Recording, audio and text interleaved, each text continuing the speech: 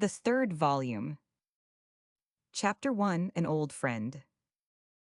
When Spencer Tate took his seat at the breakfast table, he cast a look around, according to custom, to see that all was as orderly as he could wish.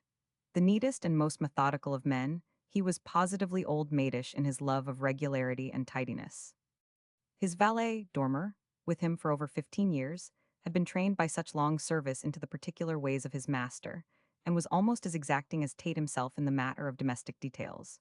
No woman was permitted to penetrate into those chambers in Earl's Street, St. James, but had one been able to do so, she could have found no fault with them, either on the score of taste or of cleanliness. The shell of this hermit crab was eloquent of the idiosyncrasies of its tenant. The main characteristic of the breakfast room was one of severe simplicity. The carpet of green drappled brown, the curtains to match, and the furniture of oak, polished and dark. On the white cloth of the table an appetizing breakfast was set out in silver and china, and a vase of flowers showed that the little gentleman PG2 was not unmindful of the requirements of an artistic temperament. Even the Times, carefully cut and warmed, was neatly folded by the silver-ringed napkin, and Dormer, standing stiff and lean by his master's chair, was calmly satisfied that no fault could be found with his work. For the past 15 years, save on occasions of foreign travel, the same etiquette had been observed, the same actions performed, for, like the laws of the Medes and Persians, the habits of Tate were fixed and determined. He was a pleasant creature of 34 years, small in stature, clean-shaven and brown-locked. His plump little body was clothed in a well-brushed smoking suit of maroon-colored cloth, his neat feet encased in slippers of red morocco, and he scanned the room through a gold-mounted pince-nez. Neat and firm as he was, women did not care for him in the least, and he returned the compliment by heartily disliking the female sex. Yet with men he was a great favorite, and the members of his club liked to hear the sententious speeches of this little man, delivered with point and deliberation in the smoking room from 11 till midnight. When the clock struck 12, he invariably went to bed, and no persuasion or temptation could induce him to break this excellent rule.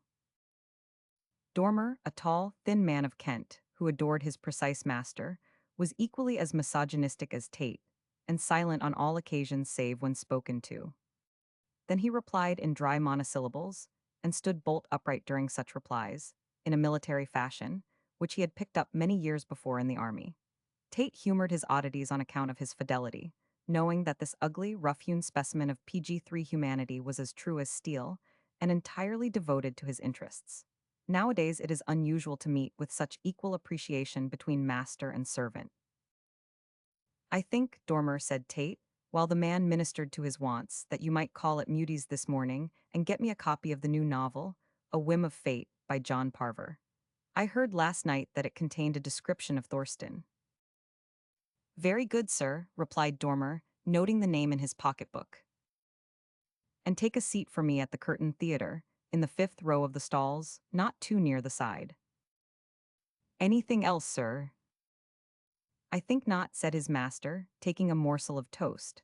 "I am going down to Richmond by the 12 o'clock train to luncheon with Mr. Freak. Lay out the serge suit." Dormer saluted in a military fashion and disappeared, leaving Tate to skim the paper and finish his breakfast. Methodical as ever, the little man first read the leading articles, thence passed to the city news, perused the general information, and wound up with a glance at the advertisements. In such order he ever proceeded, and never by any chance thought of beginning with the advertisements and working back to the leading article. Habit was everything with Spencer Tate. As usual, his day's program was carefully sketched out, and he knew what he was about to do with every moment of his time from noon till midnight. But his plans on this special day were upset at the outset, for scarcely had he lighted his morning pipe than the door was thrown open and a visitor was announced. "PG4 Mr. Larcher," said Dormer stiffly, and ushered in a tall young man with a bright face and a breezy manner. "Hullo, little Tate," cried the newcomer, hastily striding across the room. "Here I am again.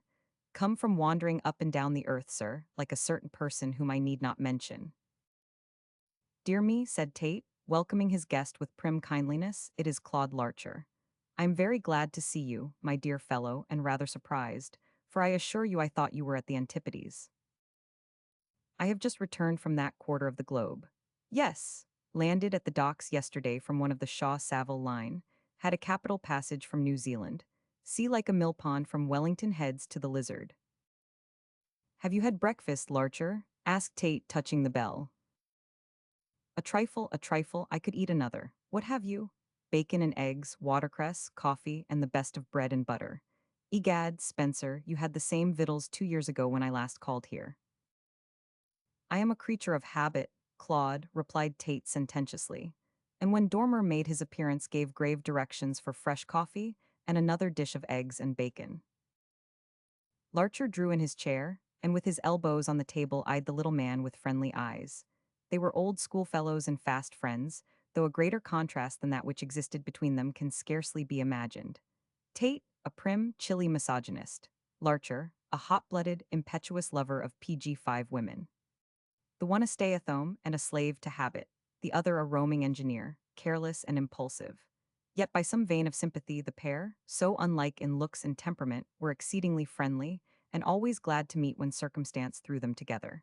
Such friendship, based on no logical grounds, was a standing contradiction to the rule that like draws to like. It was scarcely to be expected that a well-favored mortal like Larcher should share his friend's distaste for the female sex. Far from disliking them, he sought them on all possible occasions, oftentimes to his own disadvantage, and was generally involved in some scrape connected with a petticoat. Tate, who was the older of the two by 5 years, vainly exhorted and warned his friend against such follies, but as yet his arguments had come to naught. At the age of 30, Larcher was still as inflammable, and answered all Tate's expostulations with a laugh of scorn. It was easy to dower this hero with all the perfections, physical or mental, which lie within the scope of imagination, but the truth must be told at whatever cost. Claude was no Greek god, no prodigy of learning, neither an Apollo for looks, nor an admirable Crichton for knowledge. He was simply a well-looking young man, clean-limbed, clear-skinned, healthy, athletic, and dauntless, such as can be found by the dozen in England. Thews and sinews he had, but was no Samson or Hercules, yet his strong frame and easy grace won the heart of many a woman, while with his own sex he passed for a true comrade and a friend worth having. He was an engineer, and built bridges and railways PG-6 in divers quarters of the globe, pioneering civilization, as it were, in the most barbarous regions. For the past 10 years he had roamed all over the world, and his adventures, begotten by a daring and reckless spirit, were already sufficient to fill a volume. Master of at least half a dozen tongues, he could find his way from the tropics to the pole, and was equally at home on the prairie as in Piccadilly. Indeed, he preferred the former, for civilization was little to his taste, and he was infinitely more at ease in Pekin than London. North and South America, Africa, China, India, he knew them all, and on this occasion had returned from a prolonged sojourn in the Antipodes, where he had been building bridges across rapid New Zealand rivers. Well, my friend, said he, addressing himself to a second meal with a hearty appetite, I need not ask how you are. The same prim, finicking little mortal as ever, I see. 5 years have made no difference in you, Spencer. You have not married, I suppose. Not I, returned Tate with stormy disgust. You know my views on the subject of matrimony. You might go away for 100 years and would return to find me still a bachelor. But you, Claude. Oh, I am still in the market. I was not rich enough for the New Zealand belles. You have 500 a year, independent of your earnings as an engineer. What is the use of setting up house on 1,000 a year all told? Retorted Claude coolly.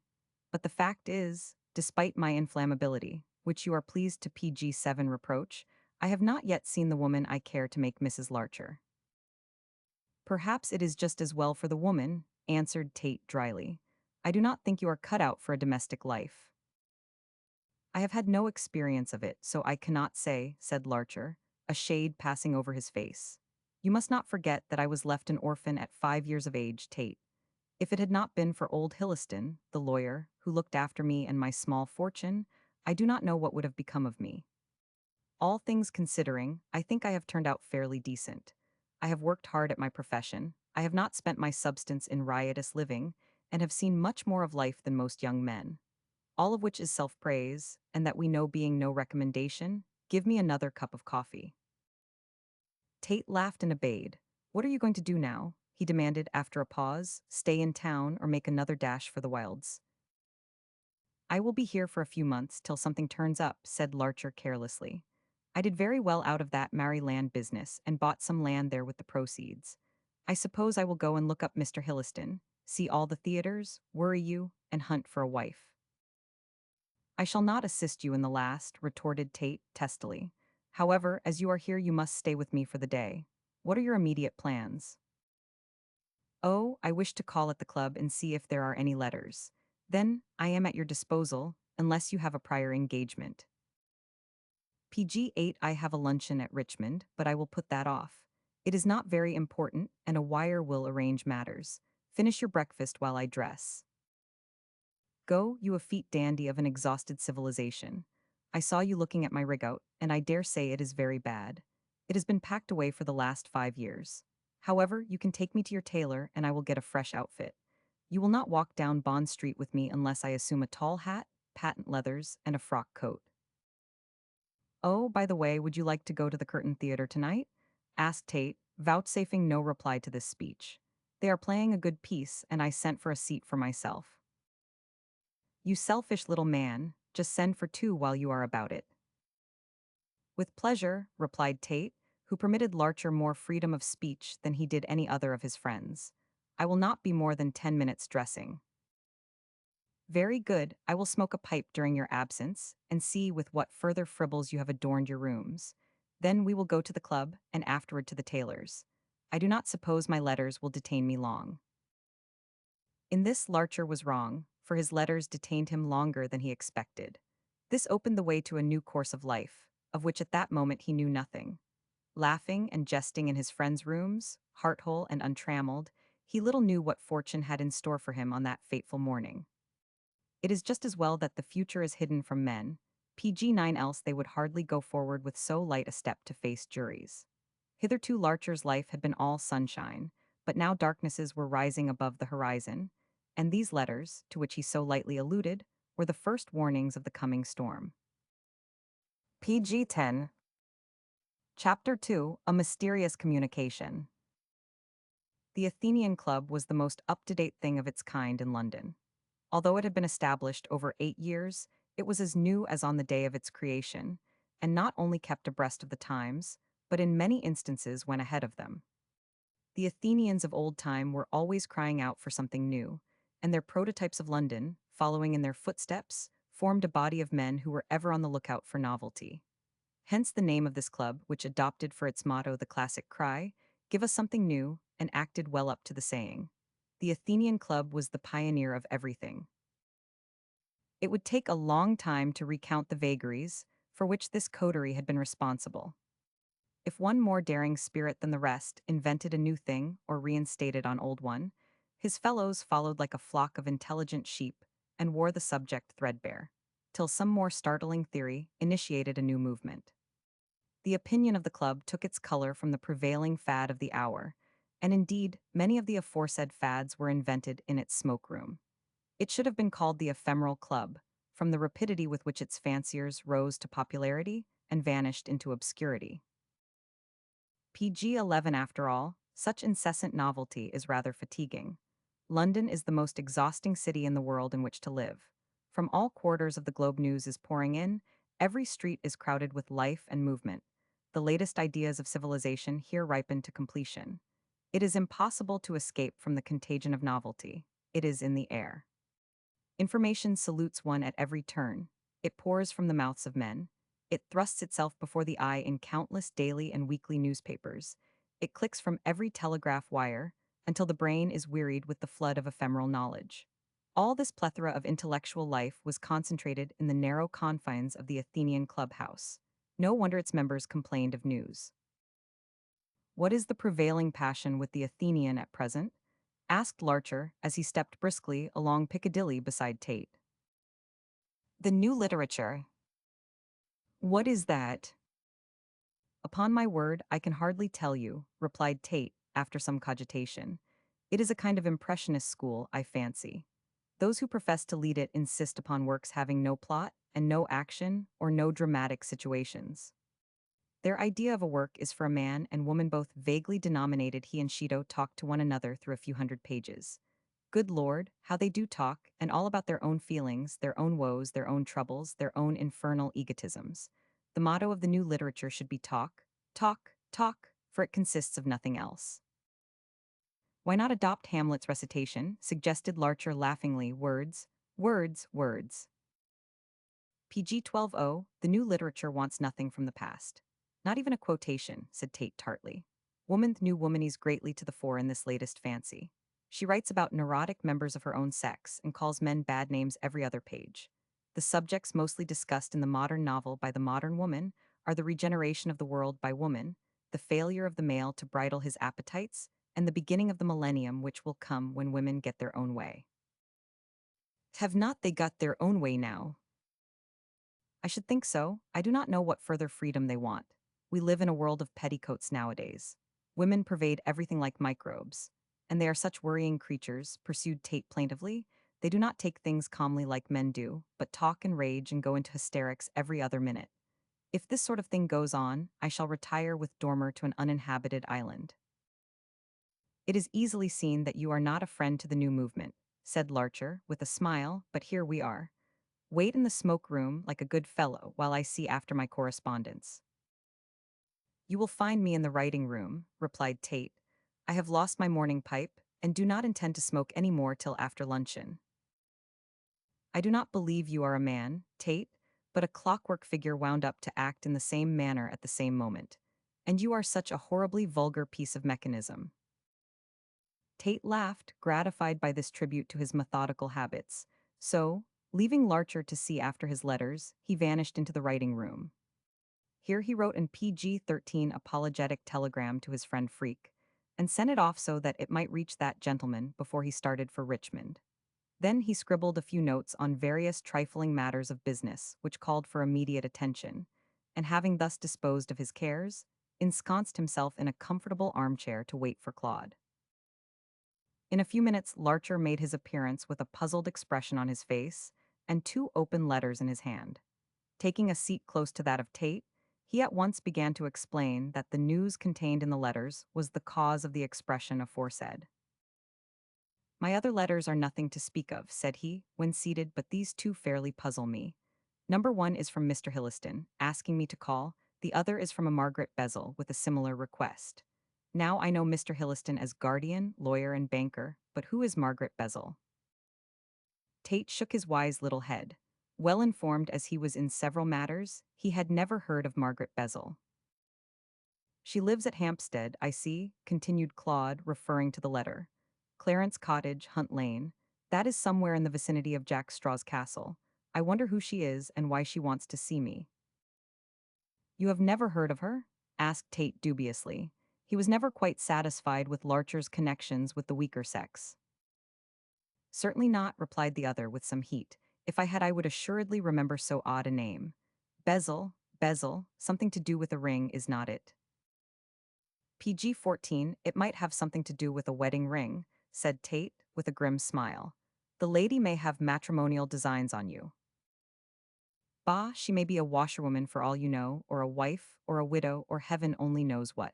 But that is not the queerest part of the affair, for Mr. Hilliston, but here, read the lady's letter first, the gentleman's next, and tell me what you think of them. Upon my word, I can make neither top nor tail of the business. The first letter. April 18, 1892. Dear Sir, will you be so kind as to call and see me at Clarence Cottage, Hunt Lane, Hampstead, as I have an important communication to make to you regarding your parents. Yours truly, Margaret Bezel. The second letter. Lincoln's Inn Fields, June 10, 1892. Dear Claude, call and see me here as soon as you arrive in town, and should you receive a communication from one Margaret Bezel, bring it with you. On no account see the lady before you have an interview with me. This matter is more important than you know of, and will be duly explained by me when you call. Yours sincerely, Francis Hilliston. PG-15 Tate read these 2 letters carefully, pinched his chin reflectively, and looked at Claude in a rather anxious manner. Well, sir, said the latter impatiently, what is your opinion? Tate's opinion was given in one word, and that not of the nicest meaning. Blackmail. Blackmail, repeated Larcher, taken aback as well he might be. What do you mean? I may be wrong, said Tate apologetically, but this is the only conclusion to which I can come. I read the matter this way. Margaret Bezel knows something about your parents and wishes to reveal it to you, possibly on condition that you pay her a sum of money. Hilliston evidently knows that such is her intention and wishes to put you on your guard. Hence he asks you to see him before you accept the invitation of the lady. This is feasible enough. But what possible communication can this woman be likely to make to me which would involve blackmail? My parents both died when I was 4 years of age. She cannot have any evil to say of them after 25 years. You must question Hilliston as to that, replied Tate, shrugging his shoulders. I think you ought to see him this afternoon. He knows you are in town, I suppose. I wrote from Wellington to tell him that I was returning in the Kylargatten, said Claude, glancing at the letter. He must have been informed by the paper of her arrival yesterday, for this note is dated the same day. Today is the 11th. PG 16, but surely Hilliston knew you would call as soon as you arrived. He might be certain that I would do so within the week, at all events, answered Larcher reflectively. That is what makes his letter the more puzzling. The matter must be very urgent when he demands an immediate interview. I am certain he wishes to forestall this lady, said Tate, picking up the letter of Margaret Bezel. She, at all events, knows nothing of your movements, for the note is dated the 10th of April, when you were in New Zealand. Humph, it is very odd, Tate. It is extremely odd, and too important to be neglected. Call on Mr. Hilliston this afternoon, and send him a wire now to make an appointment. I hope I am not going to have a bad quarter of an hour, observed Claude, as he wrote out the telegram. The mystery of the matter ruffled his usual serenity. I sincerely trust you are not, replied the other, touching the bell for the waiter. But I must say I do not like the look of those 2 epistles. The telegram was duly dispatched, and after a few more conjectures as to the motive of the communications, Larcher went upstairs to luncheon with his friend. Halfway through the meal he was struck with an idea. Margaret Bezel must be old, Tate. How do you know? If she knows anything of my parents, she must have been their friend or servant, and as they died 25 years ago, she can be no chicken. True enough, but do not go out and meet your PG-17 troubles halfway, Claude. It will be time enough to worry should Hilliston give you bad news. By the way, I suppose you will stay with him tonight. No doubt, he has bought a new house in Kensington Gore and wishes me to have a look at it. I shall be glad to see his wife again. Dear old lady, she has been a second mother to me, and he like a father. And I like a brother, interposed Tate, laughing. As a lonely orphan you have to depend upon public charity for your relatives. But talking about new houses, you must see mine. What, are you a householder? A householder, not a landed proprietor, said Tate with pride. I have purchased an old manor house and a few acres at Thorston, about 8 miles from Eastbourne. You must come down and see it. I have just had it furnished and put in order. A week or so there will do you good and give me much pleasure. I shall be delighted to come, said Larcher hastily. That is, if there is no troublesome business to detain me in London. Well, you will know shortly. After all, Hilliston may give you good news instead of bad. Bah, you do not believe that, Tate. I do not indeed, but I am trying to comfort you. After the fashion of Job's friends, retorted Claude promptly. Well, you may be right, for I do not like the look of things myself. However, I must take bad fortune along with good. Hitherto all has gone well with me, and I sincerely trust this letter from Margaret Bezel is not a forerunner of trouble. Should it be so, you will always have at least one friend to stand by you. PG-18, thank you, Tate, replied Larcher, grasping the outstretched hand. Should the time come for testing your friendship, I shall have no hesitation in putting it to the proof. And the time is coming, added he, tapping the pocket which held the letter, of that I am certain. What about our theater tonight? Demanded Tate dubiously. It all depends on my interview with Hilliston. Tate said nothing at the moment, and shortly afterward they parted, Larcher to seek his guardian in Lincoln's Inn Fields, Tate to return to his chambers. Humph, said the latter thoughtfully, there will be no theater for us tonight. I do not like the look of things at all. The deuce take Margaret Bezel. PG 19. Chapter 3. The Revelation of Francis Hilliston. Once upon a time, popular imagination pictured a lawyer as a cadaverous creature, arrayed in rusty black, with bulging blue bag and dry forensic lore on his tongue. So was the child of Themis represented in endless Adelphia farces, and his moral nature, as conceived by the ingenious playwright, was even less inviting than his exterior. He was a scamp, a rogue, a compiler of interminable bills, an exactor of the last shilling, a legal Shylock, hard-fisted and avaricious. To a great extent this type is a thing of the past, for your latter-day lawyer is an alert, well-dressed personage, social and amiable. Still he is looked on with awe as a dispenser of justice, very often of injustice, and not all the fine raiment in the world can rob him of his ancient reputation. When he was a dread being to the dwellers of Grub Street, who mostly had the task of limning his portrait, and so impartial revenge pictured him as above. All of which preamble leads up to the fact that Francis Hilliston was a lawyer of the new school, despite his 60 and more years. In appearance he was not unlike a farmer, and indeed owned a few arable acres in Kent, where he played the role of a modern Cincinnatus. There he affected rough clothing and an interest in agricultural subjects, but in PG-20 town in his Lincoln's Inn Fields office, he was solemnly arrayed in a frock coat with other garments to match, and conveyed into his twinkling eyes an expression of dignified learning. He was a different man in London to what he was in Kent, and was a kind of Dr. Jekyll and Mr. Hyde for moral transformations. On this special occasion, frock-coated legality was uppermost. Yet he unbent for a moment or so when receiving Claude Larcher, for childless himself, the young man was to him a very Absalom, and he loved him with an affection truly paternal.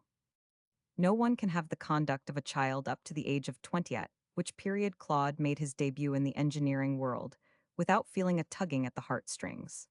Had Larcher been indeed his son, and he a father in place of a guardian, he could have scarcely received the young man more warmly, or have welcomed him with more heartfelt affection. But the first outburst over, and Claude duly greeted and seated in a convenient chair, Mr. Hilliston recurred to his legal stiffness, and, with no smile on his lips, sat eyeing his visitor. He had an awkward conversation before him, and was mentally wondering as to the best way of breaking the ice. Claude spared him the trouble by at once plunging headlong into the subject of Margaret Bezel and her mysterious letter. "Here you are, sir," said he, handing it to his guardian. "I have brought the letter of this woman with me as you wished, and I have also abstained from seeing her in accordance with your desire." "Humph," muttered Hilliston, skimming the letter with a legal eye. "I thought she would write." "PG-21, do you know her, sir?" "Oh, yes," said the other dryly, "I know her." But he added after a thoughtful pause, "I have not set eyes on her for at least 25 years." 25 years, repeated Claude, thoughtful in his turn. "It was about that time I came into your house." Hilliston looked up sharply, as though conceiving that the remark was made with intention, but satisfied that it was not from the absent expression in Larcher's face. He resumed his perusal of the letter and commented thereon. "What do you think of this communication, Claude?" "I do not know what to think," replied the young man promptly. "I confess I am curious to know why this woman wishes to see me. Who is she?" "A widow lady with a small income." "Does she know anything of my family?" "Why do you ask that?" demanded Hilliston sharply, and, as it seemed to Claude, a trifle uneasily. "Well, as I am a stranger to her, she cannot wish to see me on any personal matter, sir. And as you mentioned that you have not seen her for 25 years, about which time my parents died, I naturally thought that I had some object in asking you not to see her." "Well, yes. You are a man of experience now, Claude," said Hilliston, with apparent irrelevance, "and have been all over the world. Consequently, you know that life is full of trouble." "PG-22, I believe so, but hitherto no trouble has come my way." "You might expect that it would come sooner or later, Claude. It has come now." "Indeed," said Larcher, in a joking tone, "am I about to lose my small income of 500 a year?" "No, that is safe enough," answered Hilliston abruptly, rising to his feet. "The trouble of which I speak will not affect your material welfare." Indeed, if you are a hardened man of the world, as you might be, it need affect you very little in any case. You are not responsible for the sins of a former generation, and as you hardly remember your parents, cannot have any sympathy with their worries. I certainly remember very little of my parents, sir, said Larcher, moved by the significance of this speech. Yet I have a faint memory of two faces, one a dark, handsome face with kind eyes, the other a beautiful, fair countenance. Your father and mother, Claude. Yes, so much I remember of them. But what have they to do with Margaret Bezel or Mrs. Bezel, as I suppose she is called? Why does she want to see me? To tell you a story which I prefer to relate myself. About whom? About your parents. But they are dead. Yes, said Hilliston, they are dead. He walked about the room, opened a box, and took out a roll of papers, yellow with age. These were neatly tied up with red tape and inscribed the PG-23 Larcher affair. Placing them on the table before him, Hilliston resumed his seat and looked steadfastly at his ward. Claude, vaguely aware that some unpleasant communication was about to be made to him, sat silently waiting the words of ill omen, and his naturally fresh color faded to a dull white with apprehension. I have always loved you like a son, Claude, said Hilliston solemnly, ever since you came to my house, a tiny boy of 5. It has been my aim to educate you well, to advance your interests, to make you happy, and above all, added the lawyer, lowering his voice, to keep the contents of these papers secret from you. Claude said nothing, though Hilliston paused to enable him to speak, but sat waiting further explanation. I thought the past was dead and buried, resumed his guardian, in a low voice. So far as I can see, it is foolish to rake up old scandal-sold crimes. Crimes, said Claude, rising involuntarily to his feet. Crimes, repeated Hilliston sadly. The time has come when you must know the truth about your parents. The woman who wrote this letter has been silent for 25 years. Now, for some reason with which I am unacquainted, she is determined to see you and reveal all. A few months ago she called here to tell me so. I implored her to keep silent, pointing out that no good could come of acquainting you with bygone evils. But she refused to listen to me, and left this office with the full intention of finding you out and making her revelation. PG 24, but I have been in New Zealand. She did not know that, nor did I tell her, said Hilliston grimly. In fact, I refused to give her your address, but she is not the woman to be easily beaten, as I well know. I guessed she would find out the name of your club and write to you there, therefore I sent that letter to you so as to counterplot the creature. I expected that you would find a letter from her at your club on your arrival. I was right. Here is the letter. She has succeeded so far, but I have managed to checkmate her by obtaining the first interview with you. Should you call on her, and after reading these papers I have little doubt but that you will do so, she will be able to tell you nothing new. I cannot crush the viper, but at least I can draw its fangs. You speak hardly of this woman, sir. I have reason to, said Hilliston quietly, but for this woman your father would still be alive. What do you mean? I mean that your father, George Larcher, was murdered. Murdered? Yes, murdered at Horiston, in Kent, in the year 1866. Stunned by this information, which he was far from expecting, Claude sank down in his chair with a look of horror on his face, while Hilliston spoke rapidly. I have kept this secret all these years because I did not want your young life to be shadowed by the knowledge of your father's fate. But now Mrs. Bezel intends to tell you the truth, and will give you a garbled PG-25 version of the same, making herself out a martyr. I must be beforehand with her, and I wish you to take those papers, and read the account of the case which ended in the acquittal of your mother. My mother acquitted, do you mean? I mean that Mrs. Larcher was accused of the murder of her husband, and was tried and acquitted. Great heavens, but she is now dead. I say no more, said Hilliston, evading a direct reply. You will know the truth when you read these papers. Larcher mechanically took the packet held out to him and placed it in his pocket. Then he rose to go. 1,000 questions were on the tip of his tongue, but he dare not ask one. It would be better, he thought, to learn the truth from the papers, in place of hearing it from the lips of Francis Hilliston, who might, for all he knew, give as garbled a version of the affair as Mrs. Bezel. Hilliston guessed his thoughts and approved of the unspoken decision. I think you are right, he said, with deliberation. It is best that you should learn the truth in that way. When you have read those papers, come and see me about them. One moment, sir, who killed my father? I cannot say. Your mother was suspected and proved innocent. A friend of your father was also suspected and proved innocent. No, he was never arrested, was never tried. He vanished on the night of the murder and has not been heard of since. Now, I can tell you no more. Go and read the papers, Claude. PG 26, Larcher took up his hat and hurried toward the door in a mechanical manner. There he paused. Does Mrs. Bezel know the truth? Hilliston, arranging the papers on the table, looked up with a face which had unexpectedly grown gray and old. Yes, he said quickly, I think Mrs. Bezel knows the truth. PG 27. Chapter 4, What Occurred at Horiston.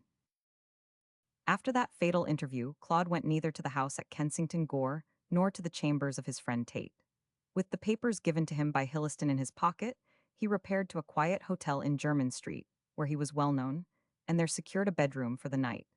A wire speedily brought his luggage from the railway station, and thus being settled for the moment, he proceeded to acquaint himself with the tragedy of his parents' lives.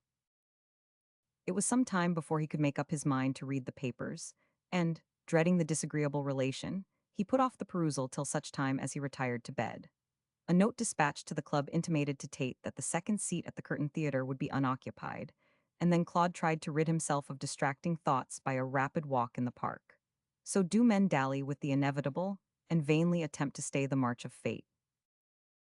Dinner was a mere farce with the young man, for he could neither eat nor drink, and afterward he dawdled about the smoke room, putting off the reading of the papers as long as he could. A superstitious feeling of coming evil withheld him from immediately learning the truth, and it was not until the clock struck 10 PG 28 that he summoned up sufficient courage to repair to his bedroom. With the papers spread out on a small table, he sat down at 10:30, reading by the light of a single candle. A second and a third were needed before he arose from his chair, and the gray dawn was glimmering through the window blinds as he laid down the last sheet. Then his face was as gray as the light spreading over street and house, for he knew that his dead father had been foully murdered, and that his dead mother had been morally, if not legally, guilty of the crime. The tragedy, a strange mixture of the sordid and the romantic, took place at Horiston, in Kent, in the year 1866, and the following are the main facts as exhibited by the provincial press. In the year 1860, George Larcher and his wife came to settle at Horiston, attracted thereto by the romantic beauty of the scenery and the cheerful society of that rising watering place. Since that time, Horiston, after a feeble struggle for supremacy, has succumbed to powerful rivals and is once more a sleepy little provincial town, unknown to invalid or doctor. But when Mr. and Mrs. Larcher settled there, it was a popular resort for visitors from all quarters of the three kingdoms, and the young couple were extremely liked by the gay society which filled the town. For 5 years they lived there, but during the sixth occurred the tragedy which slew the husband and placed the wife in the dock. The antecedents of the pair were irreproachable in every respect. He was a fairly rich man of 35, who, holding a commission in the army, had met with his wife then Miss Barker at Cheltenham. She was PG 29, a beautiful girl, fond of dress and gaiety, the belle of her native town, and the greatest flirt of the countryside. Handsome George Larcher, in all the bravery of martial trappings, came like the young prince of the fairy tale, and carried off the beauty from all rivals. She, knowing him to be rich, seeing him to be handsome, and aware that he was well connected, accepted his hand, and so they were married, to the great discomfiture of many sighing swains. There was love on his side at least, but whether Julia Barker returned that passion in any great degree, it is hard to say. The provincial reporter hinted that a prior attachment had engaged her heart, and though she married Larcher for his money and looks and position, yet she only truly loved one man on Mark Jerningham, who afterward figured in the tragedy at Horiston. To all outward appearance, Captain and Mrs. Larcher were a pattern couple, and popular with military and civil society. Then, in obedience to the wish of his wife, George Larcher sold out, and within a few months of their marriage they came to live at Horiston.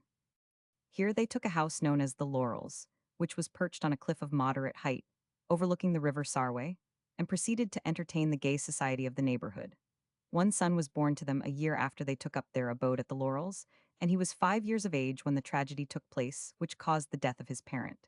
Claude had no difficulty in recognizing himself as the orphan so pathetically alluded to by the flowery provincial reporter.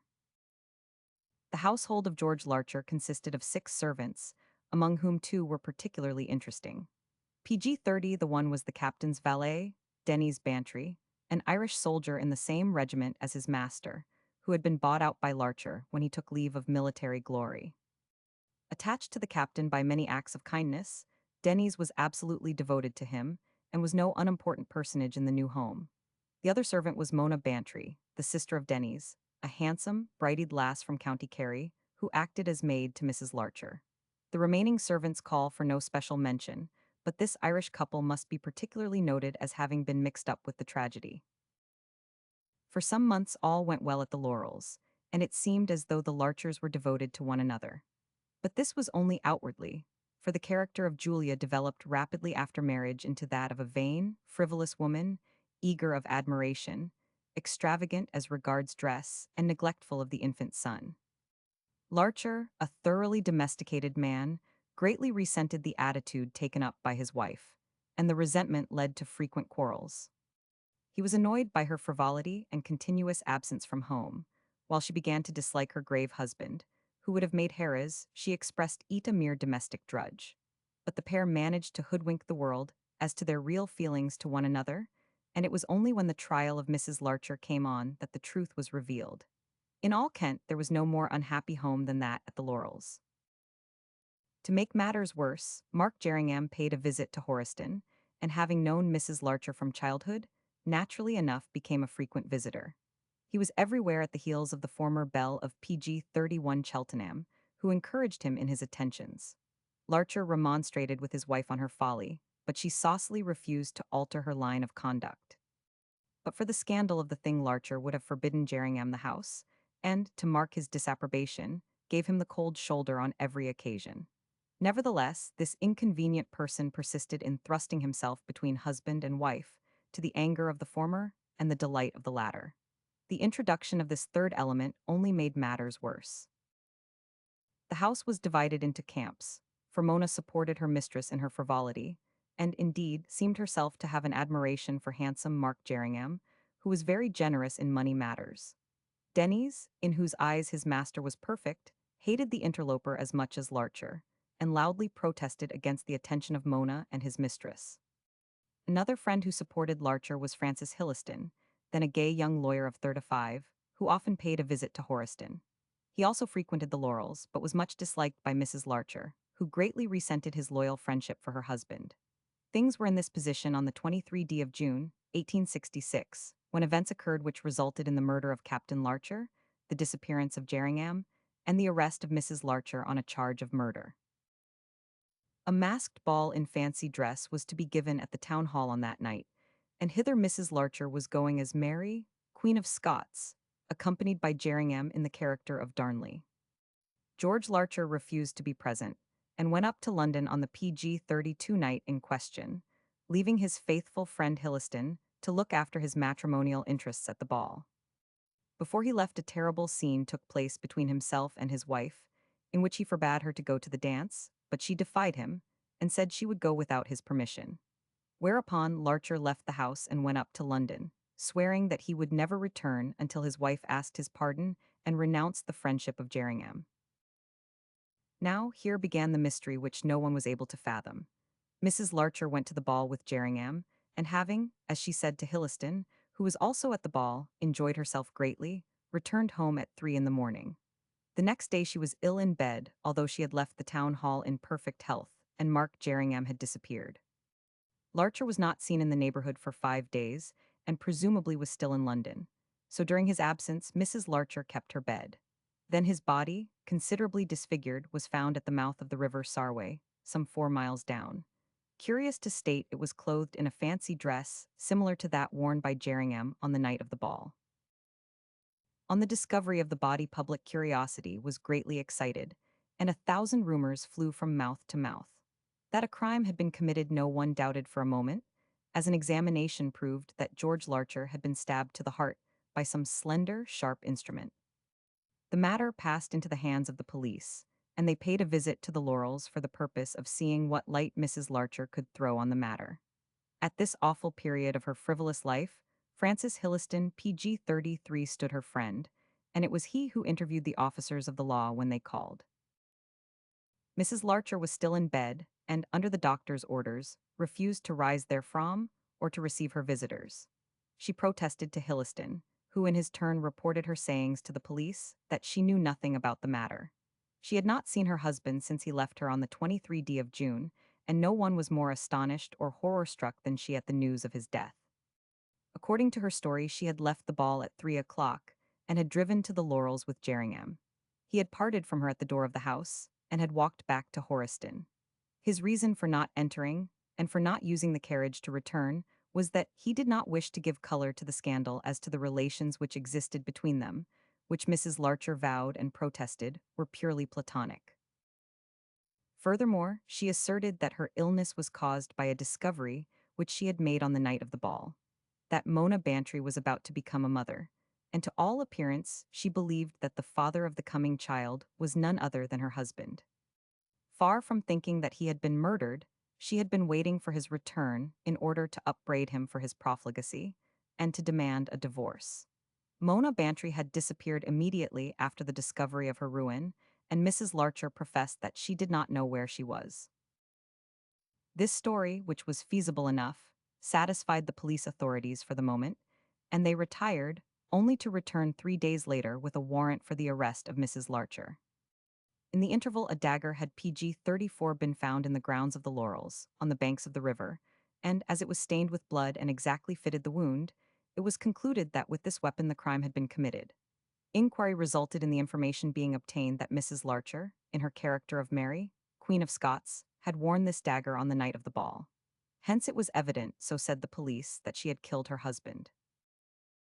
The theory of the police was that Captain Larcher had returned from London on the night of the ball, and had witnessed the parting of his wife and Jerningham at the door. Filled with jealous rage, he had upbraided his wife in the sitting room, the window of which looked out on the cliff overhanging the river. In a moment of fury, she had doubtless snatched the dagger from her girdle and stabbed him to the heart. Then, terrified at what she had done, had thrown the body out of the window, trusting that the stream would carry it away, and so conceal her crime. This the river had done, for the body had been discovered 4 miles down, where it had been carried by the current. As to the dagger being in the grounds in place of the room, the police, never at a loss for a theory, suggested that Mrs. Larcher had stolen out of the house and had thrown the dagger over the bank where it was subsequently discovered. Mrs. Larcher asserted her innocence and reiterated her statement that she had not seen her husband since the day of the ball. He had not returned on that night, as the servants could testify. The only domestics who had not retired to bed when she returned at 3 o'clock were Mona and Denny's.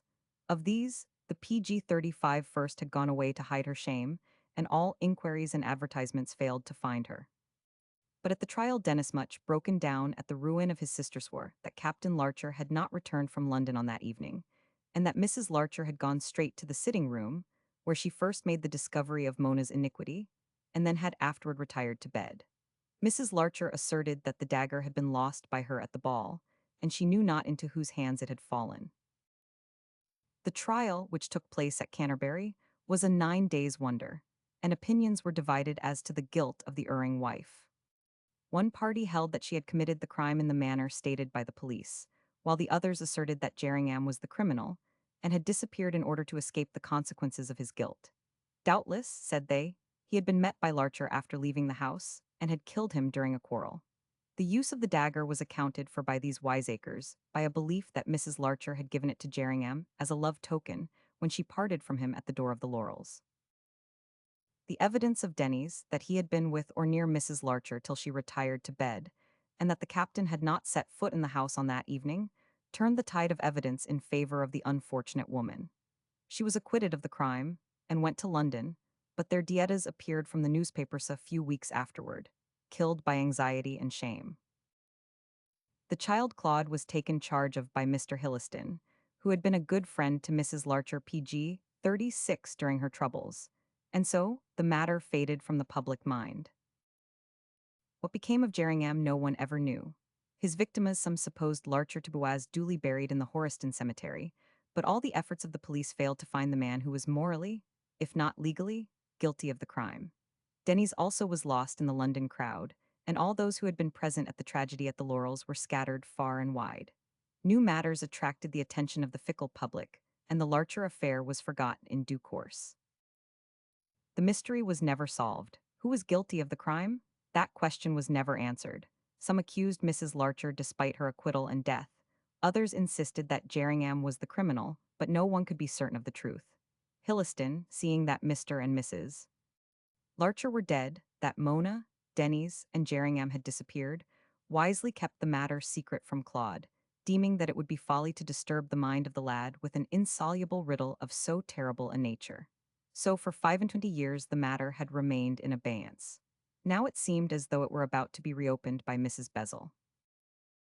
And who asked Claude of himself, as he finished this history in the grey dawn of the morning, who is Mrs. Bezel? To say the least, he had a right to ask himself this question, for it was curious that the name of Mrs. Bezel was not even mentioned in connection with that undiscovered crime of 25 years before. PG 37. Chapter 5: A Strange Coincidence. In spite of Tate's methodical habits, circumstances beyond his control often occurred to upset them. On the previous day, the unexpected arrival of Claude had altered his plans for the day, and after his return from the theater on the same evening, he had, contrary to his rule, passed the night in reading. The invaluable Dormer had procured a whim of fate from Muties, and Tate found it lying on the table in company with biscuits and wine. Excited by the performance, he did not feel inclined to retire at his usual hour of midnight, and while sipping his wine, picked up the first volume to while away the time till he should feel sleepy. Alas, this novel, about which everyone in London was talking, proved anything but soporific, and for the whole of that night Tate sat in his comfortable chair devouring the 3 volumes. The tale was one of mystery, and until he learned the solution Tate, conventional and incurious as he was, could not tear himself from the fascination of the printed page. When the riddle was read, when the criminal was hunted down, when the bad were punished and the good rewarded, the dawn was already breaking in the east. In his Jermyn Street hotel, Claude Larcher was rising, stiff and tired from the perusal of a tragedy in real life. In his Earl Street chambers, Spencer Tate was PG 38 closing the 3rd volume of John Parver's work. Each had passed a wakeful night, each had been fascinated by the account of a crime, the one real, the other fictional. So does fate, whose designs no one can presume to explain, duplicate our lives for the gaining of her own ends. Rather disgusted by his departure from the conventional, and heartily blaming the too ingenious John Parver for having caused such departure, Tate tumbled hastily into bed, in order to snatch a few hours' sleep. Dormer, ignorant of his master's vigil, woke him remorselessly at his usual hour, with the unexpected intelligence that Mr. Larcher was waiting to see him in the sitting-room. From the telegram of the previous night, and this early visit, Tate rightly concluded that his friend was in trouble, so without waiting to take his bath, he hurriedly slipped on a dressing gown, and appeared sleepy and disheveled in the sitting-room. Larcher, who looked likewise dissipated, arose to his feet as the little man entered, and they eyed one another in astonishment, for the appearance of each was totally at variance with his usual looks. "Well," said Tate interrogatively, "I see you have been making a night of it." "I might say the same of you," replied Larcher grimly, "a more dissipated-looking wretch I never saw. Have you fallen into bad habits at your age?" "That depends on what you call bad habits, Claude. I have not been round the town, if that is what you mean. But seduced by the novel of a too ingenious author, I have sat up all night devouring his 3 volumes. Such a thing has not occurred with me since I unfortunately tried to read myself to sleep PG 39 with Jane Eyre. Charlotte Bront and John Parver are both answerable for my white nights. But you," continued Tate, surveying his friend in a quizzical manner, "am I to understand that?" "You are to understand that my night has been a duplicate of your own," interrupted Larcher curtly.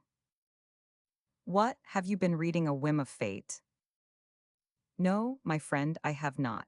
While you were devouring fiction, I have been making myself acquainted with a tragedy in real life."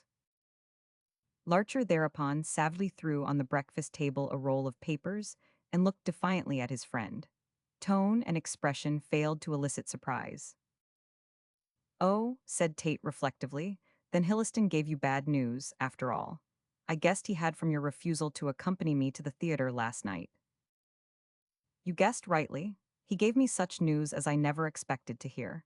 You will find it amply set forth in those papers, which I have been reading all night. Dear me, I trust it is nothing serious, has Mrs. Bezel. I do not know anything about Mrs. Bezel, said Larcher loudly. So far as she is concerned, I am as much in the dark as ever. But my parents. What of them? Interrupted Tate, uttering the first thought which came into his mind. Are they alive, after all? No, they are dead, sure enough, muttered Claude gloomily. In that case, what can Mr. Hilliston or Mrs. Bezel PG-40 have to say about them? Demanded the other, looking puzzled. No scandal about Queen Elizabeth, I hope. Confound it, man, do not be so flippant. I have had bad news, I tell you. My father, here Larcher gulped down his emotion with some difficulty, my father was murdered. Murdered, repeated Tate, looking aghast as well he might.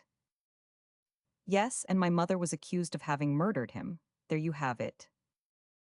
It was some little time before Tate could face the skeleton, so unexpectedly produced from the Larcher cupboard. Hitherto his acquaintance with crime had been mainly derived from fiction after the style of John Parver, or from the columns of the press. But now he was brought face to face with a tragedy indirectly connected with his dearest friend, and naturally enough did not like the situation. Nevertheless, like the wise little man he was, he made no comment on the truth so suddenly blurted out, but pushed his friend into a comfortable chair and proposed breakfast. Breakfast? Cried Claude, clutching his hair. I could not eat a morsel. Have you no feelings, you little monster, to propose breakfast to me after hearing such hideous news? Why do not you give me sympathy and try and help me, instead of sitting at your confounded rasher of bacon like a graven image? I will do all in my power later on, said Tate quietly, but you are upset by this news, and no wonder. Try and eat a little, then you can tell me all about it, and I will give you the best advice in my power.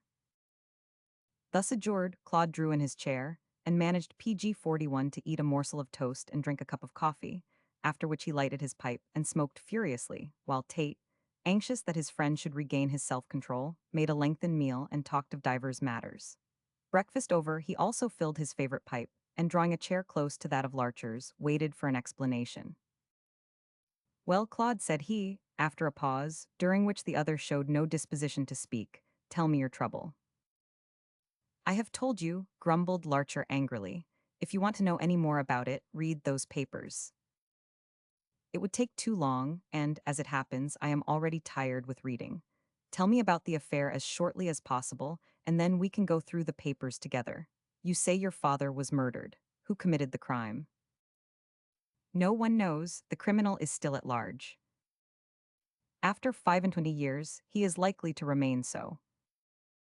No, cried Larcher vehemently, striking the table. I will hunt him down and find him out and put a rope round his neck, so help me God. You say your mother was accused of the crime, said Tate, ignoring this outburst. Yes, but she was acquitted on the evidence of my father's valet. Shortly afterward she died in London. I do not wonder at it, said poor Claude distractedly. The shame, the disgrace. If she survived, she was bitterly punished. I should like to see the man who would dare to asperse her memory. No one will do so, said Tate soothingly. Control PG-42 yourself, my dear fellow, and we will look into this matter together. I have just been reading about a crime, but I did not think I would be so soon concerned in dealing with one. You will help me, Tate. You will stand by me. My dear friend, can you ask? I am completely at your service, and together we will do all in our power to discover the murderer of your father and clear the memory of your mother. It is clear she was acquitted by the jury. Do not you dare to. I do not dare to say anything, interrupted Tate impatiently. Do be reasonable, my good fellow. So long as I am ignorant, I can say nothing. Tell me the particulars and we may arrive at some conclusion. Now then, give me a précis of the case. Dominated by the superior calm of his friend, Claude related the Larcher affair as succinctly as possible. The details of the case had impressed themselves too strongly on his brain for him to hesitate in the narration, and, keeping his emotions well in hand, he managed to give a fairly minute account of the tragedy which had taken place at Horiston in the year 1866. The effect on Tate was surprising. A look of blank astonishment overspread his face as Larcher proceeded with his story, and when it was finished, he looked anxiously at his friend. Apart from the details of the case, he was deeply interested in the matter from another point of view. Larcher waited to hear what his friend thought of the case, but instead of commenting thereon, Tate both acted and spoke in an apparently irrelevant manner. Without a word, he heard Claude to the end, then PG-43 rose from his seat, and walking to the other end of the room, returned with 3 volumes bound in red cloth. "This book is called A Whim of Fate," said he, placing the volumes at Larcher's elbow. "Have you read it?" "Confound it, what do you mean?" burst out Claude with justifiable wrath. "I tell you of a serious matter which nearly concerns myself, and you prattle about the last fashionable novel." "Wait a minute," said Tate, laying a detaining hand on his friend's coat sleeve. "There is more method in my madness than you give me credit for." "What do you mean?" "The story you tell me is most extraordinary, but the information I am about to impart to you is more extraordinary still. You say this crime at Horiston was committed 25 years ago. Yes, you can see by the date of those newspapers. It has very likely faded out of all memories. Of course, I do not suppose anyone is now alive who gives it a thought." "Well," said Tate, "it is certainly curious." "What is curious? Explain yourself." "The story you tell me now was known to me last night." Larcher looked at his friend in unconcealed surprise and promptly contradicted what seemed to be a foolish assertion. "That is impossible, Tate. I heard it only last night myself." "Nevertheless, I read it last night." "Read it last night," repeated Larcher skeptically. "PG-44 in this book," said Tate, laying his hand on the novel. "What do you mean?" demanded the other impatiently. "I mean that John Parver, the author of this book, has utilized the events which took place at Horiston in 1866 for the purpose of writing a work of fiction. The story you tell me is told in these pages, and your family tragedy is the talk of literary London." PG-45. Chapter 6: Truth is Stranger Than Fiction. This astonishing statement was received by Claude with a disbelieving smile, and so convinced was he of its untruth that he affected anger at what he really believed to be the flippancy of Tate's conduct. "It is no doubt very amusing for you to ridicule my story," said he, with cold dignity, "but it is hardly the act of a friend. Some matters are too serious to form the subject of a jest, and this—" "I am not jesting," interrupted Tate eagerly. "I assure you that the tragedy which concerned your parents forms the subject matter of this novel. You can read the book yourself, and so be convinced that I am speaking the truth. The names and places are no doubt fictional, but the whole story is narrated plainly enough." Larcher turned over the 3 volumes with a puzzled expression. That a story with which he had only become acquainted within the last 24 hours should be printed in a book, and that the book itself should be brought so speedily under his notice, seemed to him quite inexplicable. The strangeness of the occurrence paralyzed his will, and, contrary to his usual self-dependence, he looked to Tate for guidance. "What do you think of it?" he asked irresolutely. PG-46. That requires some consideration, my friend. But before we go into the matter, let us understand our position toward each other. You believe this story of your father's death?" "Certainly, Mr. Hilliston would not tell me an untruth, and moreover this bundle of extracts from provincial newspapers confirms his statement. I truly believe that my father, George Larcher, was murdered at Horiston in 1866, by and there you have me I know not by whom. My own opinion is that Jerningham is—" "One moment, Claude, let us settle all preliminaries. Are you resolved to take up this matter?" "I am. I must clear the memory of my mother, and avenge the death of my father." "Would it not be better to let sleeping dogs lie?" suggested Tate with some hesitation. "I do not think so," replied Claude quietly. "I am not a sentimental man, as you know, and my nature is of too practical a kind to busy itself with weaving ropes of sand. Yet in this instance I feel that it is my duty to hunt down and punish the coward who killed my father. When I find him and punish him, this ghost will be laid aside. Otherwise, it will continue to haunt and torture me all my life." "But your business—" I shall lay aside my business till this matter is settled to my satisfaction.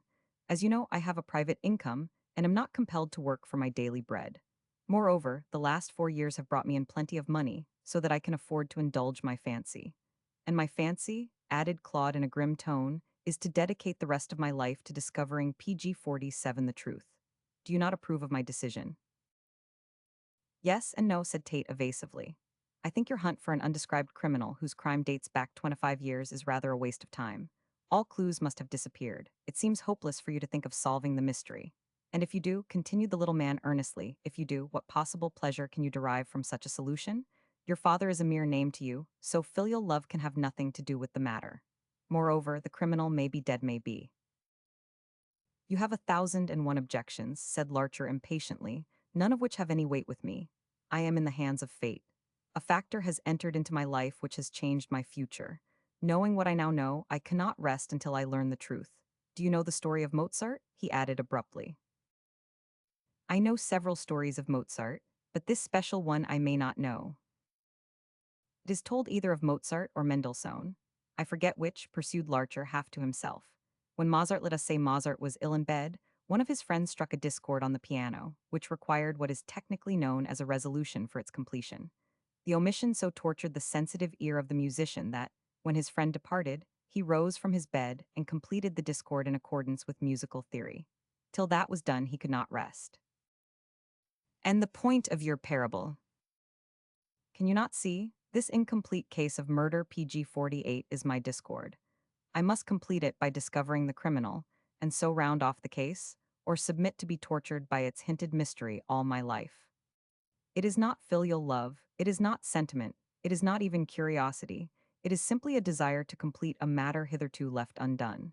Till I know the sequel to the Horiston tragedy, I shall feel in a state of suspensing suspense, added Claude emphatically, is torture to men of my temperament.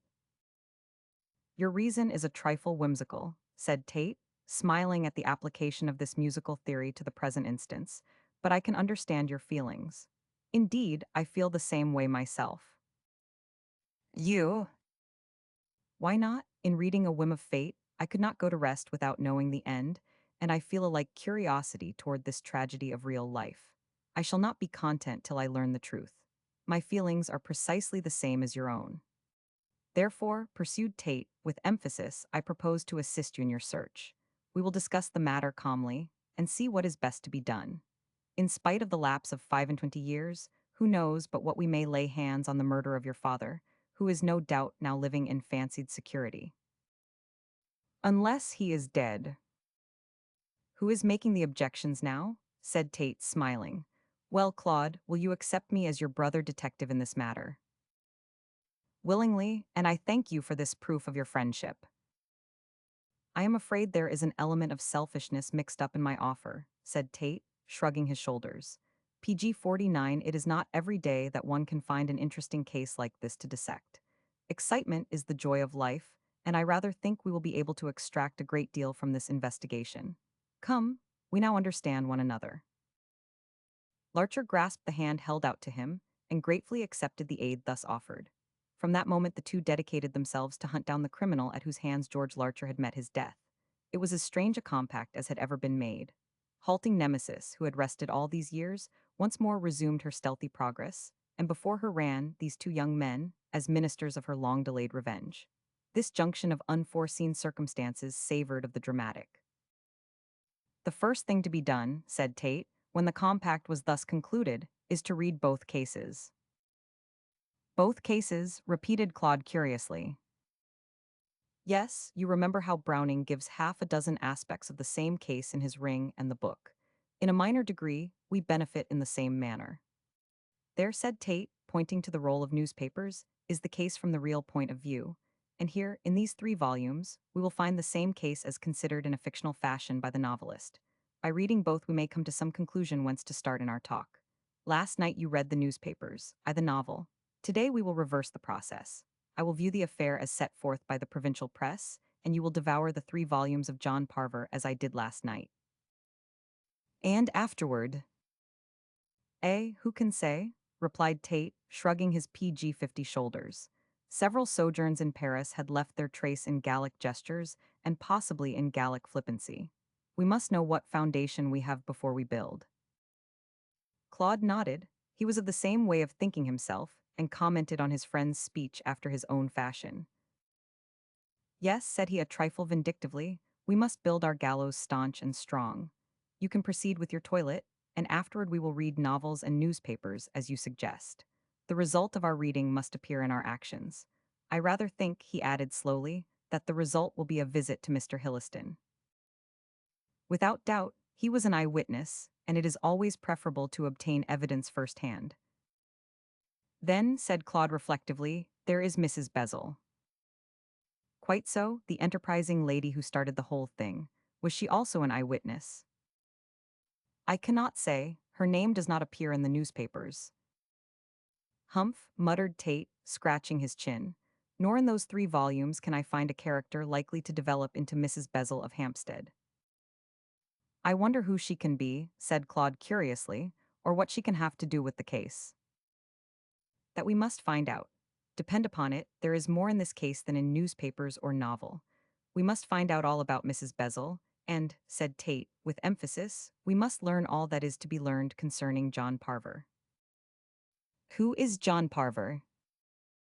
PG 51, who was the man in the iron mask, replied Tate in a bantering tone. I cannot say, but whomsoever he may be, he knows all about this case.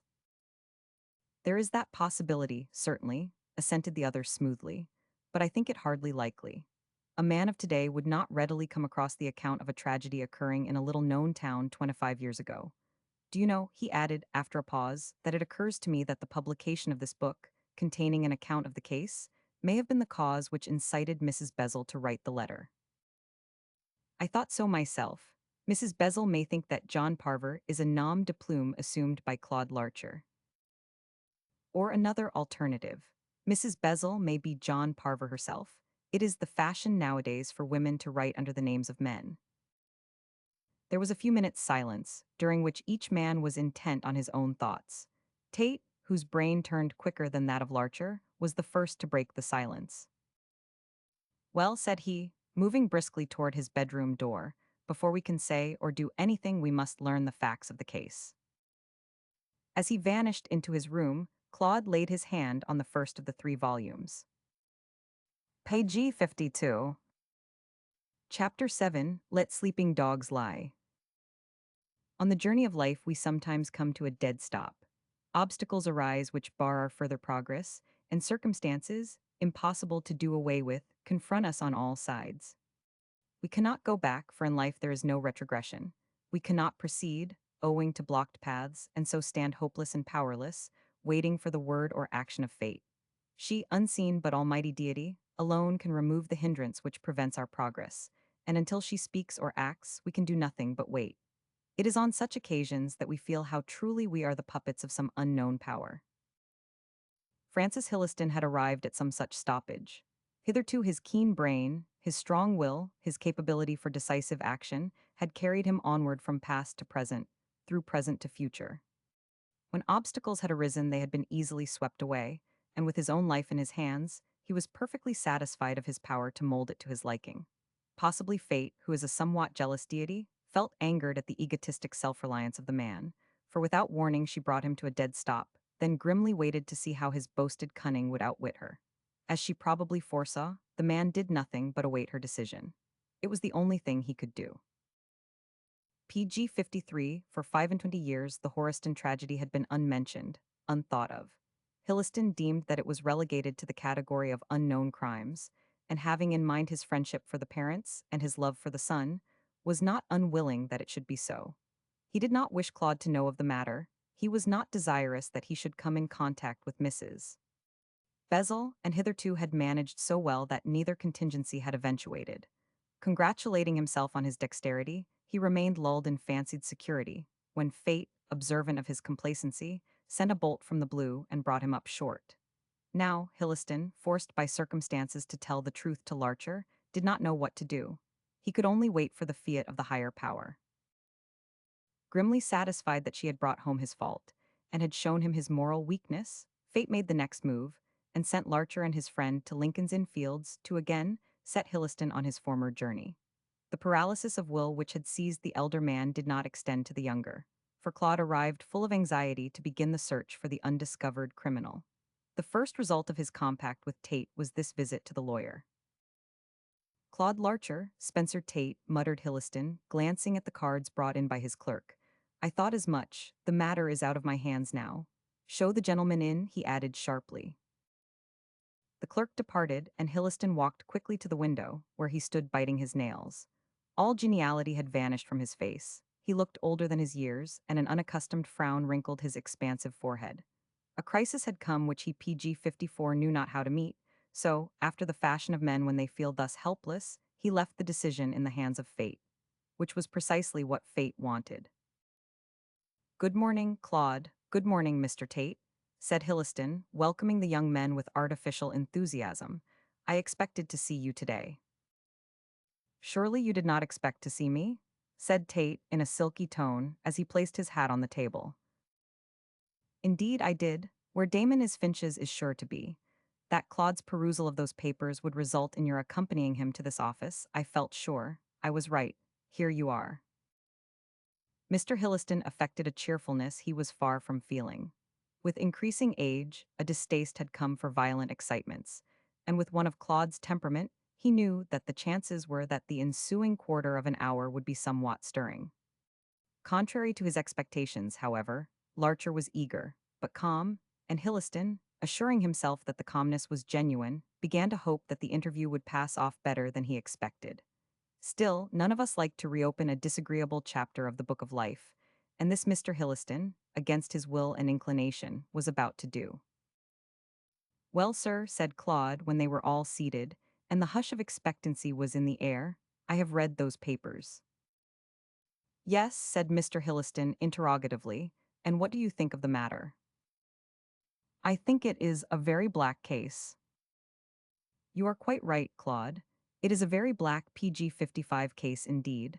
I did all in my power to bring the criminal to justice, but without success. Who is the criminal? Asked Larcher with a keen glance at his guardian. Hilliston shuffled his feet uneasily, by no means relishing the directness of the question. That is a difficult question to answer, he said slowly, in fact an impossible one. My suspicions point to Jerningham. From this point Tate made a third in the conversation. That is because Jerningham disappeared on the night of the murder, he said leisurely. Yes, I think that circumstance alone is very suspicious. He was never found again. Never. We advertised in all the papers. We employed detectives, inquired privately, but all to no result. The last person who saw Jerningham was Mrs. Larcher. He parted from her at the door of the Laurels and vanished into the night. It still hides him. What do you conclude from that, sir? Asked Claude after a pause. I can only conclude one thing, replied Hilliston with great deliberation, that your father, suspicious of Jerningham, returned on that night from London and saw the parting. The result is not difficult to foresee. It is my own opinion that there were words between the men, possibly a struggle, and that the matter ended in the murder of your father by Jerningham. Hence the discovery of the body thrown into the river, hence the flight of the murderer. PG-56, was this the generally received opinion at the time? Yes, I can safely say that it was believed Jerningham was guilty, and had fled to escape the consequences of his crime. In that case, how was it that Mrs. Larcher was arrested? Asked Tate skeptically. You cannot have read the case carefully to ask me that, replied Hilliston sharply. She was arrested on the evidence of the dagger. Without doubt the crime was committed with the dagger, and as she had worn it, the inference was drawn that she was the guilty person. But she was acquitted, and left the court as the saying is without a stain on her character. Nevertheless, she died, Mr. Hilliston. Shame killed her, said the lawyer sadly. She was a foolish woman in many ways, your pardon, Claude, for so speaking, but she was not the woman to commit so foul a crime. Indeed, I believe she was fondly attached to her husband till Jerningham came between them. Ah, interposed Tate composedly, that is John Parver's view. John Parver, repeated Hilliston, with well-bred surprise. I do not know that name in connection with the case. Nor do we know the name of Mrs. Bezel, said Claude quickly. Hilliston started and looked at Claude as though he would read his very soul. The inscrutability of the young man's countenance baffled him, and he turned off the remark with a dry laugh. PG 57, with Mrs. Bezel we will deal hereafter, he said shortly. But who is this John Parver?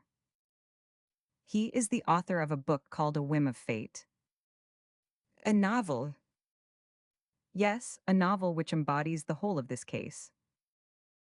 That is strange, said Hilliston quietly, but no doubt the author has come across the details in some old provincial journal and made use of them. The Larcher affair caused a great deal of talk at the time, but it is certainly remarkable that a novelist should have made use of it for fictional purposes after the lapse of so many years.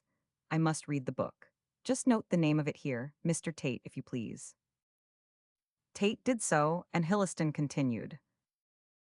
Is my character in the book? I think so, under the name of Michael Denay. I trust the author has been flattering to me. By the way, who does he say committed the crime? Michael Denay. Hilliston went gray on the instant, as though a sudden blow had been struck at his heart. Two pairs of keen eyes were fixed on his face with some surprise, and uneasy at the scrutiny, he strove to recover his composure. Upon my word, he said, with quivering lips, I am infinitely obliged to John Parver for describing me as a murderer.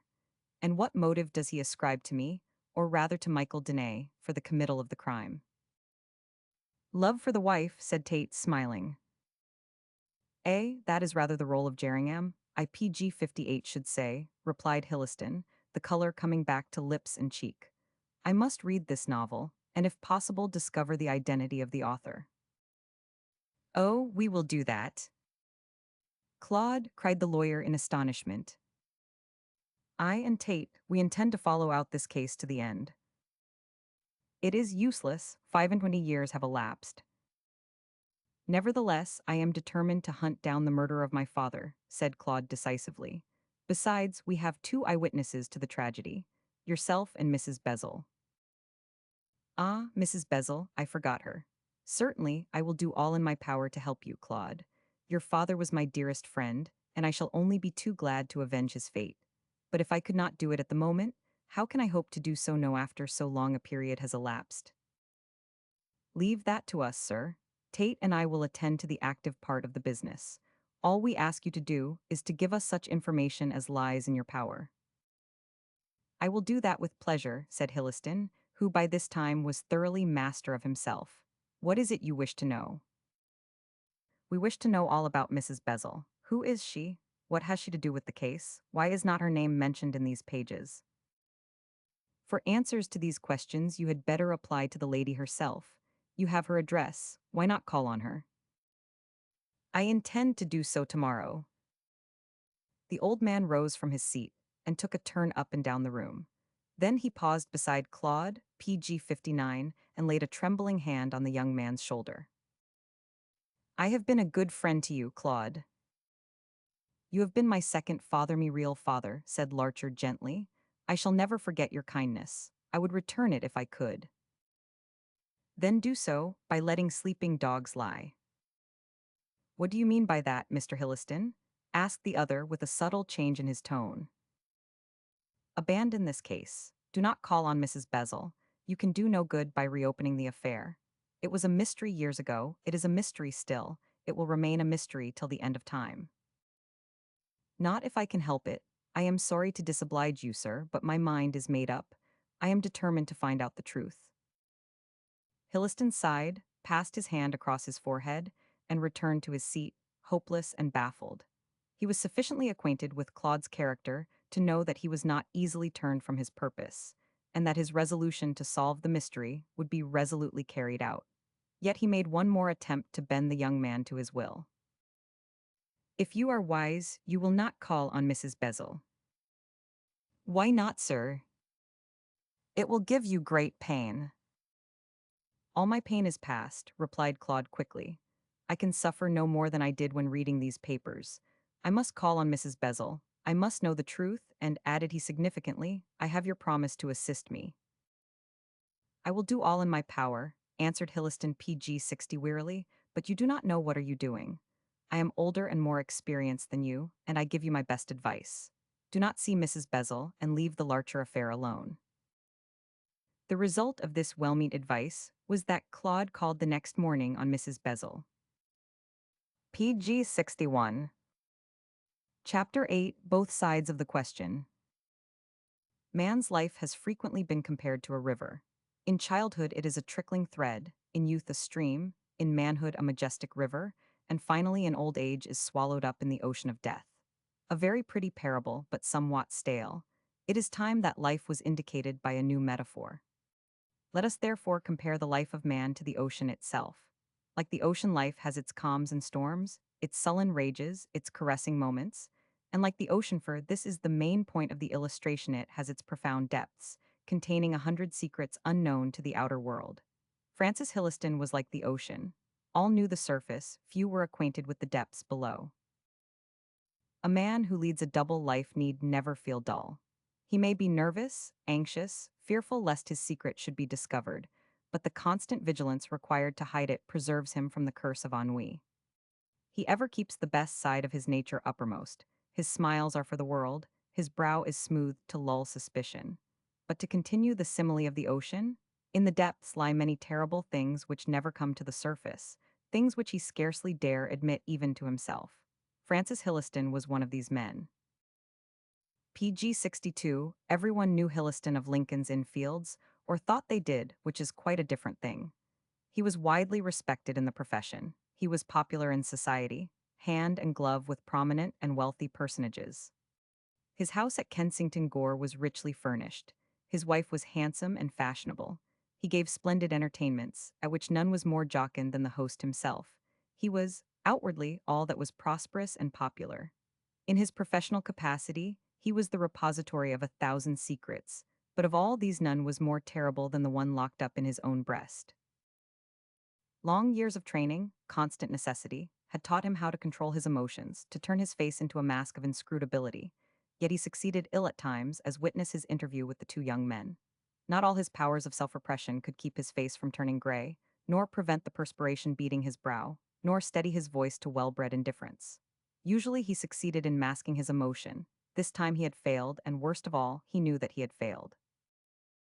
It was not Claude that he feared, for the young man was not of a suspicious nature, and even had he been so, would certainly have scoffed at the idea of attributing any evil to the one who had been to him a father. Tate, silent, observant, and cynical, was the person to be dreaded.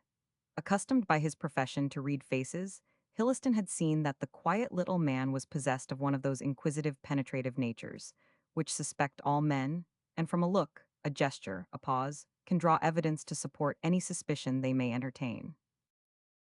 PG 63. Certainly Tate had no reason to distrust Hilliston when he entered the room, but during the interview, he appeared dissatisfied with the lawyer's manner.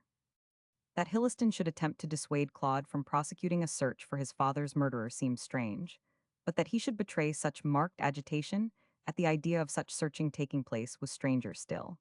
Altogether, Tate left the office in a very dissatisfied state of mind. Hilliston had sufficient penetration to note this, and when left alone was at his wits' end how to baffle the unwarrantable curiosity of this intruder. "I do not mind Claude," he said, pacing up and down the room. "He has not sufficient brain power to find out anything.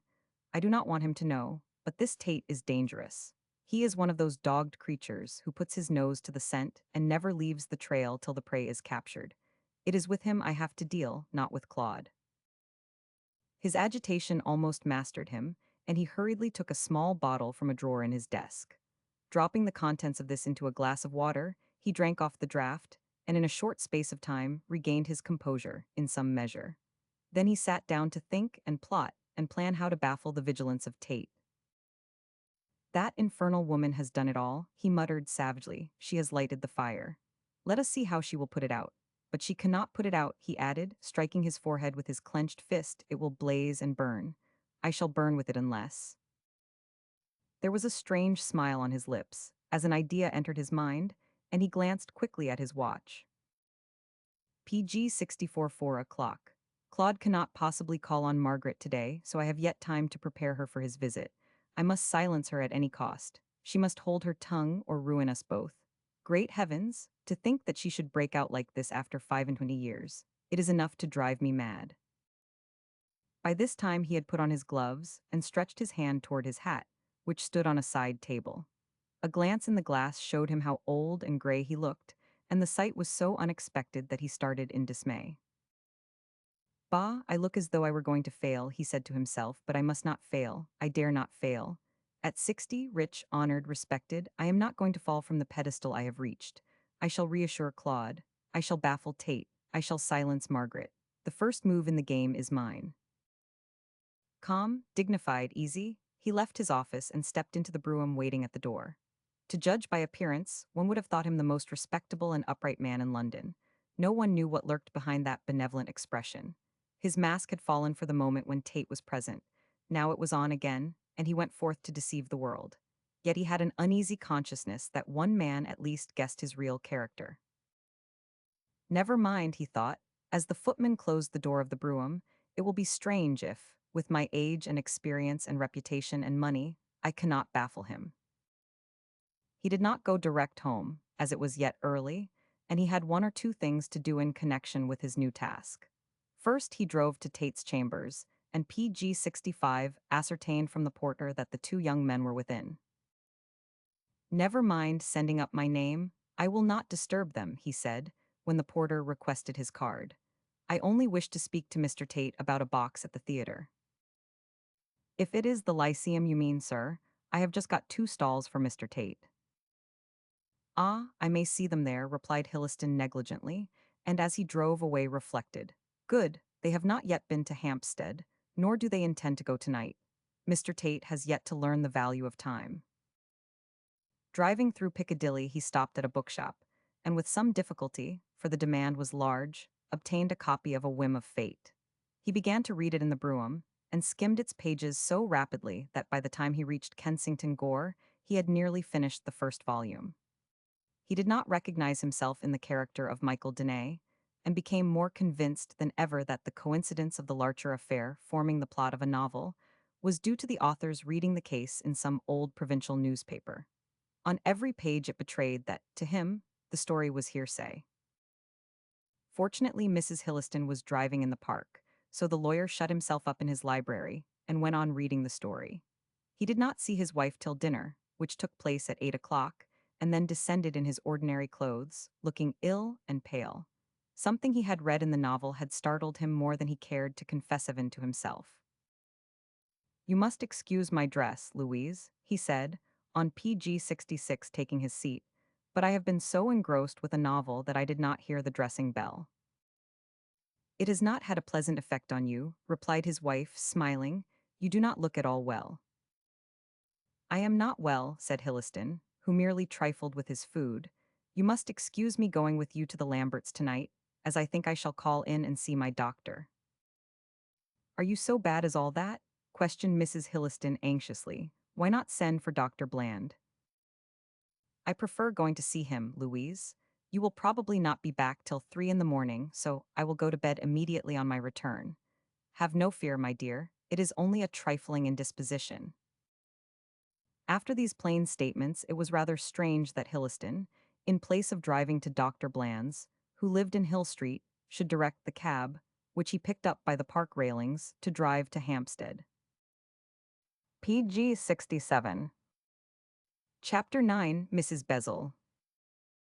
One cannot always judge by appearances either as regards human beings or houses. Mr. Hilliston was one excellent illustration of this rule. Clarence Cottage was another. It was in a narrow and crooked lane trending downward to the right, at the summit of Fitzjohn's Avenue, an unpretentious 2-story building, divided from the public thoroughfare by a well-cultivated garden. Therein grew thyme and lavender, marigolds and pansies, for the owner of the cottage loved those homely flowers and daily gazed at them from the bow window wherein her couch was placed. Mrs. Bezel never walked in her garden, for the all-sufficient reason that she was a helpless paralytic and had not used her limbs for over 10 years. Still a moderately young woman of 4 to 5, she possessed the remains of great beauty, ravaged by years of anxiety and mental trouble. Those passing along the lane usually saw her pale face at the window, and pitied the sufferings written in every line, sufferings which were apparent even to a casual glance. Noting the homely garden, the mean-looking dwelling, the anxious expression of the invalid, they deemed her to be some poor sickly creature, the scapegoat of nature and the world, PG 68, who had sought this secluded spot in order to hide her troubles. This view was not entirely correct. She was in ill health, it is true. She dwelt in a small house, certainly, and the anxious expression was seldom absent from her face. But she was in easy circumstances, untroubled by pecuniary worries, and the interior of the cottage was furnished with a magnificence more suggestive of Park Lane than of Hampstead. The outward aspect of the house, like that of Mr. Hilliston, was a lie. Her sitting room resembled the boudoir of some Mayfair beauty. The curtains were of silk, the carpet velvet pile, the walls were adorned with costly pictures, and every corner of the small apartment was filled with sumptuous furniture. All that art could contribute, all that affection could suggest, were confined in the tiny space, and had Mrs. Bezel possessed the mines of Golconda, she could not have been more luxuriously lodged. The house was a gem of its kind, perfect and splendid. Mrs. Bezel took little interest in these material comforts. Her life was passed between a couch in the bow window, a well-cushioned chair by the fire, and a downy bed in the next room. She had little appetite and did not enjoy her food. Mental anxiety prevented her interesting herself in the splendors around her, and the only pleasure she took was her dreary journey in a bath chair when the weather permitted. Then, as she inhaled the fresh breeze blowing across the heath, she gazed with longing eyes at London, almost hidden under its foggy veil, far below, and always returned with reluctance to the familiar splendors of her narrow dwelling. Fortune had given her much, but by way PG 69 of compensation, had deprived her of the two things she most desired, of health and of love. Even on this warm June evening a fire burned in the grate, for Mrs. Bezel was a chilly creature, who shrunk at the least breath of wind. According to custom, she had left the window couch at 7 o'clock, and had taken her simple meal while seated in her large chair to the right of the fireplace. After dinner, she took up a novel which was placed on a small table at her elbow, and tried to read, but her attention was not fixed on the book, and gradually it fell from her hands, while she gazed idly at the fire. What she saw therein, heaven only knows. We all have our moments of retrospection, and can picture the past in the burning coals. Some even picture the future, but there was none for this woman. She was old, weary, diseased, worn out, and therefore saw in the fire only the shadows of past years. Faces looked out of the flaming valleys, scenes arranged themselves in the red confusion, but among them all there was always one face, one scene, which never vanished as did the others. This special face, this particular scene, were fixed, immovable, cruel, and insistent. The chime of the clock striking 9:30 roused her from her reverie, and she again addressed herself to the novel with a sigh. Tortured by her own thoughts, Mrs. Bezel was not accustomed to retire before midnight, and there were nearly 3 hours to be got through before that time. Her life was as dreary and weary and heartbreaking as that of Mariana in the moated grange. The tread of a firm footfall in the distance roused her attention, and she looked expectantly toward the PG 70 door which faced her chair. The newcomer passed up the narrow garden path, entered the house, and, after a pause in the hall, presented himself in the sitting room. Mrs. Bezel knew who it was before the door opened, for standing on the threshold was the man with the face she had lately pictured amid the burning coals. Francis Hilliston and the woman who called herself Mrs. Bezel looked steadily at one another, but no sign of welcome passed between them. He was the first to break the awkward silence. "How are you this evening, Margaret?" he asked, advancing toward her. "Better, I hope. There is more color in your cheeks, more brightness in your eyes." "I am the same as ever," she replied coldly, while he drew a chair close to the fire and stretched out his hands to the blaze. "Why have you come here at this hour?" "To see you." "No doubt, but with what purpose?" Hilliston pinched his nether lip between finger and thumb, frowning the while at the fire. Whatever had been, there was now no love between this woman and himself, but on no occasion had he noted so hostile a tone in her voice. He was aware that a duel of words and brains was about to ensue, and, knowing his antagonist, he took the button off his foil. There was no need for fine speaking or veiled hints in this conversation. It was advisable that all should be plain and straightforward, for they knew each other too well to wear their masks when alone. Under these circumstances, he spoke the truth. "I think you can guess my errand," he said suavely. "PG 71, it concerns the letter you wrote to Claude Larcher." I thought as much. And what more have you to say in connection with that affair? I have merely to inform you that the man whom you desire to see is in London, and will no doubt answer your kind invitation in person. Mrs. Bezel stretched out her hand and selected a letter from the little pile on her table. If you will look at that, she said coldly, you will see that Claude intends to call on me at 3 o'clock tomorrow. Taking the letter in silence, Hilliston turned frightfully pale, and the perspiration stood in large beads on his forehead. He expected some such appointment to be made, yet the evidence in his hand startled him all the same. The promptitude of action spoke volumes to one of his acute perceptions. To defend his good name would require all his skill and experience, for he had to do with men of action, who acted as quickly as they thought. The duel would be more equal than he had thought. Are you still determined to tell all? He said in a low tone, crushing the paper up in his hand. Yes. The monosyllable was uttered in so icy a manner that Hilliston lost his temper completely. Before this woman, there was no need for him to retain his smiling mask, and in a frenzy of rage, he hurried into rapid speech, frantic and unconsidered. Ah, you would ruin me, he cried, springing to his feet. You would drag up those follies of 66 and make London too hot to hold me. Have I not PG 72 implored, threatened, beseeched, commanded own everything in my power to make you hold your peace? Miserable woman, would you drag the man you love down too? The man I loved, you mean, responded Mrs. Bezel, in no wise moved by this torrent of abuse. Pray do not be theatrical, Francis. You know me well enough to be aware that when my mind is made up, I am not easily moved. A man of your brains, she added scornfully, should know that loss of temper is but the prelude to defeat. Recognizing the truth of this remark, Hilliston resumed his seat and subdued his anger. Only the look of hatred in his eyes betrayed his real feelings, otherwise he was calm, suave, and self-controlled. Have you weighed the cost of your action? He demanded quietly. Yes, it means ruin to us both. But the loss is yours, not mine. Helpless and deserted, life has no further charms for me, but you, Mr. Hilliston, doubtless feel differently. Margaret, he said entreatingly, why do you speak like this? What harm have I done you that? What harm? She interrupted fiercely. Have you not ruined me? Have you not deserted me? Have you not robbed me of all that I loved? My life has been one long agony, and you are to blame for it all. Not a word, she continued imperiously. I shall speak. I insist upon your knowing the truth. Go on, he said sullenly, I listen. I loved you once, Francis. I loved you to my own cost. For your sake I lost everything: position, home, respect, and love. And yeah, what did you do? PG 73, Hilliston looked round the room and shrugged his shoulders. Look and gesture were so eloquent that she commented on them at once. Do you think I valued this splendor? I know well enough that you gave me all material comforts, but I wanted more than this. I wanted love. You had it. I had the passion such as you call love. Did it endure? You know well that it did not. So long as I was healthy and handsome and bright, your attentions continued, but when I was reduced to this state, 10 years ago, what did you do? Left me to marry another woman. It was not my fault, he muttered uneasily. My affairs were involved, and, as my wife had money, I was forced to marry her.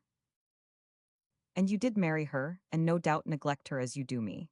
Is Mrs. Hilliston any happier in her splendid house at Kensington Gore than I in this miserable cottage? I think not.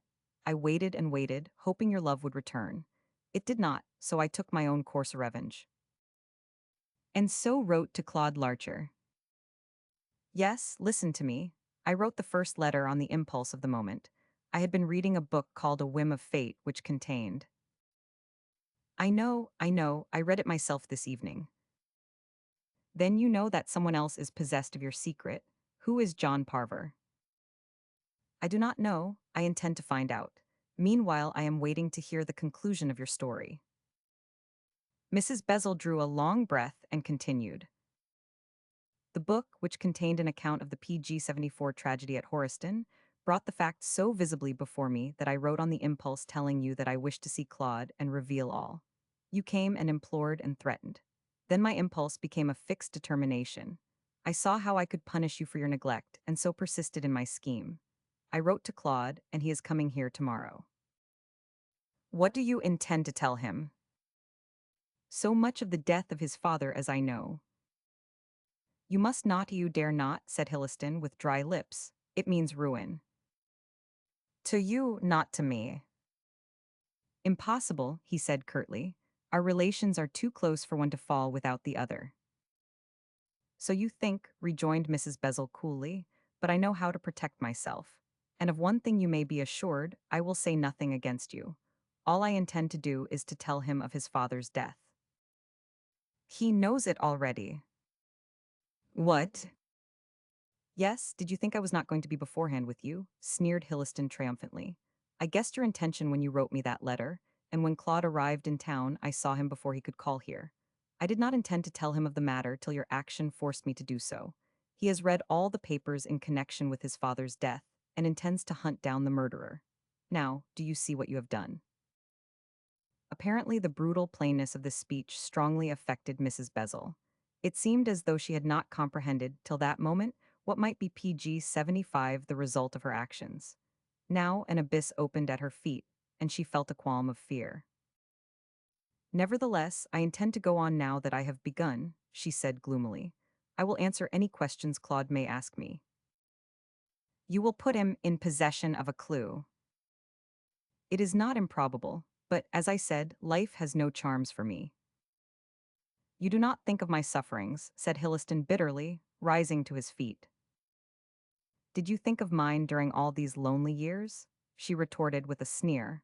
I shall punish you as you punished me. There is such a thing as justice in this world. Well, I warn you that I shall protect myself. That is your lookout, but I will show you this mercy, as I said before, that nothing will be told by me of your connection with this affair. As to myself, I will act as I think best.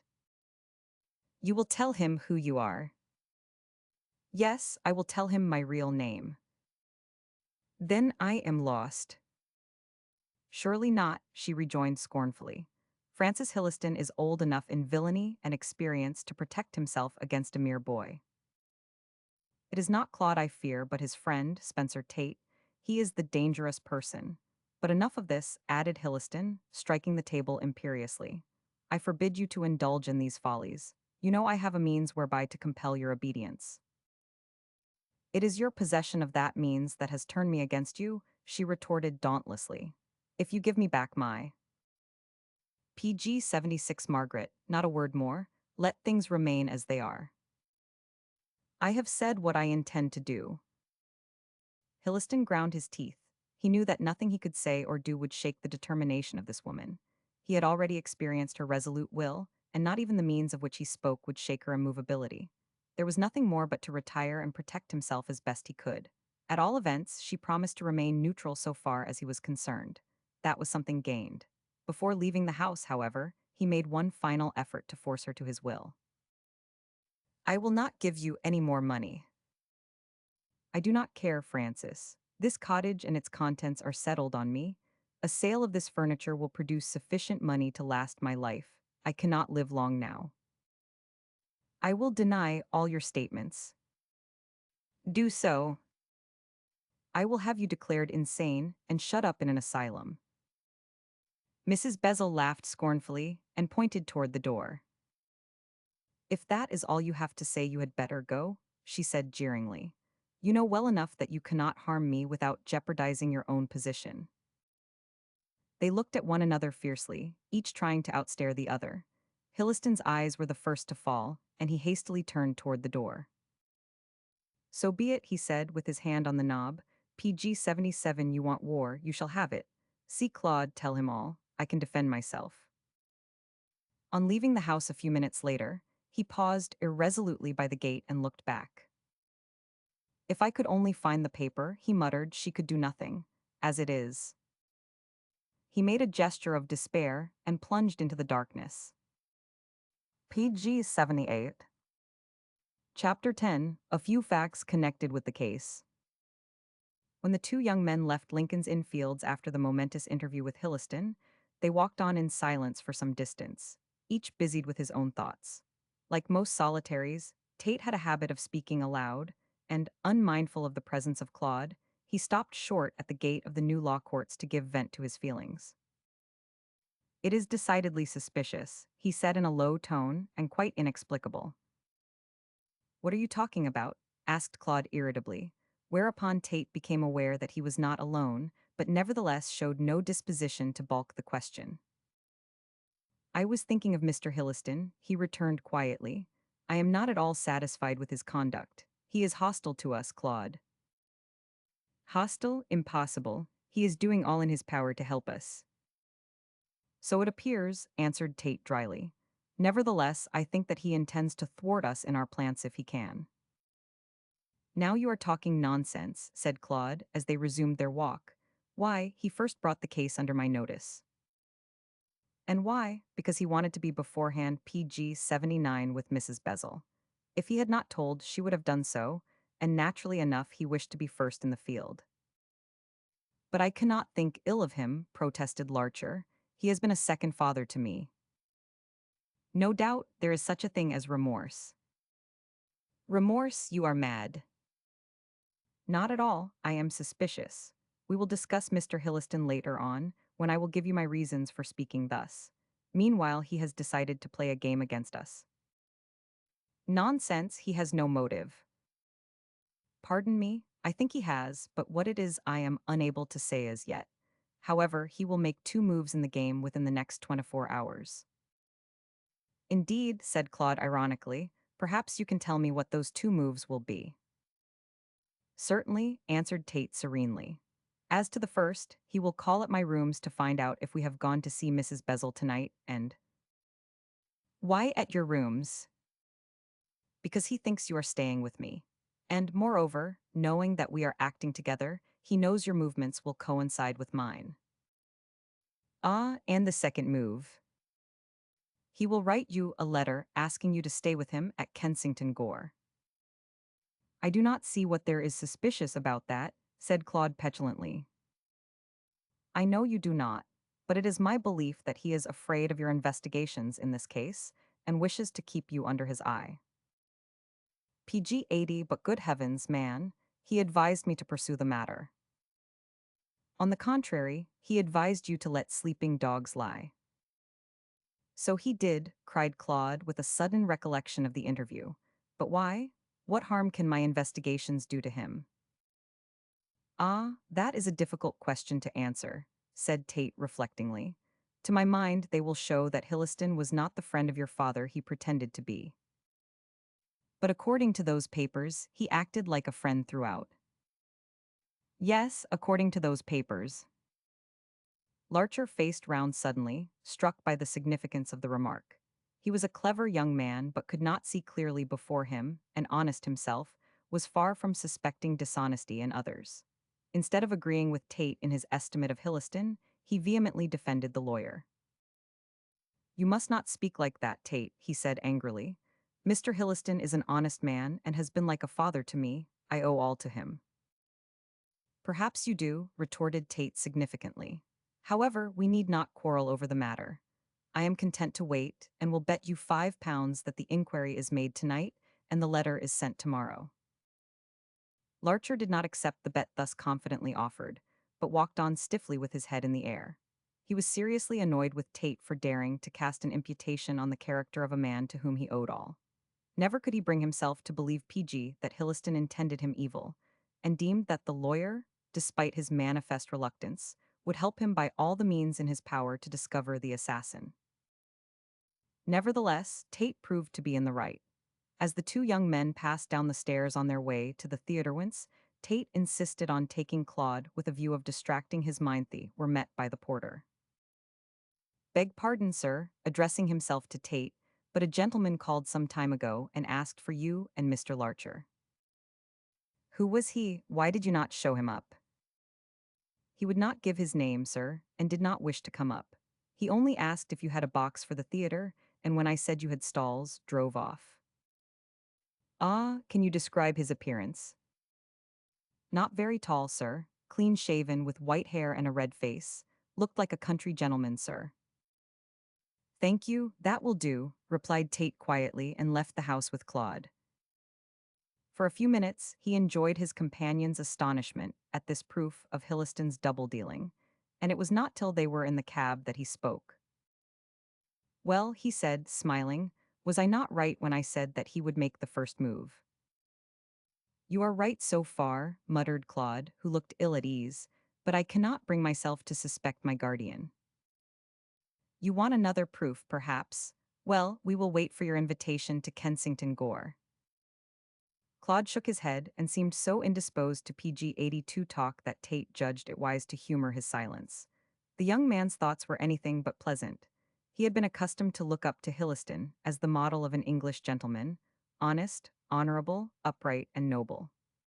If then this suspicion of Tate's should prove correct, and the last act of Hilliston certainly gave color to it, where was he to find honest and honorable men? If Hilliston proved false, then Claude felt he could no longer trust the human race. Still, he fought against the supposition, and secretly hoped that the second prophecy of his friend would not be fulfilled. Alas for his hopes! At 11 the next morning, while they were discussing the situation, a letter was delivered to Claude by special messenger. It proved to be from Hilliston, and contained a warm invitation for Larcher to take up his abode at the Kensington Gore house. As you may only be in London for a short period, my dear Claude, wrote his guardian, my wife, and I must see as much of you as possible. With a bitter smile, Claude tossed the letter across to Tate. You see I was right, said the latter, for the second time, after skimming the note. Mr. Hilliston is playing a double game. He wishes to keep you under his eye, thinking that, as you trust him, you will keep him informed as to your doings, so that being forewarned he may be forearmed. Do you really think he is my enemy, Tate? I am really not prepared to say, replied the little man, with some hesitation. His behavior of yesterday struck me as suspicious. He seemed unnecessarily agitated, and moreover urged you not to see Mrs. PG-83 Bezel. Perhaps he thinks she will tell you too much. Taking all these facts into consideration, I cannot help thinking that Hilliston is asking you to his house for some motive in connection with our search. But he showed me the papers. I know that, but as I told you yesterday, it was Hobson's choice with him. If he had not imparted the information, Mrs. Bezel would have done so. Of two evils he chose the least, and by showing you the papers proved to all outward appearance that he was your firm friend. Should you bring any charge against him, he will meet it by the very argument you have just made use of. Good heavens, groaned Claude in despair, is everybody as treacherous as you think him to be? A good number of people are, replied Tate suavely. A long residence in London does not strengthen one's belief in human nature. It is a city of wild beasts, of wolves and foxes, who rend and betray for the gaining of their own ends. If Hilliston is what I believe him to be, we must do our best to baffle him, and so you must continue to be his friend. How can I, if he wishes to betray me? Ah, you are so unsophisticated, Claude, said the hardened man of the world. You betray your feelings too plainly. In this city, it is worse than madness to wear your heart on your sleeve. If you are convinced that Hilliston bears you ill. I am not convinced. I cannot believe any man would be so base. Ah, bah, that is a want of experience, retorted Tate, raising his eyebrows. I will pick you out a dozen of my decent friends, who are as base or baser than I PG-84 believe them to be. Respectability is all a question of concealment nowadays, and it must be confessed that your guardian wears his mask very prettily. But do you think he is? Never mind what I think, interrupted Tate impatiently. Hilliston may turn out to be an angel after all, but his conduct of yesterday and this morning appears to be suspicious, and in dealing with the matters we have in hand, it is as well to be careful. Keep your faith in Hilliston if it assists you to continue the friendship. He must suspect nothing.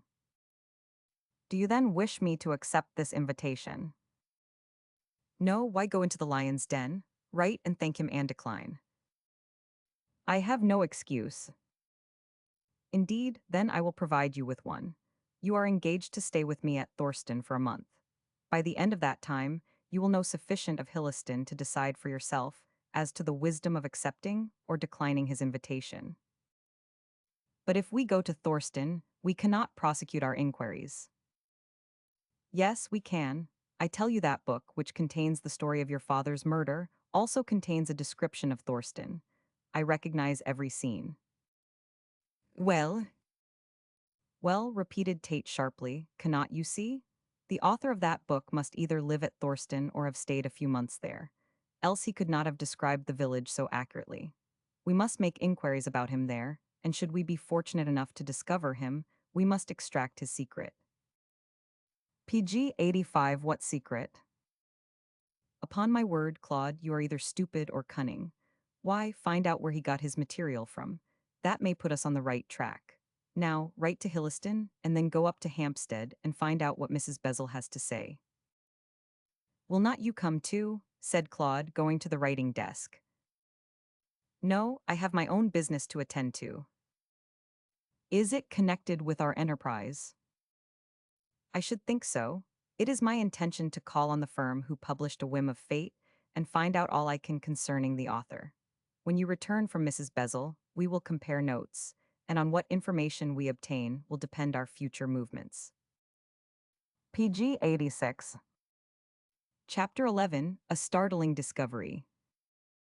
In one of his novels, Balzac makes the pertinent remark that it is impossible for man to understand the heart of woman, seeing that her creator himself does not understand it.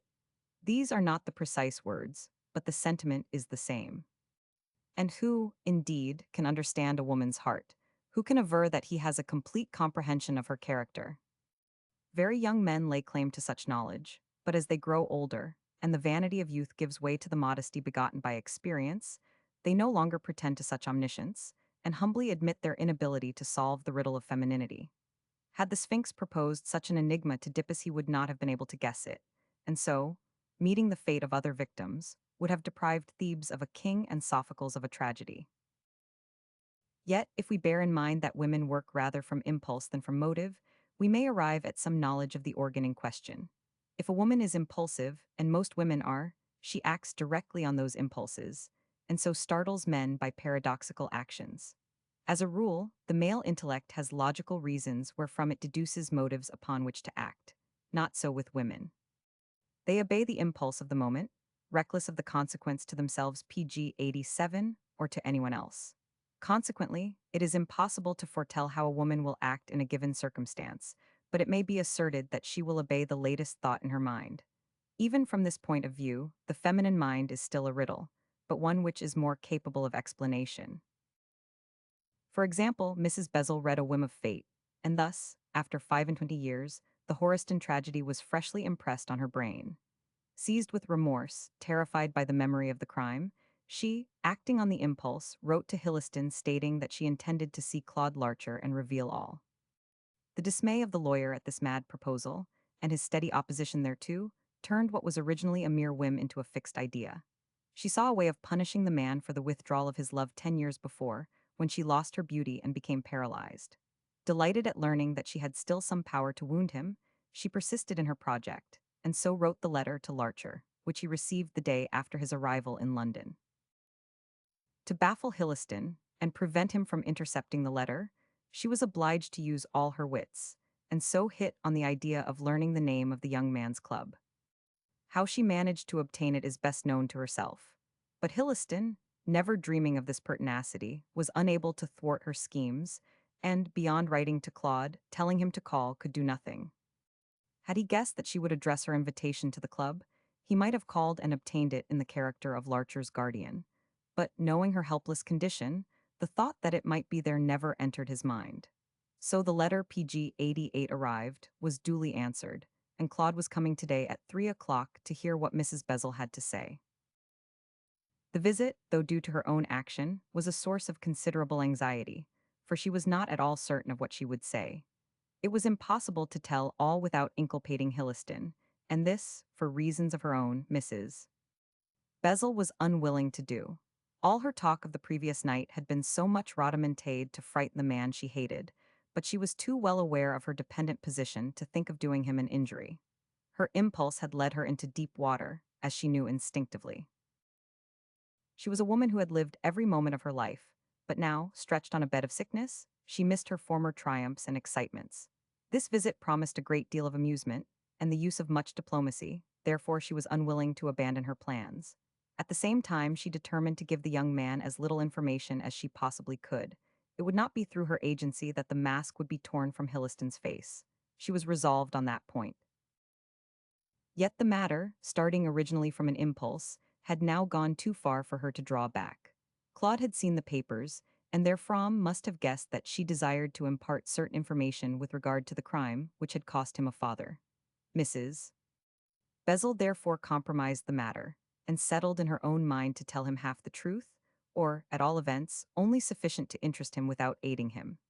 Had she been a man and had taken this decision, all would have gone well, but being a woman PG 89 she reckoned without her impulse, and it betrayed her. Moreover, she had a revelation to make which would effectively tie Larcher's hands should he learn too much, but this she did not intend to make unless driven into a corner. She was in that corner before the interview was finished, though she little expected to get there. Hilliston, clever as he was, could not understand her present actions. She did not understand them herself, else she would not have ventured to receive Claude Larcher. He duly arrived at 3 o'clock, and Mrs. Bezel glanced approvingly at his stalwart figure and handsome face. Claude had one of those sympathetic, yet manly, natures to which women are instinctively drawn by the law of sex, and Mrs. Bezel proved no exception to this rule. She was too thoroughly a woman not to relish masculine society, and, despite her perplexity, was glad she had sent the invitation, if only for the sake of talking to this splendid-looking young man. There was another reason, which she revealed in a moment of impulse. But that was later on. Meanwhile Claude, seated by her couch in the window, was wondering who she was, and why she had sought this interview. He was certainly aware that she had some information to impart concerning the fate of his parents, but as he had not seen her name in the papers containing the account of the case, he was at a loss to fix her identity. His doubts were soon set at rest. Mrs. Bezel was a more prominent actor in the Horiston tragedy than he had any idea of. "You were doubtless astonished to get my letter," said Mrs. Bezel, when the first greetings were over, PG 90 especially as you do not remember your parents, and my name is also unknown to you. "Were you a friend of my parents, madam?" asked Claude, too anxious for information to reply directly to her remark. "Yes, I knew them. That is, I lived at Horiston," stammered Mrs. Bezel, passing a handkerchief across her dry lips. "You lived at Horiston at the time of the murder." Mrs. Bezel nodded. She was not yet sufficiently self-controlled for speech. "In that case," continued Claude eagerly, "you must know all the details of the crime." "Only those that were reported in the papers." "Still you must be acquainted with those concerned in the tragedy. With my father, with Jerringham, Denny's Bantry, with Mona, his sister." "Yes," said Mrs. Bezel calmly, "I knew them all." "Have you any idea who committed the crime?" "Not the slightest." "But you must have some suspicions." "Oh, yes, but they may be wrong. I believe that Mr. Jerringham had something to do with it." "Oh," said Claude, remembering Hilliston's opinion, "some believe him to be guilty." "I cannot say for certain," replied Mrs. Bezel, shaking her head. The flight of Mr. Jerringham certainly showed that he had something to conceal. "What kind of a man was Mr. Jerringham?" "Tall and fair, amiable as a rule but liable to violent passions." PG 91, was he not in love with my mother before she married my father?" Mrs. Bezel turned away her head, and the color rose to her face. The nervous movement of her hands plucking at her dress showed how profoundly she was moved by this question. "I believe so, but she misses. Larcher loved her husband." "Then why was my father jealous of Jerringham?"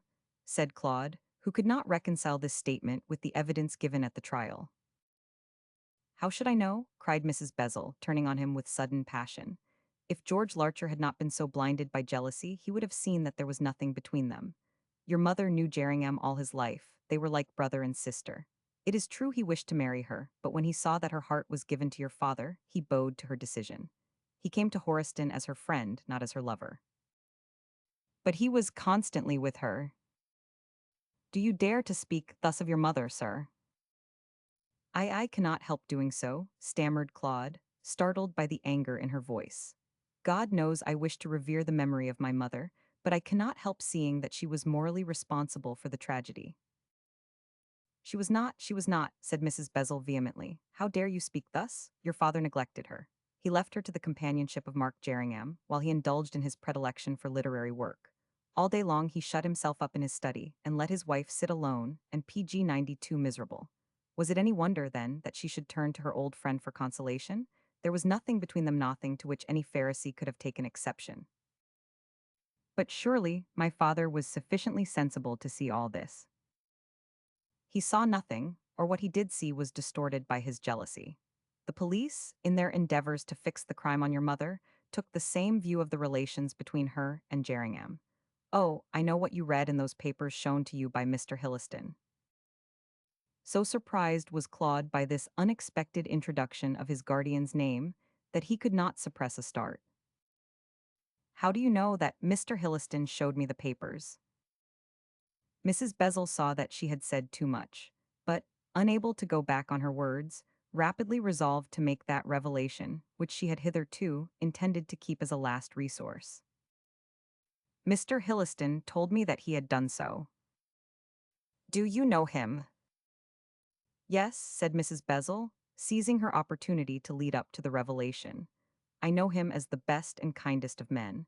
I know him as one who has been a good friend to Yaworfin as you thought yourself. Orphan as I thought myself, muttered Claude, turning pale. Is it not true? Am I not an orphan? No. Great heavens, what is this you tell me, my father? PG 93, your father is dead. He was murdered, as you know. Then my mother. Mrs. Bezel looked at the agonized face of the young man and covered her own with a quick indrawn breath. She lives. My mother, she lives. Are you mad? She died in London shortly after her acquittal. So it was supposed, but it was not true. Could you expect that unhappy woman to face the scorn and contempt of the world after having been accused of her husband's murder? She did not die, saved to the world. She fled from society and sought refuge here where she lies a helpless invalid. Mrs. Bezel. I am not Mrs. Bezel, I am your mother. God, my mother. PG 94. Chapter 12, Revelations. It was only natural that a silence should ensue between these two so strangely brought together. Claude, seated pale and anguished in his chair, tried to collect his thoughts and stared wildly at his mother. She, with her face buried in the cushions, sobbed bitterly. After the way in which her son had spoken, it was cruel that she should have been forced to make such a revelation at such a moment. He condemned, he reproached, her conduct in the past, and she again tasted the full bitterness of the cup which had been held to her lips 25 years before. On his part, Claude did not know what to say. He hardly knew what to think. Convinced by a perusal of the papers that his mother was morally guilty of his father's death, he was overwhelmed to find that she was still alive, and capable, for all he knew, of offering a defense for her share in the tragedy. After all, he had no right to judge her until he heard what she had to say. Blood is thicker than water, and she was his mother. Now he saw the reason why Hilliston objected to his calling at Hampstead, why he advised him to let sleeping dogs lie. After so long a period, it was worse than useless to bring mother and son together. Their thoughts, their aims, their lives were entirely PG 95 diverse, and only pain could be caused by such a meeting. Claude silently acknowledged the wisdom of Hilliston's judgment, but at the same time could hardly refrain from condemning him for having kept him so long in ignorance of the truth. Mrs. Bezella's, we must still continue to call her, was astonished at this long silence, but raised her head to cast a timid glance at Claude. His brow was gloomy, his lips were firmly set, and he looked anything but overjoyed at the revelation which she had made. Guessing his thoughts, the unhappy woman made a gesture of despair and spoke in a low voice, broken by sobs. You too condemn me. No, mother, he replied, and Mrs. Bezel winced as she heard him acknowledge the relationship. I do not condemn you. I have heard one side of the question. I must now hear the other from you. What more can I tell you than what you already know? She said, drying her eyes. I must know the reason why you let me think you dead all these years. It was by my own wish, and by the advice of Mr. Hilliston. Claude bit his lip at the mention of this name, and cast a hasty glance round the splendidly furnished room. A frightful suspicion had entered his mind, but she was his mother, and he did not dare to give it utterance. His mother guessed his thoughts and spared him the pain of speaking. With a womanly disregard for the truth, she promptly lied concerning the relationship which her son suspected to exist between his guardian and herself. PG 96. You need not look so black, Claude, and think ill of me. I am unfortunate but not guilty. All that you see here is mine, purchased by my own money. Your own money, replied Claude, heaving a sigh of relief. Yes, Mr. Hilliston, who has been a good friend to me, saved sufficient out of my marriage settlement to enable me to furnish this cottage and live comfortably. It is just as well, added she bitterly, else I might have died on the streets. But why did you let Hilliston bring me up to think I was an orphan? I did not wish to shadow your life. I did not wish you to change your name. I had to change mine and retire from the world, but that was part of my punishment. Still if? It was impossible, I tell you, Claude, interrupted his mother impatiently. When you grew up, you would have asked questions, and then I would have been forced to tell you all. Yet, in spite of your precautions, I do know all. If you took all this trouble to hide the truth, why reveal it to me now? Mrs. Bezel pointed to 3 books lying on an adjacent table. Claude quite understood what she meant. I see, he remarked before she could speak, you think that the author of that book knows about my father's murder. I am certain he does, but what he knows or how he knows I cannot say. Still, I am certain of one thing, that he tells the story from hearsay. What makes you think that? PG 97, it would take too long to tell you my reasons. It is sufficient to state that the fictitious case differs from the real case in several important particulars. For instance, she added, with a derisive smile, the guilty person is said to be Michael Denay, and he is drawn from Mr. Hilliston. How do you know that? She asked with a startled air. Claude shrugged his shoulders. I have eyes to read and brains to comprehend, he said quietly. There is no doubt in my mind that the lawyer of the fiction is meant for the lawyer of real life. Otherwise, I think the writer drew on his imagination. It was necessary for him to end his story by fixing on one of the characters as a criminal, and owing to the exigencies of the plot, as developed by himself, he chose Michael Denay, otherwise Mr. Hilliston, as the murderer. But you do not think... Oh, no, I do not think Mr. Hilliston is guilty. I read the trial very carefully, and moreover I do not see what motive he could have to commit the crime. The motive of Michael Denay is love for the murdered man's wife. In other words, the author assumes that Hilliston loved you, said Claude coolly, but I have your assurance that such is not the case. You speak to me like that, cried Mrs. Bezel angrily, to your mother. Larcher's expression did not change. He turned a trifle paler and compressed his lips firmly, otherwise he gave no outward sign of his emotion. Knowing so PG 98 much of the case as he did, he could not look on this woman in the light of a mother. She had indirectly contributed to his father's death. She had deserted him for 25 years, and now that she claimed his filial reverence, he was unwilling to yield it to her. Perhaps he was unjust and harsh to think this, but the natural tie between them was so weakened by time and ignorance that he could find no affection in his heart to bestow on her. To him, she was a stranger, nothing more. Let us understand each other, he said coldly. That you are my mother is no doubt true, but I ask you if you have performed your maternal duties? You obliterated yourself from my life. You left me to be brought up by strangers. In all ways, you only consulted your own desires. Can you then expect me to yield you that filial obedience which every mother has a right to expect from her son, if you... Enough, sir, said Mrs. Bezel, white with anger, say no more. I understand you only too well and now regret that I sought this interview, which has resulted so 99. I hoped that you would be glad to find your mother still alive, that you would cherish her in her affliction. I see I was wrong. You are as cold and bitter as was your father. My father? Yes, do you think that all the wrong was on my side? Had I nothing to forgive him? Ah, I see by your face that you know to what I allude. It was your father and my husband who betrayed me for Mona Bantry. You have no proof of that, said Claude in a low voice. PG 99, I have every proof. The girl told me with her own lips. I returned from that ball at 3 o'clock in the morning, and Mr. Jerringham left me at the door. I entered the house alone and proceeded to my sitting room. There I found Mona and me husband. Ah, he did return from London on that night. Yes, he returned, thinking I was out of the way, in order to see his mistress. In his presence she confessed her guilt. I looked to him for denial, and he hung his head. Then, hardly knowing what I did, overcome with rage, I snatched the dagger which I wore as part of my costume, and killed him, shrieked Claude, springing to his feet. For heaven's sake, do not confess this to me. Why not? I did no wrong. I did not kill him. I fainted before I could cross the room to where he stood. When I recovered, I was alone. My husband and Mona Bantry had disappeared. Then I retired to bed and was ill for days. I know no more of the case. Is this true? Asked Claude anxiously. Why should it not be true? Do you think I would invent a story like that to asperse the memory of your father? Vilely as he treated me, I loved him. I do not know who killed him. The dagger I wore disappeared with him. It was found in the garden, his body in the river 4 miles down. But I declare to you solemnly that I am ignorant of whose hand struck the blow.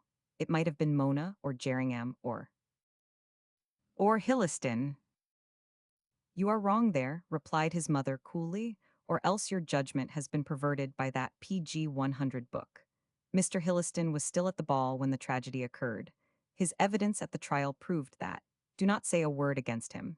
He has been a good friend to you on to me. I do not deny that. You cannot. When I was arrested and tried for a crime which I never committed, he stood by me. When I left the court alone and friendless, he stood by me. I decided to feign death to escape the obloquy which attaches to every suspected criminal. He found me this refuge and installed me here as Mrs. Bezel.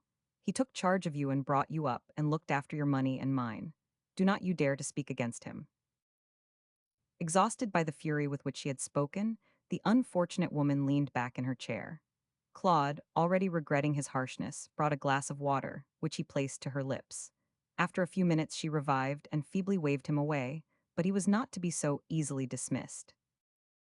I am sorry I spoke as I did, mother, he said tenderly, arranging her pillows. Now that I have heard your story, I see that you have suffered greatly. It is not my right to reproach you. No doubt you acted for the best, therefore, I do not say a word against you or Mr. Hilliston, but ask you to forgive me. The tears were rolling down Mrs. Bezel's cheeks as he spoke thus, and without uttering a word, she put her hand in his in token of forgiveness. Claude pressed his lip to her faded cheek, and thus reconciled as much as was possible under the circumstances, began to talk of the case.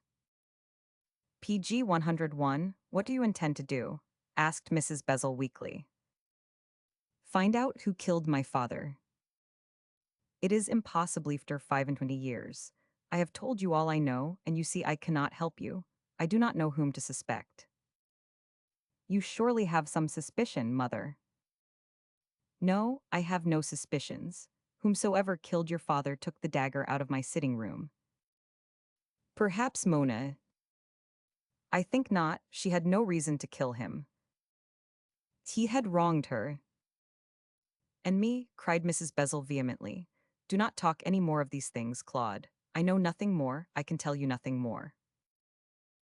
Then I must try and find John Parver, and learn how he became acquainted with the story. That is why I sent for you, why I revealed myself, why I told you all I have suffered. Find John Parver and tell me who he is, what he is. This Claude promised to do, and, as his mother was worn out by the long conversation, he shortly afterward took his leave. As he descended Fitzjohn's Avenue, a thought flashed into his mind as to the identity of John Parver. I wonder if John Parver is Mark Jerringham, said Claude. The question was to be answered on that very evening. PG 102. Chapter 13, On the Track. It was nearly 6 o'clock when Claude returned to Earl Street, and Tate, already dressed for the evening, was waiting his arrival with considerable impatience. His usual imperturbability had given place to a self-satisfied air, as though he had succeeded in accomplishing a difficult undertaking. He uttered a joyful exclamation when he saw Claude enter, but a look of apprehension passed over his face when he noted the altered appearance of his friend. What is wrong? He asked, as Claude threw himself into a chair with a sigh of fatigue. Do you bring bad news? My dear fellow, you are completely worn out. Here, Dormer, a glass of sherry for Mr. Larcher. The servant, who was putting the finishing touches to the dinner table, speedily obeyed this order, and Tate made his friend drink the wine without delay. Then he proceeded to question him regarding the reason of his pallor, but with his usual caution first sent Dormer out of the room. Only when they were alone did he venture to speak on the subject about which both were thinking. Well, he demanded anxiously, you saw Mrs. Bezel. Yes, I was with her for 2 hours. PG 103 said Tate with great satisfaction. She must have told you a good deal in that time. She 999. She told me more than I expected. Did it concern your parents? It 999. Good, then you no doubt heard her version of the crime. Yes. These unsatisfactory replies, which dropped so strangely from Larcher's lips, at once puzzled and irritated the questioner. You do not seem anxious to confide in me, he said in a piqued tone. I will tell you all. I am anxious to tell you all, replied Larcher, finding his tongue, but I do not know how to begin. Oh, I shall save you that trouble by asking you questions. In the first place, who is Mrs. Bezel? My mother. Tate bounded from his chair with an expression of incredulity. This unexpected information, so abruptly conveyed, was too much for his self-control. Your mother, he stammered, hardly thinking he had heard aright. Are you in earnest? I cannot believe it. According to the notice in the newspapers, according to Hilliston, your mother died in London in 1867. She did not die. Her death was a feigned one, to escape the notoriety gained by her trial at Canterbury. Did Mr. Hilliston know she was alive? Yes, it was by his advice that she changed her name. Oh, said Tate with marked significance. PG 104 Hilliston knew, Hilliston advised. Humph, John Parver may be right after all. Tate, be silent, you are speaking of my mother. I beg your pardon, my dear fellow, but I really do not understand. You will shortly. I will tell you the story of my mother's troubles and Hilliston's kindness. Hilliston's kindness, repeated Tate in a skeptical tone. Nevertheless, he resumed his seat and signified his willingness to hear the narrative. The wine had done Claude good and restored his self-possession. So, now master of himself, he related all that had passed between himself and Mrs. Bezel. Gifted with a retentive memory and no mean powers as a narrator, he succeeded in giving Tate a vivid impression of the conversation. The little man, with his head slightly on one side like a bright-eyed sparrow, listened attentively, and not till the story was finished did he make an observation thereon. To this capability of listening without interruption Tate owed a great deal of his popularity. Truth is stranger than fiction, after all, said he, when Claude ended, and the novel is less dramatic than the episode of real life. John Parver did not dare to insinuate that the supposed dead widow of the murdered man was alive. Humph, this complicates matters more than ever. At least it clears the character of Hilliston. Yes, assented Tate doubtfully, I suppose it does. Can you doubt it? Said Larcher, dissatisfied with this grudging consent.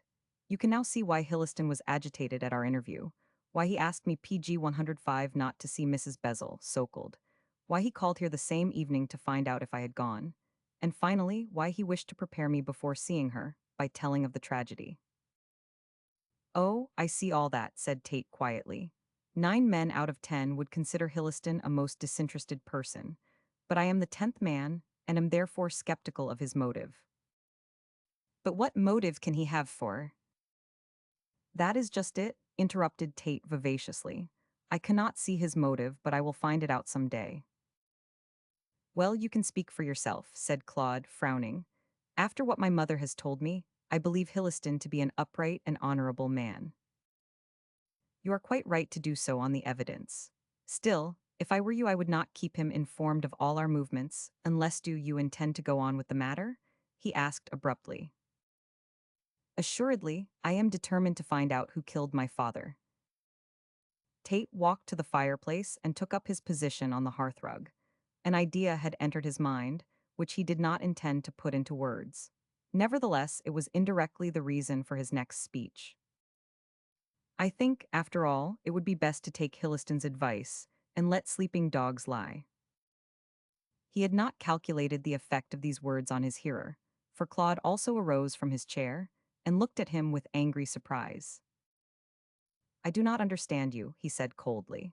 Some hours back, and you were more eager than I to pursue PG 106 this unknown criminal.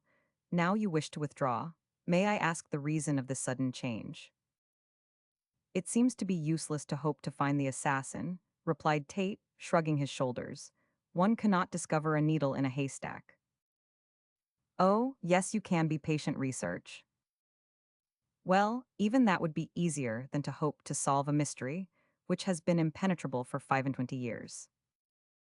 It has been impenetrable for that time because no one has tried to solve it. This is not your real reason for wishing to end the case. What is your reason? Speak. I insist upon knowing the truth. The other did not reply, but thrust his hands deeper into his pockets and maintained a masterly silence. Irritated by this negative attitude, Claude placed his hands on the little man's shoulders and looked at him indignantly. I know what your reason is, Tate, he said rapidly. It is not that you fear we may learn too little, but that you expect we will learn too much. Yes, replied Tate simply, that is the reason. Is it not an all-sufficient one for you to pause? No, shouted Claude savagely, it is all sufficient for me to go on. You think that I may discover that Hilliston is the criminal, or learn that my mother is accountable for the crime. I tell you no such thing will happen. Hilliston was not near the laurels on the fatal morning. My mother, I have told you how she exonerated herself, and the exoneration was substantiated by Denny's Bantry. Both are innocent. It may be so, but who is guilty? Jerringham, I believe that he discovered that my PG 107 father had returned, and perhaps knowing of this intrigue between him and Mona Bantry, remained at the Laurels, unknown to my mother, in order to assist her as a friend. How did Jerringham obtain possession of the dagger?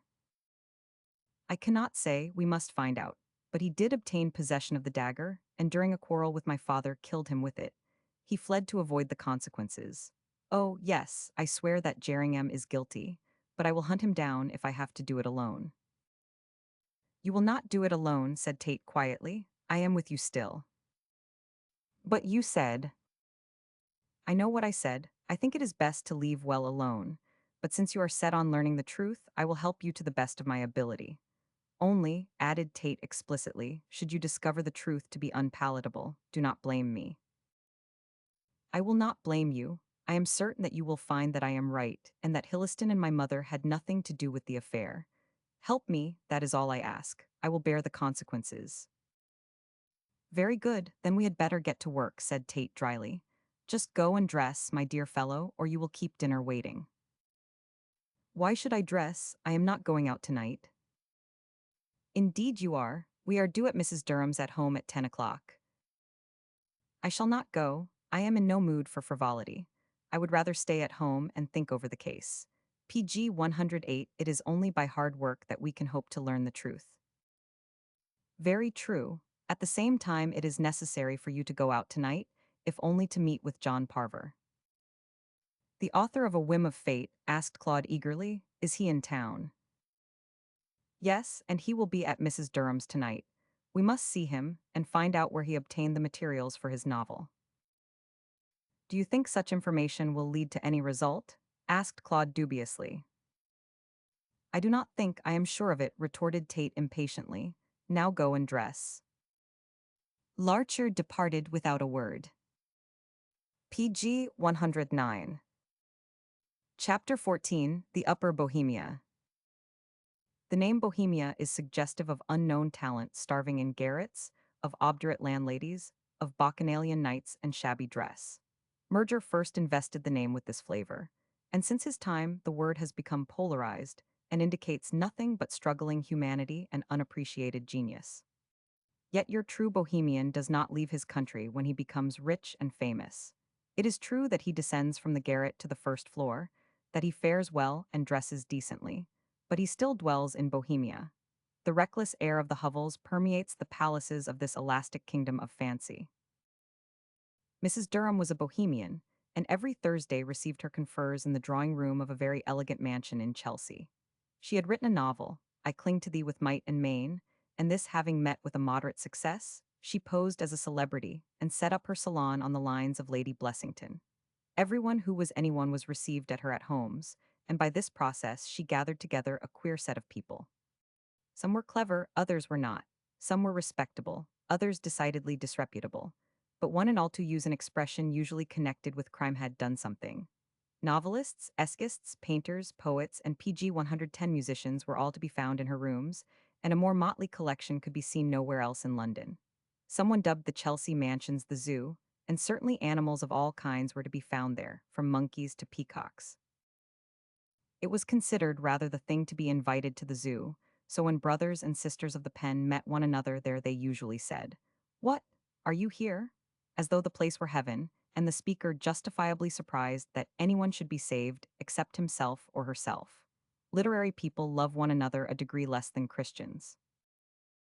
Hither came Tate and Claude in search of John Parver. That young man had made a great success with his novel, and was consequently much sought after by lion hunters. However, Tate had learned that he was to be present at Mrs. Durham's on this special evening, and hoped to engage him in conversation, so as to learn where he had obtained the materials for his story. When they arrived, the rooms were quite full, and Mrs. Durham received them very graciously. It was true that they were not famous, still as Tate was a society man, and Claude very handsome, the lady of the house good-humoredly pardoned all mental deficiencies. Tate knew her very well, having met her at several houses, but she addressed herself rather to Claude than to his friend, having a feminine appreciation of good looks. "My rooms are always crowded," said she, with that colossal egotism which distinguished her utterances. "You know they call me the new George Eliot." "PG 111, no doubt you deserve the name," replied Claude with mimic gravity. "Oh, I suppose so," smirked the lady amiably. "You have read my novel, of course. It is now in its fourth edition, and has been refused by Smith and Mudie. I follow the French school of speaking my mind." "And a very nasty mind it must be," thought Larcher, who had been informed about the book by Tate. He did not, however, give this thought utterance, but endeavored to generalize the conversation. "You have many celebrities here tonight, I presume."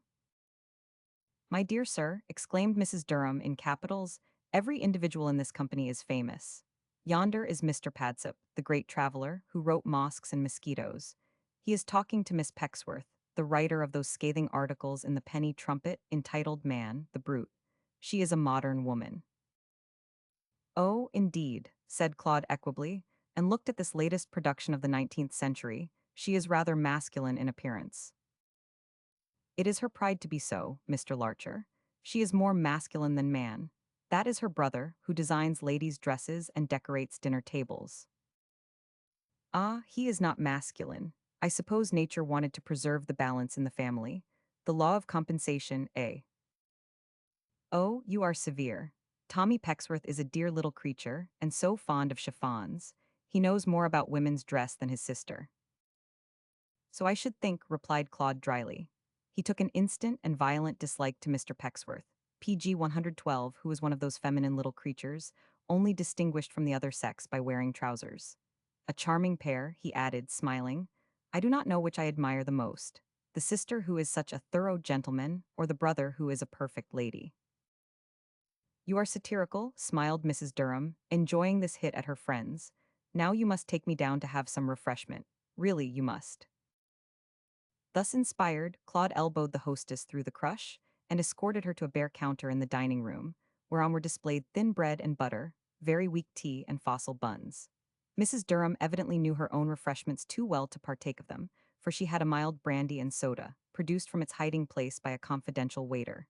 She asked Claude to join her, but he refused on the plea that he never drank between meals. "But you are not a brainworker," said Mrs. Durham, hurriedly finishing her brandy and soda, lest her guests should see it and become discontented with the weak tea. "If I did not keep myself up I should die. Ah, why, here is Mr. Hilliston." "Hilliston?" said Claude, astonished at seeing his guardian in this house. "Yes, do you know him? A dear creature, so clever. He was my solicitor in a libel action against the Penny Trumpet for saying that I was an ungrammatical scribbler, just fancy. And they call me the new George Eliot. We lost our case, I am sorry to say.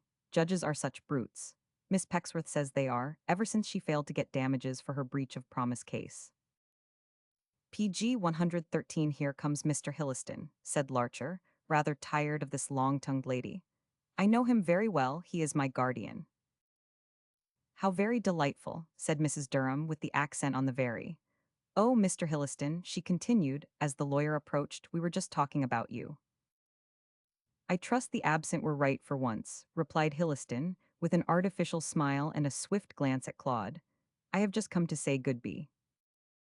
Oh, not yet, surely not yet. Really, babbled Mrs. Durham with shallow enthusiasm. Then, finding Hilliston was resolved to go, and catching sight of a newly arrived celebrity, she hastened, after the amiable fashion of her kind, to speed the parting guest. Well, if you must, you must. Goodby, goodby. Excuse me, I see Mr. Roller, a delightful man writes plays, you know. The new Shakespeare. Yes, and thus talking she melted away with a babble of words, leaving Hilliston and his ward alone. They were mutually surprised to see one another, Claude because he knew his guardian did not affect bohemianism, and Hilliston because he thought that the young man had left town. The meeting was hardly a pleasant one, as Hilliston dreaded lest Mrs. Bezel should have said too much, and so prejudiced Claude against him. I understood from your refusal of my invitation that you had gone to Thorsten with Tate, said he, after a pause. I am going tomorrow or the next day, replied Claude quickly, but in any event I intended to call on you before I left town. PG 114 indeed, said Hilliston nervously. You have something to tell me. Yes, I have seen Mrs. Bezel. Good, you have seen Mrs. Bezel. And I have made a discovery. Oh, has the lady informed you who committed the crime? No, but she told me her name. Margaret Bezel, murmured Hilliston, wondering what was coming. Not Margaret Bezel, but Julia Larcher, my mother. Shesh told you that? Gasped Hilliston, his self-control deserting him for the moment. Yes, I know why she feigned death. I know how you have protected her. You have been a kind friend to me, Mr. Hilliston, and to my mother. I am doubly in your debt. Hilliston took the hand held out to him by Claude and pressed it cordially. The speech relieved him from all apprehension. He now knew that Mrs. Bezel had kept their secret and immediately took advantage of the restored confidence of Claude. His quick wit grasped the situation at once. My dear fellow, he said with much emotion, I loved your poor father too much not to do what I could for his widow and son. I hope you do not blame me for suppressing the truth. No, I suppose you acted for the best. Still, I would rather you had informed me that my mother was still alive. To what end? It would only have made you miserable. I did not want to reveal anything, but PG 115 your mother insisted that you should be made acquainted with the past, and so I gave you the papers. I am glad you did so. And now, what do you intend to do? Asked Hilliston slowly. You know as much as I do. Is there any clue to guide you in the discovery that your mother still lives? No, she can tell me nothing, but I hope to find the clue here. Ah, you intend to speak with John Parver. I do, said Claude, rather surprised at this penetration. Do you know him? I exchanged a few words with him, replied Hilliston carelessly. I only came here tonight at the request of Mrs. Durham, who is a client of mine. As I paid my respects to her, she was talking to John Parver, and he was introduced to me as the latest lion. So you still intend to pursue the matter? Added Hilliston, after a pause. Assuredly, if only to clear my mother and restore her to the world. I am afraid it is too late, Claude. You know she is ill and cannot live long. Nevertheless, I wish her to take her own name again. She will not do so until the assassin of her husband off my father is discovered, so you see it is obligatory on me to find out the truth. I trust you may be successful, said Hilliston, sighing, but my advice is still the same, and it would be best for you to let the matter rest. After 25 years you can discover nothing. I cannot help you, your mother cannot help you so. PG 116, but John Parver may, interrupted Larcher sharply. I will see how he learned the details of the case. Before Hilliston could make further objection, Tate joined them, and not noticing the lawyer, hastily took Claude by the arm. I have been looking for you everywhere, said he. Come and be introduced to Mr. Linton. Who is Mr. Linton? John Parver, he writes under that name. Ah, Mr. Hilliston, I did not see you. How do you do, sir? I am quite well, Mr. Tate, and am just taking my departure, replied Hilliston easily. I see you are both set on finding out the truth, but you will learn nothing from John Parver. Why not, Mr. Hilliston? Because he knows nothing. Good night, Claude. Good night, Mr. Tate. When Hilliston disappeared, Tate looked at Claude with a singular expression and scratched his chin. You see, said he quietly, Mr. Hilliston has been making inquiries on his own account. You are incurably suspicious, said Claude impatiently. Hilliston is my friend. Yes, he was your father's friend also, I believe. What do you mean? Nothing, nothing. Come and cross-examine Frank Linton, alias John Parver. Clearly Tate was by no means so satisfied with Hilliston as Claude. PG 117. Chapter 15, A Popular Author. Bearing in mind that the character of Hilliston had been rehabilitated by Mrs. Bezel, it was natural that Claude should feel somewhat annoyed at the persistent mistrust manifested toward that gentleman by Tate. However, he had no time to explain or expostulate at the present moment, and moreover, as he knew that the little man was assisting him in this difficult case out of pure friendship, he did not deem it politic to comment on what was assuredly an unfounded prejudice. Tate was singular in his judgments, stubborn in his opinions, so Claude, unwilling to risk the loss of his coadjutor, wisely held his peace. His astute companion guessed these thoughts, for in place of further remarking on the inexplicable presence of Hilliston, he turned the conversation toward the man they were about to see. Queer thing, is not it? He said as they ascended the stairs. Linton is the son of the vicar of Thorston. Ah, that no doubt accounts for his intimate knowledge of the locality. Do you know him? Of course I do as Frank Linton, but I had no idea that he was John Parver. Why did he assume a nom de plume? PG 118. Tate shrugged his shoulders. Paternal prejudice, I believe, he said carelessly. Mr. Linton does not approve of sensational novels, and moreover, wishes his son to be a lawyer, not a literary man. Young Frank is in a solicitor's office in Lincoln's Inn Fields, and he employed his evenings in writing A Whim of Fate. He published it under the name of John Parver, so as to hoodwink his father, but now that he has scored a success, I have no doubt he will confess. Do you think we will learn anything from him? We will learn all we wish to know as to where he obtained his material. The young man's head is turned, and by playing on his vanity, we may find out the truth. His vanity may lead him to conceal the fact that he took the plot from real life. I do not think so. I know the boy well, and he is a great babbler. No one is more astonished than I at learning that he is the celebrated John Parver. I did not think he had the brains to produce so clever a book. It is clever, assented Claude absently. Of course it is, much clever than its author, retorted Tate dryly. Or rather, I should say, its supposed author, for I verily believed Jenny Paynton helped him to write the book. Who is Jenny Paynton? A very nice girl who lives at Thorston. She is twice as clever as this lad, and they are both great on literary matters. But I will tell you all about this later on, for here is Linton.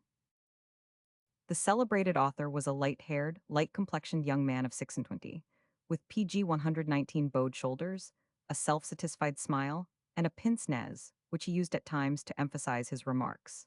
He evidently possessed conceit sufficient to stock a dozen ordinary men, and lisped out the newest ideas of the day, as promulgated by his college, for he was an Oxford man. Although he was still in his salad days, he had settled, to his own satisfaction, all the questions of life, and therefore adopted a calm superiority which was peculiarly exasperating. Claude, liberal-minded but hot-blooded, had not been 5 minutes in his company before he was seized with a wild desire to throw him out of the window. Frank Linton inspired that uncharitable feeling in many people. For the moment, Mr. Linton was alone, as his latest worshipper, a raw-boned female of the cab-horse species, had just departed with a fat little painter in quest of refreshment.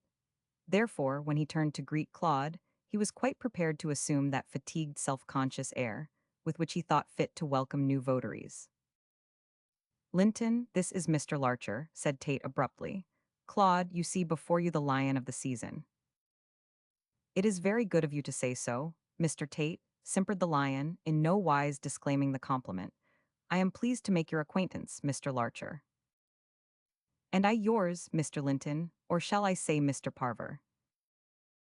Oh, either name will answer, said the author loftily, though in town I am known as Parver only. And in Thorsten as Linton, interpolated Tate smartly. Then your father does not yet know what a celebrated son he has. PG 120 not yet, Mr. Tate. I intend to tell him next week. I go down to Thorsten for that purpose. Ah, my friend and I will no doubt meet you there. We also seek rural felicity for a month. But now that you have taken London by storm, I suppose you intend to forsake the law for the profits. Of course I do, replied Linton quickly. I never cared for the law and only went into it to please my father. And now you go into literature to please Miss Paynton. Linton blushed at this home thrust, and being readier with the pen than the tongue, did not know what answer to make. Pitying his confusion, and anxious to arrive at the main object of the interview, Claude interpolated a remark bearing thereon. Did you find it difficult to work out the plot of your novel, Mr. Linton? He said, with assumed carelessness. Oh, not at all. The construction of a plot is second nature with me. I suppose you and Miss Paynton talked it over together, said Tate artfully. Well, yes, answered Linton, again falling into confusion. I found her a good listener. I presume it was all new to her. I think so, of course she gave me some hints. Evidently Linton was determined to admit nothing, so seeing that Tate's attack was thus repulsed, Claude brought up his reserve forces. I saw in a paper the other day that your book was an impossible one that nothing analogous to its story ever happened in real life. PG 121 several critics have said that, replied Linton, growing angry and thereby losing his caution, but they are wrong, as I could prove did I choose to do so. What, said Claude in feigned astonishment, did you take the incident from real life? The tale is founded on an incident from real life, answered Linton, flushing. That is, Miss Paynton told me of a certain crime which was actually committed, and on her hint I worked out the story. Oh, Miss Paynton told you, said Tate smoothly, and where did she see the account of this crime? Ah, that I cannot tell you, replied Linton frankly. She related the history of this crime, and refused to let me know whence she obtained it. I thought the idea a good one, and so wrote the novel. Why do not you tell this to the world, and so confound the critics? I do, I have told several people. For instance, I told a gentleman about it this very evening, just because he made the same remark as Mr. Larcher 999. Tate drew a long breath and stole a look at Claude. That young man had changed color and gave utterance to the first idea that entered his mind. Was it Mr. Hilliston who made the remark? Hilliston, said Linton thoughtfully. Yes, I believe that was the man. A tall old gentleman, very fresh-colored. He was greatly interested in my literary work. Who could help being interested in so clever a book? Said Claude in a meaning tone. But Mr. Hilliston is a lawyer, and I suppose you do not like members of that profession. PG 122 now, why should you say that? Demanded Linton, rather taken aback by this perspicacity. Well, for one thing you admit a dislike for the law, and for another you make Michael Denay, the solicitor, commit the crime in a whim of fate. Oh, I only did that as he was the least likely person to be suspected, said the author easily. Jenny, that is, Miss Paynton wanted me to make Markham commit the crime. Markham is Jerningham, murmured Tate under his breath. Who committed the crime in the actual case? He added aloud. No one knows, answered Linton, shrugging his shoulders. The case as related to me was a mystery. I solved it after my own fashion. In the third volume, you trace the assassin by means of a breastpin belonging to Michael Denay, said Claude, again in favor. Is that fact or fiction? Fiction, Miss Paynton invented the idea. She said that as the dagger inculpated the woman, the breastpin found on the banks of the river would lead to the detection of the man. And, as I worked it out, the idea was a good one. Ah, murmured Tate to himself, I wonder if Mr. Hilliston had anything to do with a breastpin. By this time, Linton was growing rather restive under examination, as he was by no means pleased at having to acknowledge his indebtedness to a woman's wit.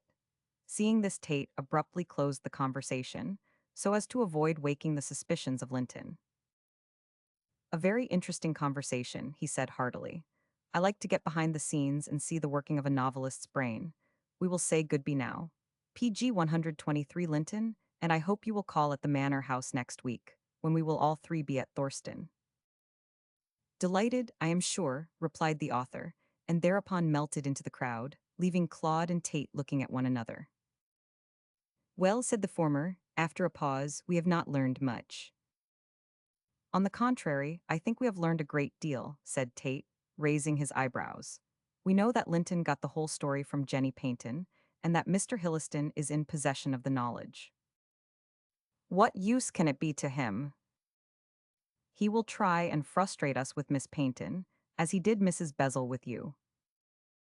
Do you still doubt him? Asked Claude angrily. Yes, replied Tate coolly, I still doubt him. PG 124. Chapter 16, A False Move. The next day the two young men repaired to the club for the purpose of having luncheon and discussing their plans. Contrary to the wish of Claude, his friend did not deem it advisable to at once depart for Thorston, as he wished to remain in town for a few days on business connected with Hilliston. You see, you are quite in the dark regarding that gentleman, said Tate, as they lighted their cigarettes after dinner, and before we commence operations at Thorston, it will be advisable to know that he is not counteracting our efforts. In that case, you had better go down to Thorston, and I will remain in town so as to keep an eye on Hilliston. I do not think that will be necessary, replied Tate reflectively. It is more than probable that Hilliston will visit Thorston. For what purpose? Cannot you guess? Last night he learned from Linton that Jenny Paynton supplied the material for that novel. Consequently, he will see her, and, if possible, find out where she heard the story. Yes, I suppose he will, said Claude thoughtfully. By the way, who is Miss Paynton, who now seems to be mixed up in the matter? PG 125, she is the daughter of an old recluse called Ferdinand Paynton. A recluse, humph, that's strange. Why so? You would not say so if you saw the old man. He is an invalid and lives in his library. A charming companion, though I must say he is rather sad. Where does he live? At Thorston, half a mile from the manor house. Not very rich, I should think. His cottage is small, like his income. And his daughter lives with him. Yes, a pretty girl she is, who inherits his literary tastes. It is my impression that she wrote the most part of that novel. From all I know of Frank Linton, he is given more to poetry than to prose. Jenny has the brain, not Frank. Ho, ho, said Claude, smiling. Is it the skeptical, misogynistic Tate I hear speaking? Himself, I admit that I do not care for women, as a rule, but there are exceptions to every rule, and in this case Jenny Paynton is the exception. Is she in love with our author? No, but I rather think he is in love with her, as you will be when you see her. What are you talking about, Tate? I have more to do than to fall in love with country wenches, however pretty. Jenny is not a country wench, said Tate with some displeasure. She is a highly educated young woman. Worse and worse, I hate highly educated bluestockings. PG 126, you will not hate Jenny, at all events. Especially as it is probable you will see a great deal of her. No, I shall keep away from her, said Claude doggedly. That's impossible. We must maneuver to get at the truth. By asking her straight out, she certainly will not gratify our curiosity. We must plot and plan and take her unawares. She is not a fool, like Linton, remember. What, do you call a lion of the season by so opprobrious a name? I do, replied Tate serenely, because I do not believe he wrote the book. Well, well, never mind Linton. We have pumped him dry. The next thing is to tackle the fair Jenny. How do you intend to set about it? I cannot say at present. We must be guided by circumstances. I will introduce you to the rector and to Mr. Paynton. There will be musical parties and lawn tennis fetes, so in some way or another we may find out the truth. Does anyone else live with Paynton? His wife, for instance? No, his wife died before he came to Thorston, where he has been for a long time. An old servant called Carrie lives with him. Man or woman? Man, a queer old fellow rather morose. A flattering description. By the way, he bears the same name as the ancient retainer in Boucicault's play. Why should not he? It may be an assumed name. PG 127 Tate threw a surprised glance at his friend and laughed quickly. Who is suspicious now? Said he, smiling. You blame me for suspecting Hilliston, yet here you are doubtful of people whom you have never seen. Before Larcher could answer this home thrust, a waiter entered with a letter for him which had just arrived. From Hilliston, said Claude, recognizing the writing. I wonder what he has to say. It's only another move in the game, murmured Tate. Then as Claude, after glancing at the letter, uttered an ejaculation of surprise, he added, What is the matter? Hilliston is going down to Eastbourne. Impossible, cried Tate, holding out his hand for the letter. He is surely not so clumsy as to show his hand so plainly. He does, though. Read the letter yourself. My dear Claude, wrote Hilliston. Mrs. Hilliston has decided to leave town for Eastbourne this week, so it is probable we will see you and Mr. Tate down there. If you can spare the time, come to dinner at 7:30 tonight, and tell me how you are getting on with your case. Yours very sincerely, Francis Hilliston. Well, said Claude, as Tate silently returned the letter, what do you think? I think that Hilliston intends to look up Jenny Paynton. PG 128 I can see that, replied Claude impatiently, but touching this invitation to dinner. Except. But I promised to see my mother tonight and tell her about John Parver. She will expect me, as I have written. I will take your apologies to her, said Tate quietly. You? Yes, listen to me, Claude, continued the little man in a tone of suppressed excitement. You will keep your belief in Hilliston. I tell you he is your enemy and wishes you to leave this case alone. Tonight he will make one last attempt to dissuade you. If he succeeds, he will not go to Eastbourne. If he fails, you can depend on it, he will try and see Jenny before we do. Now, to thwart his aims, we will go down to Thorston by an early train tomorrow morning. But I must see my mother before I leave town. No, I will tell her all she wishes to know. She might not like it. This is not a case for likes or dislikes, said Tate grimly, but a question of getting the better of Hilliston. You must dine with him tonight and find out, if possible, if it was his wife or himself who suggested this visit to Eastbourne. You need not tell him we go down tomorrow. Say you do not know, that you await my decision. Try and learn all you can of his attitude and plans. Then we will discuss the matter when you return. On my part, continued Tate significantly, I may have something to say about your mother. You want to see her? PG 129 Yes. I am extremely anxious to see her. Perhaps you suspect her, cried Claude in a fiery tone. Bless the man, what a temper he has, said Tate jocosely. I do not suspect anyone except Hilliston, but I am quicker than you, and I wish to learn precisely what your mother has to say. A chance remark on her part may set us on the right path. Well, I will be guided by you, said Claude in a few minutes. You can go to Hampstead, and I will dine with Hilliston. But I do not like the task. To sit at a man's table and scheme against him is not my idea of honor. Nor is it mine. You are doing no such thing. All I wish you to do is to observe Hilliston's attitude and hold your tongue. There is nothing wrong in that. I want to find out his motive for this behavior. Then why not see him yourself? I will see him at Thorston. Meantime, it is necessary that I become acquainted with your mother. Now come and wire an acceptance to Hilliston, and write a letter to your mother for me to deliver. Claude obeyed. He was quite content to accept the guidance of Tate in this matter, and began to think that his friend was right in suspecting Hilliston. Else, why did the lawyer's plans so coincide with their own? Mind you do not tell Hilliston too much, said Tate, when the wire was dispatched. I shall tell him that we go to Thorston shortly, and that we saw John Parver. No, do not tell him about John Parver. He will be certain to mention the subject first.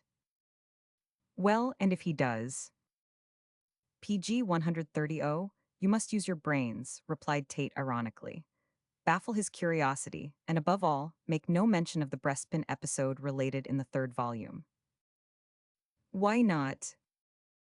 Because Jenny Paynton told Linton of that, she could not have obtained it from the newspapers, as it is not related therein. It is pure invention. No, I believe it to be a fact. But who could have told it to Miss Paynton? Ah, said Tate, in a low tone.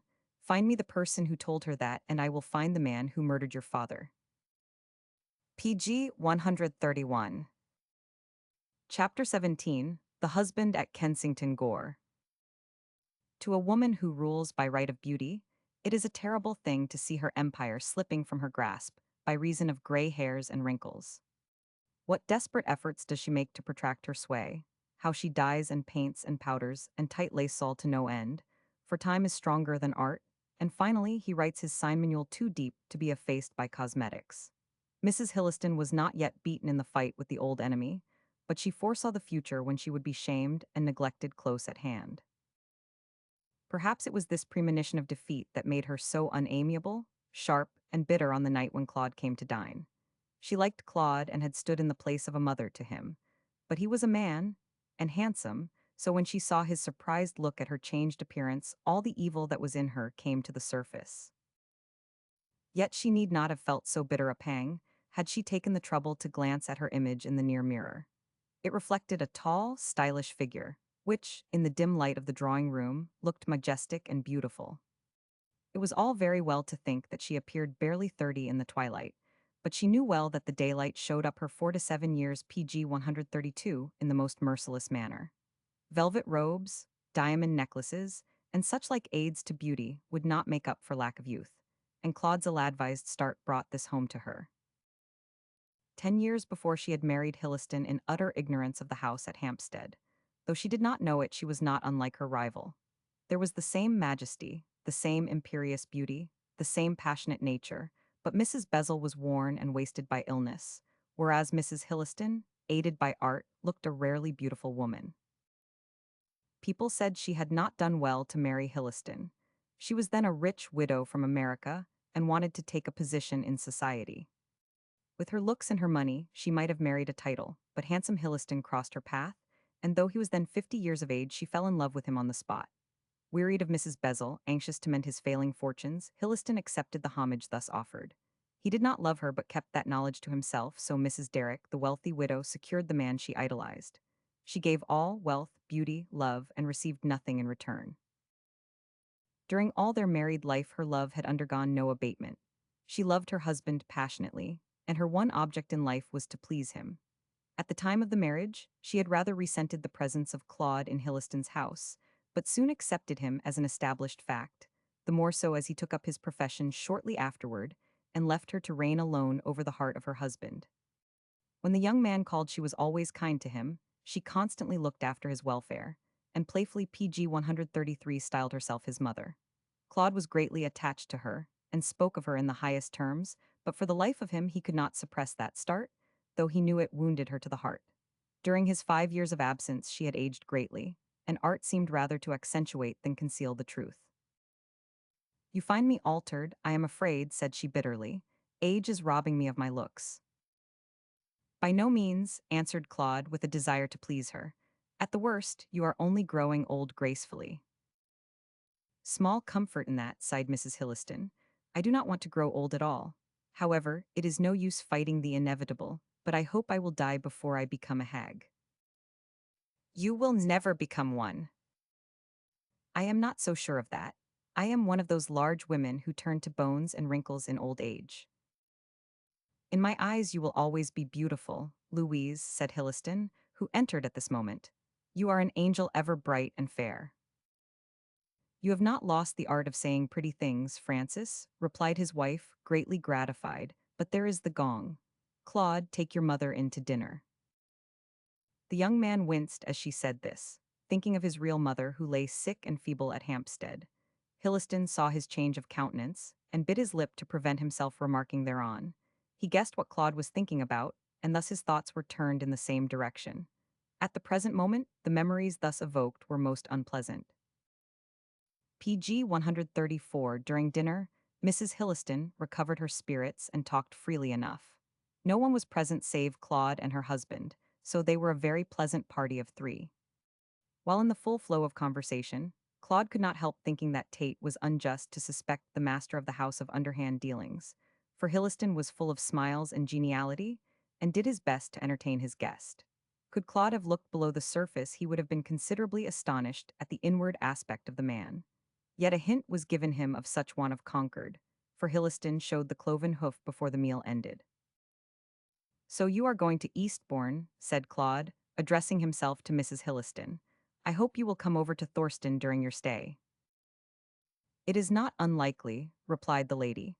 "Francis intends to make excursions all round the country."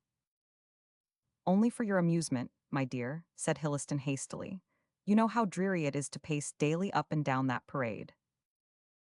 "I think Eastbourne is dreary, in any case. It is solely on your account that I am going."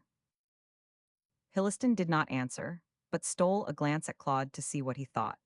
The face of the young man was inscrutable, though Claude was mentally considering that Tate was right, and Hilliston's journey to Eastbourne was undertaken to interview Jenny Paynton. "I do not like your English watering places," continued Mrs. Hilliston idly. "They are so exasperatingly dull.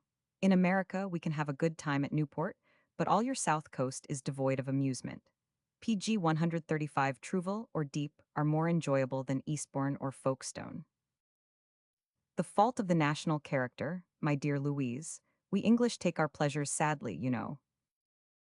For the sole purpose of seeing what effect it would produce on the lawyer, Claude purposely introduced the name of the town where his father had met his death. "I wonder you do not try an inland watering place, Mrs. Hilliston," he said calmly. "Bath or Tunbridge Wells or Horiston." Hilliston looked up quickly and then busied himself with his food. Discomposed as he was, his iron will enabled him to retain a quiet demeanor, but the effect of the name on the wife was more pronounced than it was on the husband. Her color went, and she laid down her knife and fork. "Ah, I do not know Horiston," she said faintly. "Some inland. Ah, how hot this room is. Open the window," she added to the footman. "We want fresh air." Rather astonished at the effect thus produced, Claude would have spoken, but that Hilliston forestalled him. "The room is hot," he said lightly, "but the fresh air will soon revive you, Louise. I am glad we are going to Eastbourne, for you sadly need a change." "The season has been rather trying," replied his wife, resuming her dinner. "What were you saying about Horiston, Claude?" "Nothing. I only know it is a provincial town set in beautiful scenery. I thought you might wish to try a change from the fashionable seaside place." PG 136. "I might go there if it is pretty," answered Mrs. Hilliston, who was now perfectly composed. "Where is Horiston?" "In Kent," interposed Hilliston quickly, "not very far from Canterbury. I have been there myself, but as it is a rather dull neighborhood, I would not advise you to try it." Despite her denial, Claude felt certain that Mrs. Hilliston was acquainted with Horiston, for on the plea of indisposition, she left the table before the dinner was ended. As she passed through the door, she playfully tipped Claude on the shoulder with her fan. "Do not forget to come and see us at Eastbourne," she said vivaciously, "and bring Mr. Tate with you. He is a great favorite of mine." This Claude promised to do, and when she left the room, returned to his seat with a rather puzzled expression on his face. Hilliston saw the look, and endeavored to banish it by a hasty explanation. "You rather startled my wife by mentioning Horiston," he said, in an annoyed tone. "I wish you had not done so. As it is connected with the case, she naturally feels an antipathy toward it." "What does Mrs. Hilliston know about my father's death?" asked Claude in some surprise. "Yes, when we married, she wanted to know why you lived in the house with me, so I was forced to explain all the circumstances." "Do you think that was necessary?" "I do. You know how suspicious women are," replied Hilliston lightly. "They will know the truth. But you can trust to her discretion, Claude. No one will hear of it from her." PG 137. At this moment, a footman entered the room with a message from Mrs. Hilliston. "My mistress wants to know if you have the third volume of A Whim of Fate, sir," said the servant. No, replied Hilliston sharply. Tell your mistress that I took it to my office by mistake. She will have it tomorrow. Claude thought this strange, and when the footman retired, Hilliston made another explanation, equally as unsatisfactory as the first. I am so interested in that book that I could not leave it at home, he said quickly. And now that I have met the author, I am doubly interested in it. Another proof of Tate's acumen. Hilliston was the first to introduce the subject of John Parver. PG 138. Chapter 18, A Duel of Words. A longish pause ensued between the two men. Hilliston seemed to be in no hurry to continue the conversation, and Claude, with his eyes fixed absently on his glass, pondered over the facts that Mrs. Hilliston had an aversion to Horiston, and that the lawyer had taken the third volume of the novel out of the house. The two facts seemed to have some connection with each other, but what the connection might be Claude could not rightly conclude. From his frequent talks with Tate, he knew that the third volume contained the episode of the scarf bin, which was instrumental in bringing the fictitious murderer to justice. The assassin in the novel was meant for Hilliston, and remembering this, Claude wondered whether there might not be some reason for his removal of the book. Mrs. Hilliston had quailed at the mention of Horiston, and the explanation given by her husband did not satisfy Larcher. What reason could she have for taking more than a passing interest in the tragic story? Why, after 10 years, should she pale at the mention of the neighborhood?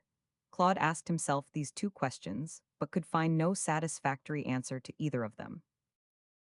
He was toying with his wineglass while thinking, PG 139, when a sudden thought made him grip the slender stem with spasmodic force. Was it possible that Mrs. Hilliston could have been in the neighborhood 25 years before, that she could have heard some talk of that scarf bin which was not mentioned at the trial, but which Tate insisted was an actual fact, and no figment of the novelist's brain? And finally, could it be that Hilliston had purposely removed the third volume of A Whim of Fate so that his wife should not have her memory refreshed by a relation of the incident? It was very strange. Thus thinking, Claude glanced stealthily at his guardian, who was musingly smoking his cigar and drinking his wine. He looked calm and content and prosperous. Nevertheless, Claude was by no means so sure of his innocence as he had been. Hilliston's confusion, his hesitation, his evasion, instilled doubts into the young man's mind. He determined to gain a knowledge of the truth by questions, and mentally arranged these as follows. First, he would try and learn somewhat of the past of Mrs. Hilliston, for beyond the fact that she was an American, he knew nothing of it. Second, he would lead Hilliston to talk of the scarf bin, and see if the reference annoyed him. And third, he would endeavor to discover if the lawyer was averse to his wife reading the novel. With his plans thus cut and dried, he spoke abruptly to his guardian. I am sorry Mrs. Hilliston's health is so bad. It is not bad, my dear fellow, replied the lawyer, lifting his head. She is a very strong woman, but of course, the fatigue of a London season tells on the healthiest constitution. That is why I wish her to go to Eastbourne. PG 140, why not take her to Horiston? Why should I? She connects the place with the story of your father, about whom I was forced to speak 10 years ago. And speaking personally, I have no desire to return there and recall the horrors of the past. You were greatly affected by my father's death. Naturally, he was my dearest friend. I would have given anything to discover the assassin. Did Mrs. Hilliston give you her opinion as to who was guilty? No, I told her as little as I could of so painful a subject. She is not in possession of all the facts. At that rate, why let her read A Whim of Fate? I do not wish her to read it, answered Hilliston quietly, but I left the novel lying about, and she read the first 2 volumes. If I can help it, she shall not finish the story. Why object to her reading the third volume?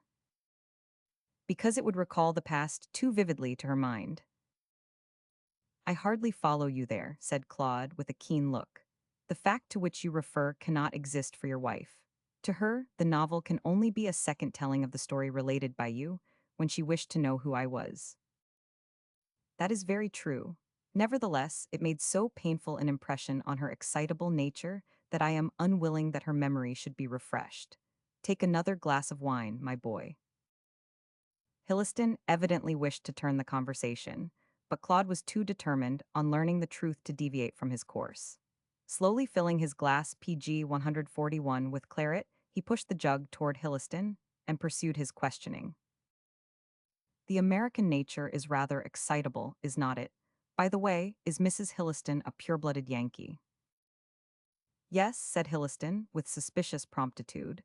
She was a Chicago belle and married a millionaire in the pork line called Derrick. He died soon after the marriage, so she came to England and married me. It was her first visit to England, no doubt.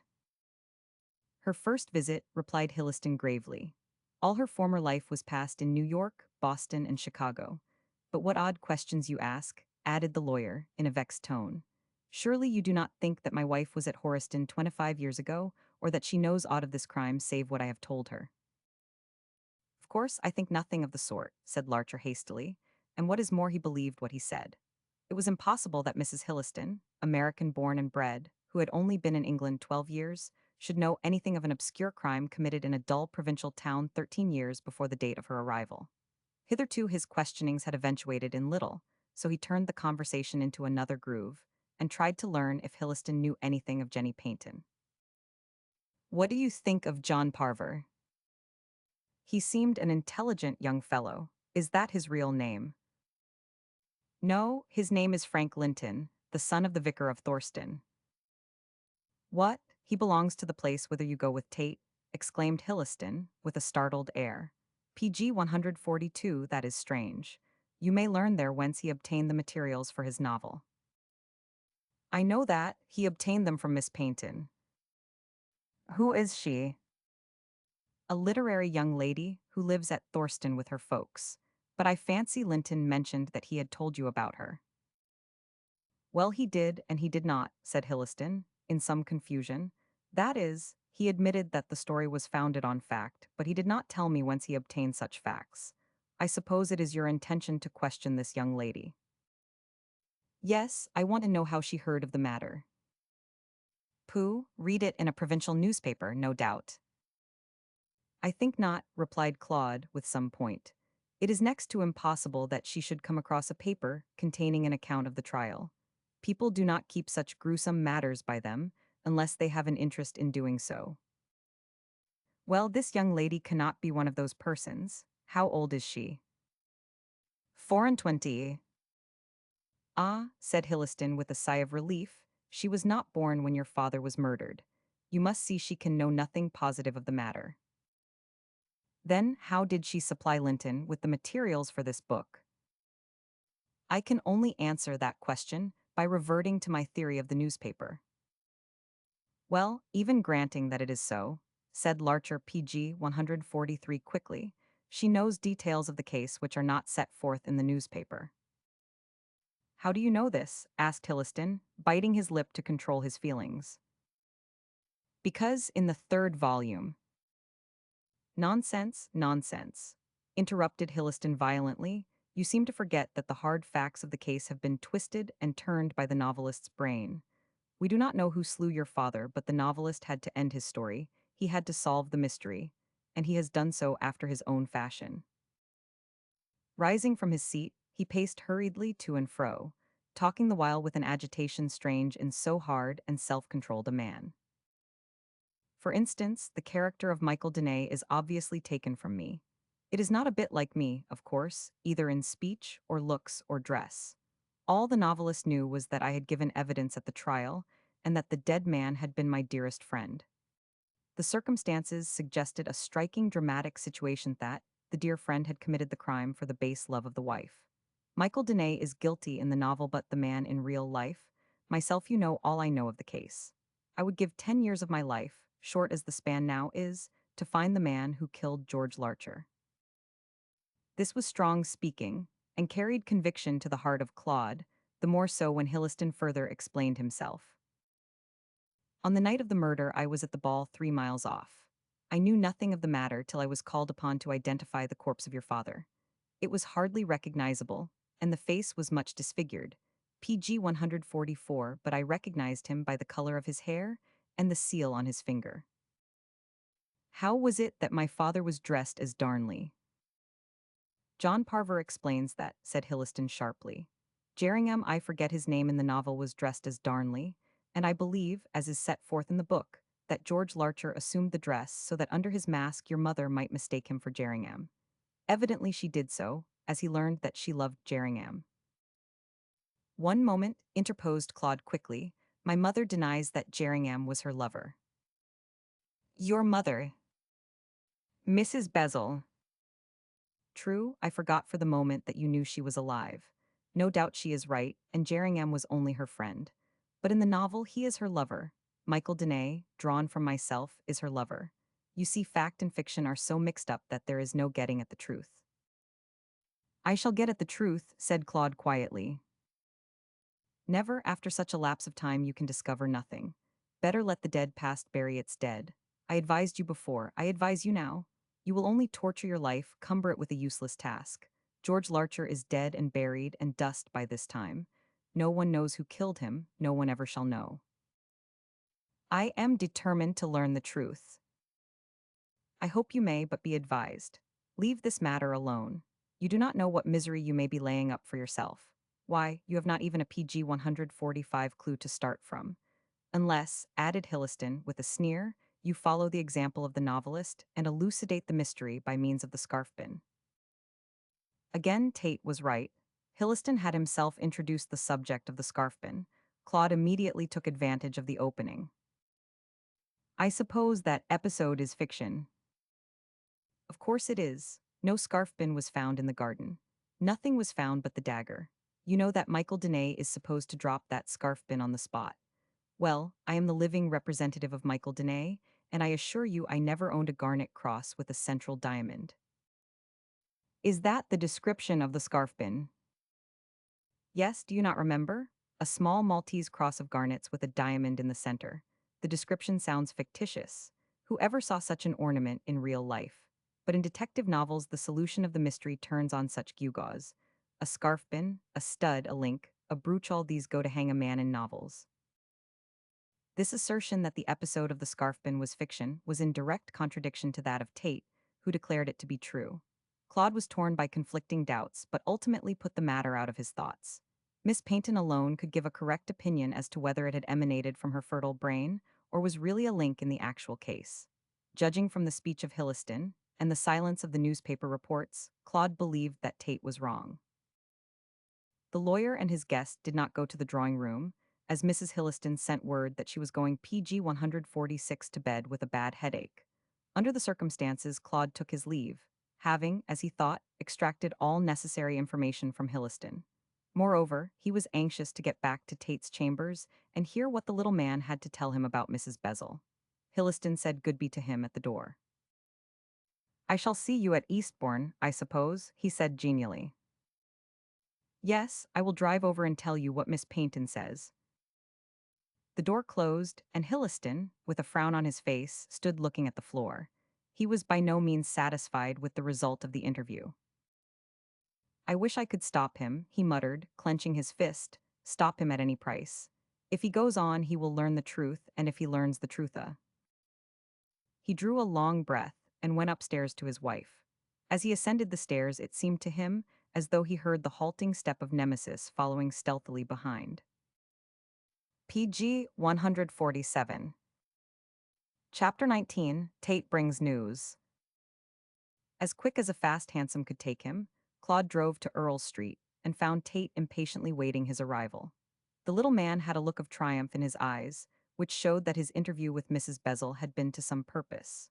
Dormer had placed wine and biscuits on the table, and, made hungry by his long journey to Hampstead, Tate was partaking of these modest refreshments when Claude entered the room. I thought you were never coming, said he, glancing at his watch, past 10 o'clock. You must have had an interesting conversation with Hilliston to stay so long. I have had a very interesting conversation, and you? Oh, I got back 30 minutes ago, after being more than an hour with your mother. Was she disappointed at my non-appearance? Very much so, but I explained that you had to dine with Hilliston. She did not seem to like that either. Absurd, she thinks no end of Hilliston, and advised me to see as much of him as possible. Nevertheless, the idea that you were dining with PG 148 him did not please her. I could only quiet her by telling all I know about Mrs. Hilliston.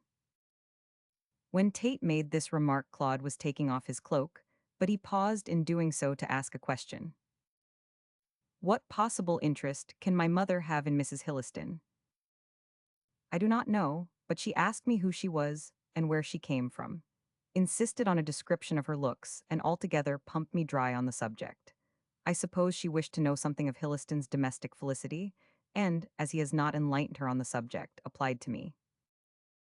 This explanation, which was accepted implicitly by Claude, was by no means the truth. With his usual sharpness, Tate had noted Mrs. Bezel was profoundly jealous of the lawyer's wife, and from this, and sundry other hints, had drawn conclusions by no means flattering to the lady herself. Still, as she was Claude's mother, he had too much good breeding, and too much liking for his friend, to state his belief, which was that the bond between Mr. Hilliston and Mrs. Bezel was not of so harmless a nature as they would have the world believe. With this idea in his head, Tate began to look at the case from the point of view adopted by John Parver. Might it not be true that Hilliston was the secret lover of the wife and the murderer of the husband? Certainly, the efforts he was making to stay Claude in solving the mystery gave color to the idea. If he were innocent of crime and illicit passion, he would surely be anxious to hasten, instead of retarding, the discovery. Tate's private opinion was that Hilliston had the crime of murder on his soul, but for obvious PG 149 reasons, not unconnected with Mrs. Bezel, he did not care to speak openly to Larcher. On the contrary, while admitting a disbelief in the lawyer, he feigned a doubt of his complicity in the matter which he was far from feeling. Under these circumstances, he had advised Claude to leave the matter alone, for he dreaded the effect on his friend's mind when he learned the truth. Whether Hilliston proved innocent or not, the unraveling of the mystery would necessarily result in the disclosure of the relations existing between him and Mrs. Bezel. Tate shrank from pursuing investigations likely to lead to such a result, but the determination of Claude to avenge his father's murder left him no option. Against his better judgment, he was urged along the path of discovery, but trusted when the time came to soften the blow of the inevitable result. In silence, he heard the story related by Claude of the evening at Hilliston's, and did not comment on the information thus given so speedily as Larcher expected. He thought it wiser to delay any remarks till he had told the young man of his interview with Mrs. Bezel. I need not go into details, Claude, he said, anxious not to say too much, but will tell you as shortly as I can. Mrs. Bezel, it is more convenient to speak of her so than to call her your motheress, not pleased that you should try and solve this mystery. I know that she thinks it is hopeless, and is unwilling that I should waste my time to no purpose, but she should have thought of that before inducing Hilliston to show me the paper. Now it is too late, PG 150, and for my own satisfaction, if not for hers, I must go on with the matter. Did you relate our conversation with Linton? Yes, and she takes the same view of it as Hilliston. That Miss Paynton got the case from a bundle of old newspapers. What do you think yourself? I still hold to my opinion, said Tate quietly. The affair was related to Jenny by someone who lived in Horiston at the time the murder took place. Else she would never have given Linton that fact about the scarf bin, which, as we know, is not mentioned in the report of the trial. Hilliston says that the episode is fiction. Mrs. Bezel says it is fact. What, was a scarf bin of garnets really found in the grounds of the Laurels? It was. Mrs. Bezel described the jewel to me, and asserted that it was discovered near the bank of the stream. Does she know to whom it belonged? No, she had no recollection of having seen it before. Neither your father nor Jerringham wore a scarf pin of that pattern. It is curious that Hilliston should insist that such a pin never existed. It is very curious, assented Tate significantly, especially as it was shown to him by Denny's Bantry. This one fact ought to convince you that Hilliston is playing us false. My doubts were confirmed by his manner tonight, replied Claude gloomily. I do not know what his reason may be, or how I can reconcile his present PG 151 behavior with his kindness to my mother, but he certainly seems anxious to thwart us if he can. Tate guessed what the reason was very well, but was too wise to explain himself. Granted that a bond existed between Mrs. Bezel and the lawyer, and the whole thing became clear, But Mrs. Bezel was Claude's mother, so Tate held his peace. Why was not the scarf been produced at the trial? Asked Claude, seeing his friend made no answer. Only one man can answer that question, Denny's bantry. Does my mother know where he is? No, she has not set eyes on him since she left Horiston. It is strange that he should have suppressed so important a piece of evidence, said Claude meditatively, devoted as he was to my father. I should have thought he would have done his best to bring the murderer to justice. Perhaps he did not know who the murderer was. However, there is no doubt that the scarfpin must have told him something about which he judged it wise to hold his tongue. Perhaps Miss Paynton can enlighten us on the subject. Then she must know Denny's bantry. So I think, said Tate thoughtfully. The episode of the scarfpin was only known to your mother, to Hilliston, and to Bantry.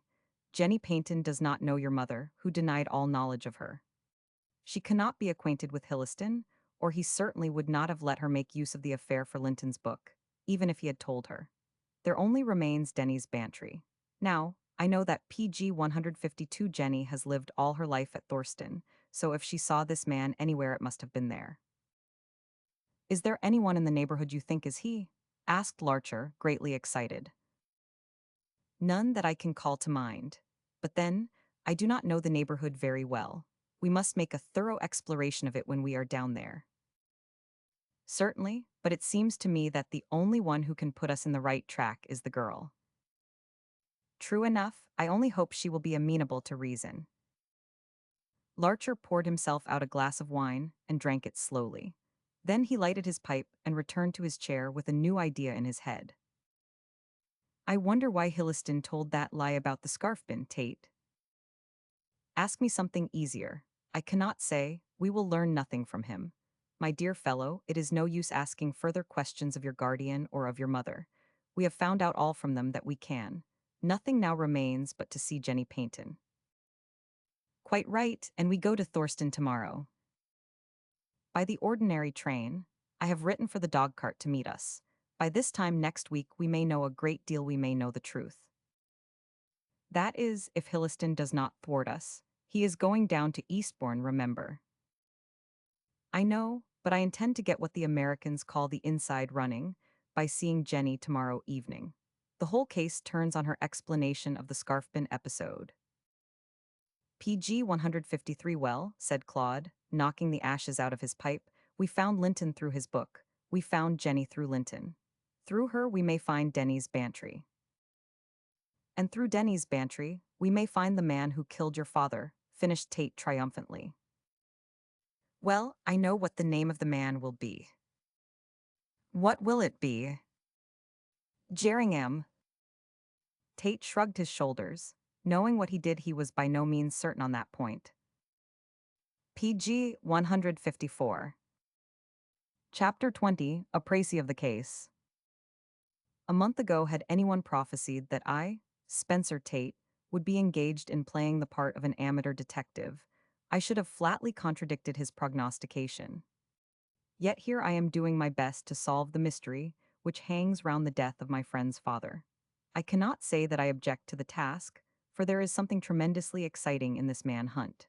My friendship for Claude is the principal factor which induces me to meddle with the business, but a slight flavoring of selfishness is also present. Hitherto we had been fairly successful, and have at least found a clue likely to lead to some certain result. Between Mrs. Bezel, Hilliston, and Linton's book, we have learned a good deal of the case, and all our knowledge points to an interview with Jenny Paynton as the next step to be taken. Tomorrow we start for Thorston for this purpose, but before exploring the new field I judge it wise to set down all the facts which have come to our knowledge, and to deduce therefrom, if possible, a logical reason for our future actions.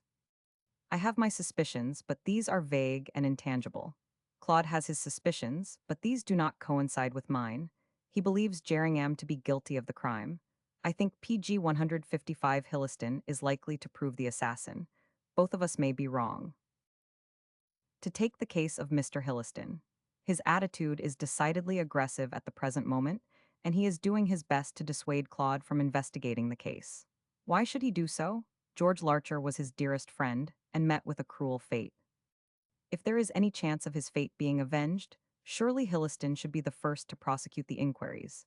Instead of doing so, he hangs back and throws cold water on my efforts and on Claude's.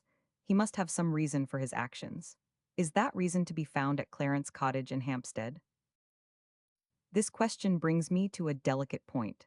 My work is hampered by the fact that Mrs. Bezel is Claude's mother, and I dare not express myself as I should wish. I gather from the report of the trial that Mrs. Larcher was a vain and silly coquette who threw away the love of a good man for the indulgence of her own selfish instincts. Guilty she may have been, but not with Jerningham. If she had any lover, it was Francis Hilliston. After a visit to Clarence Cottage, I believe the view taken of the case by the novelist to be the right one. During my interview with Mrs. Bezel, I noted her every look and action. When Hilliston's name occurred, she flushed up and looked savage. She was anxious to know all about the wife at Kensington Gore, and in every way showed that she had more interest in the man than she cared to confess. Again, she told me that her illness was of 10 years' duration. Hilliston has been married 10 years. What is more likely than that he should have wearied of the invalid, PG 156, and so deserted her for Mrs. Derrick, the rich widow? Mrs. Bezel is jealous of Hilliston and of his wife. Her love has changed to hatred, and I verily believe that she would harm him if she could. Already she has attempted to do so, for it was only her threat to reveal all to Claude that made Hilliston produce that report of the Larcher affair. She has told me all she knows, but I cannot help thinking that she is keeping back certain facts connected with the case. There is a hesitancy and doubt in her speech which points to some secret. If I could learn that secret, it might establish the guilt of Hilliston. And yet I cannot believe that. No woman, however vain, however frivolous, would have lived with the man who murdered her husband, who slew the father of her child. Mrs. Bezel's secret may not directly inculpate Hilliston, but it may point toward him as the possible assassin. But I cannot believe that she thinks him guilty. Their relations with one another forbid so horrible a supposition. Nevertheless, Hilliston is afraid of the truth coming to light. He denies that the garnet scarfpin ever existed, while Mrs. Bezel said she saw it herself. If the lawyer is not afraid, why should he tell a deliberate lie? It is his word against that of Mrs. Bezel, and as her statement is backed up by the description in the novel, I believe she is telling the truth. Can it be possible that the scarfpin belonged to Hilliston and was dropped by him in the Garden of the Laurels on the night of the struggle? Here Hilliston proves an alibi. He stated to Claude that at the hour of 3 o'clock, when the crime was PG 157 presumably committed, he was at the ball in the Horiston Town Hall. If that can be proved, he must, perforce, be innocent. Another supposition: can Mrs. Larcher be actually guilty of her husband's death? And knowing this, is Hilliston anxious to stop Claude in his investigations lest he should learn so terrible a truth? I cannot believe this, for Mrs. Larcher, or Bezel, set the ball rolling herself, and were she guilty she certainly would not have run such risk. Then again, Jerningham fled on the night of the murder. For what reason? If Hilliston killed Larcher, why should Jerningham fly? If Mrs. Bezel killed her husband, why should Jerningham fly? I see no reason in his flight, and yet if he were guilty and Hilliston knew him to be guilty, why should he try and screen him at the present time? Altogether, the case is so confusing that I do not know what to think or whom to suspect. I wonder what has become of Mona Bantry and her child? Mrs. Bezel said she had not seen the girl or her brother for 25 years, yet they must be somewhere. Circumstances point to Jenny Paynton having heard the story of the tragedy from Denny's, for no one else could have revealed the episode of the scarfpin or have described the jewel. If Denny's told her, he must live at Thorston, and if he lives there, his sister must be with him. If this pair, who were in the house on the night of the murder, can be found, the truth may come to light. After searching Thorston and finding out all I can from the Bantrys, presuming them to be there, it is my intention to go down to Horiston and find out PG 158 someone who remembers the case. In spite of the lapse of time, there must be some old people alive who danced at that ball in their hot youth. They may be able to say if George Larcher was there present in the character of Darnley, and at what time Hilliston left the ball. I may also hear what they think of Jerningham and of the conduct of Mrs. Bezel. In making these investigations, I shall not take Claude, as I shrewdly suspect the opinions of these oldsters regarding his mother are anything but flattering to that lady. If I go to Horiston, I must go alone. On reading over these notes, I am hardly satisfied with them. They do not seem to give me much basis on which to work.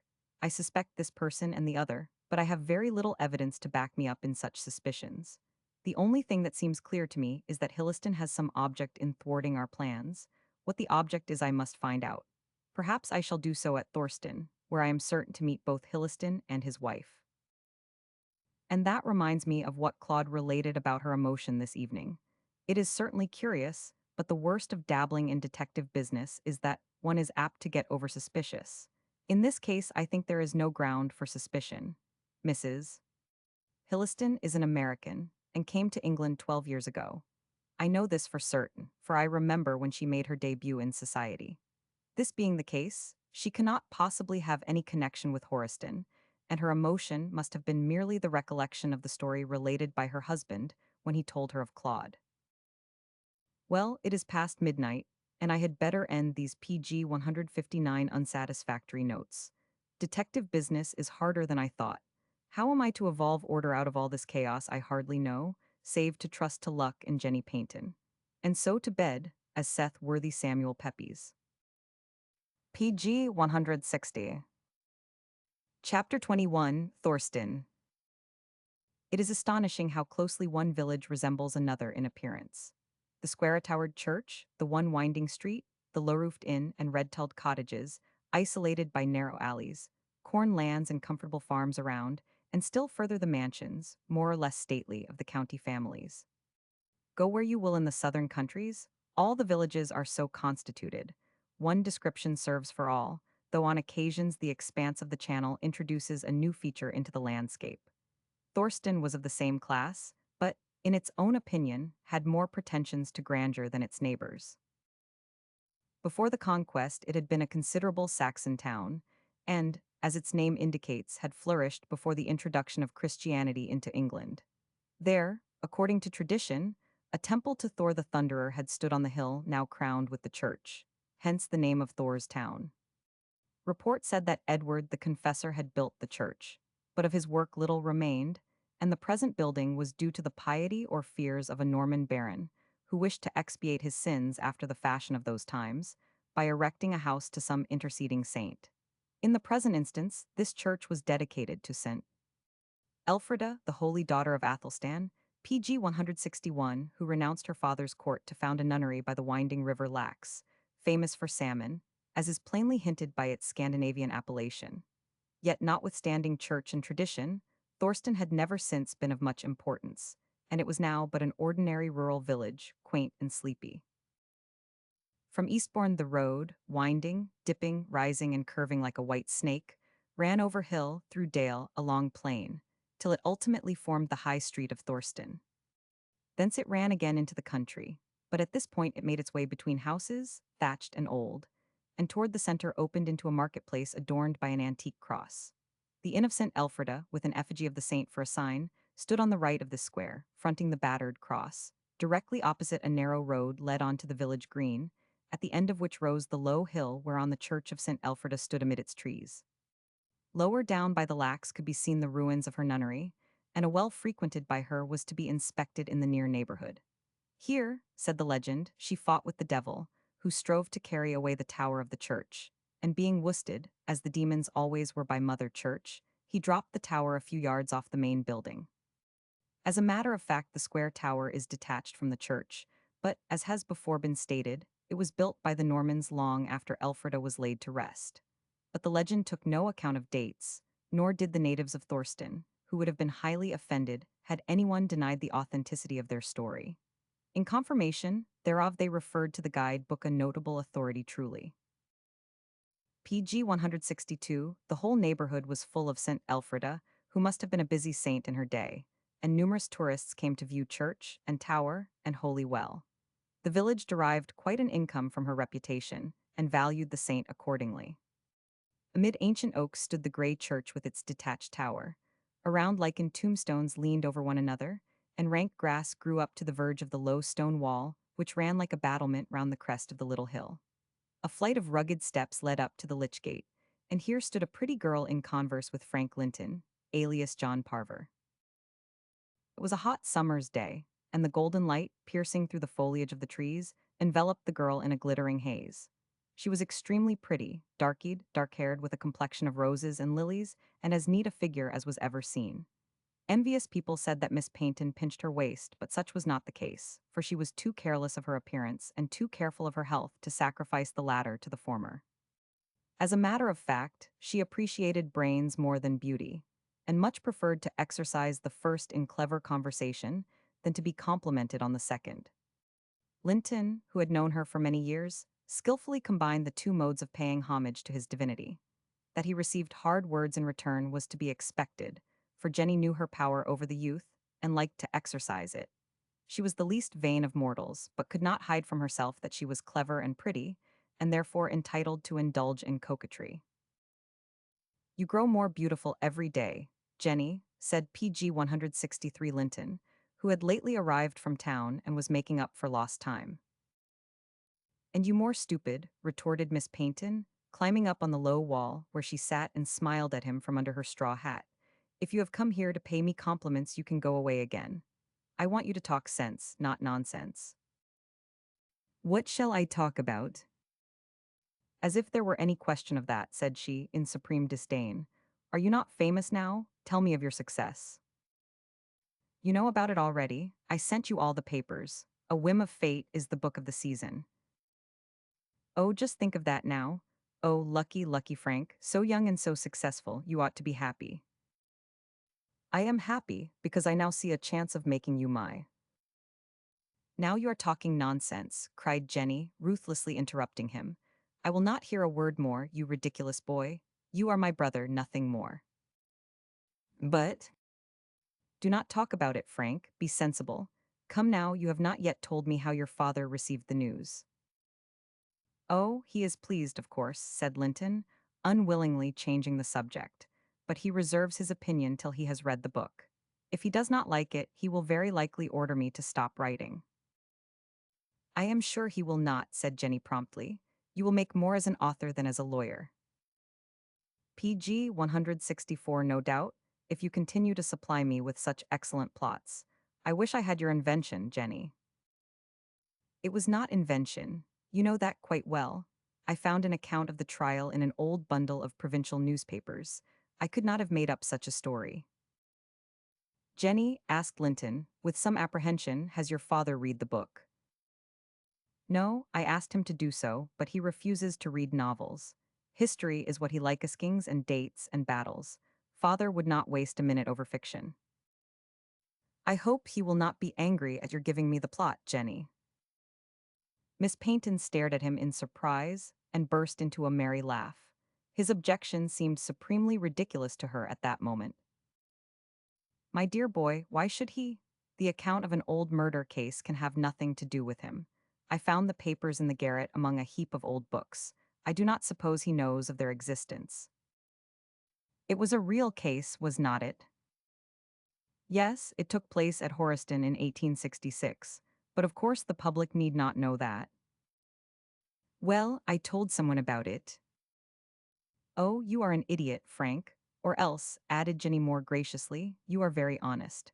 I suppose you explained that the story was founded on fact." "Yes." "Who asked you about it?" "Three people, an old gentleman and two young men."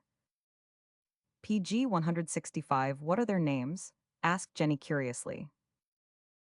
"I forget. The third one was called Tate, I think, but I do not remember the names of the other two." "It does not matter, you know," continued the novelist hastily. "Lots of authors found their plots on episodes in real life." "Oh, it's of no consequence," said Jenny idly.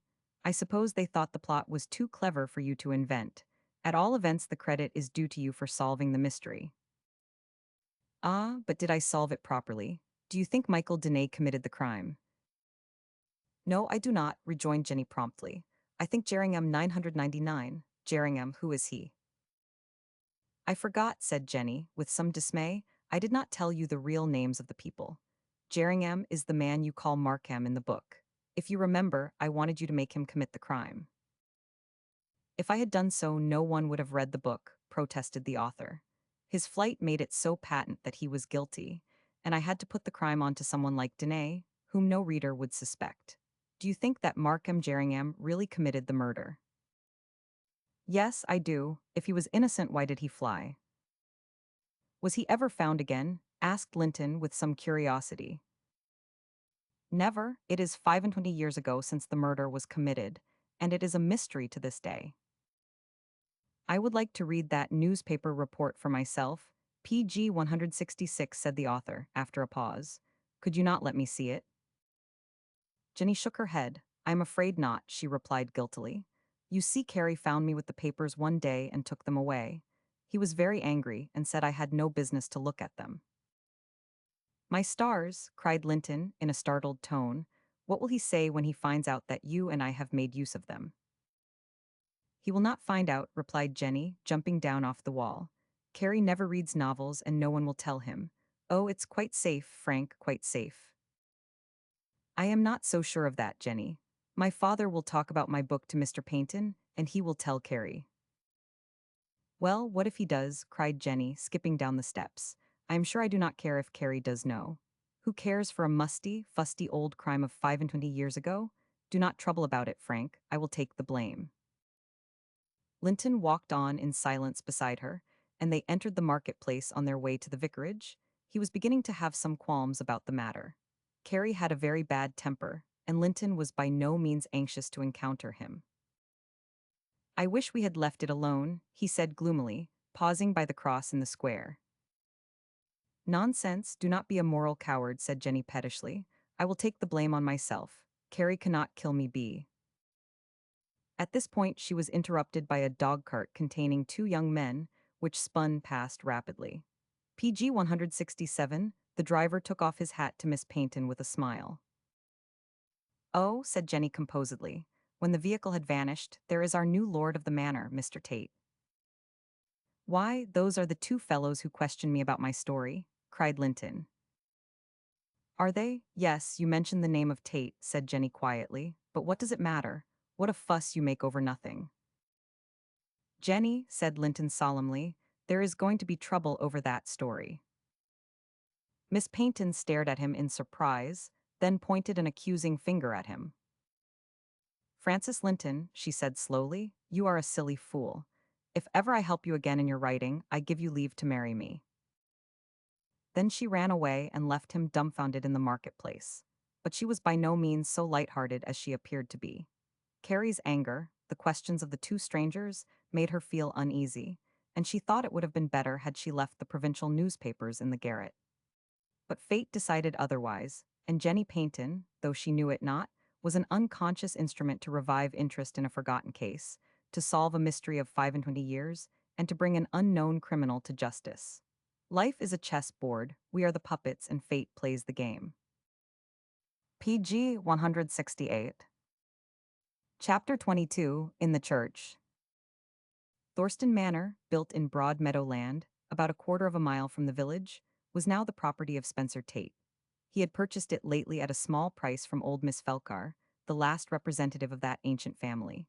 She, unable to maintain the house in its original splendor, got quit of it altogether in this way, and shortly afterward took up her quarters at Eastbourne, leaving the house of her ancestors in the possession of a stranger.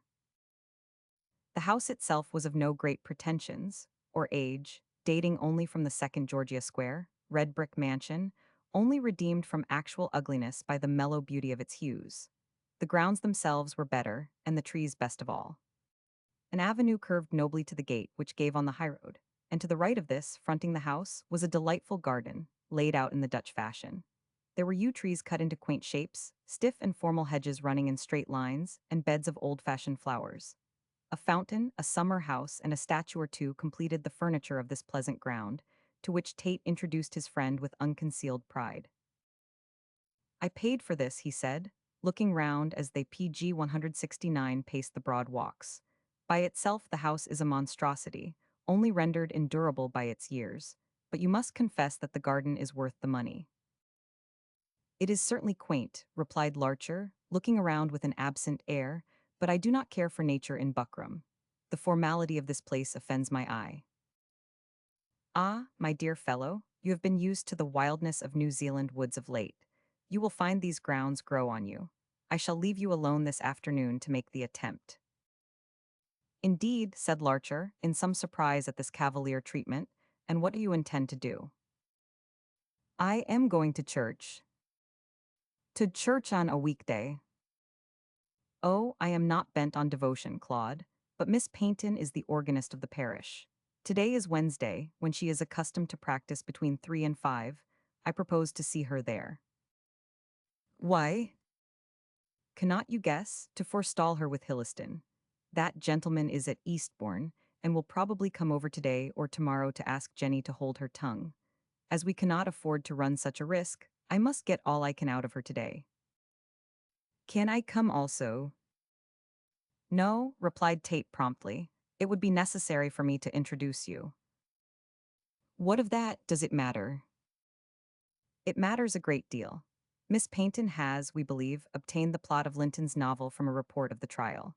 She will know the name of Larcher, PG 170, and when she hears that you are called so, she will probably take fright and hold her tongue. But why should she think I have anything to do with the case?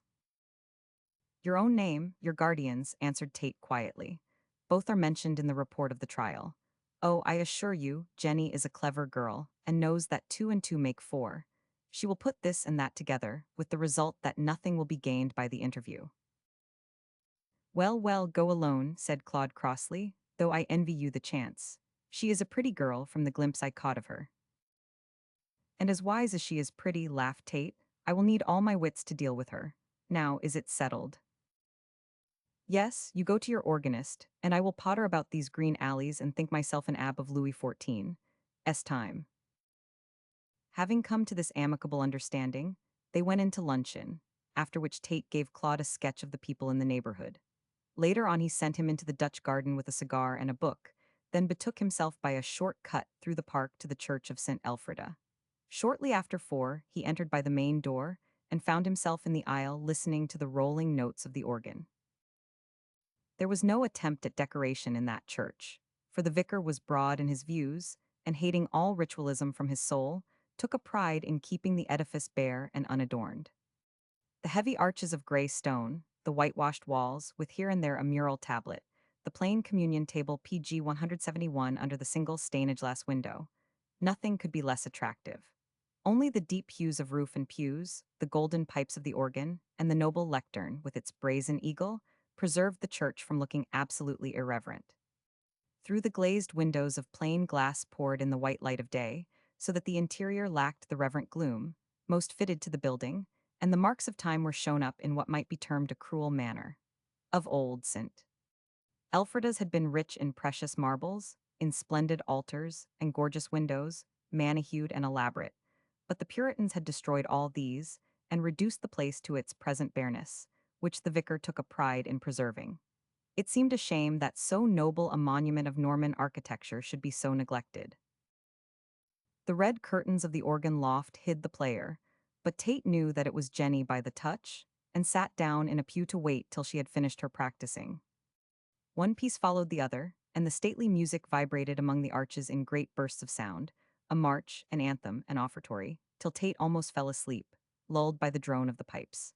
At length Jenny brought her performance to an end, and having dismissed the boy who attended to the bellows, tripped down the aisle with a music book under her arm. She looked as fresh and pink as a rose, but quite out of place in that bare, bleak building. Toward her Tate advanced with a bow. Here I am, you see, Miss Paynton, he said, shaking her by the hand. I heard your music and could not help coming in to listen. I hope you do not mind my intrusion. PG 172, oh, the lord of the manor can go anywhere, said Jenny demurely. I am glad to see you again, Mr. Tate. The second time today, is it not? Yes, I drove past you in the marketplace, if I remember rightly. Will not you sit down, Miss Paynton, and give me all the news? I am terribly ignorant of local gossip, I assure you. Nothing loath, the girl seated herself in a pew near the door, and occupied herself in fixing her glove. Remembering the conversation with Linton, she was slightly uneasy at Tate's very direct request, but thinking that it could not possibly have anything to do with the plot of Linton's novel, resigned herself to circumstances. Before the conversation ended, she wished that she had refused to speak to Tate at that moment, but it was then too late. News, she repeated with a laugh. Do we ever have any news in this dreary place? I should rather ask you for news, Mr. Tate, who are fresh from London. Oh, but no doubt our young author has already told you all that is worth hearing, said Tate, deftly leading up to his point. He has been quite the lion of the season. Yes, he has been very fortunate, replied Jenny carefully. She did not relish the sudden introduction of this forbidden subject. And he owes it to you, I believe. To me, good gracious, Mr. Tate, what have I to do with Frank's success? According to what he says, everything. What do you mean? She said, sitting up very straight with a deeper color than usual on her cheek. PG 173Y, said Tate, looking directly at her, and thereby adding to her confusion. Frank told me that you supplied the plot of A Whim of Fate. And what if I did, Mr. Tate? Oh, nothing, only I must compliment you on your shawl, we say selection or invention. The former, replied Jenny with extraordinary quickness. Since Frank makes no secret of it, why should I? The plot was told him by me, and I found it set forth as a trial in a newspaper of 1866. In the Canterbury Observer, I believe. How do you know that is the name of the paper? She asked in a nervous tone. I learned it from the same source that supplied me with the history of the Larcher affair. What, you also know the name of the case? As you see. Frank does not know it. I did not show him the papers. I suppressed all names when I told the story, she said incoherently, but now you. I know all. Yes, you are right, observed Tate complacently. I am better acquainted with the plot of A Whim of Fate than John Parver himself. Jenny sat looking at him in a kind of wild amazement. From the significance of his tone, the extent of his knowledge, she vaguely felt that something was wrong. Again, the anger of Carrie, the conversation of Linton, came into her mind, and she saw into what difficulty the chance telling of that ancient crime had led her. Tate noticed that she was perplexed and frightened, so dexterously strove to set her more at ease by making a clean breast of it and enlisting her sympathy for Claude. PG 174, you saw the friend who was with me in the cart, Miss Paynton. Yes, who is he? Claude Larcher. Claude, what do you mean, Mr. Tate? I am in the dark. I do not understand. Have I done anything wrong in telling the case to Linton? Finished Tate smoothly. By no means. As a matter of fact, you have done my friend a service. He is called Larcher. Who is he? She asked again with an effort. He is the son of George Larcher, who was murdered at Horiston in 1866. PG 175. Chapter 23, Fact and Fiction. A silence ensued between them, Tate waiting to mark the effect of his revelation, while Jenny tried to grasp the idea that fiction had changed unexpectedly to fact. To her, the case had been more or less of a romance, far removed and impossible. As such, she had told it to Linton. But now, brought face to face with the fact that the murdered man's son was in the neighborhood, she scarcely knew what to think. Certainly she was ignorant what to say. The shock would have unstrung a more nervous woman, but Jenny Paynton was not wanting in pluck, and so braced herself up to do what was required of her. Yet it took her a little time to recover, and seeing this, Tate afforded her the opportunity by talking broadly of the matter. Later on, he intended to enter into details. I do not wonder you are startled, Miss Paynton, he said easily. This is a coincidence such as we rarely meet with in real life. My friend was ignorant of his father's fate, but one evening papers were put into his hands which recounted the tragedy, papers similar to those whence you obtained the story. He came to tell me all, but scarcely had he begun his relation, when I became aware that I knew everything beforehand. Had you also seen the papers, Mr. Tate? PG 176 No, but I had read A Whim of Fate. There I found the Larcher affair set forth in the guise of fiction. Astonished at this, I sought out Linton, who, I learned, was the author hidden under the name of John Parver, and asked him whence he obtained his material. He mentioned your name, and so I have come to you. Why?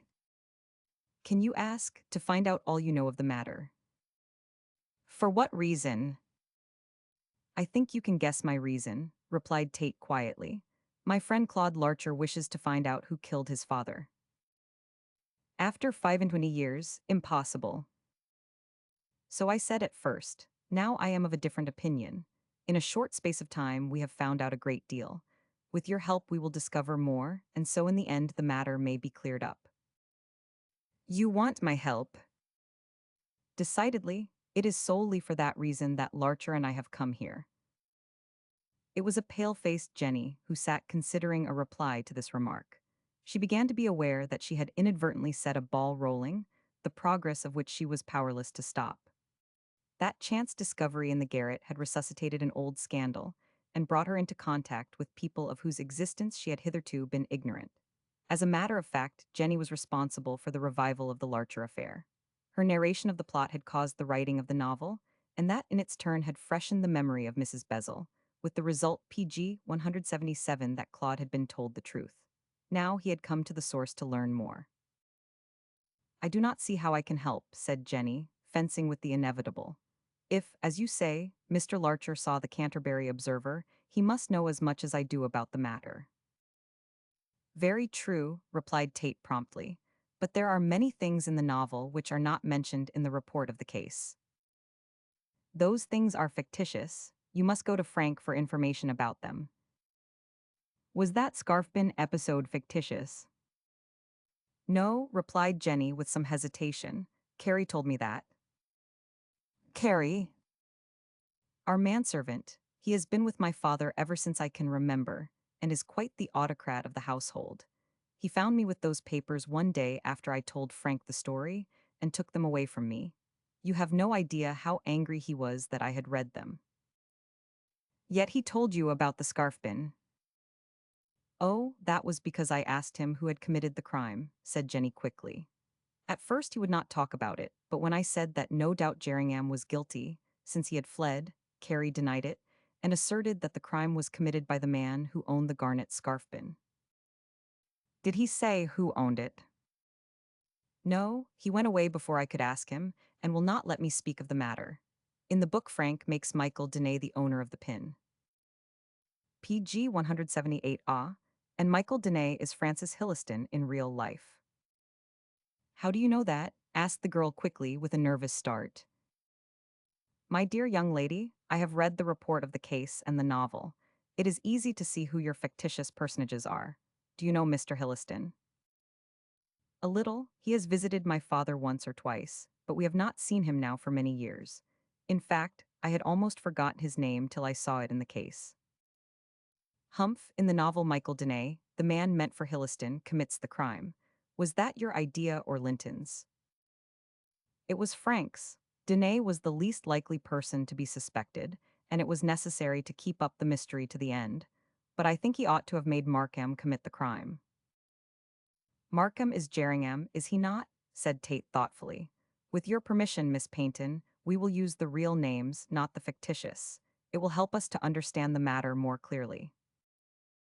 Jenny stood up and tucked the music book under her arm. The recollection of Carrie's anger made her feel that she was unwise to talk so freely to a stranger about the matter. Hitherto, Tate had taken his own way. Now she was resolved to take hers. I do not want to speak any more about it, she said resolutely. I am very sorry I told Frank the story and meddled with those papers. Let me pass, Mr. Tate, and drop the subject. No, do not do that, cried Tate, rising in his turn, PG 179 and barring her way. You must not fail me at the 11th hour. My friend is bent on learning the truth, and surely you will not grudge him help. Remember, it is the murder of his father whom he desires to bring to justice. I cannot say any more. I know no more, Mr. Tate. Do you know what I am about to do? No, said Tate, looking at her grave face in some wonder. I am going home to tell my father and Carrie what use I made of those papers. If I have acted wrongly, it is but right that they should know. They will know shortly without your telling, Miss Jenny.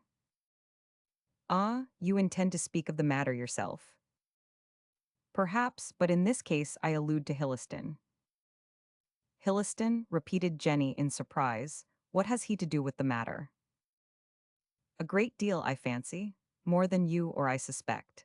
He is now at Eastbourne, and I am certain he will come over here to see you tomorrow.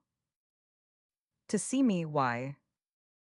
Because he wants you to hold your tongue about these matters. Mr. Tate, she cried, with a sudden flush, surely you are not biased by Frank's book? You imply that Mr. Hilliston is afraid of the truth. I think he is. In fact, I am sure he is. Do you believe he committed that cowardly crime of 25 years ago? Asked Jenny with scorn.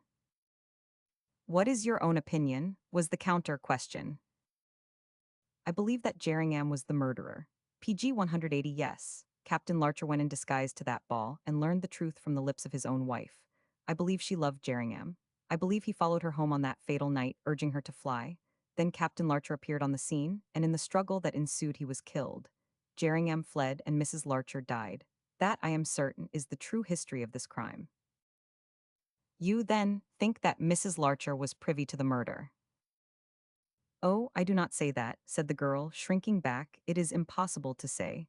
But I have no right to talk to you about these matters, Mr. Tate. I have told you all I know. Let me pass, please. Tate bowed and stood aside, hat in hand. She flitted down the aisle, a slim, girlish figure, and had arrived at the door when his voice arrested her. One moment, Miss Paynton, he said, following her quickly. What is it? Do not tell your father of this for 24 hours. Why? Because I want to prove to you that what I say is true. Hilliston will inform your father himself and ask you to be silent. It is too late for that, no, unfortunately. Why unfortunately? You should be glad to have strengthened the hands of justice. However, we need not speak of that now. Will you promise to withhold your confession for the time I ask? I promise nothing, Mr. Tate. Good evening. But Miss Paynton, he said, following her again, PG 181, you surely will not be so rash. You can have no idea how important these matters are to my friend. Mr. Hilliston is certain to inform your father within the next 24 hours, so surely you can give us that time to do what we can. I beg of you. Jenny stopped irresolutely and looked at Tate with a mixture of anger and doubt. The matter had now grown so intricate that she did not know what to do, what to say.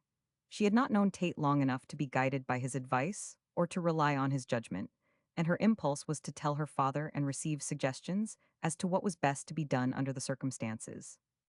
Yet she also mistrusted Hilliston, as his connection with the Horiston case seemed to her to be by no means as simple as had appeared at first sight. She was suspicious of him, and if he came over to Thurston especially to ask her to be silent, that would go a long way toward confirming her doubts. And then, after all, no harm could be done within the 24 hours, as afterward she could tell her father. Thus, at once satisfying her conscience and her curiosity, she made the compromise. Very well, Mr. Tate, she said gravely. I promise to be silent for 24 hours. PG 182. Chapter 24, A New Suspicion. Spencer Tate walked back to the manor house with the pleasing conviction that he had passed a very profitable hour. He had warned Jenny about the probable movements of Hilliston, and thus had put her on her guard against that astute individual. Once an idea enters a woman's head, it is impossible to get it out again, and Tate, by half hinting a confirmation of Jenny's suspicions regarding the lawyer, had made her uneasily conscious that Hilliston was a man to be watched and reckoned with. If Hilliston fulfilled Tate's prophecy, the little man believed that Jenny would resent his interference, penetrate his motives, and thwart him, if possible. In spite of her denial that she thought him guilty, Tate could not but perceive that the reading of the case had not biased her in favor of the dead man's friend. Jenny believed that Jerringham had committed the crime, but, if Hilliston acted indiscreetly, it would not take much to induce her to alter that opinion. Tate chuckled as he thought of these things, for he had not only cut the ground from under Hilliston's feet by warning Jenny of his possible arrival, but had, as he truly thought, converted a passive spectator into an active enemy. Again, he had learned that it was the old servant who had informed the girl concerning the scarfpin PG 183 episode. Carrie said that the man who owned the scarfpin was guilty, and Carrie knew to whom the scarfpin belonged. If he could only be induced to part with the information, there might be some chance of solving the mystery. But Carrie's, or rather Denny's, banterspast conduct and present attitude were so doubtful that it was difficult to know how he would act, even though he were driven into a corner. Tate had little doubt in his own mind that Carrie was the old servant of Captain Larcher, for no one but he knew the truth about the scarfpin. Nevertheless, he failed to understand why the man had changed his name, and why he was staying at Thorston as servant to a recluse like Paynton. Only a personal interview with him could settle these vexed questions, but Tate was of two opinions whether Carey would be amenable to reason and confess his reasons for such concealment.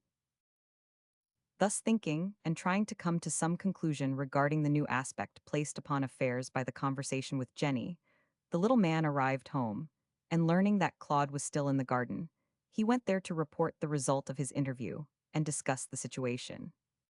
Larcher was leaning back in a comfortable garden chair, with an open book on his knee, but instead of reading, he was staring with unseeing eyes into the fresh green of the tree above him. On hearing Tate's brisk step, he hastily lowered his head with a flush, as though he had been caught doing something wrong, and grew still more confused when he saw his friend looking at him with a queer expression of amusement. "She is a pretty girl," said Tate significantly, "and I do not wonder you are thinking of her." PG 184 thinking of who? Asked Claude merrily at this reading of his thoughts. Are you a mind reader? So far as you are concerned, I am. Knowing how easily influenced you are by the sight of a pretty face, I do not think I am far wrong in guessing that your thoughts were with Jenny Paynton. Well, yes, replied Claude with a frank laugh. I do not deny it. The glimpse I caught of her as we drove past in the cart charmed me greatly. I have rarely seen a more sympathetic and piquant face. Bah, you say that of every woman you meet. Your geese are always swans. Jenny is, at all events, said Larcher promptly, and you cannot deny that, but I admire her exceedingly that is, as a pretty woman. You see, I already call her Jenny in my own mind, but that is because you always talk of her by her Christian name. Now Jenny is. My dear Don Juan, said Tate blandly, do not you think we had better leave off these erotics and get to business? You must not indulge in the ideal to the exclusion of the real. Oh, not that business, sighed Larcher wearily. I do not believe we will do any good with it. The mystery of my father's death is likely to remain one to the end of time for all I can see. Every trace is obliterated by the snows of 25 years. Not entirely, my friend. For instance, I have learned an important fact today. From Miss Paynton. Yes, we had a long conversation, and she was considerably startled when she learned the object of your visit here. PG 185, was it wise of you to tell her? Why, yes, returned Tate decidedly. We can do nothing without her help, and that she will refuse to give us unless she learns the reason of our inquiries. What is her opinion of the matter? The same as Linton's, I suppose. By no means. She thinks that Jerringham killed your father, but I am not altogether sure that she does not suspect Hilliston. After all, she may come round to Linton's opinion before long. Did you tell her that we suspected Hilliston? Asked Claude anxiously. Not directly, but I permitted myself to hint as much. However, I only aided the seed of suspicion to sprout, for it was already implanted in her mind. You look astonished, Claude, but recall to your recollection the report of that case, and you will see that Hilliston was far too much mixed up in the matter to be as ignorant as he pretended to be at the trial. According to his evidence, he had not left the ballroom, and consequently could have known nothing of the tragedy which was then being enacted at the Laurels. Yet, he knows details which, so far as I can see, prove him to have been an eyewitness. Claude jumped to his feet and began restlessly pacing up and down the gravel walk. He yet retained some belief in Hilliston, and was reluctant to think that one to whom he owed so much should be guilty of so foul a crime. It was true that certain circumstances looked black against him, but these were purely theoretical, and by no means founded on absolute facts. After due consideration, Claude inclined to the belief that Tate was too easily satisfied of Hilliston's PG 186 guilt, and was willing to accept any stray facts likely to confirm his theory. Thus biased, he could not possibly look on the matter in a fair and equable manner. The wish was altogether too greatly father to the thought. I do not think you give Hilliston a fair show, Tate, he said, stepping before his friend. If he winks an eye, you look on it as a sign of his guilt. My mother assured me solemnly that Hilliston was at the ball when the tragedy occurred. Oh, in that case, I have nothing more to say, said Tate coldly. Still, he added rather spitefully, I should like to know why Mr. Hilliston is so anxious to keep the matter quiet. Tate, said Claude hoarsely, sitting down by his friend and seizing his arm, do you know I have often asked myself that question, and I have found a reply thereto, the only reply of which I can think. He paused and looked fearfully around, then wiped the sweat off his white face with a nervous gesture. Tate eyed him in amazement and could not understand what had come over his usually self-possessed friend, but he had no time to speak, for Claude, with an irrepressible shiver, whispered in a low voice. What if my mother should be guilty, after all? Ah, you may well look astonished, but that is the hideous doubt which has haunted me for days. My mother says she ran at my father with a dagger, but fainted before she struck him. What if she did not faint, if she really killed him, and Hilliston, knowing this, is trying to screen her, and trying to save me from knowing the truth? But, my dear fellow, the trial. PG 187, never mind the trial. We now know that Denys swore falsely when he asserted that my father was not in the house on that night. We know that he was in the house, and that my mother found him with Mona Bantry. Her jealousy might have carried her to greater lengths than she intended to go.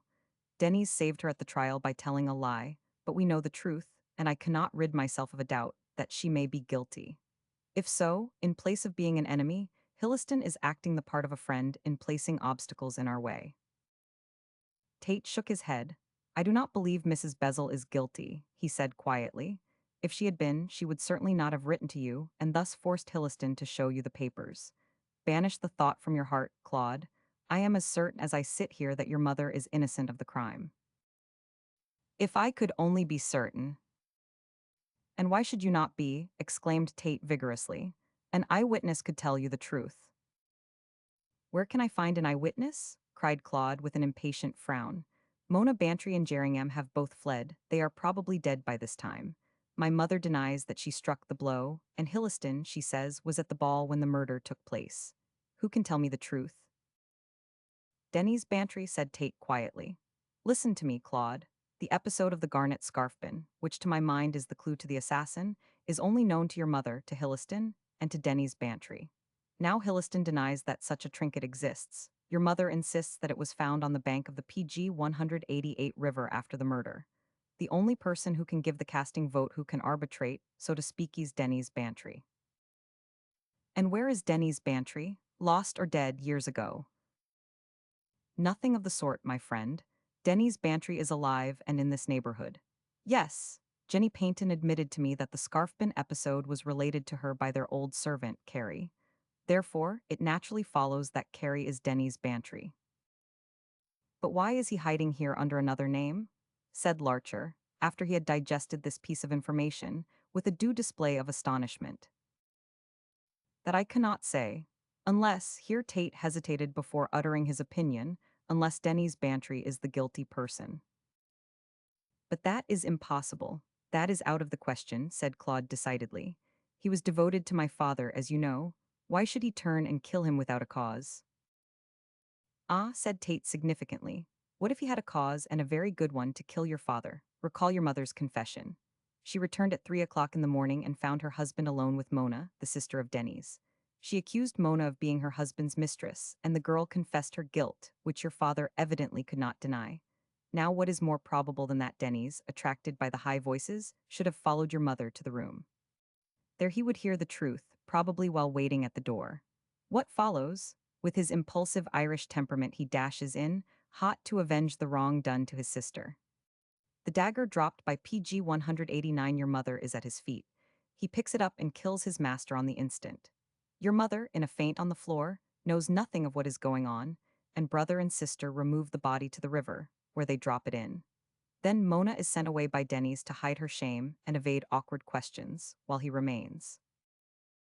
But why should he remain? Interrupted Claude smartly. Would it not have been wiser for him to fly?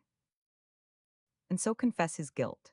No, he induces Jerringham to fly, with a threat of denouncing him as the murderer of Larcher. Jerringham is in such a dilemma that, seeing that all the evidence will be against him, he takes to flight. Thereupon Denys is able to save his mistress, and himself, by denying that Larcher came to the house on that night. Of course, this is all pure theory, still it is as circumstantial as the rest of the evidence we have in hand. But Claude was by no means inclined to agree with this last remark. There are flaws in your argument, he said, after a few moments' reflection. If Denys intended to deny that my father was in the house on that night, why should he induce Jerringham to fly? To make assurance doubly sure. No doubt he intended first to put the blame on Jerringham, but finding that Mrs. Larcher was likely to be accused, He made things safe for her by denying that his master returned on that evening. Only 4 people knew of the return. Mona, who fled Mrs. Larcher, who held her tongue to save her neck. Denny's, who swore falsely to serve his mistress. And Jerringham, who thought he might be accused of the crime. PG 190, but why would not he have denounced Denny's? He was doubtless ignorant that Denny's was the criminal. You forget that Jerringham was in the garden and knew nothing of what was taking place in the sitting room. Denny's rushed out, and finding Jerringham, may have told him that Mrs. Larcher had killed her husband on his account. The man, bewildered and shocked, yet sees that he is complicated in the case through his love for Mrs. Larcher. He guesses that owing to the gossip of the place, he may be accused of the crime, and so does the wisest thing he could do, the only thing he could do, and seeks refuge in flight. Then you think Denny's is guilty? I cannot say. As you see, I can make a strong case out against your mother, against Jerringham, against Denny's. Yes, I could even make a case against Mona Bantry, but it is sole theory. Yet Denny's must have some reason for hiding here under the name of Carrie, and for keeping those papers found by Jenny which contained a report of the case. The case is strong against Hilliston, I admit, but is stronger against your father's own servant. I do not think so, said Claude quietly. If Denny's had killed my father, he would not have told Jenny about the scarf bin. Why not? The scarf bin may have belonged to Jerringham to Hilliston. For his own Safatino that the case is recognized after so many years by a girl's rash action, Denny's would not hesitate to blame them to save himself. Taking it all round, added Tate, with the air of one who has settled the question, I think the conduct of Denny's is very suspicious, and PG 191I would not be surprised if he turned out to be the guilty person. But the acts of Hilliston. Tate rubbed his head and looked vexed, for he was unable to give a direct answer. Let us leave the matter alone for the present, he said crossly. I am getting bewildered with all this talk. Only one person can tell the truth, and that is Carrie, alias Denny's Bantry. PG 192. Chapter 25, The Recluse. Meanwhile, Jenny was proceeding homeward in a rather unhappy state of mind. The conversation had left an unpleasant impression, and she was by no means sure what it would lead to. 100 times did she wish that she had not meddled with the matter, but it was now too late for regrets, and she recognized that she must bear the burden of her wrongdoing. Though, indeed, she could see no reason to characterize her action by so harsh a name. A bundle of old papers in a garret, she thought, walking quickly through the lane. Where was the harm in reading them? And, as they contained an interesting story, I failed to see where I acted wrongly in telling it to Frank. The Larcher affair can have nothing to do with Papa, even though Carrie was so angry. I will speak to Carrie and ask him if I have done wrong. According to her promise, she was determined to say nothing to her father for at least 24 hours, for she was curious to see if Mr. Hilliston would call to speak of the matter. If he did so, then would be the time to exculpate herself. But, pending such visit, she saw no reason why she should not consult with Carrie. He had expressed anger at her possession of the papers, so he, if anyone, would be able PG 193 to explain if she had been rash. On Carrie's answer would depend the explanation due to her father. Thus thinking, she speedily arrived in a deep lane, at the end of which she turned into a white gate set in a rugged stone wall. Nut trees bent over this wall, dropping their fruit into the ruts of the road, and on the opposite side rose a steep green bank topped by blackberry bushes. This byway was little frequented, and here quiet constantly reigned, unbroken save by the voices of birds. It was a great place for nightingales, and many a summer evening did Jenny stand under the bending boughs listening to the warblings of those night singers. So bird-haunted was the spot that here, if anywhere, Keats might have composed his famous ode. Indeed, the road was known as Nightingale Lane, for obvious reasons. Passing through the gate, Jenny saw before her the little garden, odorous with homely cottage flower sweet williams, delicate pea blossom, ruddy marigolds, and somber bushes of rosemary. A hawthorn hedge on the right divided the flowers from the kitchen garden, while to the left grew gnarled apple and pear trees, now white with bloom. A sprawling peach tree clung to the guarding wall of the lane, and beds of thyme and mignonette perfumed the still air. In the center of this sweetness was built the humble cottage of Ferdinand Paynton, a broad, low-roofed building, with whitewashed walls and quaint windows, diamond-paned and snowy curtained.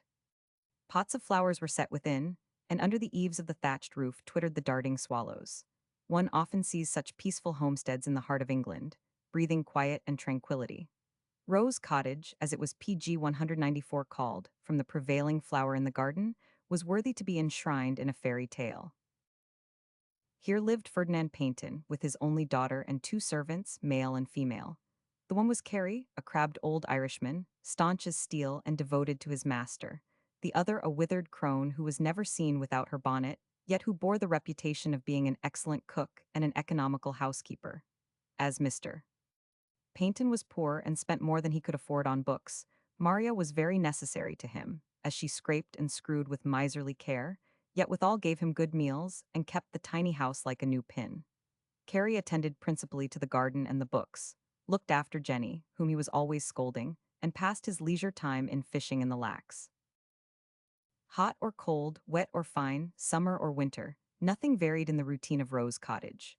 Mr. Paynton rose at 9, took his breakfast and read his paper till 10, then walked for an hour or so in the garden with Jenny. Till luncheon he wrote, after luncheon he slept and then wrote again till dinner time. The evening in summer was spent in the garden, in winter within doors, before a roaring fire in the bookroom. For more than 20 years life had gone on in this peaceful fashion, and during that time, Jenny could not remember the occurrence of a single episode worth recording. Rose Cottage might have been the palace of the Sleeping Beauty during the 100-year spell. The inhabitant of this hermitage was a puzzle to the gossips of Thorsten, for, after the industrious inquiries of 20 years, they were as wise as ever touching his PG 195 antecedents. Then he had arrived with Carrie and his daughter, a child of 5, and staying at the Inn of St. Elfrida, had looked about for a small place in the neighborhood. Rose Cottage, then empty and much neglected, appeared to be the most secluded spot procurable, so Mr. Paynton set it in order, patched the roof, cultivated the garden, and took up his abode therein. Here he had lived ever since, rarely leaving it, seeing few people, and accepting no invitations. The man was a recluse and disliked his fellow creatures, so when Thorsten became aware of his peculiarities, he was left alone to live as he chose. It may be guessed that his peculiar habits made him unpopular. The vicar was friendly to the misanthrope, for in Paynton he found a kindred soul in the matter of books, and many a pleasant evening did they spend in discussing literary subjects. The bookroom was the pleasantest apartment in the house, cozy and warm, and lined throughout with volumes. In the deep window stood the desk, and here Ferdinand Paynton sat and wrote all day, save when he took his usual stroll in the garden. Jenny had also grown up in the bookroom, and, as her education had been conducted by her father, she was remarkably intelligent for a country maiden, and could talk excellently on literature, old and new. For the softer graces of womanhood, she was indebted to the care of Mrs. Linton, who from the first had taken a great interest in the motherless girl. Into this room came Jenny, with her mind full of the recent conversation with Tate. She threw down her music book on the table and went to kiss her father. He was seated in his armchair, instead of at his desk as usual, and looked rather sternly at her as she bent PG 196 over him. Tall and white-haired, with a sad face and a slim figure, the old man looked singularly interesting, his appearance being enhanced by his peculiar garb, a dressing gown and a black skull-cap. Indeed, he was more like a medieval magician than an aged gentleman of the 19th century. He looked like a man with a history, which was doubtless the reason Thorsten gossips were so anxious concerning his past. In country towns, curiosity is quite a disease. In the hurry of her entrance, Jenny had not noticed that a stranger was present, but on greeting her father with a fond kiss, she turned to see an elderly gentleman looking at her intently. Mr. Paynton explained the presence of the stranger with less than his usual suavity, but from the tone of his voice, Jenny guessed that he was angry with her. As it afterward appeared, he had good reason to be. "Jenny, this is my friend, Mr. Hilliston."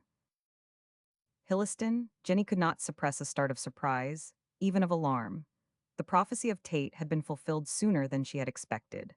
There was something uncanny in the speedy accomplishment of a prognostication in which, at the time, she had hardly believed. "Hilliston, Mr. Hilliston," she repeated with a gasp of surprise already. This time it was Hilliston's turn to be surprised, and his face darkened with suspicion. "What am I to understand by already, Miss Paynton?" he said quickly. "Why, that is Mr. Tate," began Jenny in excuse when her father cut her short. He rose from his chair and exclaimed in a voice of alarm. PG 197 Tate. Then you have seen him already. Yes, father, said the girl, in some bewilderment at his tone. Where? In the church half an hour ago. Did he question you? He 999, and you replied. I answered his questions, said Jenny quietly, if you refer to the Larcher affair. I do refer to it, groaned her father, sinking back into his chair. Unhappy girl, you know not what trouble you have caused. Hilliston said nothing, but stood moodily considering what was best to be done. He saw that Tate had been too clever for him and had anticipated his arrival. Yet he had come as speedily as possible. Not a moment had he lost since his arrival in Eastbourne to seek out Jenny and ask her to be silent. But it was too late. He had missed his opportunity by a few minutes, and it only remained for him to learn how much the girl had told his enemy. No wonder he hated Tate. The fellow was too dangerous a foeman to be despised. We may yet mend matters, he said judiciously, if Miss Jenny will repeat so much of the conversation as she remembers. Why should I repeat it? Said Jenny, objecting to this interference, as Tate guessed she would. There was nothing wrong in the conversation with Mr. Tate that I know of. There was nothing wrong in your telling Linton the story you found in the Canterbury Observer. PG 198, replied Hilliston dryly. Yet it would have been as well had you not done so. Father, cried Jenny, turning toward the old man with an appealing gesture, have I done wrong? Yes, child, he answered, with a sigh, very wrong, but you sinned in ignorance. Carrie told me you had found the bundle and read about the trial, but I passed that over. Now it is different. You repeated it to young Linton, and Mr. Hilliston tells me that all London knows the story through his book. I am very sorry, said Jenny, after a pause, but I really did not know that it was wrong of me to act as I have done. A bundle of old newspapers in a garret. Surely I was justified in reading Theman telling Frank what I conceived would be a good plot for a story. I do not blame you, Miss Paynton, said Hilliston kindly, but it so happens that your father did not want that affair again brought before the public. After all, you have had less to do with it than fate. Than fate, interrupted Paynton with a groan. Good heavens, am I to be? Paynton, said Hilliston in a warning voice. I forgot, muttered the old man with a shiver. No more, no more. Jenny, tell us what you said to Mr. Tate. Considerably astonished, the girl repeated the conversation as closely as she could remember. Both Hilliston and her father listened with the keenest interest and seemed relieved when she finished. It is not so bad as I expected, said the former, with a nod. All you have to do, Paynton, is to warn Carrie against gratifying the curiosity of these PG 199 young men. They will be certain to ask him questions. Carrie will baffle them. Have no fear of that, said Paynton harshly. And Jenny, you are not to refer to this subject again with Mr. Tate. Am I not to speak to him?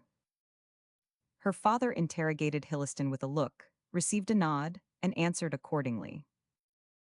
You can speak to Mr. Tate, if you choose, and no doubt you will be introduced by the vicar to Mr. Larcher. I place no prohibition on your speaking to them, but only warn you to avoid the subject of the Larcher affair. Promise. I promise. I am sorry I ever had anything to do with it. Say no more about it, my dear, said Hilliston, patting her shoulder. How could you be expected to know? But now you have been warned, do not speak more of it. We do not wish the unjustifiable curiosity of these idle young men to be gratified. If you assist them to learn that which had better be hidden, you will ruin me, cried Paynton, with a passionate gesture. Father, ruin you.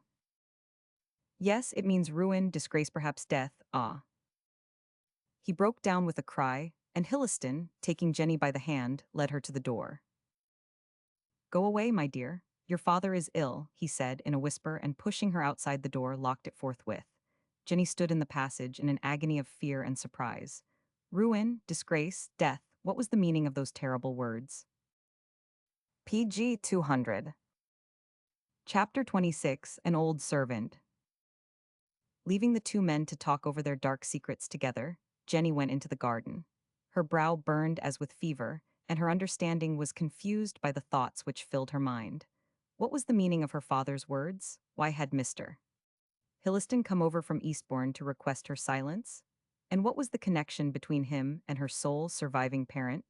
She paced up and down the gravel walk, vainly asking herself these questions and racking her brain as to possible answers. Hitherto, the sky of her young life had been pure and serene. But now, by her own act as though she had unconsciously wrought a malignant spell, a sudden storm had arisen, which threatened to overturn the foundations of her small world. In the very unexpectedness of these events lay their terror. As Tate shrewdly surmised, Jenny was by no means satisfied with the evidence of Hilliston at the trial of Mrs. Larcher. So far as she could judge from the unsatisfactory report in the Canterbury Observer, he had given his version of the affair glibly enough, yet there seemed to be something behind which he was anxious to suppress. Definitely enough, he stated that he had not been at the Laurels on the fatal night, that he had not seen Captain Larcher, PG 201, since he left for London, that he had not noted whether Mrs. Larcher wore that all-important dagger when she left the ballroom. But, pressed by an evidently suspicious counsel, he accounted so minutely for every moment of his time, his evidence had about it such an air of frank falseness, that even unsophisticated Jenny saw that the man was acting a part. She did not believe him guilty of the crime, but she was certain in her own mind that he knew who had struck the fatal blow. Nay more, Jenny thought it not impossible that he had been at the Laurels after 3 that morning, in spite of his denial, and had seen the tragedy take place. Tate's hints, confirming her own doubts, led her to gravely doubt the purity of Mr. Hilliston's motives then and now. But what most perplexed the girl was the reason why the lawyer called to see her father on the subject and requested her silence. She knew nothing of the tragedy save through the papers, those old, faded papers, dated 1866, which she had found in the garret. She was not born when the murder took place, so Hilliston could not possibly wish to close her mouth for her own sake. It was on her father's account that Jenny feared. What could he know of an obscure crime perpetrated in a country town so many years ago? She could recall no mention of his name in the report of the trial. Yet his words led her to suspect that he was more closely connected with that tragic past than he chose to admit. Could it be that her father was a relative of Jerningham, and, knowing that Jerningham was still alive, wished to stop all inquiries made as to his whereabouts, lest he should be punished for his early sin? This was the only PG 202 feasible suggestion she could make, and yet it failed to satisfy her too exacting mind. Again, there was Carey. Carey certainly had a personal interest in the case, else he could scarcely have related the episode of the scarf bin. Moreover, he had been very angry when he found her with the papers in her possession, and putting these two things together it would seem as if he knew more than he chose to tell. Jenny thought, for the gratification of her own curiosity, she would ask Carey to explain these matters, and so went to the kitchen in search of him. Maria was there, cross and deaf as usual, and intimated that Carey had been out some 2 hours on a message. This sounded extraordinary to Jenny, who knew that the old servant rarely left the house, but it argued that her father was anxious to have him out of the way during the visit of Hilliston. What did it all mean? A horrible fear seized the girl, lest she should have set some machinery in motion which would end in crushing her unhappy father. Unhappy he had always been, and given to seclusion. There must be some reason for this, and Jenny felt a vague alarm, which she could neither express nor display. Dearly enough had she paid for meddling with that old bundle of papers. Again she returned to the garden, and went outside into the lane in order to see if Carey was in sight. In a few minutes he came shuffling round the corner, and his withered face relaxed into a grin when he saw her standing by the gate. She was the apple of his eye, and though he scolded her often himself, yet he never let anyone say a word against her. To look askance at Jenny was to lose Carey's favor and win his enmity forever. PG 203. Ah, there ye are, me darling Miss Jenny, he said, with the familiarity of an old servant, watching and waiting for poor old Carey. Sure it is a sunbeam you are in this dark lane. Carey, I want to speak to you. The change in her tone struck him at once, and he peered sharply into her fresh face with his bleared eyes. A look of wonder stole into them at the sight of her white cheeks, and he crossed himself before replying so as to avert any evil that might befall. Carey always lived in a state of suspense, waiting for a bolt from the blue. Jenny's scared face almost assured him that it had fallen. "What is it, Alana?" he asked, pausing at the gate. "Is anything wrong?" "Oh no, nothing is wrong, Carey. What could be wrong?" said Jenny nervously. "Only Papa has a visitor." "Oh, his reverence." No, not the vicar. A stranger, or at least almost a stranger, she said, half to herself. It is many years since Mr. Hilliston came here. Mr. Hilliston, cried Carrie with an ashen face, the black curse on him and his, what is he doing with the master? I do not know, Carrie, replied Jenny, rather astonished at the old man's vehemence. He has been with father over 2 hours. And I was sent away, muttered Carrie under his breath. Sorrow befall you, black attorney that you are. Never did you cross a threshold without bringing grief to all hearts. It was an evil day we saw you, and an evil day when we see you again. PG 204, he uplifted his hands as though about to invoke a curse on Hilliston. Then, unexpectedly letting them fall, he turned sharply on Jenny. How did he come, miss? By train from Eastbourne, no doubt, he walked from the station. I will drive him back, exclaimed Carrie in quite an amiable voice. Sure he will be weary on his legs. Why not? I will borrow his reverence's trap and the little mare with the white foreleg, but Carrie, father might not like it.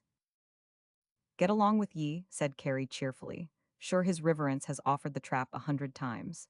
I will take it on myself to explain to the master. Keep Mr. Hilliston here till he sees me arriving up this road. A dirty one it is, too, bad cess to it. He was hurrying off when Jenny stopped him. She saw that his borrowing of the vicar's honey trap was a mere excuse to get Hilliston to himself for half an hour, and, rendered more curious than ever by Carrie's artful way of arranging matters, she ran after him and pulled his sleeve. Carrie, has Mr. Hilliston come over to see Papa about the Larcher affair? How should I know, retorted Carrie, relapsing into his crusty humor. For shame, Miss Jenny. Is it your business or mine? It is mine, said the girl, with a resolute look on her face. Mr. Hilliston came over to ask me to be silent about what was contained in those papers you took from me. How does he know of that, miss? PG 205, because all London now knows the story of the Larcher affair. Ah, get away with ye. Sure it's a fool you are making of old Carrie, said the servant, in an incredulous and angry tone. Indeed, I am doing no such thing. I did not know there was any harm in reading those papers, and I did so. But I did more than that, Carrie. I told the story of the tragedy to Frank Linton, and he has written a book on the trial. A book with the real names. No, the names are fictitious, and the scene is laid in a different place. But the whole story is told in the novel. Does the master know? Asked Carrie, muttering something between his teeth. He does now. Mr. Hilliston saw the book in London, and came over to tell him, and to ask me to say no more about it. What's that for anyhow? Demanded Carrie, who seemed to scent new danger. Because Mr. Larcher is here. Carrie flung up his hands with a cry of astonishment. Mr. Larcher, miss, who are you telling about? Oh, Mr. Claude Larcher, said Jenny, rather alarmed, for he had gripped her arm, the son of the deceased man. He is staying at the manor house with Mr. Tate. For a few minutes Carrie stood looking at the ground in silence. Up to the present he had succeeded in preserving his calm, but the last piece of news upset him altogether, and he burst into violent speech. PG 206 Ah, it's sorrow that is coming to this house, and the black curse will be on the threshold. Cold will the hearth be soon, and the old master will be driven out. Ohone, and we in time will have sent him into the cold world. Wurra, wurra. Jenny was so dumbfounded by the unexpected eloquence of the old man that she could do nothing but stare at him. He caught her eye, and seeing that he had been indiscreet in so betraying himself, he cut short his lamentations, wiped his eyes, and relapsed once more into the crusty, faithful Carrie whom she knew. But he gave her a word of warning before he took his departure. Say nothing of this, Miss Jenny, he remarked. Sure it's an old fool I am. Keep a silent tongue as the master and lawyer wishes you to do, and then, please the saints, things will go the better.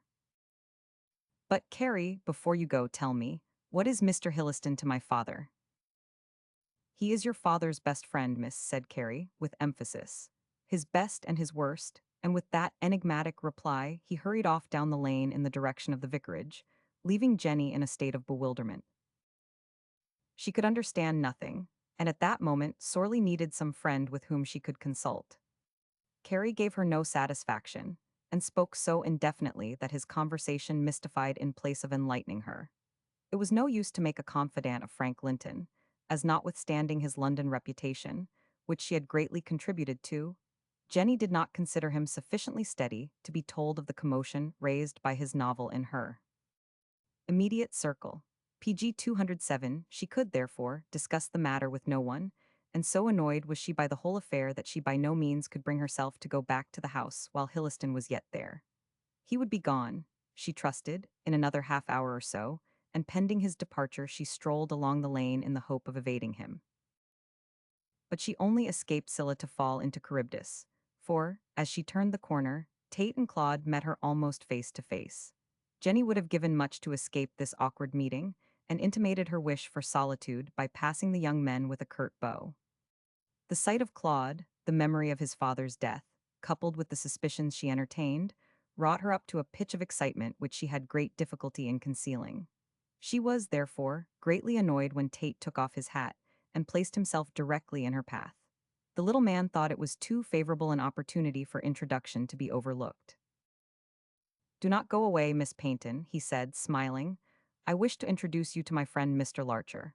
Claude, this is Miss Paynton, of whom you have heard me speak." "How do you do, Miss Paynton?" said Claude with a suave bow. "I hope you will pardon the irregularity of this introduction." This remark made Jenny laugh and set her more at ease. She was not particular as to forms and ceremonies herself, and the idea that a young man should apologize for such a trifle struck her as ridiculous. Moreover, a glance assured her that Mr. Larcher was by no means a formidable person. He was decidedly PG 208 good-looking, and had pleasant blue eyes with a kindly look, so speech and glance broke the ice at once between them. "Do you stay here long, Mr. Larcher?" she asked, pointedly ignoring her previous conversation with Tate. "As long as I may," he replied, smiling. "London does not invite me at this time of the year. I prefer the fragrant country to the dusty town." "He is a true lover of the fields, Miss Paynton," broke in Tate, admiring her self-possession, and insisted that I should come out for a walk, so that he might lose no time in steeping himself in the sweetness of nature. "Quite idyllic, is not it?" "Quite," said Jenny lightly. "Good be at present, Mr. Larcher. I am going to the vicarage and have not a moment to spare. Mr. Tate, can I speak with you a minute?" Tate obeyed with alacrity, and Claude was left to muse on the fresh charm of Jenny and the sweetness of her voice. Her trim figure, her exquisite neatness and springing gait made him admire her greatly, and when she tripped away with a smiling nod, he was so taken up in watching her that he failed to observe the grave face with which Tate joined him. "As I thought," said the latter, when they resumed their walk. "What is up now?" "Oh, nothing more than usual. Hilliston has called on Paynton already. He is there now." "You do not say so. I did not think he would have been so smart. However, you have stolen a march on PG 209 him. Do you intend to see him now, to wait his coming out?" "Why, no," said Tate, after a moment's deliberation. "Rather let us go home again that Hilliston may not see us. I wish to wait and see what excuse he will make for not calling on you. You will get a letter full of lies tomorrow, Claude." PG 210. Chapter 27, A Glimpse of the Past. Hilliston remained a considerable time with his friend, and it was not until sunset that he left the house. He had a satisfied look on his face, as though the interview had answered his expectations, and so lifted up in spirit did he appear that he stepped out into the lane as jauntily as though he were quite a young man. It was over 3 miles to the railway station, and he would be obliged to walk back, but the prospect did not annoy him in the least. On the contrary, so great a load had been removed from his mind by the late conversation that he felt fit to walk twice the distance. Yet such unusual lightheartedness might have recalled to his mind the Scotch superstition regarding its probable reason. As he walked smartly to the end of the lane, the sun had just dropped behind the hills, leaving a trail of red glory behind him. Against the crimson background rose the gables and chimney of the manor house, and the sight recalled to Hilliston the fact that young Larcher was staying in the mansion. He paused doubtfully, not certain whether to go in or pass on, for in his many schemes the least slip might prove prejudicial to their accomplishment. "If I call in I can say my visit here was to do so, PG 211," he thought, "but it is too late, and though Claude might believe me, the little man would certainly be suspicious. Besides, they are sure to find out from Jenny Paynton that I have seen her father. No, I shall not go in, but tonight I will write a letter stating that Paynton is a client whom I called to see about business. I have made it all right there, and it will take a clever man than Tate to upset my plans this time. His meditations were interrupted by the rattle of wheels, and he turned to see Carrie driving a dappled pony in a small chaise. The old man distorted his withered face into a grotesque grin of welcome and jumped out with extraordinary alacrity when he came alongside Hilliston. Ah, sir," said Carrie, touching his hat in military fashion. "It's a sight for sore eyes to see ye. Miss Jenny told me you had walked over from the station, so I just borrowed the trap of his riverence, the vicar, to take you back." "That is very kind of you, Carrie," replied Hilliston in his most genial manner. "I am glad to accept your offer and escape the walk. You drive and I will sit beside you." Carrie did as he was told, and in a few minutes the trap containing the pair was rattling through the street at a good pace. Shortly they left the village behind and emerged into the open country. The road wound to right and left, past farmhouses, under bending trees, behind hedgerows, and occasionally passed over a stone bridge spanning a trickling brook matted with cresses. All this time neither of them had spoken, as each was seemingly wrapped up in his own thoughts, PG 212, but as a matter of fact they were thinking of each other. Carrie wished to speak to Hilliston, but did not know how to begin, while Hilliston was in the same predicament regarding Carrie. It was the latter who finally began the conversation, and he did so in a way which would have startled a less brave man than the lawyer. At the moment they were crossing a rather broad stream with a swift current, and Carrie pulled up the pony midway between the parapets of stone which protected the sides of the rude bridge. Rather astonished at this stoppage, for which he could assign no reason, Hilliston roused himself from his musings and looked inquiringly at Carrie. The man's eyes, significant and angry, were fixed on him in anything but a friendly manner. "Do you know what I am thinking, sir?" he said, coolly flicking the pony's back with the whip. "No, Carrie," replied Hilliston with equal coolness. "Is it of anything important?" "It might be to you, sir," replied Carrie dryly. "I was just thinking whether it would not be a good thing to send horse and trap and you and I into the water. Then there would be an end to your black heart and your black schemes." "That is very possible, Carrie," said Hilliston, who knew his man, "but before going to extremities you had better make certain that you are acting for the best. Without me, your master is ruined." "We will talk it over, sir," answered Carrie, and with a smart flick of his whip sent the pony across the bridge. When they were over and were trotting between hedgerows, he resumed the conversation. "Why have you come here again, sir?" he asked PG 213 abruptly.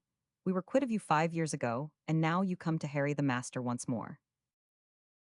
"I come for his own good, Carrie."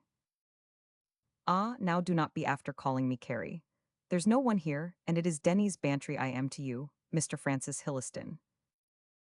The lawyer winced at the satirical emphasis placed on the name, but judged it wise to humor the old man. Carrie, as he called himself now, could be very obstinate and disagreeable when he chose, so knowing his powers in this respect, Hilliston wisely conducted the conversation on as broad lines as was possible. Nevertheless, he carried the war into the enemy's camp by blaming Carrie for not taking better care of the bundle of papers which, through his negligence, had fallen into the hands of Jenny. "And how was I to know, sir?" retorted Carrie querulously. "The papers were safely put away in the garret, and Miss Jenny had no call to go there." "Well, Carrie, you see what it has led to. The account of the tragedy is all over London." "And what of that, sir? Was not the account of it all over Horiston 25 years ago?" "No doubt," said Hilliston coolly, "but that is all over and done with. It is useless to dwell on the past and its errors, but now Captain Larcher's son is bent on finding out the truth." "And why should not he, sir?" "I do not think you need ask the question, Carrie," replied the lawyer, in so significant a tone that the old servant turned away his head. "It is not desirable that Claude Larcher should be enlightened. We know what took place on that night if no one else does, and PG 214 for more reasons than one it is advisable that we should keep our knowledge to ourselves." "Ah," said Carrie gruffly, "you do not want it known that you were in the garden on that night, sir." "I do not," answered Hilliston, with hasty emphasis. "I spoke falsely at the trial to save Mrs. Larcher. I rather think you did so yourself, Carrie." "For the master's sake, for the master's sake? As for the mistress, she brought all the trouble on our heads. I lied, sir, and you lied, but she was not worth it. But is there to be trouble over it now, Mr. Hilliston? No, not if you baffle the inquiries of those young men at the manor house. They will meet you and question you, and get the truth out of you if they can. Whether they do or not all depends upon yourself. You leave it to me, sir, said Carrie confidently. I will manage to send them away without being a bit the wiser. And now, Mr. Hilliston, that this is settled, I would speak to you about my sister Mona. Hilliston changed color, but nevertheless retained sufficient composure to fix his eyes on the man's face with a sad smile. What of her, Carrie? He asked in a melancholy tone. You know she is dead and gone. Ah, ah, but her grave, sir. You must tell me where it is, for I have it in my mind to go and see it. What would be the good of you doing that? Said Hilliston disapprovingly. Because I was harsh with her, sir. If she did wrong, she suffered for it, and it was wicked of me to let her go as I 999. Where is her grave, sir? PG 215 in Chiswick Cemetery, said Hilliston, as the chaise stopped at the railway station. If you come up to London and call at my office, I will tell you where to find it. Carey was profuse in his thanks, and, touching his hat gratefully, accepted the shilling which Hilliston put into his hand. But when the train containing Hilliston started for Eastbourne, he threw away the money and shook his fist after the retreating carriages. Not a word did he say, but the frown on his face grew deeper and deeper as he got into the trap again and drove slowly back to Thorston. Evidently he trusted Hilliston no more than did Tate or Jenny. It was now quite dark, for the daylight and afterglow had long since vanished from the western skies, and the moon was not yet up. Only the stars were visible here and there in the cloudy sky, and finding their light insufficient to drive by, Carey got down and lighted the carriage lamp. Heaven only knows of what he was thinking as he drove along the dusky lanes. The past unrolled itself before his eyes, and what he saw there made him groan and heave deep sighs. But there was no use in so indulging his memories, and thinking of his master, Carey braced himself up to see what could be done toward meeting the dangers which seemed to threaten on all sides. When he delivered the trap again to the groom of the vicar, he hit on an idea which he proceeded to carry out. Instead of going back at once to Rose Cottage, he borrowed a piece of paper and a pencil from the groom, and laboriously traced a few lines by the light of the stable lantern. Putting this missive in his pocket, he PG 216 went off in the direction of the manor house. But leaving the public road, he skirted the low stone wall which divided it from the adjacent fields. Carey knew every inch of the ground, and even in the darkness had no difficulty in guiding himself to his destination. This was a vantage point at the end of the wall, whence he could see into a sitting room of the house. In a few minutes Carey was perched on this wall, busily engaged in tying his letter to an ordinary-sized stone. Almost immediately below him, the mansion stretched in a kind of abrupt right angle, in which was set two wide windows overlooking a bed of flowers. These were open to the cool night air, and the blinds had been drawn down, so that Carey from his lofty hitting place could see right into the room. A tall brass lamp stood at one end, and under this sat Claude Larcher, smoking and thinking. The glare of the lamp fell full on his fresh-colored face and light hair, so that Carey felt as though he were gazing at a phantom out of that dread past. He's as like his father as two peas, muttered Carey, devouring the picture with his eyes, a fine boy and an honest gentleman. Ah, ah, to think that I have nursed him on my knee when he was a bit of lad, and now I am here telling him to go away. But it's better that than the other. A curse on those who brought him here and put sorrow into his heart. Thus muttering, Carey threw the stone lightly through the window. It fell heavily on the floor within a few feet of Claude, who sprang to his feet with an exclamation. Not waiting to see the result, Carey hastily tumbled off the wall, jumped the ditch, PG 217, and made off in the darkness. By a circuitous route, he regained Rose Cottage and entered into the kitchen worn out in body and mind. He had done his duty so far as in him lay, and mentally prayed that the result might tend to remove the threatened danger. Meanwhile, Claude had picked up the stone and ran to the window. He could see nothing, for Carey was already halfway across the fields. He could not even guess whence the stone had been thrown. All was silent, and though he listened intently, he could not hear the sound of retreating footsteps. With some wonderment he untied the paper from the stone and smoothed it out. It was badly written and badly spelled, and ran as follows. Beware of danger, Claude Larcher, tack a friends advise and go quick away. There was no signature, and the young man was looking at it in growing perplexity when Tate entered the room. "What did you shout out about?" he asked carelessly. "I heard you in the next room." "You would have shouted also," replied Larcher, holding out the paper. "This was flung into the room tied round a stone." "You do not say so. Who threw it?" "I cannot say. I rushed to the window at once, but saw no sign of anyone. What do you think of the hint therein contained?" Tate read the anonymous communication, pondered over it, and finally delivered his opinion by uttering a name. "Hilliston," he said confidently. "Hilliston."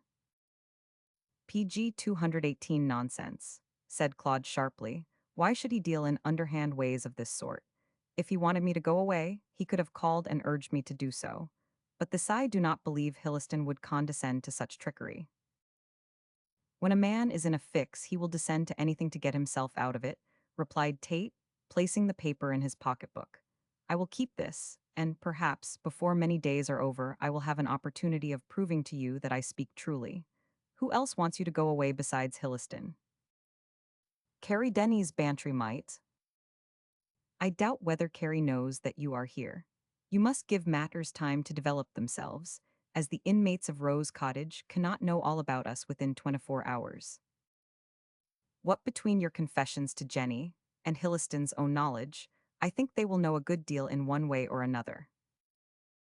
"They can know as much as they like," said Tate quietly. "But we know more, and if it comes to a tug of war, I think you and I can win against Hilliston and Co., but come outside and let us examine the top of the wall." "Do you think the stone was thrown from there?" asked Claude as they went out into the garden. "I fancy so from your description. Light this candle." The night was so still that the flame of the candle hardly wavered. Tate gave it to Claude to hold, and easily climbed up the wall by thrusting the toes of his boots in among the loose stones. He examined the top carefully, and then getting the light tied it to a PG 219 piece of string and lowered it on the other side. In a few minutes he came down again with a satisfied look. "As I thought," he said, blowing out the candle. "Someone has been on that wall and thrown the stone from there. I saw the marks of feet on the other side. The man who delivered the letter jumped the ditch and made off across the fields." "You do not think it is Hilliston?" said Claude doubtfully. "No, but I think it is an emissary of Hilliston, perhaps Denny's Bantry." "Tate," said Larcher, after a pause, "from Hilliston's visit to Paynton, from the way in which Paynton persistently secludes himself from the world, and from the knowledge we possess that the information for Linton's book came out of that cottage, I have come to a conclusion." "What is that?" "I believe that Ferdinand Paynton is none other than Mark Jerringham, who killed my father." PG 220. Chapter 28, Preparing the Ground. Aware that Claude would hear sooner or later of his visit to Paynton, the lawyer wrote to forestall the information, skillfully alleging a business engagement as his excuse for the visit. "I would have called on you," he continued, "but that it was already late when I left my client, Mr. Paynton, and I had to return to Eastbourne in time for dinner. However, I hope to come over again shortly, and then you must tell me how you are getting on with your case. I am afraid you will learn nothing at Thorston." "He knows better than that," said Tate, to whom the letter was shown. "He is aware that we have cut the ground from under his feet so far as Jenny is concerned. Moreover, I am certain that he is the author of that anonymous letter of a few days since." "Do you really think he came here to ask Miss Paynton to keep silence?"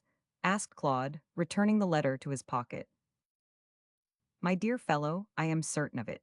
And he also wishes to show us that he knows Paynton, so as to warn us against asking questions in that quarter." "Indeed, I think it is useless to do so," said Larcher doubtfully. "You know we called yesterday and were refused admittance." "Oh, I spoke to Mr. Linton about that," replied PG 221 Tate easily. "It seems that such is invariably the case, as this hermit will see no one." "Why, what can be his reason for such persistent seclusion?" "I cannot say, unless your surmise is correct, and he is Jerringham." "I am sure he is," said Claude emphatically. "Why was the bundle of newspapers containing an account of the murder found in his house? What is Denny's Bantry doing there, if Paynton is not Jerringham?"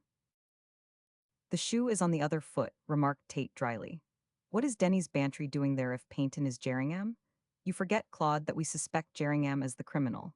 If this were so, or if Paynton were Jerringham, I hardly think your father's devoted servant would be at his beck and call, unless, added Tate, as an afterthought, Denny's Bantry is also implicated, as we imagine. I cannot understand it, cried Claude, catching up his hat.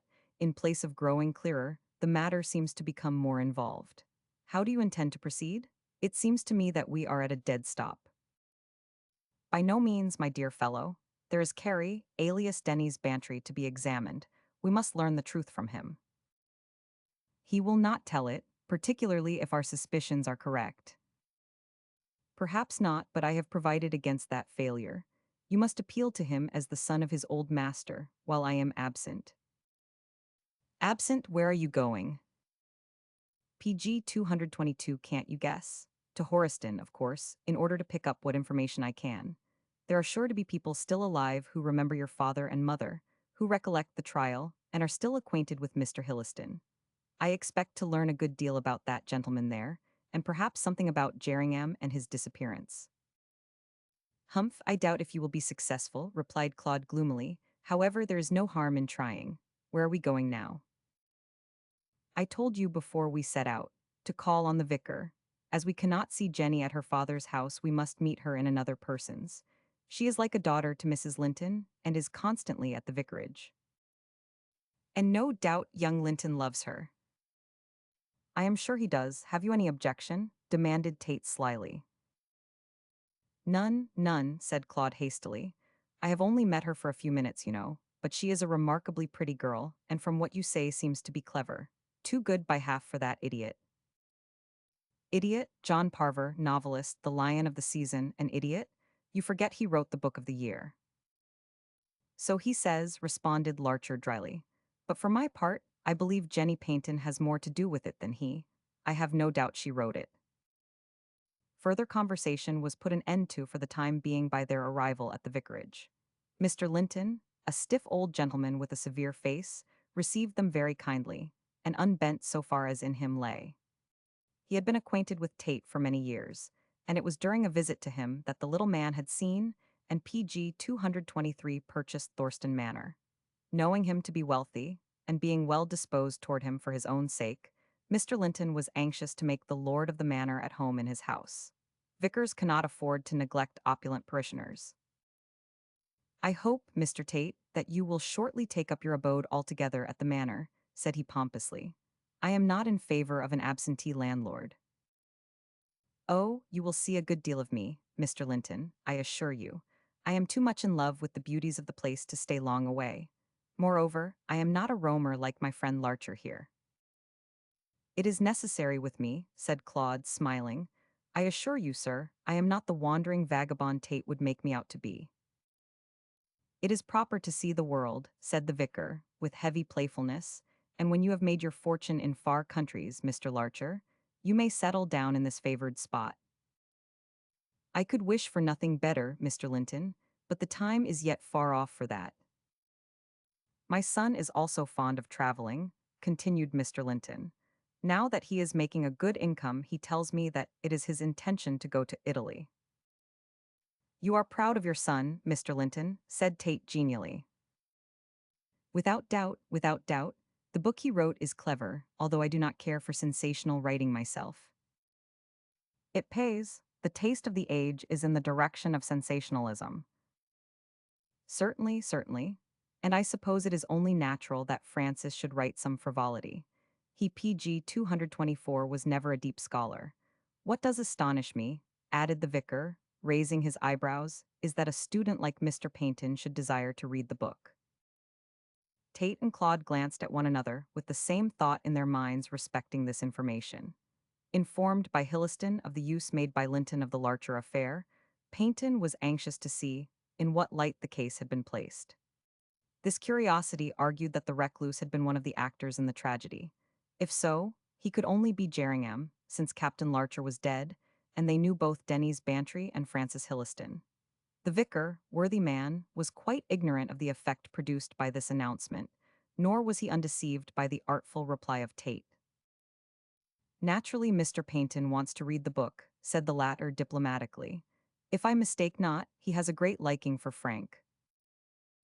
Indeed, yes, responded Mr. Linton thankfully. He taught Francis Latin along with Jenny. He would have made a scholar of him. I am indeed sorry that my son failed to profit by his association with so brilliant a student. He might have written a better book. Clearly, the vicar was by no means impressed with the sensationalism of a whim of fate, and would rather his son had written an honest pamphlet or a grave tragedy than have produced so meretricious a piece of three-volume frivolity. However, he had no time to talk further on this matter, for as he ended his speech, the subject of it entered the room with Jenny and Mrs. Linton. The former started and flushed as she PG 225 saw Claude, and remembered his romantic history and their former meeting. My wife, Mr. Larcher, you know Mr. Tate, of course, my dear. Miss Paynton, Mr. Larcher, and my son. I have already had the pleasure of meeting Mr. Frank Linton in town, said Claude, holding out his hand. The young author took it willingly enough, and then the company resolved itself into two groups, the vicar and his wife conversing with Tate, while Claude, seconded by Frank, made himself agreeable to Jenny. Neither the lady nor the author were pleased with this arrangement, as the former felt uneasy when she remembered her father's position, while the latter felt jealous of Claude's superior good looks. Frank Linton was, of course, ignorant that he was in the company of the son of the Horiston victim. He did not even know the names of the people or that of the place, and had simply written the story on the meager information afforded by Jenny. He could not, therefore, understand the interest which those two displayed in one another, and so grew jealous on seeing it. It would be useless to report this conversation, which in the main consisted of frivolities. Warned by her father, Jenny was on her guard, and carefully avoided any allusion to the Larcher affair. On his part, not knowing the reticence Jenny had practiced with regard to Linton, Claude tried to lead the conversation into a grove likely to deal with the novel and case. At one point he did this so clumsily that Jenny spoke outright on the subject. "Let us talk no more of that, Mr. Larcher," she said quietly. "I told Mr. Tate all I knew the other day." PG 226, I have to thank you, began Claude, when she cut him short and turned the conversation into another channel. The young man was disappointed in this, but nevertheless fell in with her humor, and when, following Tate's example, he arose to go, he was quite charmed with this country girl. "I hope you will come soon again," said the vicar hospitably, as he shook hands. "We must have a party shortly. Our friends, Mr. and Mrs. Hilliston, have promised to come and stay the night during next week." Another move, and a foolish one, thought Tate, but said aloud, "We will be charmed, Mr. Linton, the more so as Mr. Hilliston is my friend's guardian, or rather was." Jenny looked startled at this, and her rich color faded when she said goodby to Claude. The mystery of the affair was beginning to worry her, and she could by no means understand the relation of Hilliston to Larcher. Hilliston, who was the guardian and friend. Hilliston who, judging from the veto put on her speaking, was inimical to Claude. Untroubled by their conversation, Claude held but one idea when he left the house with Tate. "I am afraid I am in love," said he, looking at his friend. "What, at first sight? Impossible." Shakespeare did not think so, or he would not have written Romeo and Juliet. "Yes, I believe I am in love. Jenny is as fresh and fair and pure and sweet as a mountain daisy." "You had better tell Linton so," said Tate dryly, whereat Larcher laughed. He was too confident in his PG 227 own powers to be timorous of rivalry with the celebrated individual. "There is no need to tell him," he said lightly. "The poor man was eaten up with jealousy when I spoke to Miss Paynton. By the way, did you see that she changed color when you mentioned that Hilliston had been my guardian?" It was natural that she should. Hilliston is a suspicious person in her eyes, and this discovery will perplex her still more regarding his relations with you. Jenny is a very clever young woman, but I wonder if she is clever enough to put this and that together. To arrive at what conclusion? At the most logical conclusion, that her father is Jerringham, whom she suspects of the crime. PG 228. Chapter 29, Carrie. Having, as he considered, prepared the ground by acquainting Claude with the notabilities of the neighborhood, Tate next proceeded to secure an interview with Carrie. This was by no means an easy matter, as, either by accident or design, Carrie eluded all the young men's attempts to interview him. Hitherto he had been accustomed to fish daily in the lacs, but now, doubtless by direction of his master, he he forsook his customary sport for some considerable time. His absence speedily roused Tate's suspicions. Hilliston has succeeded well, said he, after one of these futile attempts to see the old servant. He has put Jerningham on his guard. Paynton, you mean, observed Claude, looking up from his plate. They were at breakfast when this conversation took place. I thought you had determined, in your own mind, that he was Jerningham. No, said Claude, coloring a little, I have come round to your opinion in the matter. If Paynton were Jerningham, I do not think Denny's Bantry would be in his service. Ah, remarked Tate sarcastically, is that the result of reflection or of love? Of love, I do not understand you. PG 229. Yes, you do, Claude. You are in love with Jenny. The last week has only deepened your first impressions. I believe she likes you also, and so I foresee a marriage which will rob me of my friend. I'm not so certain of that as you are, said Larcher after a pause. Miss Paynton has given me no hint of her feelings, and our acquaintance is yet young. Even if I did design to make her my wife, I would have to gain her consent, and that of her father. Judging from Paynton's present attitude, that consent would most probably be refused. Tate did not immediately reply, but stared out of the window with an absent look in his eyes. The remark changed the current of his ideas. I wonder who Paynton can be, he said at length with some hesitation. That he is connected with the case I am certain from the way in which he has profited by the warning of Hilliston. Like yourself, I have my doubts regarding his identity with Jerningham because of Denny's Bantry. Who is he? I must go to Horiston tomorrow and find out. And what am I to do in the meantime? Hunt out Carey and learn the truth, said Tate coolly. I think, after all, it will be best for you to see him alone. I am a stranger, and he will not speak before me, but to you, the son of his old master, he may open his heart. Once he does that, you may learn the truth. I doubt it. Well, there is a chance. Whatever tie binds Denny's to Paynton, you must not forget that he is Irish. The Irish are an impulsive and excitable race, so it is just possible that his feelings may carry him away in PG 230 your presence, and he may tell you all we wish to know. Do you think he can solve the mystery? Yes, he was in the house when Jerningham came home with your mother. He picked up the garnet pin, and it may be can tell us to whom it belongs. It may be the property of Hilliston, as is stated in the novel. On the other hand, it may belong to your father or to Jerningham. Of one point I am sure, the person who owned the pin killed your father. Carey, or rather Denny's Bantry, knows the owner and consequently the murderer. If so, why did he not denounce him? There you puzzle me, said Tate, rising to his feet. That is one of the many mysteries of this case. Only Denny's can explain, and he may do so to you. I shall stay at home this morning and prepare for my journey to Horiston, but you had better take your fishing rod and go to your post. The post alluded to was on the banks of the Lacs, where for the past week the young men had patiently waited for the appearance of Denny's. On this morning, Claude found himself alone for the first time, and sat down with a disconsolate air, for he had little hope that Denny's would make his appearance. In this surmise he was wrong, for scarcely had he been seated half an hour when the Irishman came slowly along on the opposite bank of the river. He was a little old man, gray as a badger, with stooped shoulders and a cross-looking face. Without vouchsafing a look in Claude's direction, he prepared his fishing tackle and began industriously to whip the stream.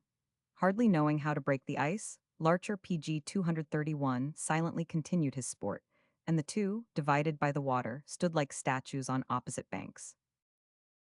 After a time Denny's, who had been cunningly taking stock of Claude, and wondering why his letter had not produced the effect intended, moved down to where the stream narrowed itself between large stones. Determined to invent some excuse for speaking, Larcher followed after a time and stepped out onto a boulder, apparently to throw his line into a likely-looking pool. Being within reach, he flung his line, and the next moment it was entangled in that of Carey's. I am sorry, quite an accident, said Claude, noting the wrath on Carey's face. Let me disentangle it. He jumped into the brown water, and before Carey could make any objection, was across on the other side, gripping the lines. Without a word, the Irishman let him separate the two lines, and then busied himself with fixing a fly. Nettled at this determined silence, Claude spoke. I wish to speak with you, he said, tapping the other on the shoulder. Is it to me ye speak? Replied Carey, with an admirable look of surprise. And what has the like of you, sir, to say to me?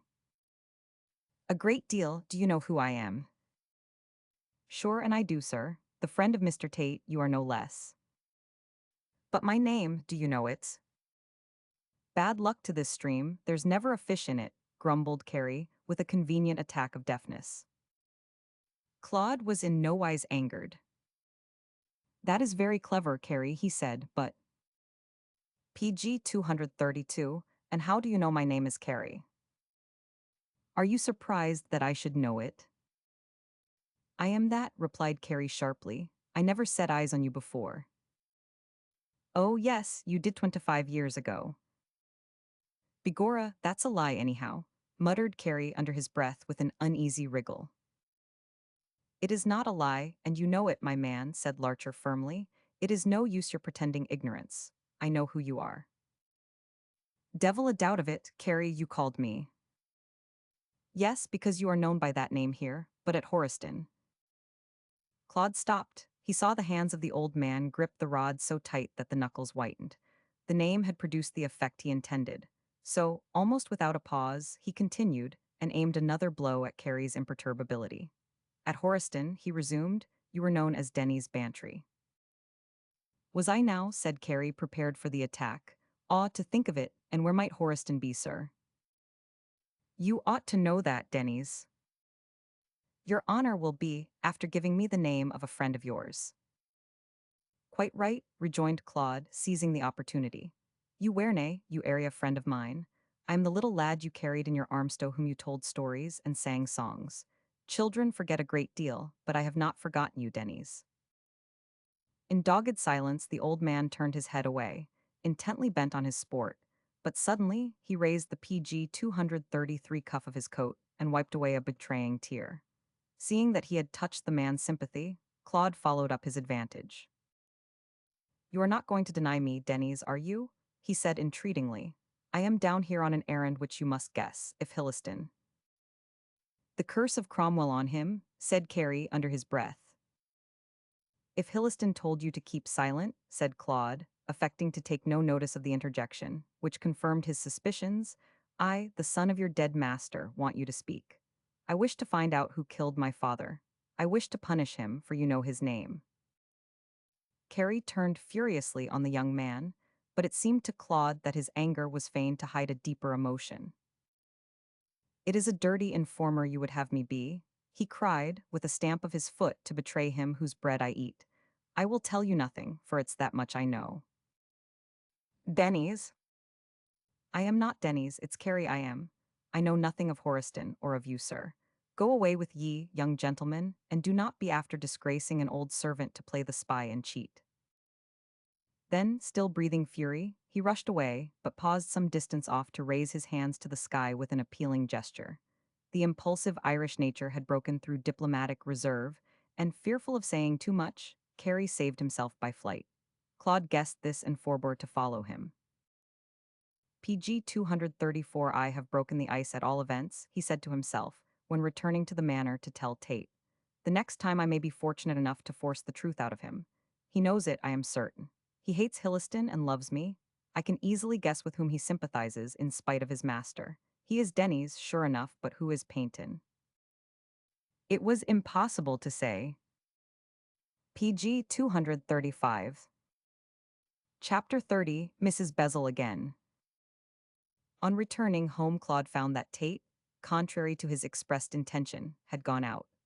Dormer, who was packing a portmanteau for the Horiston journey, could not inform Larcher when his master would be back, but ventured an opinion that he would certainly return to luncheon. Meanwhile, he handed to Claude some letters which had just arrived, and with these the young man managed to pass a fairly uncomfortable hour. Uncomfortable, because one of the letters was from Mrs. Bezel, and proved of so puzzling a character that Larcher was in a fever of impatience to discuss it with Tate. The little man returned to luncheon, as was surmised by Dormer, and was met in the hall by Claude with the open letter of Mrs. Bezel in his hand. My dear fellow, why did you go out? Said Larcher complainingly. I have so much to tell you. I have seen Carrie, and now here is a letter from Mrs. Bezel. What, is she on the stage again? Said Tate eagerly. Let me see the letter. Not yet, replied Claude, putting it promptly behind his back. You must first tell me why you left the house, when you ought to be packing up for Horiston. PG 236 Tate shrugged his shoulders, bowed to the inevitable, and went into the dining room. Here he sat at the table and began to carve some cold beef, thereby throwing Claude into a rage. "You cold-blooded little monster," he cried, tapping on the table, "will you satisfy my curiosity?" "Why should I?" said Tate, grinning. "You will not satisfy mine." "Then read the letter," retorted Claude, throwing it across the table. To his surprise, Tate placed it on one side. "Not yet," he said, resuming his carving. "We must have a talk first, have some beef." "I do not want beef, but information." "You shall have both," said Tate calmly. "Do you prefer beer or claret?" "Beer," replied Larcher resignedly, falling in with the tricksy humor of his friend. Tate was a man with whom it was impossible to quarrel.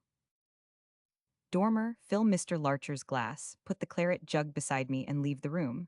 We will wait on ourselves." As stolid as a wooden image, Dormer obeyed these instructions and wheeled out of the room. Tate ate a few mouthfuls of beef, drank a glass of claret, and prepared to talk. His first remark was a bombshell.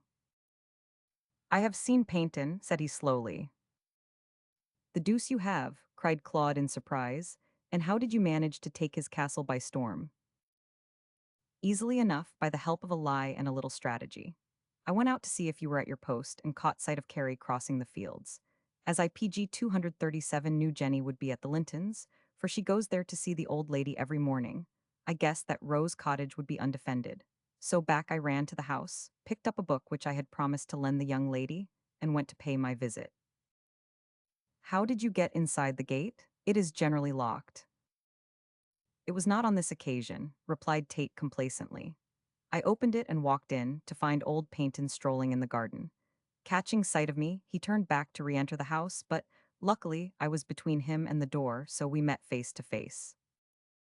"What kind of a man is he to look at?"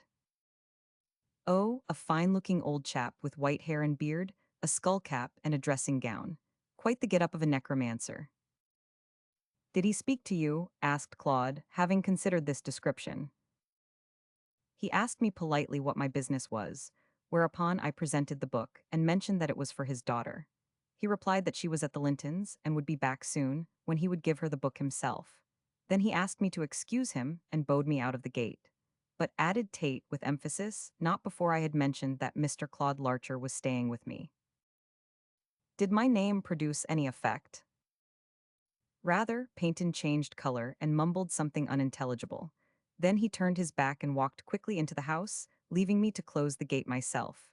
"Depend upon it, he knows something, Claude."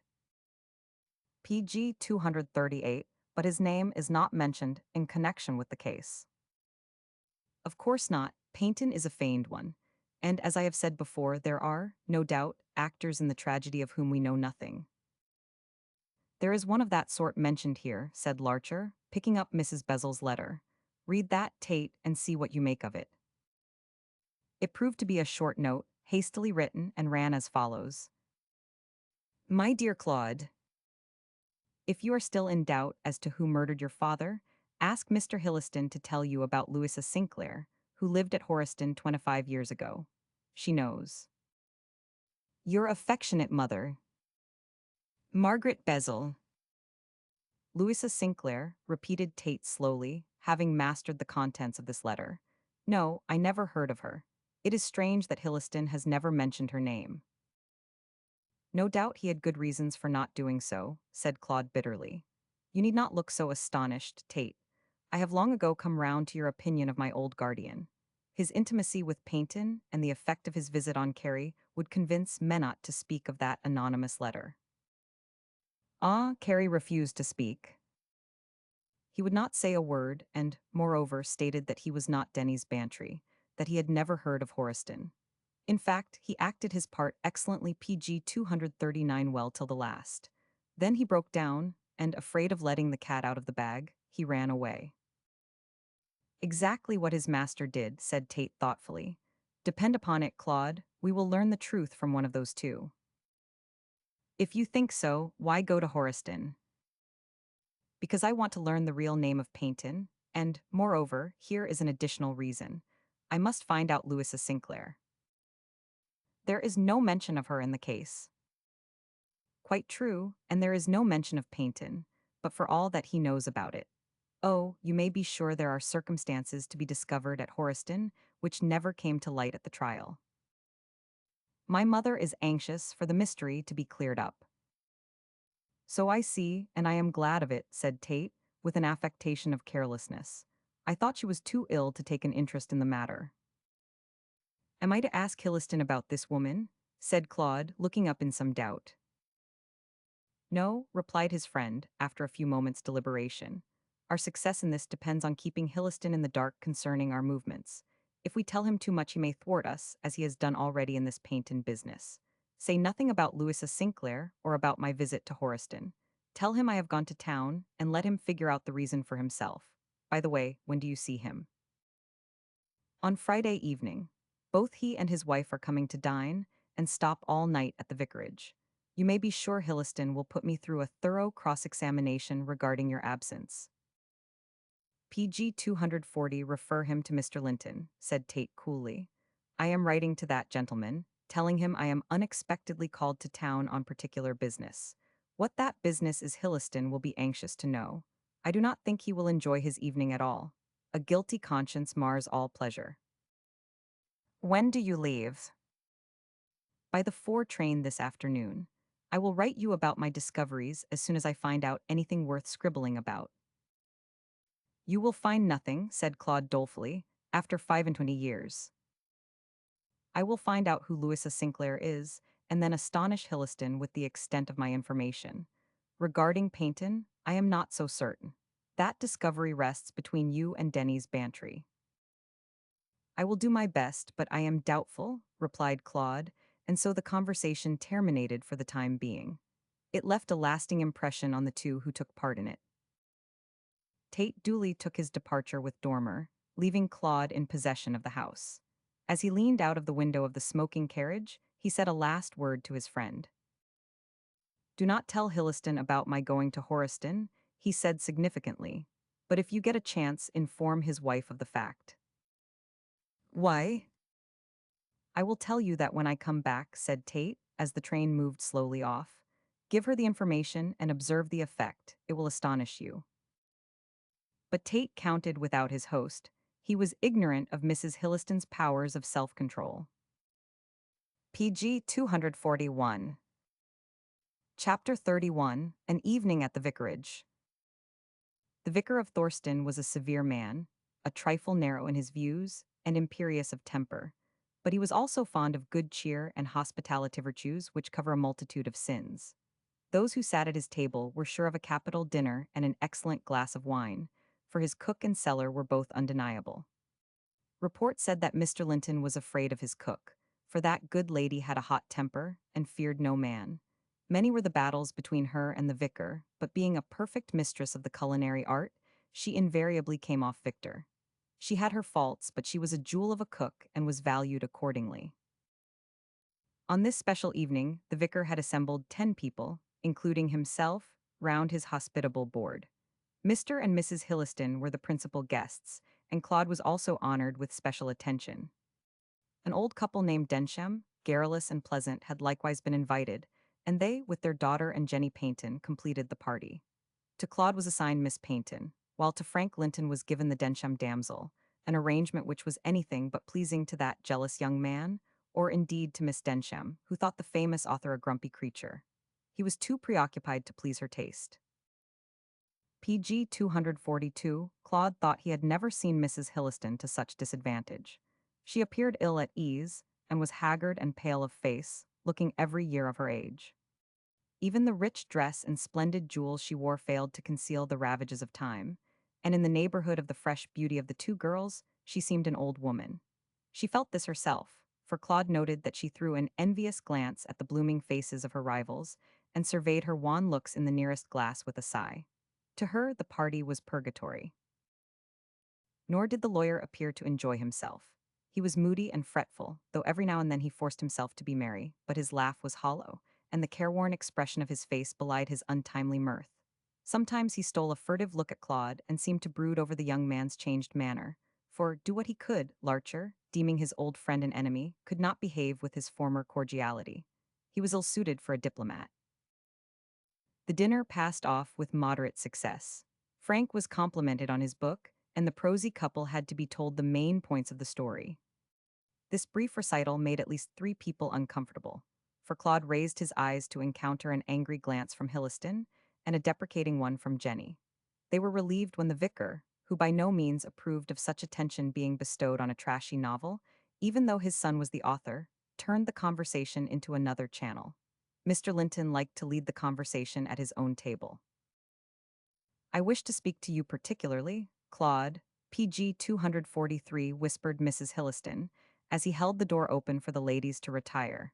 "Do not be long over your wine." "I will come as soon as I can," he replied, and returned to his seat, wondering what she could have to say to him. He was not left long in doubt, for Mr. Hilliston entered into conversation as soon as the glasses were filled and the cigars lighted. This was the moment for which he had longed for the whole evening. "Why is not your friend Tate here tonight?" he asked in a casual tone, feigning a lightness he did not feel. "Did not Mr. Linton tell you?" replied Claude, prepared for this query. "He had to go to town on business." "On business," murmured Hilliston uneasily.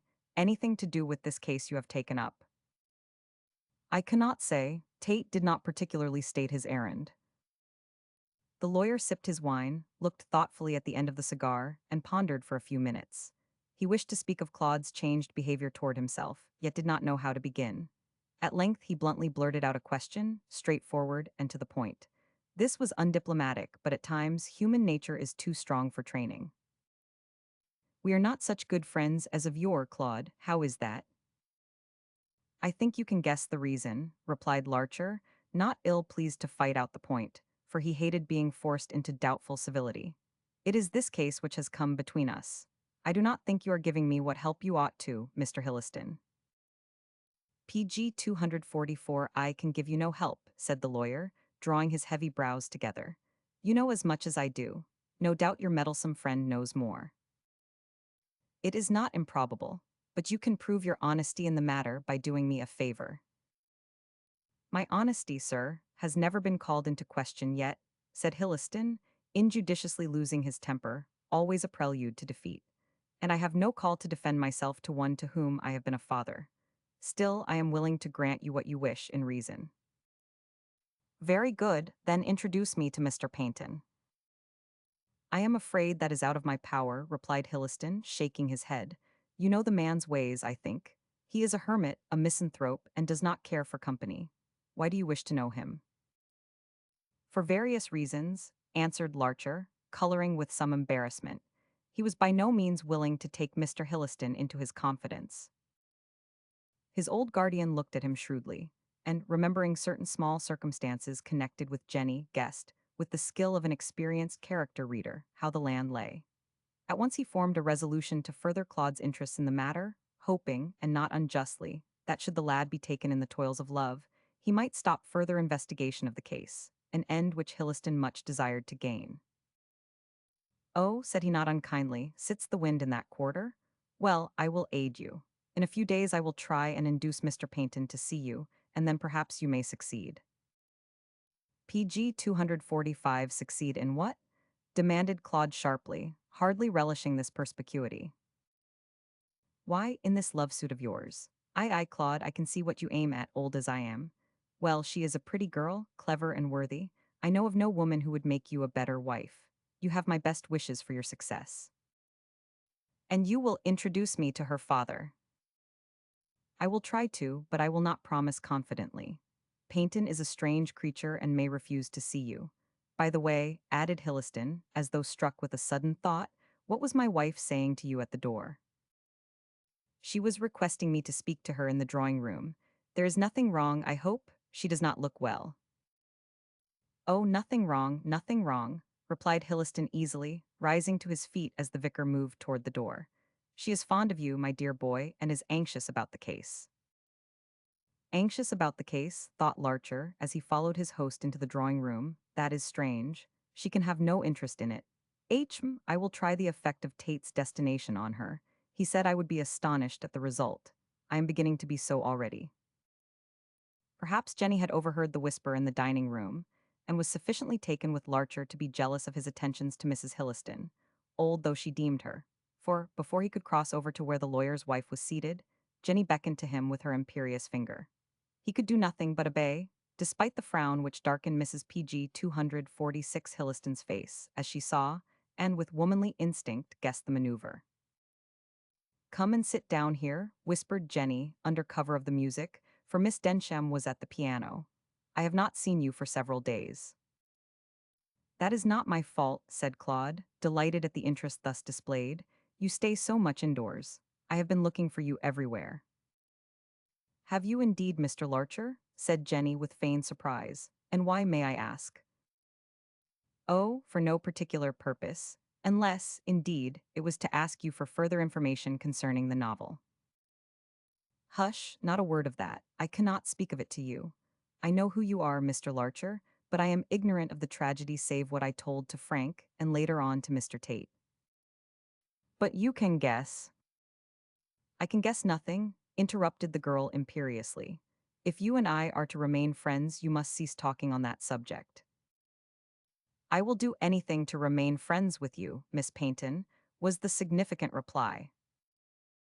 "Then talk of anything save that terrible case. Oh, how I wish I had left it alone." "I am glad you did not," said Claude bluntly. "If it had not been for that book—" Before he could finish the sentence, Jenny shot an indignant look at him, and deliberately rising from her seat, crossed the room to where Frank Linton was frowning and tugging at his mustache. Claude was vexed at his folly in thus drawing down her anger on him, but accepted his beating like a man, and passed PG 247 over to where Mrs. Hilliston waited with an expectant face. She remarked on his tardy coming with some bitterness. "I see you prefer a younger face to mine," she said, drawing herself up. "Time was when I had no rival to fear." "Dear Mrs. Hilliston, I could not disobey a lady. Besides,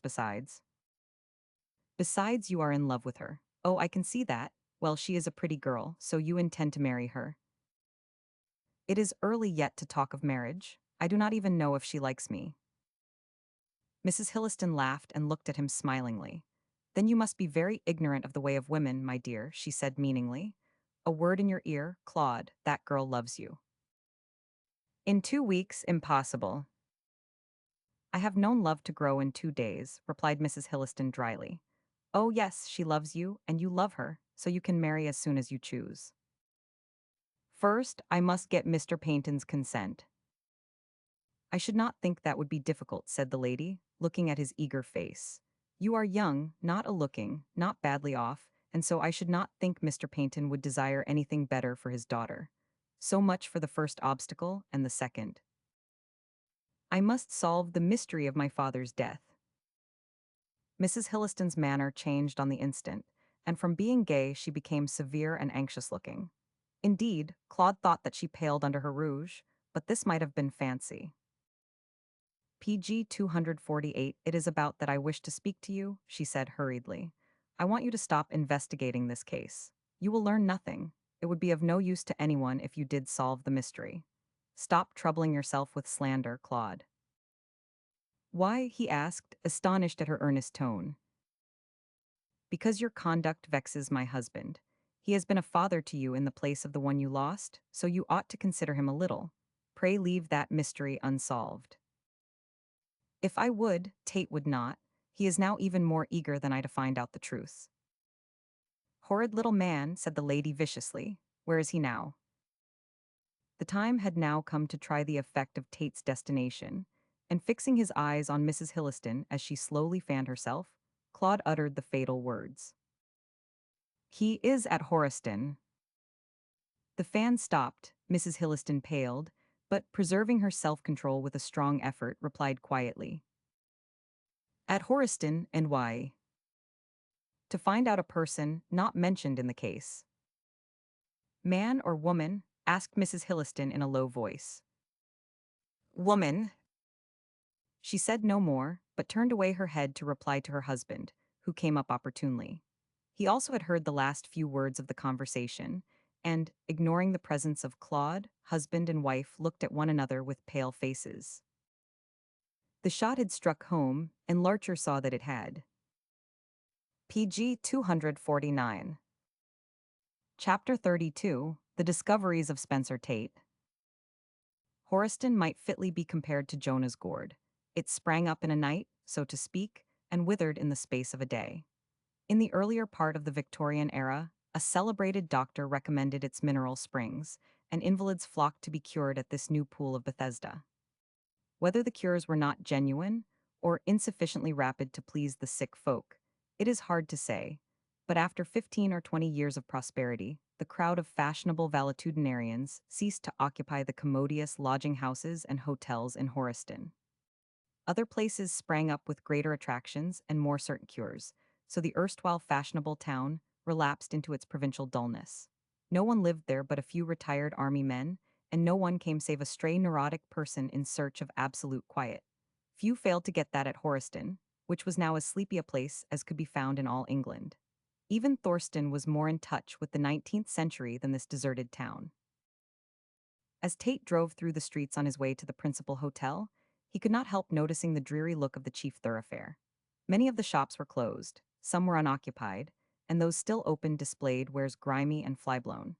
The shopkeepers came to their doors in a dazed fashion to look PG 250 at the new visitor in the single fly, which plied between station and hotel, thereby showing that the event was one of rare occurrence. There were no vehicles in the street itself, save a lumbering cart containing market produce, and the doctor's trap which stood at the doctor's door. A few people sauntered along the pavement in a listless fashion, and the whole aspect of the place was one of decay and desertion. But for the presence of shopkeepers and pedestrians, few though they were, Tate could almost have imagined himself in some deserted mining township on the Californian coast. The principal hotel faced one side of a melancholy square and was called the Royal Victoria, out of compliment to the reigning monarch. It was a large barrack with staring windows and a flight of white steps leading up to a deserted hall. No busy waiters, no genial landlord or buxom barmaid, not even the sound of cheerful voices. Cats slept on the steps and fowls clucked in the square, while a melancholy waiter, peering out of the window, put the finishing touch to the lamentable dreariness of the scene. The sign Royal Victoria should have been removed out of very shame, and the word Ichabod written up in its place. The landlord was lacking in humor to let things remain as they were. However, Tate, being hungry and dusty and tired, consoled himself with the reflection that it was at all events an hotel, and speedily found himself the sole occupant of the dining room, attended to by the melancholy waiter. The viands provided were by no means bad, and the wine was undeniably good, and small wonder, seeing it had been in the cellars for a PG 251 quarter of a century for want of someone to drink it. This fact was confided to Tate by his sad Ganymede. "We used to see a sight of company here," said this elderly person when he appeared with the claret, "but, bless you, it's like Babylon the fallen now, sir. You are the first gentleman as I have seen here for a week. Should not think it would pay to keep the hotel open." "It do not, sir," replied the waiter with conviction, "but master is well off made his money in the days when Horiston was Horiston, and keeps this place as a sort of hobby. We have a club here in the evenings, sir, and that makes things a bit lively." "Have you been here long?" asked Tate, noticing how gray and wrinkled was this despondent servitor. "Over 30 years, sir," responded Ganymede, with a sigh as though the memory was too much for him. "Man and boy, I have been here 30 years. "I am glad of that. You are the man I want. Got a good memory." "Pretty good, sir. Not that there's much to remember," and he sighed again. H. 1000. "Have you any recollection of a murder which took place at the Laurels 25 years ago?" "That I have, sir," said the waiter, with faint animation. It was the talk of the country. "Captain Larcher was not it, sir, and his wife, a sweetly pretty woman. She was accused of the murder, I think, but she did not do it. No, nor Mr. Jerringham either, though some people think he did, cause he cleared out. PG 252, and small blame to him when they were after him like roaring lions." "Do you remember Jerringham?" "I should think so, sir. Why, he stopped in this very hotel, he 999. As kind and affable a gentleman as I ever met, sir. He kill Captain Larcher? Not he. No more than did the wife, poor thing. Now I have my own opinion," said this wise person significantly, "but I did not take to it for 5 years after the murder. As you might say 20 years ago, sir." "Who do you think committed the crime, then?" asked Tate, rather impressed by the man's manner. The waiter looked around, with the enjoyable air of a man about to impart a piece of startling information, and bent across the table to communicate it to Tate. Denny's Bantry was the man, sir, he said solemnly. Captain Larcher's valet. Nonsense, what makes you think that? I do not think it, sir, I know it. If you do not believe me, go to the Laurels and ask the old gardener, Dick Pentle. He saw it, finished the waiter in a tragic whisper. Saw what? The murder? Said Tate with a startled look. Yes, sir, he saw the murder. I heard it all from him, I did. I forget the exact story he told me. But Denny's Bantry should have been hanged, sir. Oh, there is not the least doubt about it, sir. But if this Dick Pentle saw the crime committed, why did not he come forward and tell about it? Well, sir, it was this way, said Ganymede, dusting the table with his napkin. Dick ain't all there. Not to be too delicate, sir, Dick's mad. He was PG 253, always a softy from a boy. Not that he's old now, sir. 4 to 5, I believe, and he was 20 years of age when he was in Captain Larcher's service. And is he at the Laurels still? Why, yes, sir. You see, after the murder, no one would take the house. They thought it haunted maybe, so Dick was put in as caretaker. He looked after it for 20 years, and then it was taken by a gentleman who did not care for murders or ghosts. He's there now, sir, and so is Dick, who still looks after the garden. But why did not Dick relate what he saw? Because of his softness, sir, said the waiter deliberately. You see, Dick had been put into a lunatic asylum, he had, just before he came of age. Captain Larcher, a kind gentleman, sir, took him out and made him gardener at the Laurels, so when Dick saw the murder done, he was afraid to speak, in case he should be locked up again. No head, you see, sir. So he held his tongue, he did, and only told me 5 years after the murder. Then it was too late, for all those who were at the Laurels on that night had disappeared. You do not happen to know where Denny's Bantry is, sir, do you? For he ought to hang, sir, indeed he ought. Tate did not think it wise to take this bloodthirsty waiter into his confidence, but rewarded him with half a sovereign for his information, and retired to bed to think the matter over. He was startled by this new discovery, which seemed to indicate Denny's Bantry, alias Carey, as the assassin, and wondered if he had been wrong all through in suspecting Hilliston. Yet if Carey had committed the crime, Tate saw no reason PG 254 why Hilliston should protect him, as he was evidently doing. Assuming that the waiter had spoken correctly, the only ground on which Tate could explain Hilliston's conduct was that Mrs. Larcher was implicated with the old servant in the murder. If Carey were arrested, he might confess sufficient to entangle Mrs. Larcher, and as Hilliston loved the woman, a fact of which Tate was certain, he would not like to run so great a risk to her liberty. But this reasoning was upset by the remembrance that Mrs. Larcher had already been tried and acquitted of the crime, and as according to law she could not be tried twice on the same charge, she was safe in any case. Tate was bewildered by his own thoughts. The kaleidoscope had shifted again. The combinations were different, but the component parts were the same, and argue as he might, there seemed no solution of the mystery. Mrs. Larcher, Denny's Bantry, his sister, Hilliston, and Mark Jerringham, who had killed the unfortunate husband? Tate could find no answer to this perplexing question. In the morning he walked to the Laurels, which he had no difficulty in finding, owing to the explicit directions of his friend the waiter. It was a pretty, low-roofed house on a slight rise near the river, and built somewhat after the fashion of a bungalow. The gardens sloped to the river bank on one side, and on the other were sheltered from inland winds by a belt of sycamore trees. In front, a light iron railing divided them from the road, which ran past the house on its way to the ferry. The gardens were some 3 acres in extent, very pretty and picturesque, showing at every turn that whatever might be the mental state of PG 255 Dick Pentle, he was thorough master of his business. Tate came into contact with him in a short space of time through the medium of the housekeeper. This individual was a sour old maid, who informed him with some acerbity that Mr. Deemer, the present occupant of the Laurels, was away from home, and without his permission she could not show him the house. Perhaps she suspected Tate's errand, for she looked suspiciously at him and resolutely refused to let him cross the threshold. However, as a concession she said he could inspect the grounds, which were well worth seeing, and called Dick Pentle to show him round. As Tate had really no great desire to see the interior of the house, where he would learn nothing likely to be of service, and a great desire to speak alone with the mad gardener, he thankfully accepted the offer, and was then thrown into the company of the very man whom he most desired to see. Dick Pentle was a slender, bright-eyed man, with a dreamy-looking face, alert in his movements and restless with his hands and feet. He did not seem unintelligent, but the germs of madness were plainly discernible, and Tate guessed that only his constant life in the open air kept him from returning to the asylum whence he had been taken by Captain Larcher. With justifiable pride this queer creature showed Tate over the grounds, but never by word or deed did he hint at the story which he had told the waiter. Still hopeful, Tate led the conversation on that direction, and finally succeeded in touching the spring in the man's brain, which made him relate the whole matter.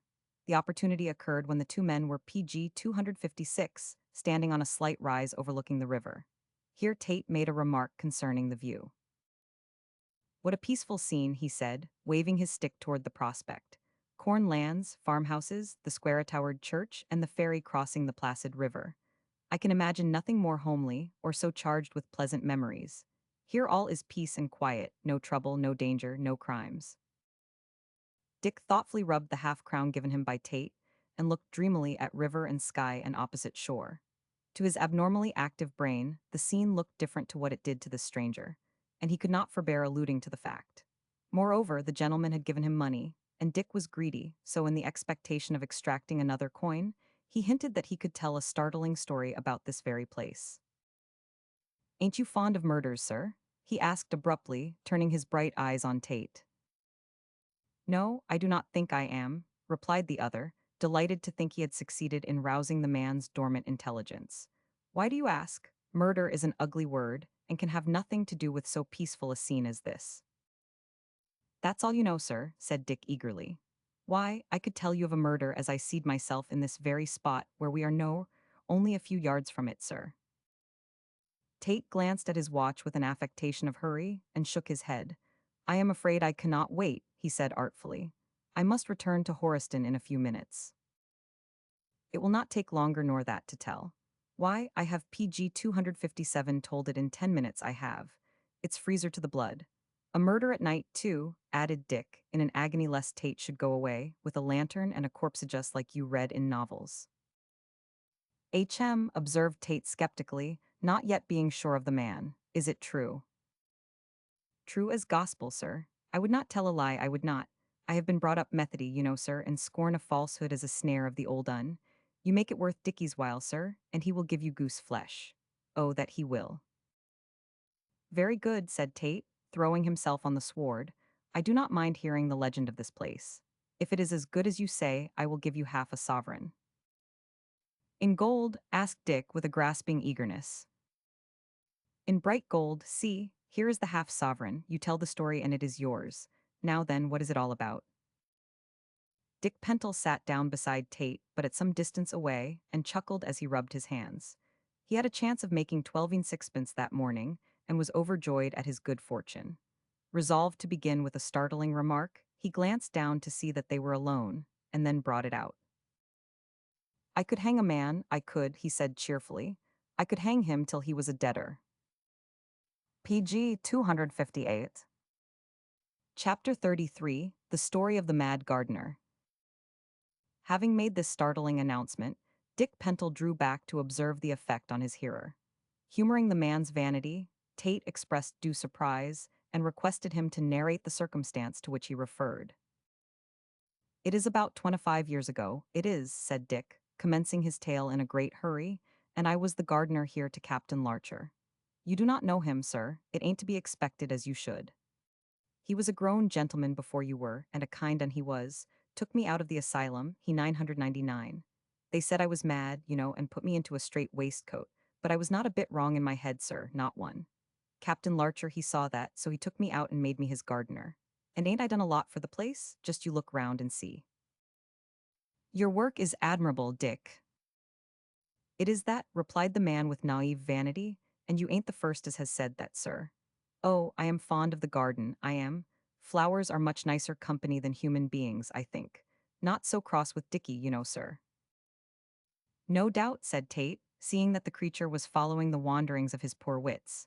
"But about this murder, you—" PG 259, "I did not know anything was wrong," interrupted the gardener earnestly. "I would have kept out of the way if I would known that. but I came here one night when I should not have been here." "How was that?" "Hot rum and water," confessed Dick with great simplicity. "I drank too much of it, and it went to my head. It is not a strong head, so I came here to sleep it clear again.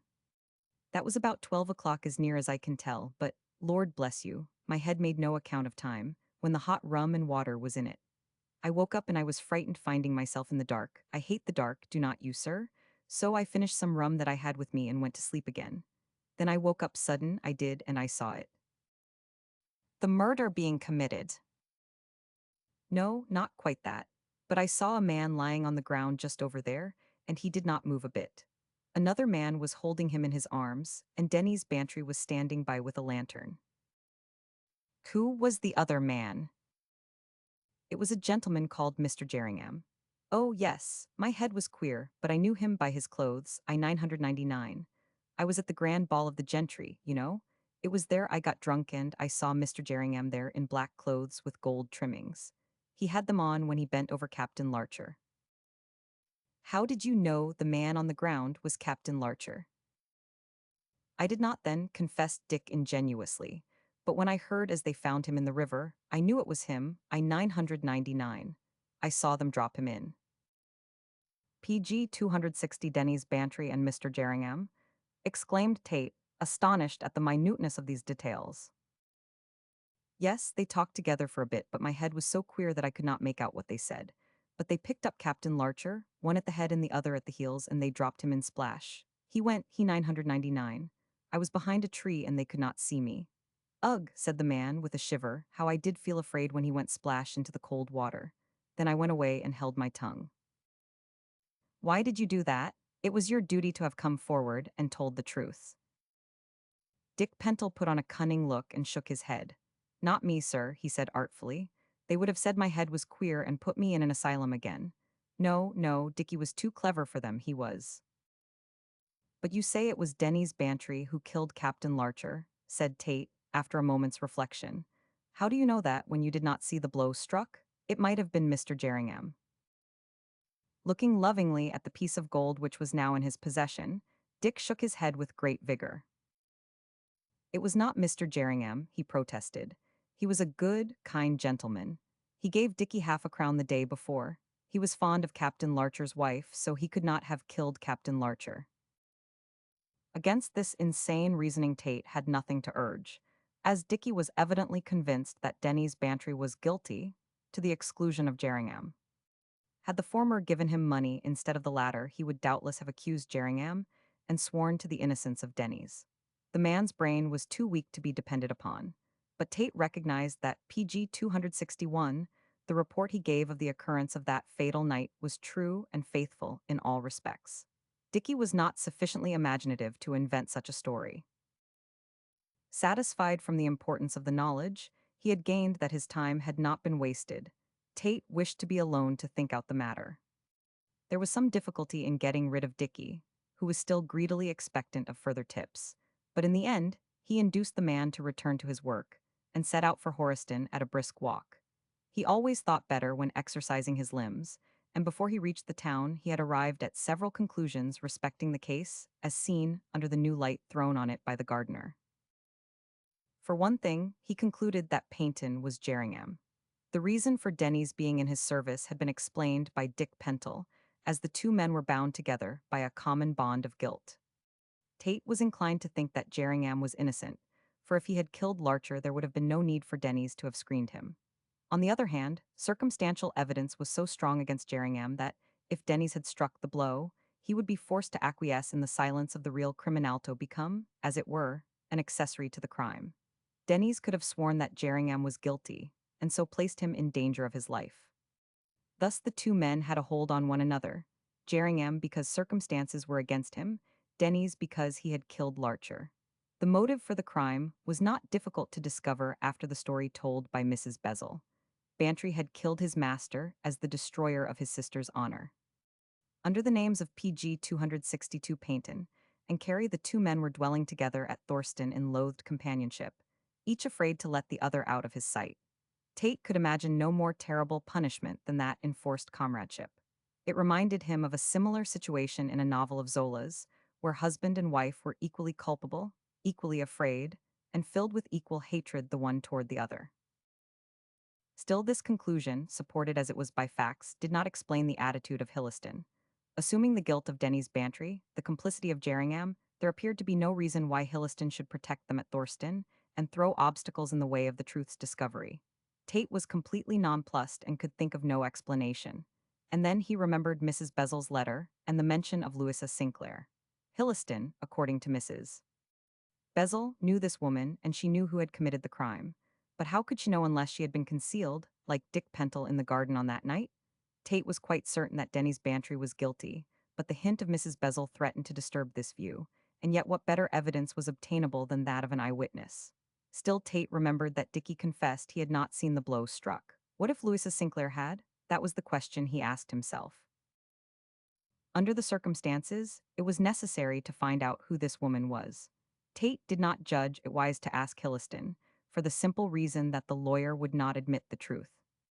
There was no obvious reason why he should not, but Tate had sufficient experience of Hilliston's trickery and evasion in the past PG 263 to know that his admissions were untrustworthy. There only remained for him to search for Louisa Sinclair in Horiston, question her if she were alive, or learn all that he could if she were dead.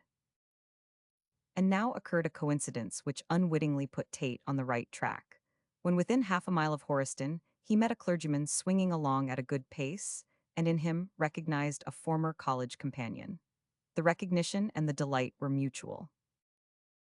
"My dear Brandon, this is indeed a surprise," exclaimed Tate, holding out his hand. "I had no idea that you were in these parts." "I have only been vicar here for a year," answered Brandon cordially.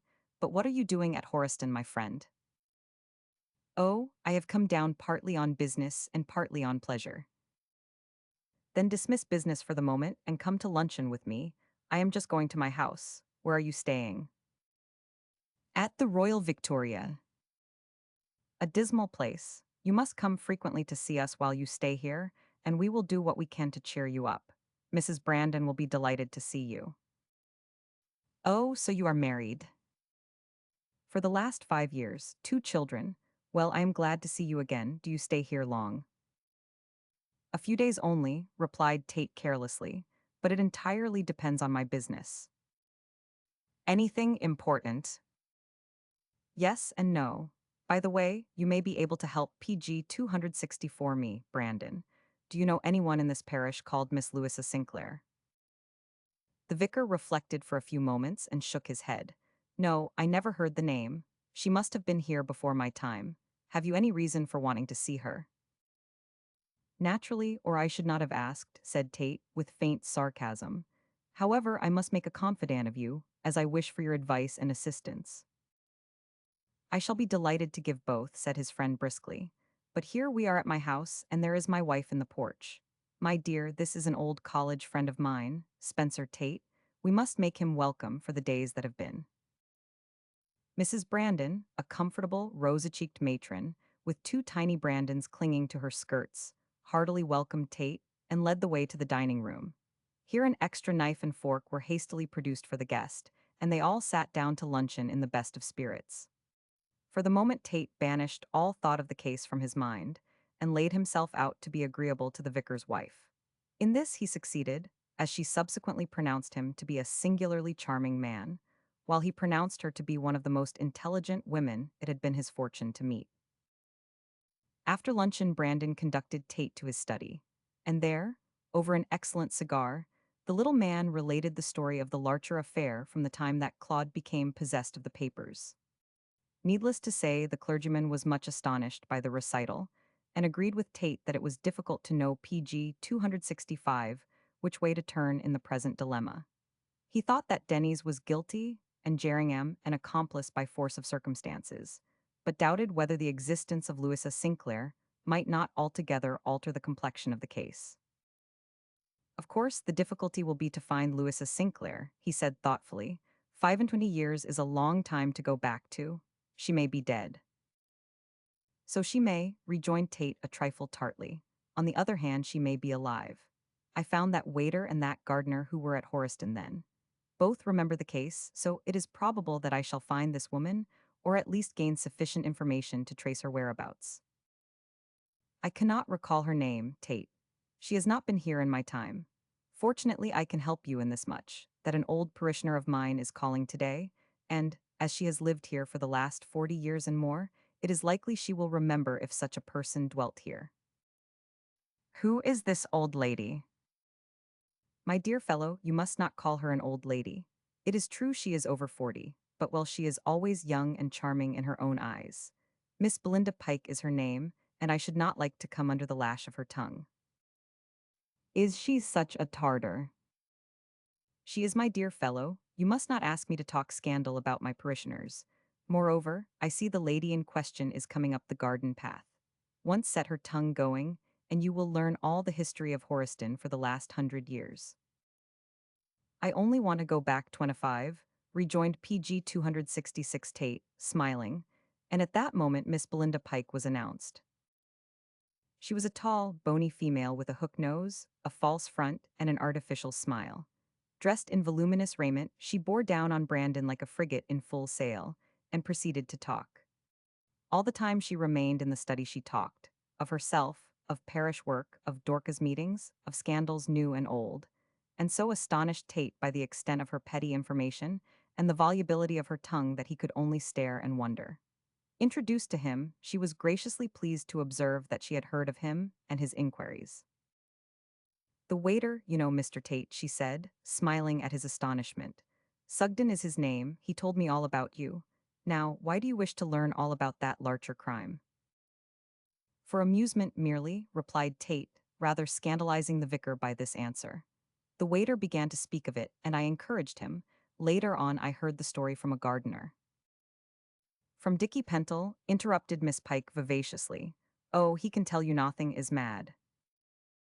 Mad or not, he told me a great deal. All false, no doubt. My dear Mr. Tate, continued the lady impressively, only one person can tell you the truth of that case. Myself. Or Louisa Sinclair. Louisa Sinclair, what do you know about her? Nothing, save her name, replied Tate, but I want to know more. Can you give me the required information? PG 267 Yes. Come and have afternoon tea with me today, and I will tell you all. Oh yes, said Miss Pike with a self-satisfied nod, I know who killed Captain Larcher. Jerringham Denny's, the valet Hilliston. No, those three people are innocent. I can swear to it, I know it. Then who is guilty? Why, said Miss Pike quietly, Mrs. Larcher's maid Mona Bantry. PG 268. Chapter 34, A Letter from Horiston. My dear Claude, in my last letter, I informed you of my various discoveries with regard to the case. I deem myself singularly fortunate in finding those who could afford me the necessary information. 25 years is a wide gap of time, and to tell the honest truth, I scarcely expected to be successful in my mission. Death, absence, old age might have put an end to all who knew about the case. But, as you are already advised, I unexpectedly met with three people who gave me three different versions of the murder from their various points of view. First, the waiter Sugden, who merely reflected the opinion of Dick Pentle. Second, the gardener himself with his first-hand story. And third, Miss Belinda Pike, whose ideas are quite at variance with the other two. I mentioned to you that I had met Miss Pike at my friend Brandon's, and that she had invited me to visit her the next day to hear her story of the case. Of course, I went, and found the lady an excellent character for my purpose. She has a truly wonderful memory for the small beer of life. She is a born gossip, and is one of the most spiteful women it has ever been my fortune to meet. Her invitation was more to satisfy her own vanity and curiosity than because she wished PG 269 to do me a service. But if she is gratified in the one, she is balked in the other. With some difficulty, for she is a most persistent creature, I managed to evade her inquiries as to my reason for wishing to know about the Larcher affair, and extracted from her all information likely to be of service to us in discovering the truth. What she told me leaves me more in the dark than ever, and I shall doubtless return to Thorston no whit nearer the truth than I was when I set out. But before narrating her story, as imparted to me in strict secrecy, you must not be offended if certain reflections are cast by this busybody on your mother. To get at the truth of this complication, you must view it from a disinterested standpoint and throw aside all prejudice. I do not for a moment believe that Mrs. Larcher intended to willfully deceive her husband, as is implied by Miss Pike, but I must confess I think her conduct was highly reprehensible. Still, I pass no judgment, as it is not my place to do so, and you must clearly understand that the remarks herein contained about her are those of Miss Pike. You can guess from their tenor what a very spiteful old lady she is. I promise to report my doings and hearings faithfully to you, and I hereby keep my promise, and at the cost of your losing your temper. The cause of Miss Pike's malignity is jealousy passion, which is as active now with her as it was 25 years ago. Then the fair Belinda, according to her own account, was the belle of Horiston, and shared that enviable position with two rivals, one being your mother, the other Miss Louisa Sinclair. I fancy I hear you exclaim at the mention of this PG 270 name. But Mrs. Bezel is right, such a person does exist. She was a passably pretty girl, according to Miss Pike, and rather popular, again Miss Pike, but cared for no one so much as Mr. Francis Hilliston, then a handsome young lawyer of great promise and good family. This is evidently the romance of Hilliston's life, and accounts for his silence about Louisa Sinclair. He did not wish to speak of one who had disappeared under somewhat discreditable circumstances, yet who truly loved him. Whether he returned her love I cannot say. Suspend your judgment till you hear the story of this maiden lady. Of course, it is quite different to that of Dick Pentle, and I think less easy to believe. The gardener spoke of what he saw, Miss Pike speaks of what she thinks. Judge for yourself which is right. As I have said, Miss Pike was a belle in her younger days. She was also well off and could have made a good match. Unfortunately, she was in love with Hilliston. I say unfortunately because he happened to be in love with Mrs. Larcher. I again apologize for putting the matter so plainly, but Miss Pike insisted that it was so. In those days, Hilliston must have been a handsome and fascinating man, for Louisa Sinclair also loved him with a like result. He had no eyes for these two damsels, but quietly devoted himself to Mrs. Larcher. I do not mean to say that he roused the suspicions of your father, for his devotion was perfectly respectful. The desire of the moth for the star, I may say for Hilliston knew well enough that he had no chances in that quarter for two reasons. First, Mrs. Larcher was a married woman. Second, she was in love with Jerringham. PG 271, at the time of that notable dress ball matters stood thus. Miss Belinda Pike in love with Hilliston. Miss Louisa Sinclair in love with Hilliston. Hilliston in love with Mrs. Larcher. Mrs. Larcher in love with Jerringham. Can you imagine anything more complicated? And to make confusion still worse, Miss Pike solemnly asserted that Jerringham was not in love with Mrs. Larcher, but with her maid, Mona Bantry. Therefore, all round, each of these five people was in love with the wrong person. It was a modern comedy of errors with a tragic ending. Miss Pike went to the ball in the character of a flower girl, and there was astonished to find two Mary, Queen of Scots, and two Darnleys. During the night she learned that out of jealousy, Louisa Sinclair had adopted the same fancy dress as your mother. She was the second Queen of Scots, and was attired precisely the same in all respects, save that Mrs. Larcher wore a small dagger, and Miss Sinclair did not. On making this discovery, Miss Pike naturally thought as a jealous woman would that the second Darnley was Hilliston. She knew that the first was Jerringham, and did not trouble herself about him, but maneuvered to get speech with the second. To her astonishment, she found out how I cannot say that it was Captain Larcher, who was supposed to be in London. He confessed that he was jealous of his wife, and had returned in disguise to learn the truth. Miss Pike was not clear whether he was suspicious of Jerringham or of Hilliston, and she had no opportunity of learning the truth as Larcher. Seeing his wife leave the ballroom, followed PG 272 her at once. The next day Miss Pike was informed of the disappearance of Jerringham, and later on she learned of the death of Captain Larcher. Now you will ask whom she suspected. A woman with so unhappy a temper would not be long in forming an opinion about a matter connected with a lady of whom she was jealous. I allude to your mother. Miss Pike had a theory, and ever since, declining to accept the evidence given at the trial, has held firmly to it. She suspected Mona Bantry to be guilty. I give her reason in her own words. Of course it is only theory, she said, when I asked her point blank who she thought was guilty, but my suspicions point to Mrs. Larcher's maid. To Mona Bantry, I asked, rather astonished. Yes, she was in love with Mr. Jerringham, and he was at the ball dressed as Darnley. Captain Larcher wore the same dress. As I told you, he left the ballroom when he saw his wife go out with Mr. Jerringham. I fancy he followed them home and caught them as they parted in the Garden of the Laurels. Very likely he ordered Mr. Jerringham off the premises and insisted on his wife going into the house. Mona, who was sitting up for her mistress, would open the door, and seeing by the dress, as she thought, Mr. Jerringham with Mrs. Larcher, I believe she lost her head and killed him. Killed him, but how? With the dagger worn by Mrs. Larcher, responded Miss Pike triumphantly. She snatched it from the sheath as it hung at the girdle of Mrs. Larcher, and killed the poor man thinking he was her lover. Then, finding out her mistake, she fled. PG 273, but so did Jerringham, I said. Yes, he also saw the murder, and naturally enough thought he might be suspected. I think he took Mona away with him on the very night, and they fled together. As to the body, Denny's, the brother, to save his sister and possibly his mistress from being suspected, threw it into the river. That is my theory, Mr. Tate, and I believe it to be the true one. I need not repeat more of our conversation, as it was merely argument on both sides, but you now know sufficient to see in what direction Miss Pike's suspicions are directed. Her story is quite at variance with that of your mother, who plainly stated that she found Mona in the sitting room with your father. It is not strange that the two narrations should be contradictory, for we must remember that Mrs. Larcher spoke from facts while Miss Pike only speaks from hearsay. Again, from the statement of Dick Pentle, it would appear that the murder took place in the garden. Your mother says it was committed in the sitting room, so here is another contradiction. But you must not forget that only one person has sworn to the identity of those he saw with the body.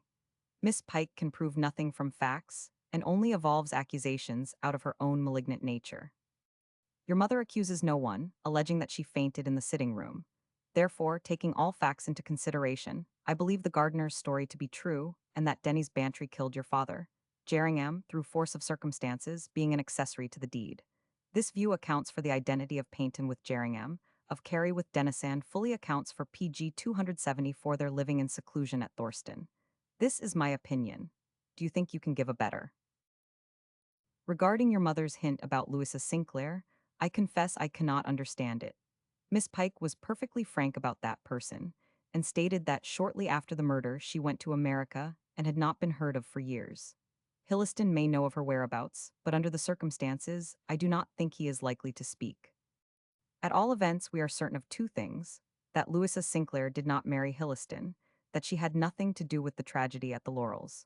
Miss Pike intends to show me a portrait of the lady on the occasion of my next visit.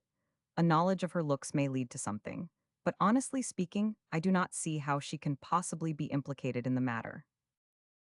But I must bring this long letter to a close. I have found out sufficient at Horiston to justify our suspicions of the menage at Rose Cottage, and when I return we must set our wits to work to see Paynton and Carey. They must be forced into plain speaking, then we may solve the mystery of your father's death not before. Expect me in 2 days, and think over what I have written so that we may discuss the matter thoroughly when we come together. And so no more at present from your friend. Spencer Tate. PG 275. Chapter 35, The Original of the Portrait. Claude Larcher was blessed with the best of tempers and strongly gifted with self-control. He found these virtues very necessary in his profession, especially when in command of a body of men in the wilds.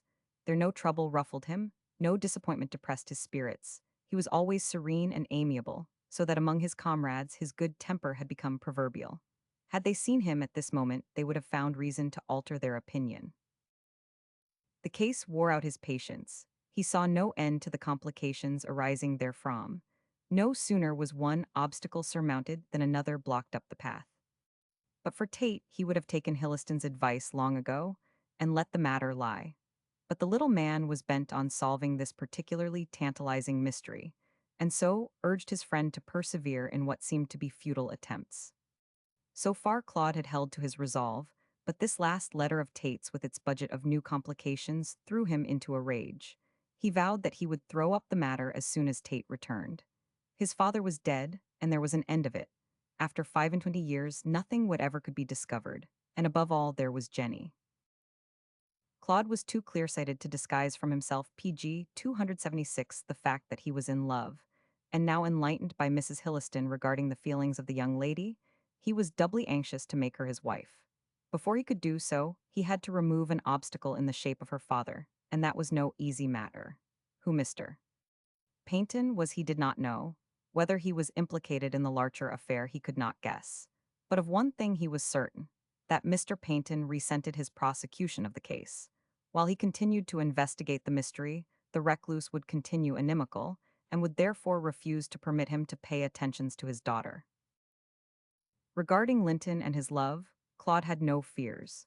He had been assured by Mrs. Hilliston that Jenny liked him best, and taking advantage of the hint, he had thrown himself as frequently as possible into the society of his beloved. Did Jenny go to the vicarage? Claude was there, under the pretense of questioning the clergyman concerning the architecture of the church. Did she practice on the organ? Claude was always waiting at the door to carry her music book to Rose Cottage. A walk in the morning, he was in the vicinity. A stroll in the evening, and he appeared unexpectedly round the nearest corner. In driving, riding, walking, visiting, this persistent young man was constantly to be found near Miss Jenny Paynton. All this meant infatuation. Availing himself of the opportunities thus afforded, he learned her secret and betrayed his own. Without a word being said on either side with, the shadow of the case between them, these two young people fell in love with one another. When Tate returned 2 days after his last letter, he was confronted by Claude with PG 277, the intimation that he wished to stop further investigations. Tate, who was devoured by an unappeasable curiosity to find out the truth, resented this backsliding and told Claude his opinion very plainly. But for their long friendship they would have quarreled over the matter, as it was Tate argued out the question and induced Claude to come round to his way of thinking. But it was a hard task. "You are not going to turn back after putting your hand to the plow?" he said, when Claude first broached the subject of abandoning the case. "Why not if the plow will not move?" returned the young man flippantly. "The plow will move," returned Tate vehemently. "You got my last letter. I 999, but I do not see that it contains anything likely to elucidate the mystery. Your Dick Pentle is a madman, your Miss Pike an untrustworthy gossip. That is your opinion, not mine. I have made a discovery since writing my last letter, of which I have not yet had time to inform you." "What is it?" "I will tell you later on. Meanwhile, is it on account of this girl that you have decided to abandon the case?" "Partly, and partly because I think we are wasting time. Our investigation can lead to no result. We may find out who killed your father." "I doubt that," replied Larcher coolly. "You suspect Hilliston, you suspect Jerringham, you suspect Mona Bantry. Why, in your last letter you hinted at the guilt of Denny's, simply because a drunken lunatic told you a wild story. Yet, so far as I can see, you PG 278 have not a morsel of evidence against any one of the four." "You are wrong," said Tate, in an argumentative manner. "The misfortune is that there is too much evidence against them all. I could furnish you with a case against each which, so far as circumstantial evidence is concerned, would convince you of their individual guilt." "Theory, Tate theory." "We will prove that soon, my boy," said Tate, with exasperating coolness. "If you back out of the case, I at least am determined to see it through. I suppose you are bent on marrying the young lady." "If she will have maize." "Humph, there's another obstacle which you have overlooked. The consent of her father, mysterious friend, Paynton."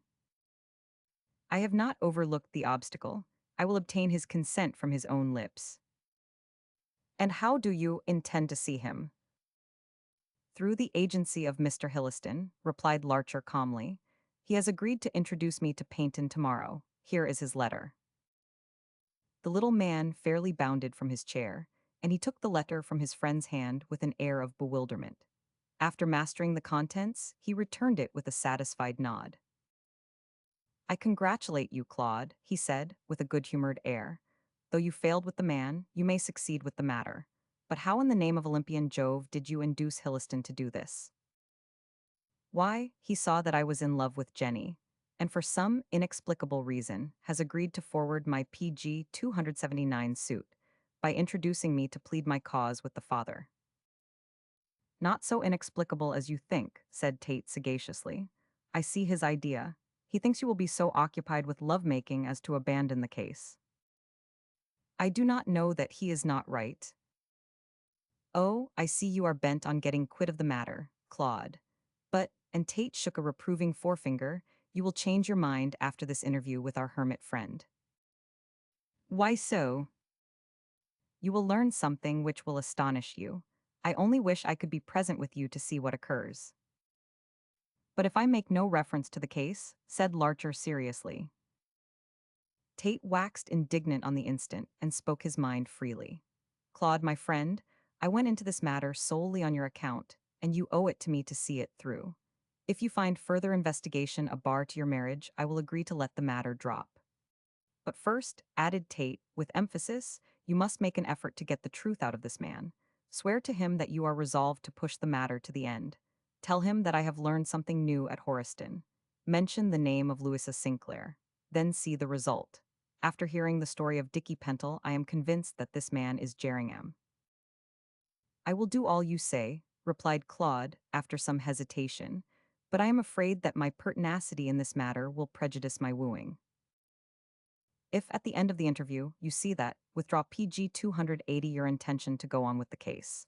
Then out of gratitude he may give you his daughter. Bluff him first yield afterward. In that way we may discover who Paynton is, what he has to do with the case, and why he is connected with Hilliston. Do you agree? Good, give me your hand on that. The two men shook hands, though it was not without a secret qualm that Claude thus sealed the compact. After a pause he said, "And who is this Louisa Sinclair you make such a point of my mentioning to Paynton?" "Ah, that is my discovery," said Tate, rubbing his hands. "When I interviewed Mrs. Bezel, I showed her a portrait of Mrs. Hilliston, whom curiously enough she had never seen. No doubt Hilliston has his reasons therefor. She seemed startled but said nothing. Then she wrote to you about Louisa Sinclair." "But what has Louisa Sinclair to do with Mrs. Hilliston?" "Cannot you guess? Miss Pike showed me a portrait of Louisa Sinclair taken 25 years ago. I did not then wonder at Mrs. Bezel's start, or that Hilliston had refrained from letting her see the picture of his wife. In a word, Louisa Sinclair and Mrs. Hilliston are one and the same woman." "Ah," cried Claude with a sudden recollection, "it was for that she was so afraid of your going to Horiston." "Yes, she thought I might learn too much. This is the beginning of the end, Claude. What, do you think Mrs. Hilliston knows anything of the case?" PG 281. According to your mother, she knows a good deal. According to Miss Pike, she is in possession of certain facts. Yes, I think Mrs. Hilliston can help us if she will. But my dear Tate, said Claude quietly, Mrs. Hilliston is an American. Ah, Louisa Sinclair went to America, and probably became a naturalized subject of the Stars and Stripes. But, objected Larcher, she was a widow when she married Hilliston. So I believe, a Mrs. Derrick. No doubt she came by all her money through that first marriage. Oh, I can put the puzzle easily together. No wonder Hilliston wanted the case dropped, both on his own account and on that of his wife. What do you mean, Tate? Do you suspect that? Say no more, said Tate, rising. I will tell you what I mean after you have seen Paynton. But then, added he significantly, I do not think you will need any explanation. Page 282. Chapter 36. A strange thing happens. The next morning Claude received a second letter from Hilliston, stating that, as his wife was ill, he would be unable to come over to Thorston, but directing the young man to go to Rose Cottage at noon, when Mr. Paynton would be ready to receive him. Tate regretted that he had not been included in the invitation, and carefully instructed Claude how to act during the interview. I believe Paynton can settle the matter, were his parting words, so put love out of your head for the time being, and do your best to extract the truth. Anxious to oblige one who took so much interest in his private affairs, Larcher promised to do what he could, and shortly after 11 started for Rose Cottage. As a matter of fact, he need not have gone so soon, but he did so in the hope of meeting with Jenny. Well acquainted as he was with her movements, his surmise proved correct, for he met the young lady at the end of Nightingale Lane. She blushed and expressed surprise at the meeting. But such feigning is part of love's comedy. I did not expect to see you here, Mr. Larcher, she said, after the first greetings had passed between them. "Where are you going?" "I am about to call on your father." "PG 283 really?" said Jenny with some perplexity and more doubt. "I'm afraid you go on a useless errand. My father sees no one." "He will see me," replied Claude quietly. "I come by appointment. Mr. Hilliston spoke to your father, with the result that he has agreed to see me." "Has your visit anything to do with that novel?" "It has everything to do with it. I wish to ask Mr. Paynton some questions in connection with my father's death." "But he knows nothing," cried Jenny vehemently. "He can tell you nothing? It is worse than useless for you to speak to him on the subject. You will only make him 99. But I have to speak to him on another subject," said Claude artfully. Jenny looked up inquiringly, remarked the passion in his gaze, and turned away her face with a blush. Much as she would have liked to, she found it impossible to appear ignorant of his meaning. "It seems to me that I am the person to be first consulted," she said, with a pout. "Jenny, I—" "Hush, here is Carrie. See my father first and then see me. Till then, good be." She flitted rapidly away and turned the corner of the lane as Carrie, more crabbed-looking than ever, came up to where Claude was standing. It was then that Larcher saw that the old servant was suffering under some strong emotion. His eyes were brighter than usual, his lips quivered, and he was so nervous that he could keep neither limbs nor body at rest. PG 284 rightly connecting this agitation with his visit, Claude wisely held his peace and waited to hear what Carrie had to say. "You will be after seeing the master, sir," said Carrie, in breathless anxiety. "He is waiting for you, sir, in the garden." "I was just on my way there, Carrie, and stopped to speak for a few minutes to Miss Jenny. I am very glad that Mr. Paynton has consented to see me." "And you may well be glad, Master Claude." "Master Claude," echoed the young man, stopping short. "Oh, blazes, 'twas a slip of the tongue, sir," cried Carrie anxiously. "Do not notice it, sir. Sure, it's old I am and my mind wanders." "Then, you deny that you are Denny's Bantry." "Say nothing of that, sir. Let the master speak his own mind to you. You will know soon enough who I am, and that's a fact anyhow." "I am convinced in my own mind that you are my father's old servant," said Larcher, as he resumed his walk, "but who your master is I am not so clear." Carrie shook his head and pursed up his lips, as though determined to let no information escape him. They walked along in silence, and it was only when he unlocked the gate in the red brick wall that Carrie again opened his mouth. "Keep silent, sir, if you love me," he said in a low tone. "Do not agitate the master. He will do the speaking and tell ye all ye wish to know, begad, and more too." Larcher nodded and passed into the garden. The morning was warm and sunny, and the colors of the PG 285 flowers were dazzling in the warm glow against the white walls of the cottage. With his hands clasped behind his back, Paynton paced meditatively up and down the path before the house, but stopped as he caught sight of his visitor. Taking off his hat in tribute to the venerable looks of the old gentleman, Claude bowed and waited to be addressed. For some moments Paynton looked at him in silence, with much emotion, then controlling himself with some difficulty held out his hand. "I am glad to see you, MRMR." "Larcher," suggested Claude, seeing his host at a loss for the name. "Larcher," gasped Paynton with an effort. "Yes, Eyes. My friend Mr. Hilliston advised me of your coming. Let us enter the house. We will have more privacy there." As Claude knew no one was about in that walled place but Carrie and the deaf old housekeeper, he wondered what further privacy was necessary. But considering that Paynton had doubtless good reason for his action, he bowed silently and followed him within, as requested. In a few minutes they were in the bookroom. Paynton seated himself in such a position as to place his back to the strong light shining through the window, and asked Claude to be seated in a chair which lacked this advantage.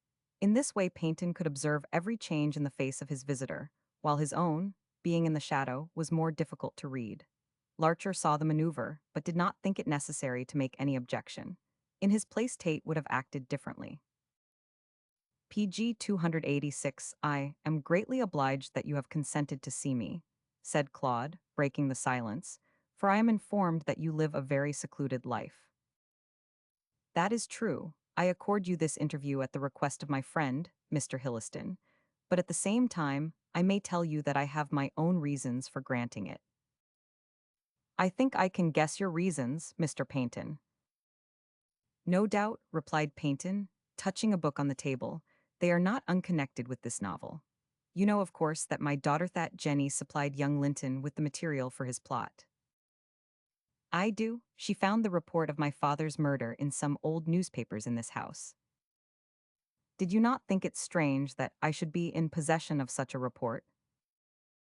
Naturally, I did, answered Claude, replying to this direct question with marked embarrassment, and it is on that account that I ask you to help me. Do you think I can do so? I am sure of it. Why? Asked Paynton in an unsteady voice. Because you know about the matter. You retained the report of the trial. Denny's Bantry is in your service under the name of Carey, and how do you know that? Why, in the third volume of that book, there is an episode of a scarf pin which is not mentioned in the report of the trial, but which was told to Miss Paynton by the man you call Carey. Now, only two persons knew that a scarf pin was picked up in the grounds of the Laurels after the murder. One was Hilliston, the PG 287 other Denny's Bantry. You must see, Mr. Paynton, that I can only come to one conclusion. I presume you got this information from Hilliston, said Paynton, in an altered voice. Mr. Hilliston spoke of it, replied Claude cautiously. He did not intend to reveal that he had heard it from his mother, or indeed to reveal the existence of Mrs. Larcher, until he was sure of his ground, and positive of Paynton's identity. Accepting his diplomatic answer in the affirmative, Paynton nodded, and went on with his questioning. You spoke to Carey on the subject. I 999, but as you may guess, I failed. Naturally, Carey is a faithful servant. I owe more to him than I can ever repay. But here we are talking about the murder, added Paynton irrelevantly, when you wish to speak about Jenny, at least so Hilliston informed me. I do wish to speak of your daughter later on, said Claude, with a flushed cheek. But in the meantime, I am anxious to come to an understanding about this crime. Why? Said Paynton, rather disconcerted at his failure to turn the conversation. Because I have sworn to avenge the death of my father. That is what a good son should do, said Paynton thoughtfully. But after 25 years the chances are small. You wish to find the murderer, so do one. You. Yes, I am more deeply interested in this PG 288 matter than you suppose. Who do you think I am? He asked. I cannot say, unless you are Jerringham. Jerringham, said Paynton in a faltering tone. No, I am not Jerringham, poor soul. Do you think him guilty of the crime? I do and I do not. Sometimes it seems so, at others I fancy Hilliston to be guilty. Hilliston guilty, said Paynton, rising. What do you mean? Oh, it is only a theory, said Claude hastily. But my friend Tate, who was at Horiston a few days ago, found out all kinds of things which implicated one person and another. He found. Do not tell me, don't tell me, said Paynton hastily. I cannot talk to you longer or else I shall be 99. This interview has already tried me too much. Here, he added, unlocking a drawer in his desk, take these papers. You will find in them a full account of all I know of the matter. You were, then, an eyewitness? Said Claude, joyfully slipping the roll of manuscript into his pocket. He had been more successful than he had hoped to be. Paynton pressed his hands together and looked eagerly at Claude. I can bear it no longer, he said impatiently, laying his hands on the shoulders of the astonished young man. Bobu, can you not guess who I am? No, replied Larcher, rising to his feet in some wonder. I do not know who you can be unless you are Jerringham. I am not Jerringham, he is dead. PG 289 dead. I murdered, can you not see, can you not guess? Claude, the man who was killed at Horiston was not George Larcher, it was Mark Jerringham. But Yao you. I am your father. PG 290. Chapter 37, A Voice from the Grave. It was close on 2 o'clock, and, weary of waiting for Claude, the master of the manor house had seated himself at the luncheon table. He was curious to know what had taken place between his friend and Mr. Paynton, as he judged from the length of time, the interview had lasted that some important communication must have been made. Had Claude discovered the identity of Paynton with Jerringham? If so, had Jerringham confessed to the crime? These questions so annoyed and perplexed Tate that he could not swallow a mouthful of food. Throwing aside his napkin, he rose from the table to see if Larcher had returned. As he pushed back his chair, the door opened, and Claude, with a roll of papers in his hand, made his appearance. Tate turned to greet him with a smile, but it disappeared from his face, and the words died on his lips when he saw the white and haggard countenance of his friend. "Good heavens, man," he cried, hastening toward him, "what is the matter? Here, sit down, drink this glass of wine." Claude did as he was bidden, then waved his hand in the direction of Dormer, who, stolid as ever, stood waiting orders. "PG 290 when you can go," Dormer said Tate hastily. Then, when the man leaving the room closed the door after him, and they found themselves alone, he continued, "Is anything wrong, Claude? Did Paynton tell?" "Not Paynton," said Larcher, finishing his wine and setting down the glass. "There is not such a person." "Aha," remarked Tate, rubbing his hands. "I thought the name was a feigned one. And who is our friend, Mr. Paynton?" "My father." Tate opened his mouth to utter an ejaculation, shut it without doing so, and looked dumbfounded at his friend. What do you mean? Are you mad?" he stammered, sitting down limply. "No, I am not mad," groaned Claude, "though I have suffered enough to make me so. I mean what I say. It was Jerringham who was murdered. Jerringham, who was dressed as Darnley on that night, as was my father. Jerringham, whose corpse was so unrecognizable by decomposition that it was thought to be that of George Larcher. My father is alive. My father is hiding here as Ferdinand Paynton.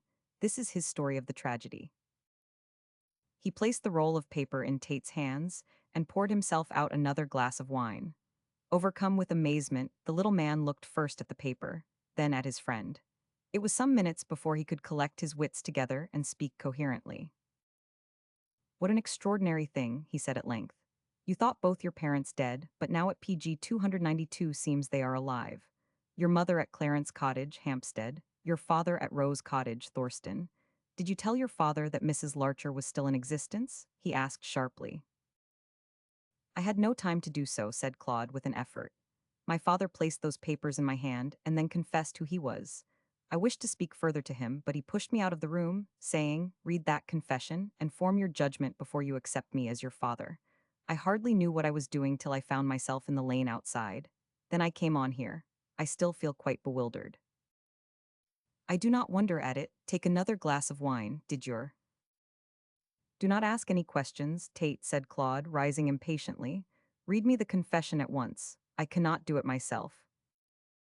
"Will not you have some luncheon?"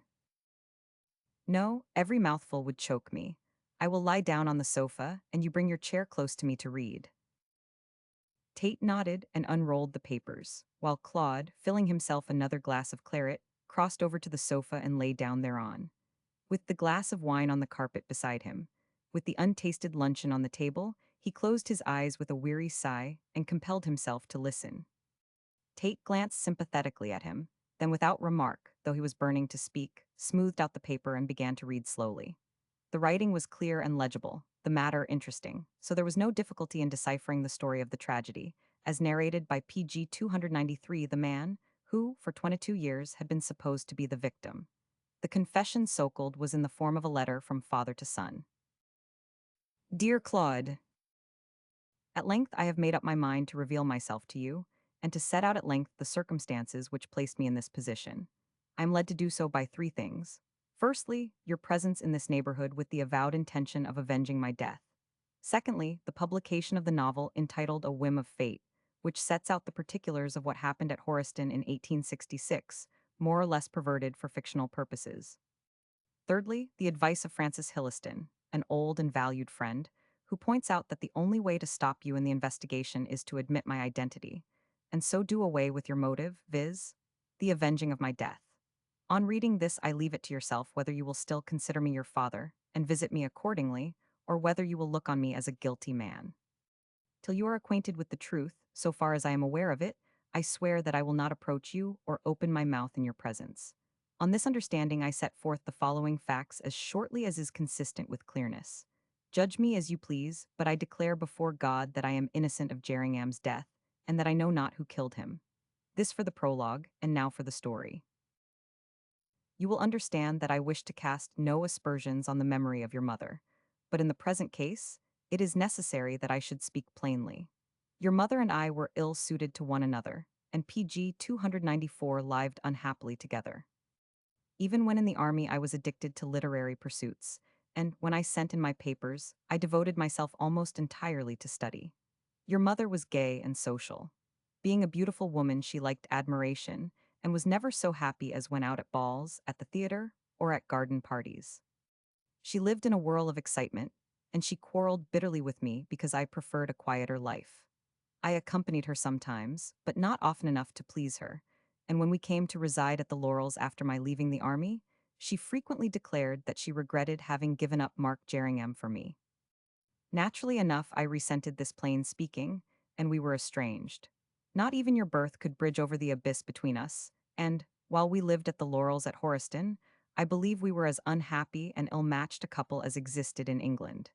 It was the quick coupled with the dead, and we both suffered accordingly. The first cause of our unhappiness was, as you see, incompatibility of temper. The second was the presence of Jerringham, who came to Horiston ostensibly on a visit, in reality to stay near my wife.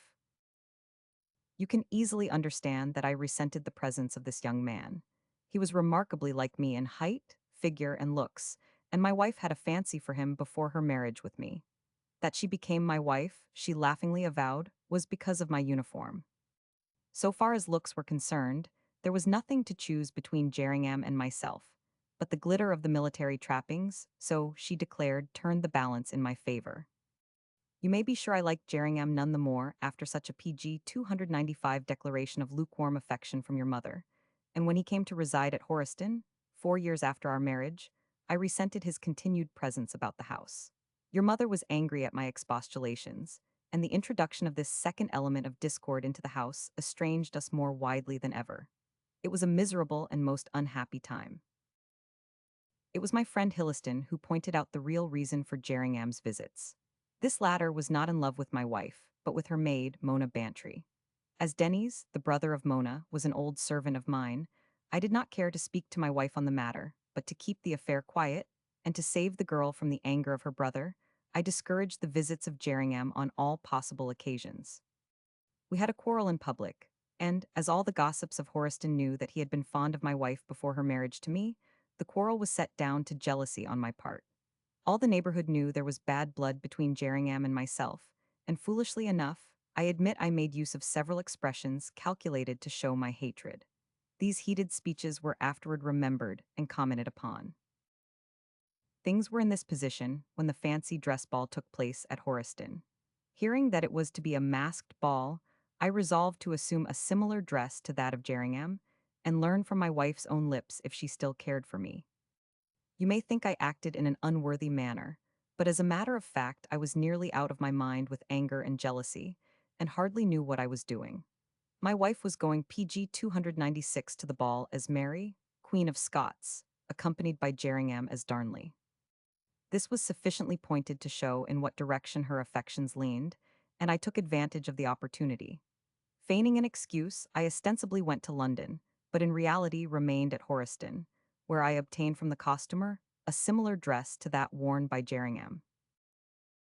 Thus masked and disguised, I repaired to the ball. There I was recognized by a Miss Belinda Pike, but she kindly consented to keep my secret. You can guess what happened. Deceived by the dress, my wife took me for Jerringham, and I learned sufficient to know that she loved him and hated me. I did not reveal myself, but went away mad with wrath. My sole idea was to unmask Jerringham and show my wife how unworthy he was of her love. To this end I sought out Hilliston, and, learning that my wife was shortly returning home, Hilliston and I went to the Laurels together, as I intended to make Mona confess that Jerringham was her lover. I left Hilliston outside in the garden to watch for the coming of my wife, and entered the house to see Mona. She was waiting in the sitting room for her mistress, and I then and there forced her to admit the truth.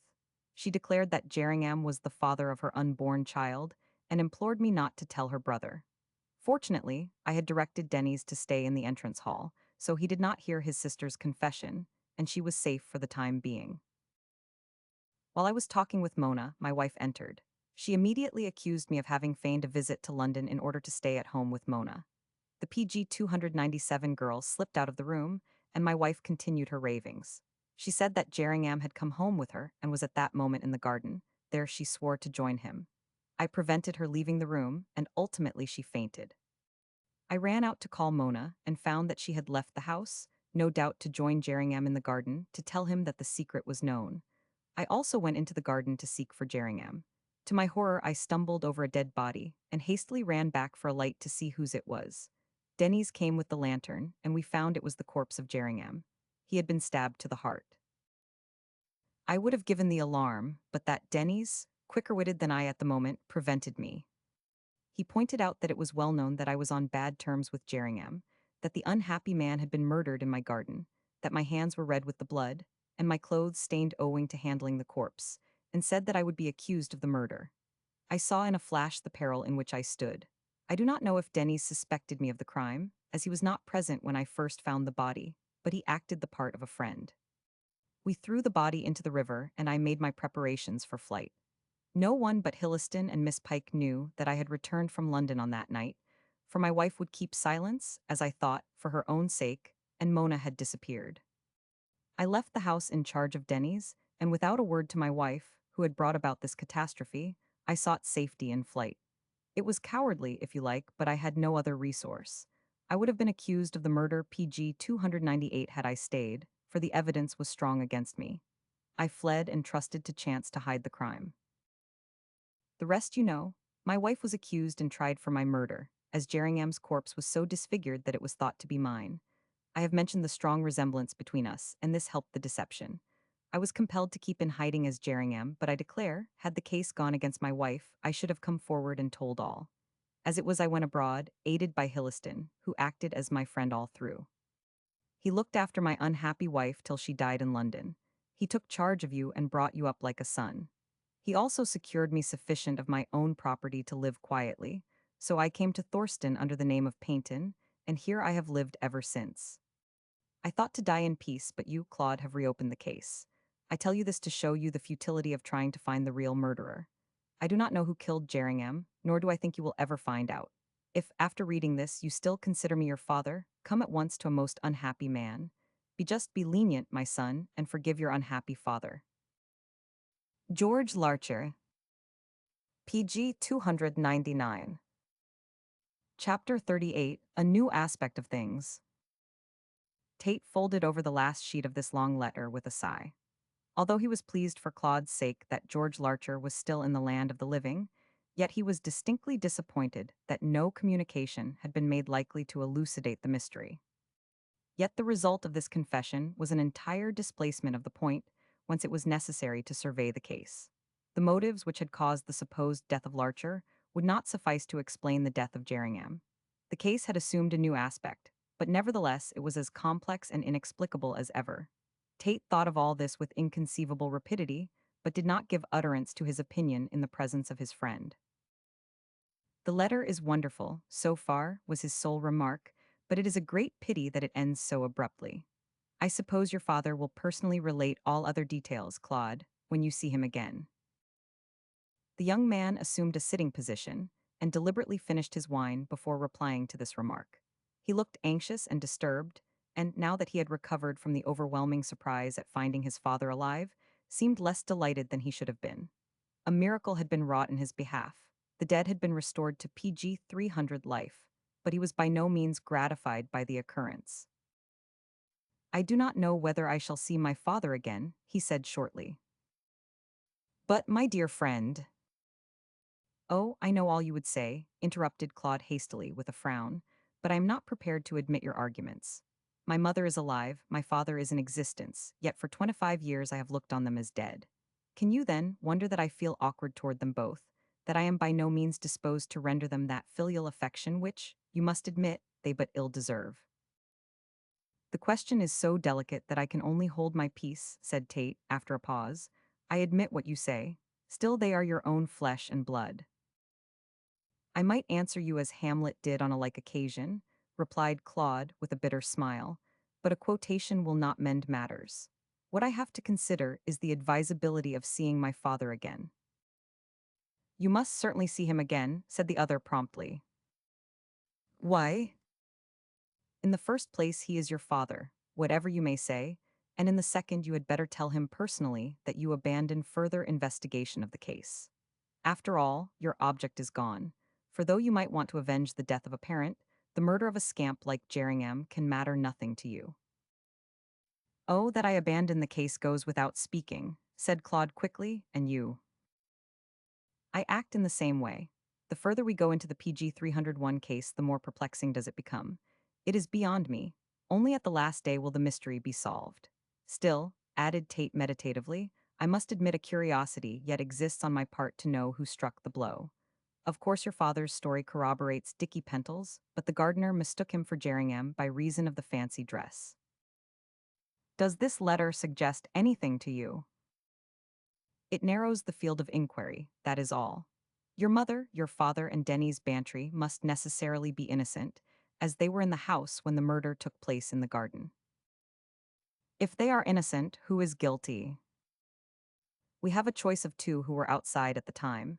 You can choose between Hilliston and Mona Bantry. Mona Bantry kill her lover, how do you make that out?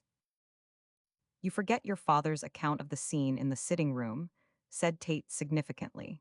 Then Mrs. Larcher asserted in the presence of Mona that she had come with Jerringham, furthermore, that he was in the garden. Mona, also jealous, acts as any other woman would have done in such a position. She goes into the garden to demand an explanation. There is a quarrel between her and Jerringham, and she kills him, then flies, not to hide her disgrace, but to evade the consequences of her act. That is a feasible theory, I think. Claude shook his head. I do not agree with you, he said emphatically. You forget that we have my mother's account of the matter to place against that of my father's. If you recollect, she also admitted PG 302, finding my father and Mona in the sitting room. She also admits fainting, but their all resemblance between the accounts ceases. My mother distinctly says that she threatened her husband with the dagger, that it fell on the floor when she lost her senses. When she recovered them, the dagger was gone. Now, continued Claude slowly, if you remember, the crime was committed by means of the dagger, for it was found red with blood in the grounds, and then was taken possession of by the police. If my mother's account is the true one, Mona Bantry may certainly have picked up the dagger and have murdered Jerringham, as you suggest. But if my father's story is to be believed, Mona left the room before my mother fainted, and consequently could not have gained possession of the dagger. It follows as a natural consequence that she could not have committed the murder. Tate nodded several times during this explanation to show that he agreed with the points raised, but when Claude concluded, he rubbed his chin in some perplexity. Here we come to a dead stop, said he impatiently. It was asserted by the police that the murder was committed with the dagger worn by your mother as part of the fancy dress. Yes, if you remember, it was on that evidence she was arrested.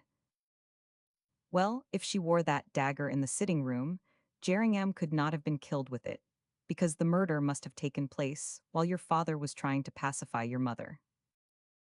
Claude glanced at the letter again. My father makes no mention of the dagger in this, he said, with a puzzled look. PG 303 no. I should like to hear what he has to say on the subject, the more so as I incline to his story rather than to your mother's. For what reason?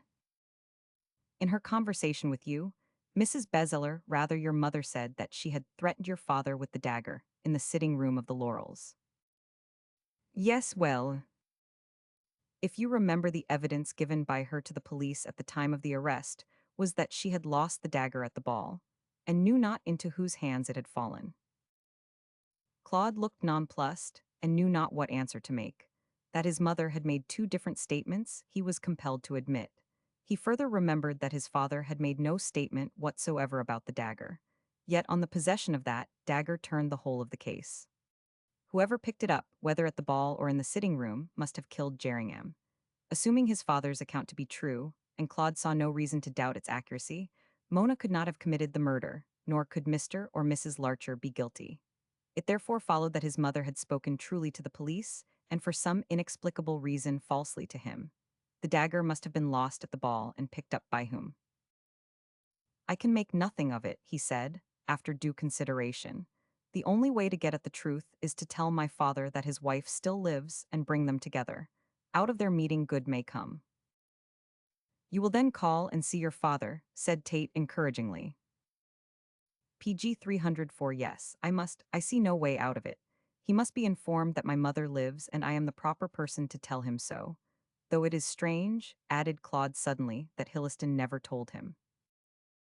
Humph, that gentleman seems to serve both sides, said Tate gruffly. Your mother speaks well of him, your father thinks no end of him, and both trust him, yet for what I can see he has deceived both. Hello? Why, by keeping back the truth from each. He has let your father think your mother dead, and vice versa. What do you make of that? I tell you I can make nothing of the whole confusion, said Claude crossly. I will see my father and abandon the case, for I am sick of the affair. It is maddening. What a pity your lunatic did not wake up a few minutes earlier so as to see who struck the blow and thus have settled the matter. But it is not that which troubles me. No, what else disturbs your mind? Jenny. Jenny, echoed Tate with feigned simplicity. I am afraid I am dull, I do not see. You must be blind, then, retorted Claude in an exasperated tone. You know I love Jenny. Well, well, I cannot love her. She is my half-sister. Indeed, said Tate, in nowise astonished at this announcement. How do you make that out? Why, is not Jenny the daughter of Paynton, and is not he my father?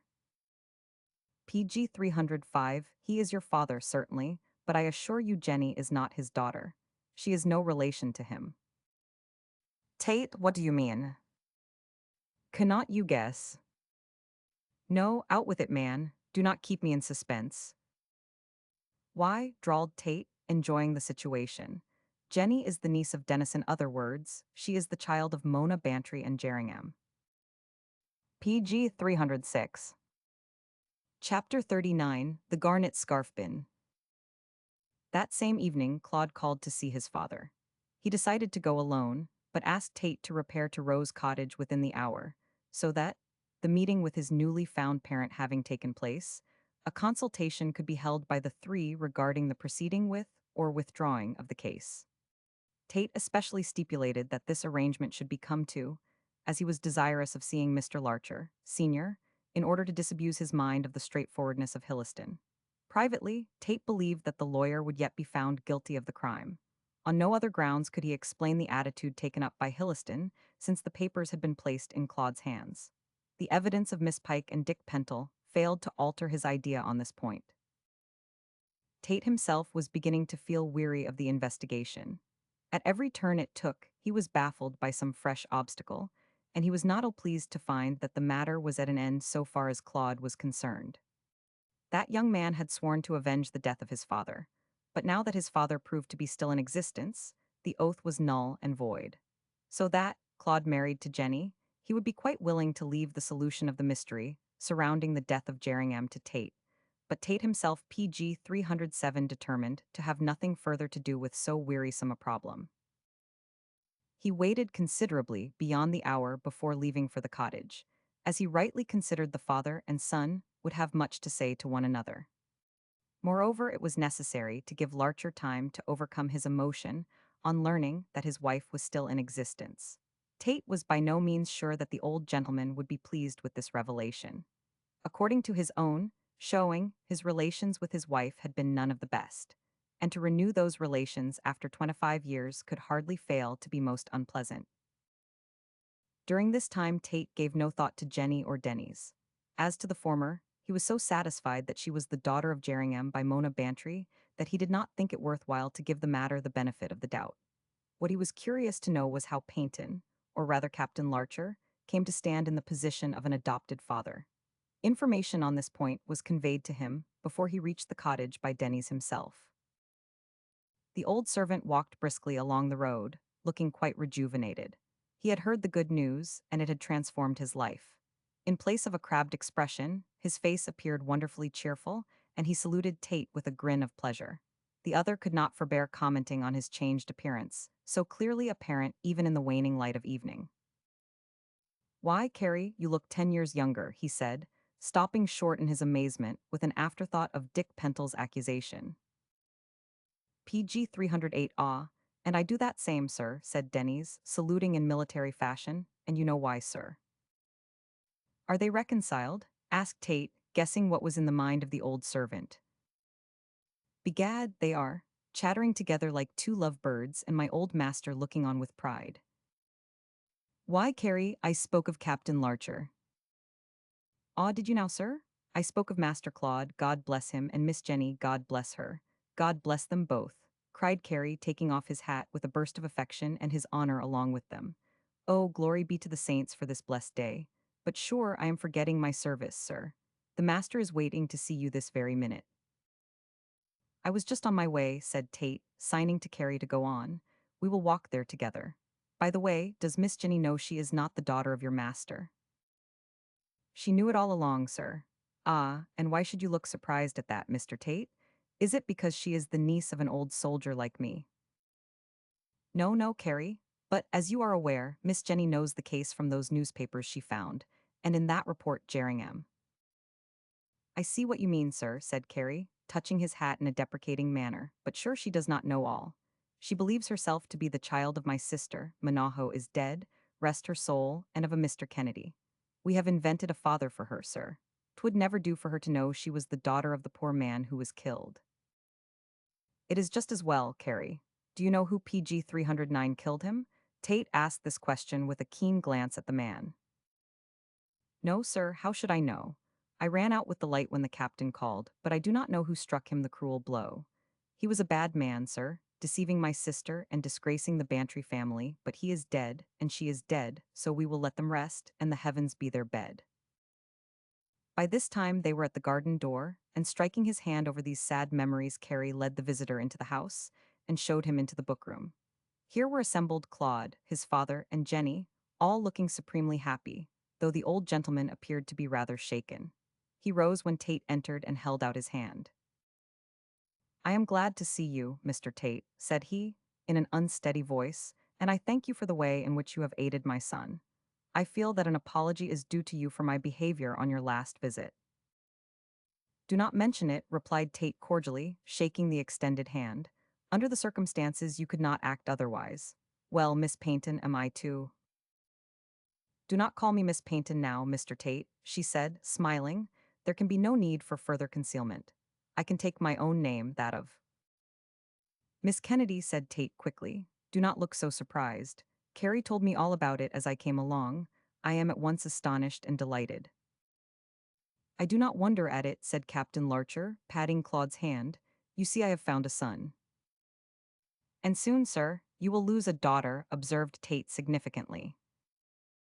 PG 310 Oh, no, observed Claude with a laugh. When I marry Jenny, we will all live together as a happy family. Marriage, has it come to that? You are astonished, I see, Mr. Tate, said the old gentleman, shaking his head. I am myself. It is too soon too sudden. They have only known each other a few weeks, and it is impossible that a union on so short an acquaintance can prove happy. We will have a long engagement, said Claude, in order to prove if we truly love one another. But I am not afraid of the result. Neither am I, remarked Jenny, slipping her arm within that of her lover. I am sure nothing will come between us. But come, Claude, and we will see my uncle, for I notice that Mr. Tate is anxious to speak to your father about that horrid case. Captain Larcher nodded his approval of this, so Claude and Jenny left the room to seek Carrie and be wept over by the old servant. Left alone with his host, Tate took a chair by the table, and they looked at one another in silence. The captain was the first to break it. There is no need for me to recapitulate the events of the day, he said, with a weary sigh, as Claude told me you read my letter, and are in possession of all the facts. You may believe, Mr. Tate, that I feel considerably shaken. My interview with Claude has been rather trying. He has behaved in the most affectionate manner. Well, now your troubles are all at an end, Captain Larcher, and at an end, sir, he interrupted sharply. No, they will continue. My innocence is not yet proved, PG 311, and I must still remain here under a feigned name, unless you agree to help me. Certainly I'd agree. Is it your intention and Claude's to go on with the case? We have come to that decision, but I wanted to consult you before finally making up my mind. Do you think we ought to proceed? I certainly do, said Tate promptly. It is true that the police think that you are the victim, but if you want to assume your own name, inquiries would certainly be made. One is never safe in these criminal matters, even after the lapse of years. If you did declare yourself to be Captain Larcher, then it would come out that Jerringham is dead, and you would have to clear yourself. Besides, the evidence of Dickie Pentle would implicate you, seeing that he mistook you in that fancy dress for Jerringham. True enough, replied Larcher, nodding, and there is another reason. I have just learned that my wife is still alive and is protected by Hilliston at Hampstead. I sent Claude out of the room so that I could ask you a plain question. Give me a plain answer, and tell me what are the relations between them. I do not care to answer that plainly, said Tate with some hesitation, but I think you can guess. Does Hilliston love my wife? On the authority of Miss Belinda Pike, whom I saw at Horiston, I believe he does. And for her sake, he had deceived me all these years. It seems so. In fact, Captain Larcher, Hilliston has been playing a double game. He kept you and PG 312 your wife apart by assuring each that the other was dead. That conduct alone stamps him as a villain. Then, again, he threw all kinds of obstacles in the way while we were investigating this case. What for? My own opinion is that Hilliston committed the murder. Captain Larcher clenched his hand and thought for a few moments. It might be so, he muttered, more to himself than to Tate. Hilliston was in the garden. If he loved my wifey, a fact which I never suspected, I might have killed Jerringham out of jealousy. But the dagger, how did he obtain that? No doubt at the ball. I assure you, Mr. Tate, that my wife had not the dagger when in the sitting room. She declares that she threatened you with it. Then she either forgets or speaks falsely. She wore it at the ball when I spoke to her there, but when she returned it was missing. Hilliston came with me, knowing Jerringham was with my wife. He might have picked up the dagger with the fullest intention of committing the crime. Now that I know he loved my wife, I am not prepared to say how he acted in the garden while I was in the house. And the garnet scarfpin mentioned in the novel. That belonged to Hilliston, said Larcher quickly. I gave it to him myself. Denny's picked it up in the garden, but I thought nothing of that, as I was aware Hilliston was in the grounds on that night. But now I believe, I am afraid to say what I believe. I may be wrong. PG 313, there is one way of finding out the truth, Captain Larcher. Come up to town this week and see your wife, then we may learn all. The old gentleman leaned his head on his hand, in deep thought for a few minutes. I will come, he said at length. At whatever cost, I will force the guilty woman to own the truth. PG 314. Chapter 40, Face to Face. The conversation between Tate and Captain Larcher was not finished that evening, as the old gentleman, worn out by the excitement of the day, early retired to bed. However, he declared that he would be shortly ready to journey to London, and Claude left the cottage with Tate on the understanding that his father was to be called for next day. Before they parted for the night, Claude made a remark about Hilliston. I hope he will not get wind of this, he said dubiously, or he may get Mrs. Bezeley cannot call her mother out of the way. Have no fear, replied Tate calmly. Hilliston's hands are too full at present. What do you mean? Why, said Tate, lighting his candle. Your father showed me a letter from Hilliston, apologizing for not coming over, as his wife was lying dangerously ill at the Connaught Hotel at Eastbourne. He said something of that in his note to me. What is the matter with Mrs. Hilliston? She has the smallpox. The smallpox, echoed Claude in a tone of horror. Poor creature, she is a dead woman. I do not know so much about that. She may recover. She may recover from the disease, said the young PG 315 man gloomily, but not from the blow to her vanity. Many a time has she told me that if she lost her looks she would kill herself. You mark my words, Tate, within the week we will hear of her death. And with these prophetic words, Claude retired to his room. Tate had no time to think of this conversation, being occupied with anticipation regarding the meeting of Captain Larcher and his wife. But it so happened that Claude's prognostications occurred to him when the truth of the Horiston tragedy was discovered, and that was not long afterward. Perhaps, like the young men, Fate herself grew weary of an affair which had dragged on for 25 years. At all events, she brought matters to a conclusion with almost inconceivable rapidity. The first step toward the end was the meeting of husband and wife, which took place at Clarence Cottage, Hampstead, during the afternoon of the next day. In company with his son and Tate, the old gentleman drove to the railway station, some 3 miles distant, and took the Up Express. When established comfortably in a first-class smoking carriage for, Captain Larcher was fond of a pipe, resumed the conversation with Tate which had been broken off on the previous night. This time the subject was Hilliston and his doings. "I have been thinking over your suspicions regarding Hilliston," he said, addressing himself more directly to Tate, "and I confess that it is difficult to reconcile some of his actions with your view that he is guilty. Claude, as you know, was ignorant of the Horiston tragedy until enlightened by Hilliston. PG 316, I know that, my dear sir," said Tate quietly.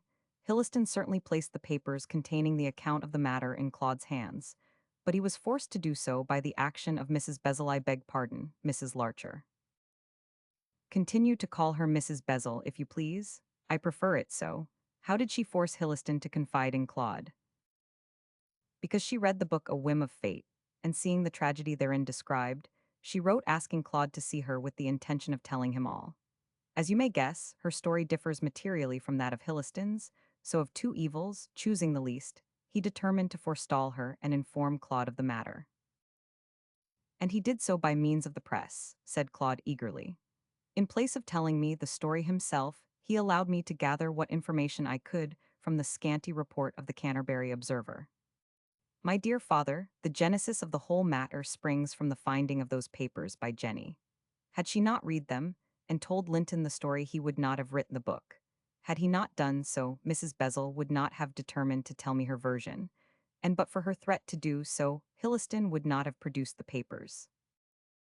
"Humph, the action was compulsory on the part of Hilliston." "I think so, sir," said Tate complacently. "Therefore it is quite in keeping with his usual character. The rat did not fight till it was driven into a corner." "It is not in the corner," remarked Captain Larcher significantly, "but we will drive it there, and see if it will PG 317 face our accusation. But what about Hilliston's introduction of Claude to me? Would it not have been to his interest to keep us apart?" "Oh," said Tate, with some contempt for Hilliston's diplomacy, "that was another case of necessity. He knew that Claude and I were bent on discovering the truth, so, fearing that we should do so by further investigation, he thought to stop the whole matter by bringing you face to face with your son. I do not see how that would accomplish his aim." "Hilliston hoped it would do so in two ways," explained Tate glibly. "First, he hoped that you would give your consent to Claude marrying Jenny, and so lead his mind away from the case. And second, he trusted that, when Claude found you alive, he would no longer desire to pursue the investigation." "He was right so far," said Claude seriously. "If that was Hilliston's calculation, he made one great mistake," said Captain Larcher scornfully. "He did not think that I should wish to see my wife. He must have been satisfied that Claude would tell you she was alive. That, of course, but he thought I would stay at Thorston as Ferdinand Paynton and be afraid to admit my identity even to my wife. I might have done so but for Claude, but I owe it to him to clear myself, and this meeting with my wife will be the first step toward doing so. Between us, we must solve the mystery." "It is none, so far as I am concerned," said Tate grimly. "I am sure as I am sitting here that Hilliston murdered Jerringham. The gardener was just too late to see him do the deed." PG 318, "But his motive?"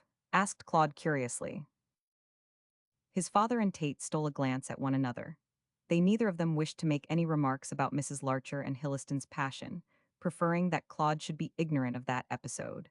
Still, when he asked so direct a question, it was difficult to avoid a direct answer, but Larcher gave him one which was sufficiently evasive to stop further inquiries.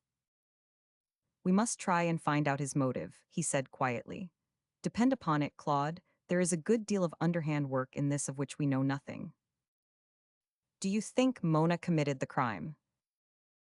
"No, I do not. In no way could she have gained possession of the dagger with which it was committed. My mother says she had a dagger in the sitting room." That is a mistake, said Captain Larcher, using as delicate a word as he could think of. She threatened me with the sheath of the dagger, and no doubt, being agitated at the time, she thought it was the weapon itself.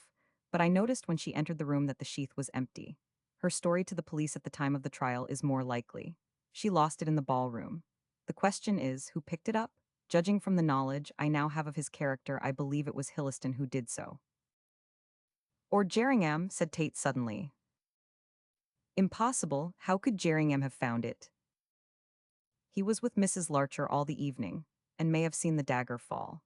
Or again, he may have taken it out of the sheath to examine it and have PG 319 forgotten to return it. It is not improbable that in such a case, he might have recollected it when he was in the garden, and offered it to Mona to return to her mistress. Oh, said Claude with contempt, and on that slight ground you suppose that Mona killed him. It is not beyond the bounds of probability. Nonsense, said Captain Larcher angrily. I do not believe it. Mona was a good girl, foully deceived by Jerringham. She fled from the house to hide her disgrace, thinking my wife would tell her brother. Hilliston afterward met her in London, where she died in giving birth to Jenny. Then it was Hilliston who brought Jenny to you. Yes, because her uncle Denny's was in my service. I adopted Jenny, but told her that she was the child of a Mr. Kennedy and Mona Bantry. She believed her father and mother were married, so do not disturb that view of the case. Certainly not, said Tate emphatically. It would be cruel to do so, but here we are at Victoria. After seeing Mrs. Bezel at Hampstead, we can resume our conversation. If we do, it will be from a different standpoint, I fancy, said Larcher significantly, as the train stopped. Tate's brougham was waiting for them at the station, and in this they drove up to Hampstead. Leaving it in Fitzjohn's Avenue, they walked down Hunt Lane to Clarence Cottage. Mrs. Bezel occupied her usual seat in the window, and caught sight of Claude as he preceded his father and Tate up the path. A terrified expression crossed her face, but she made no motion to forbid their entrance. Yet a sense of coming evil PG 320 struck at her heart, and it needed all her self-control to prevent herself from fainting when they were shown into the room. My dear mother, said Claude, kissing her, you must be prepared for unexpected news. I beg of you to control yourself for. He stopped short in astonishment. Mrs. Bezel was looking at Captain Larcher with a bewildered air, and he gazed at her face with an expression of amazement. She shrank back as he crossed the room with rapidity and bent over her. Mona Bantry, he cried, is it possible that you still live? PG 321. Chapter 41, An Explanation. On hearing his father's exclamation, Claude turned round with a look of supreme astonishment. He could not understand the meaning of that sudden exclamation. Father, you do not understand. This is your wife, me mother. Is it indeed? Sneered Captain Larcher, who had recovered from his momentary emotion. Nothing of the sort, sir. This woman is Mona Bantry, who was my wife's maid. Are you sure? Cried Tate, who was beginning to be bewildered by these successive revelations. Sure, sir, as sure as I am of my own innocence. As sure as I am George Larcher, this is the sister of Denny's Bantry, who... Denny's! The interruption came from Mrs. Bezel. She had sat dumbfounded at the unexpected appearance of the man whom she had thought dead, and she had said nothing while assertion and denial were going on, but the mention of her brother's name stirred her dormant faculties, and she sat up looking wildly around. Denny's, she cried in a terrified tone, is Denny's here? Denny's is down at Thorston, said Captain Larcher gruffly, as you no doubt knew well enough. PG 322, I swear I did not. Francis told me Denny's was in America. Francis, exclaimed Claude, forgetting to whom the name belonged. Francis Hilliston. Ah, said Captain Larcher with a disdainful look round. I might have guessed as much. Off with the dead love, on with the living. You have amended the proverb. I did not know Mark was dead, sir, exclaimed Mrs. Bezel passionately. Francis said that he had gone to America with Denny's. I thought he had done so to escape the consequences of his crime, but... Of his crime, cried Claude. He was the victim, poor soul, not the murderer. It was Jerringham who was killed, not my father. Your father, said Mrs. Bezel, looking steadily at Captain Larcher. Yes, it is my old master. So you are alive and he is dead. Why did you kill him, sir? I did not kill him, replied the captain quietly, and as a counter question, may I ask why you passed yourself off to Claude as my wife? Mrs. Bezel burst into a wild laugh and clapped her hands together. Then she covered her face and commenced to weep, but in a few moments the fit of hysteria passed away, and she became cool and composed. Thrown off her balance for the time being, she had now gathered her wits together and was ready to fight. Her folly and impulse had brought about this catastrophe, and it was her duty to set it right again if she could. But the upshot of the matter was extremely doubtful. PG 323 on his part, Captain Larcher was relieved to find that Mrs. Bezel proved to be Mona Bantry instead of his wife. Ever since the communication made by Claude, he had suffered agonies at the thought that his wife had been living all these years under the protection of his false friend. Now that fear was set at rest once and forever. Julia Larcher had really died, as Hilliston had asserted, and the woman in Clarence Cottage who had taken her name was the maid in place of the mistress. Out of all the trouble Larcher extracted this morsel of comfort. His honor was unstained. Meanwhile, the three visitors sat waiting to hear what Mrs. Bezel had to say. She saw that they expected a confession and resolved to disappoint them. Leaning backward among her cushions, she closed her eyes and played a waiting game. It proved successful, for in 2 minutes or thereabouts Captain Larcher broke out. His temper was none of the best, and recent events had not tended to improve it. Well, madam, he said sharply, rapping his stick on the ground, I am waiting to hear what you have to say. I have nothing to say, said Mrs. Bezel quietly. Oh yes, you have, began Tate, as you set the ball. But at this moment, he was interrupted by Larcher. I beg your pardon, Mr. Tate, but I will question this woman myself. Pray do not speak, nor you, Claude, till I have done. Both young men bowed their heads and acquiesced in silence. After all, the captain was the proper person to examine Mona Bantry. He knew more of the case PG 324 than anyone else, and conversant as he was with the events of that fatal night, he would know whether she spoke truly or falsely. Mrs. Bezel looked uneasy on hearing his resolution, but only compressed her lips tighter as though resolved to let nothing escape her. But he was a match for her in obstinacy. Now then, said Larcher, turning to her, relate your history from the moment you left me alone with my wife 25 years ago at the Laurels. It would not help you if I 999. I am not so sure of that, but I understand. You are afraid of incriminating yourself. I, exclaimed Mrs. Bezel indignantly. What have I to do with the matter? I know nothing of it. I left the house then and there, and only heard of the tragedy while I was concealed at Horiston, more than a week afterward. Why did you state to my son that Mrs. Larcher threatened me with the dagger? So she did, said Mrs. Bezel coolly. I saw her hand raised, I saw the dagger in it. You saw the sheath of the dagger, you mean? Retorted Larcher. It fell on the floor and was found there next day. But the weapon with which the crime was committed was lost by my wife at the ball. It may have been, said the woman indifferently. I do not know anything about it. Did not Jerringham show it to you when you joined him in the garden? I tell you I did not see him on that night. When you found out my secret, I was afraid that you and the mistress would betray it to my brother Denny's, so I left the room and fled. I thought Jerringham would PG 325 join me at Horiston next day, but then I heard of your supposed death and that he had fled. Until this hour, I did not know that it was the other way round. Did not Hilliston tell you? He knew. No, Captain Larcher, he did not, said Mrs. Bezel emphatically. He said that Jerringham had gone to America with my brother. Where did you go after leaving Horiston?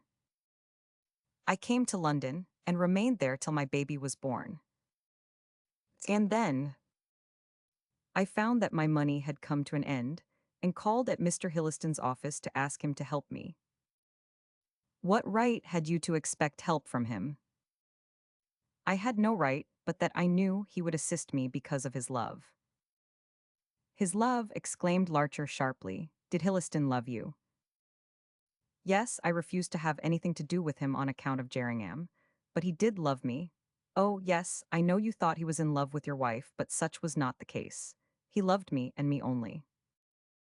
Larcher drew a long breath and looked puzzled. He was relieved to find that he had not been mistaken in Hilliston, after all, yet the assertion of Mrs. Bezel only seemed to further complicate the case. If Hilliston did not love Mrs. Larcher, what possible motive could he have to kill Jerningham? The looks of Claude and Tate reflected his perplexity, but dismissing this special point for the moment, he pursued his examination. How did Hilliston receive you? Mrs. Bezel looked around with a bitter smile. Her PG 326 meaning was clear from the contemptuous expression on her face. Can you not guess from what you see here? She said quietly. Francis Hilliston bought me. He loved me well enough, but not sufficiently to marry me. He did not ruin me, for I was already ruined. I accepted his offer to come here and be his mistress. What else could I do? I was alone in London. I was friendless. I believed that my lover and my brother had fled to America. I could not return to Horiston, lest I might be involved in the tragedy at the Laurels. I did what any other woman would have done, and made the best of a bad business. I accepted the love and protection of Francis Hilliston. The protection still continues, as you see love, that is dead and done with. I see you are thinking of Louisa Sinclair, interposed Tate quietly. What do you know of Louisa Sinclair? Asked Mrs. Bezel with a violent start. Everything, thanks to you, answered Tate. Your letter put the clue into my head. I went to Horiston. I saw a portrait of Miss Sinclair. I know that she went to America after the tragedy and returned as Mrs. Derrick, rich and beautiful, to marry Hilliston. Ah, you know that much. Yes, Louisa Sinclair is my rival. 10 years ago she came back to England and wanted Francis to marry her. I fell ill, I became paralyzed. He forgot me, he forgot my love, and she became his wife. Oh, how I hate her, I hate him. It was on that account that I wrote to you, Claude, to reveal all. PG 327, you then acted out of revenge. Yes, I did, said Mrs. Bezel sullenly. Look at me, a wreck, look at her, his wife, rich and handsome and healthy. Not healthy, poor soul, said Claude. She is ill with the smallpox. With the smallpox, echoed Mrs. Bezel joyfully. I am glad of it, I am glad of it. Her beauty will depart, as mine has done, then Francis may come back to me. You love him still? Asked Captain Larcher in wonderment. Too well to ruin him. You want me to accuse him of the crime, but I tell you he is innocent. He knows nothing. He was in the garden alone on that night, none other but he. He was not alone, cried Mrs. Bezel sharply. Louisa Sinclair was with him. Yes, she followed him from the ball because she was jealous of me. In my flight I passed her at the gate. She had a cloak over her dress, but I saw that it was the costume of Mary, Queen of Scots. And you knew her by that? Partly, my mistress told me that Miss Sinclair had a similar costume to her own, for she was very angry about it, but I saw her face as I fled. She may know who killed Jerningham, I do not. Hilliston does not. Now I have told you all. Go away and leave me, I speak no more. First tell us why you declared yourself to be my mother, said Claude sharply. For safety. I regretted that I had told you, that PG 328I had forced Hilliston into defending himself. I was afraid lest you should learn too much and denounce me as the criminal. So long as you thought I was your mother, you would not dare to do so, and therefore I told you I was Mrs. Larcher. One last word, said Captain Larcher, rising to his feet. Your child, what became of it? Hilliston took it away, said Mrs. Bezel, in a melancholy tone. I was ill at the time, and he overcame my scruples. I do not know where my child is. Often and often have I wanted to see her again, but Francis has always refused. Oh, where can she be? I can tell you. You, cried Mrs. Bezel, starting up in amazement. Yes, your daughter Jenny was brought by Hilliston to me. I adopted her as my child, and she is now at Thorston with her uncle Denisier brother. Mrs. Bezel tried to speak, but could not. With a wild glance around, she heaved a long sigh and fainted. The joy of hearing that her child was alive proved too much for her enfeebled frame. PG 329. Chapter 42, The Tragedy of a Woman's Vanity. Meantime Hilliston, unaware of that fatal meeting with Mona Bantry, which threatened to demoralize his plans, was devoting himself to his unfortunate wife. She was very ill and not expected to recover, so feeling that he would soon lose her, the lawyer stayed constantly by her side and strove, though unsuccessfully, to ameliorate her cruel sufferings. It was all the more credit to him that he did so, as he had married her mainly for her money and was still in love with Mrs. Bezel. No doubt, remorse had something to do with his present attitude. The landlord of the Connaught Hotel had insisted upon Mrs. Hilliston being removed when the first symptoms of disease showed themselves. He declared that were it known that he had a smallpox patient in his house, he would be ruined for the season. So Hilliston, recognizing the truth of this assertion, took steps to isolate his wife, as was necessary from the nature of her illness.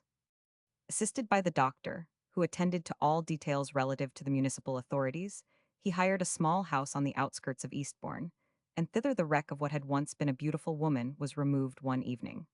Nurses were hired from London.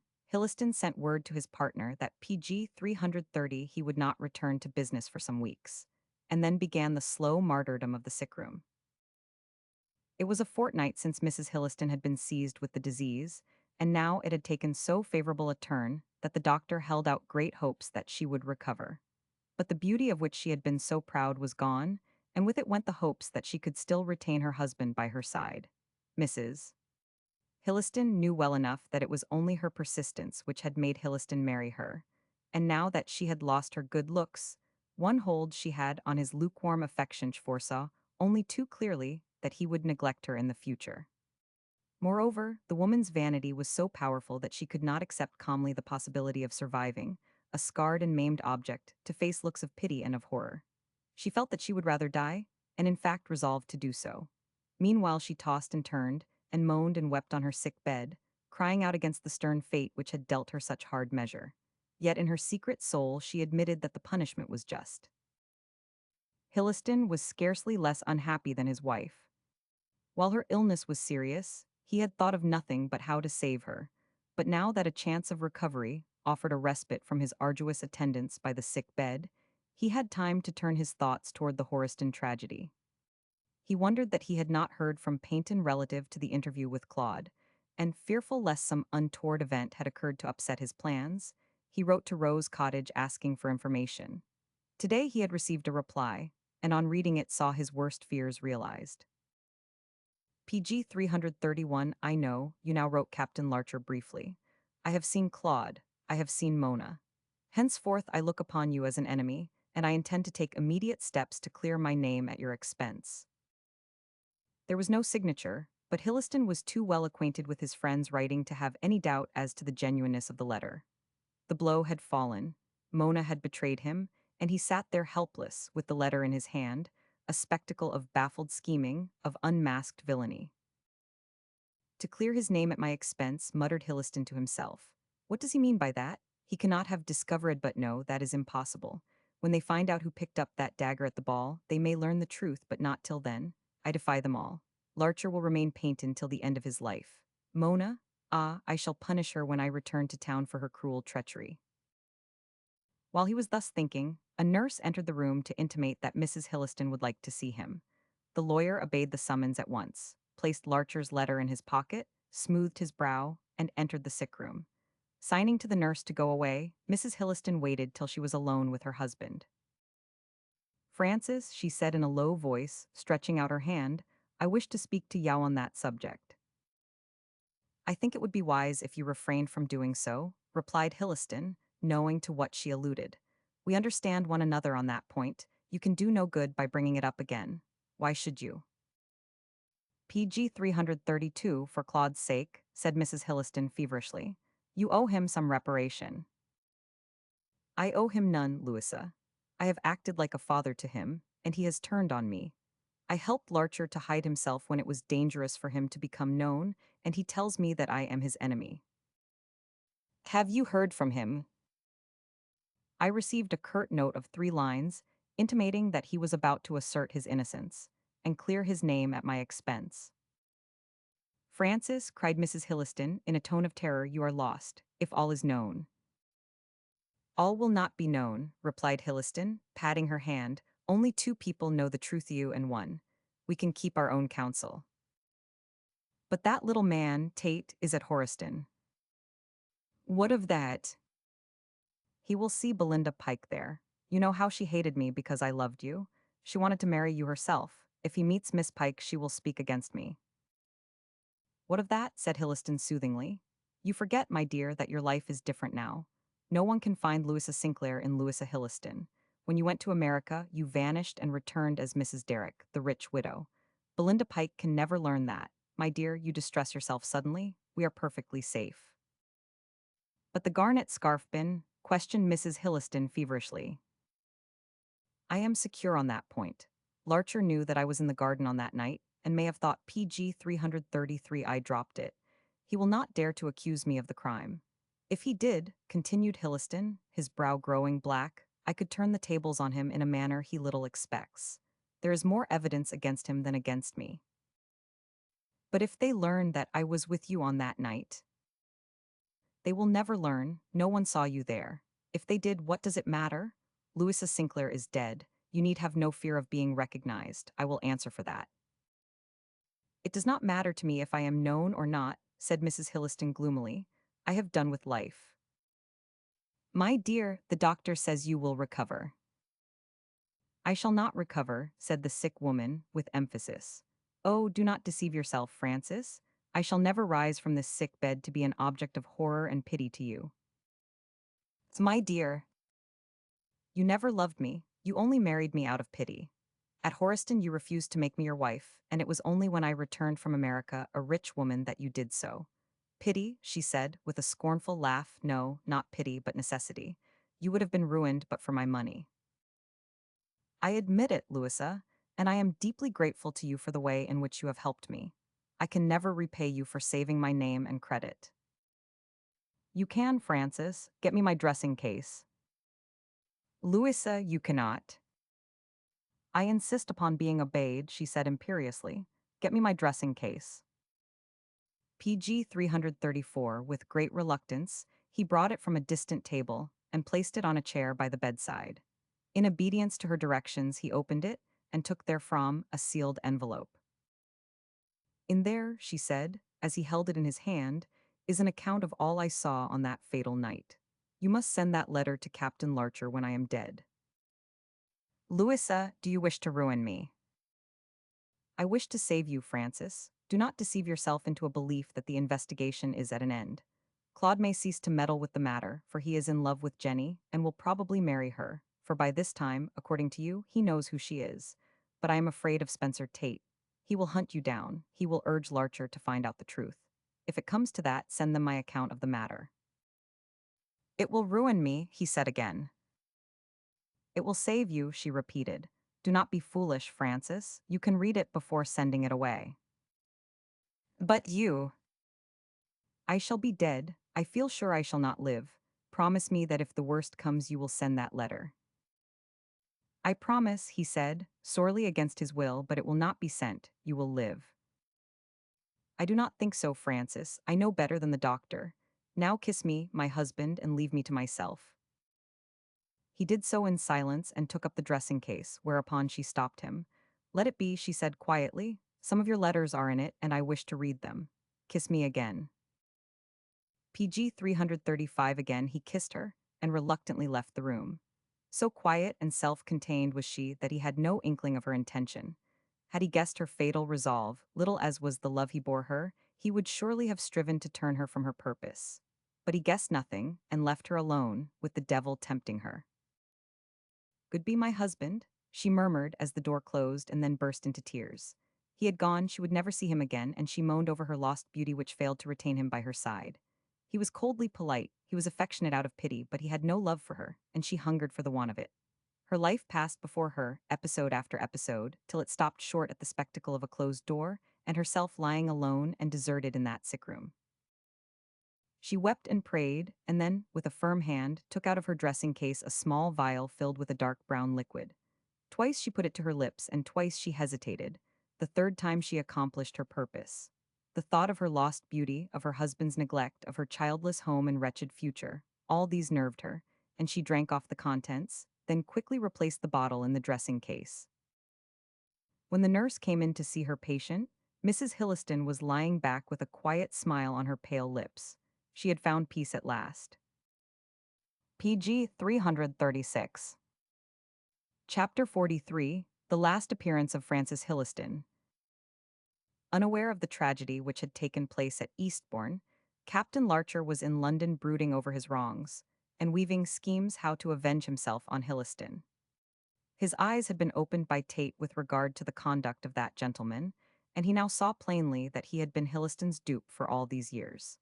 Indeed, he began to share Tate's opinion that the lawyer was guilty, and was casting about in his own mind how to prove this, when an announcement in the papers informed him of the death of Mrs. Hilliston. The smallpox killed her, no doubt, said Tate when he had expressed his regrets. No, remarked Claude, who had been looking over the general news. It was a case of suicide. Suicide? Exclaimed the hearers in one breath. Yes, according to this paragraph. It appears that in some way or another she became possessed of a bottle of laudanum while the nurse was absent. The woman returned to find her patient dead. Poor Mrs. Hilliston? Added Claude, folding up the paper with a sigh. How sorry I am to hear this. I wonder why she committed suicide, said Tate meditatively. She looked too determined a woman to yield to such a weakness. PG 337. No doubt, she found out that her husband was guilty of the crime, said Larcher grimly, and so did not care to live longer with a murderer. You are wrong, father, observed Claude, looking up. It was the knowledge that she had lost her looks which killed her. Depend upon it, she took the poison so as to avoid dragging out her days a scarred and miserable object. How do you know that, Claude? Asked his father with a curious look on his face. Because not once, but twice or thrice, Mrs. Hilliston told me she would kill herself rather than grow old and ugly. The loss of beauty came with the smallpox, and so she has carried out her resolve. It will be a blow to Hilliston. I do not think so, said Captain Larcher rather cynically. From what I remember of Louisa Sinclair, the love was all on her side.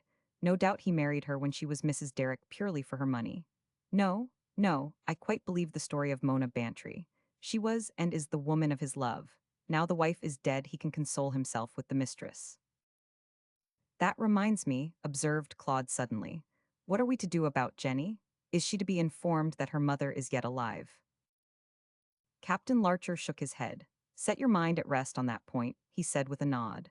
I told Mrs. Bezel that Jenny was about to become your wife, that she thinks her parents are dead, and I pointed out that it would be unwise to mar the happiness of the girl by letting her know the truth. Mrs. Bezel agrees with me, and she has consented that things shall remain as they are. PG 338. Does she not want to see Jenny, father?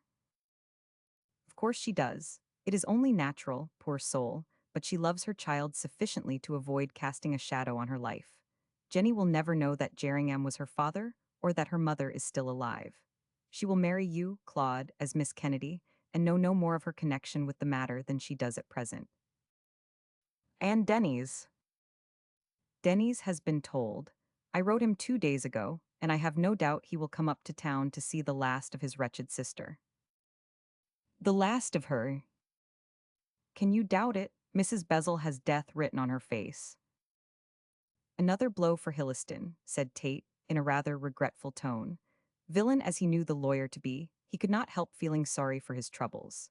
Fate had held her hand a long time, but now she was dealing a full measure and pouring the vials of her wrath on the head of the sinner. It will be a heavier blow than the last, said Larcher, in a severe tone, for there is no doubt Hilliston truly loves Mona. I suppose Denny's will object to his going near her again. It is impossible to say. We must leave that to the man himself. This conversation took place in Tate's rooms one morning, some 3 weeks after the momentous interview with Mrs. Bezel. It had been Captain Larcher's intention to return at once to Thorston, but he had been dissuaded from this by his son, who thought a PG 339 few weeks in town would do his father good.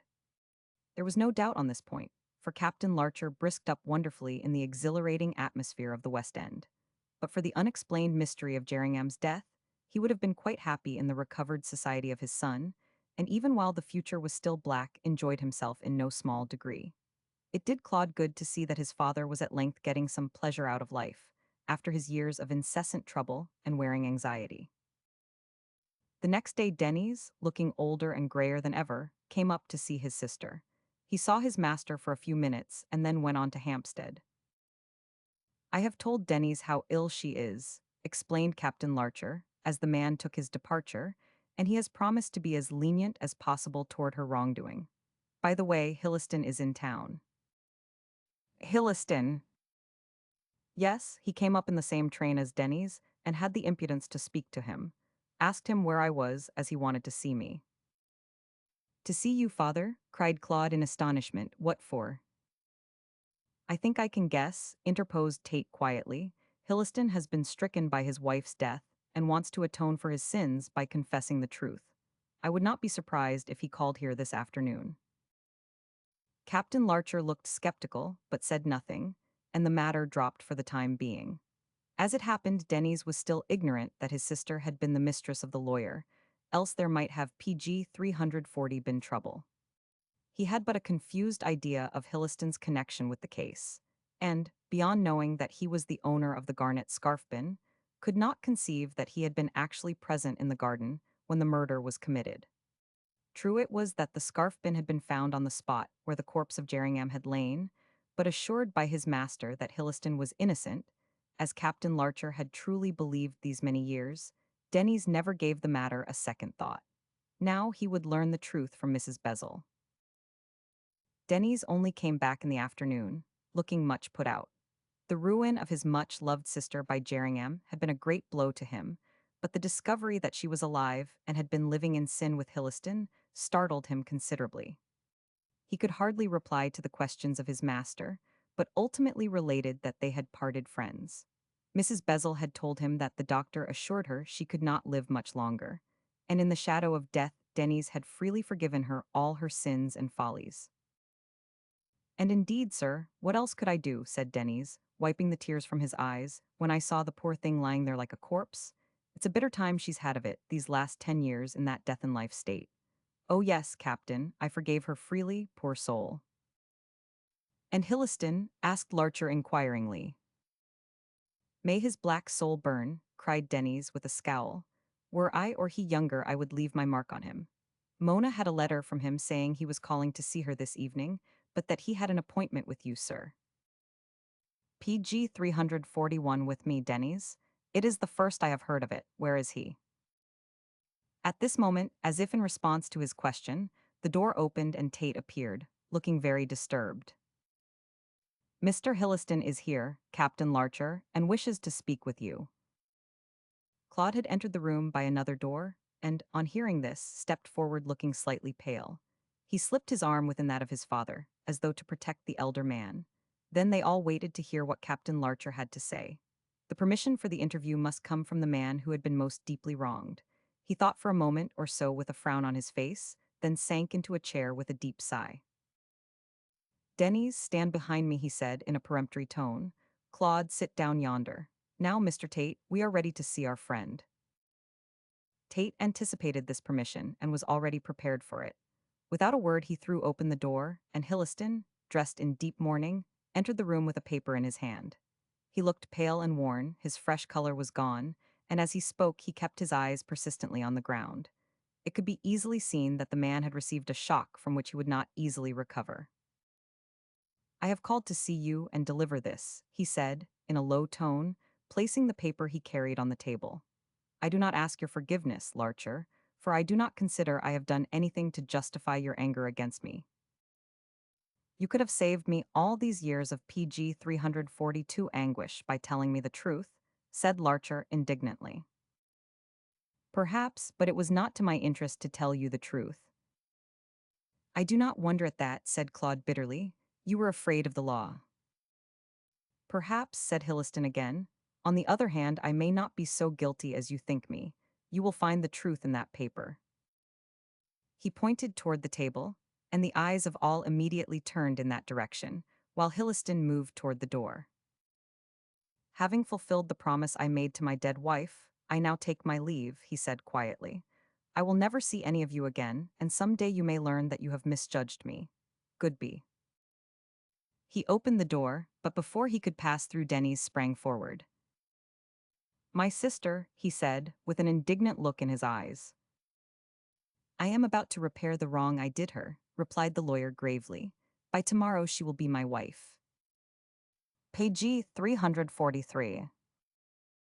Chapter 44, The Truths. Hilliston came and went in the space of a few minutes. None of those present made any attempt to stay his exit, but as the door closed after him, they looked at one another in silence. Thinking of Hilliston's last speech, Denny's was the first to speak. "What does that mean, sir?" he asked his master with an air of helpless bewilderment.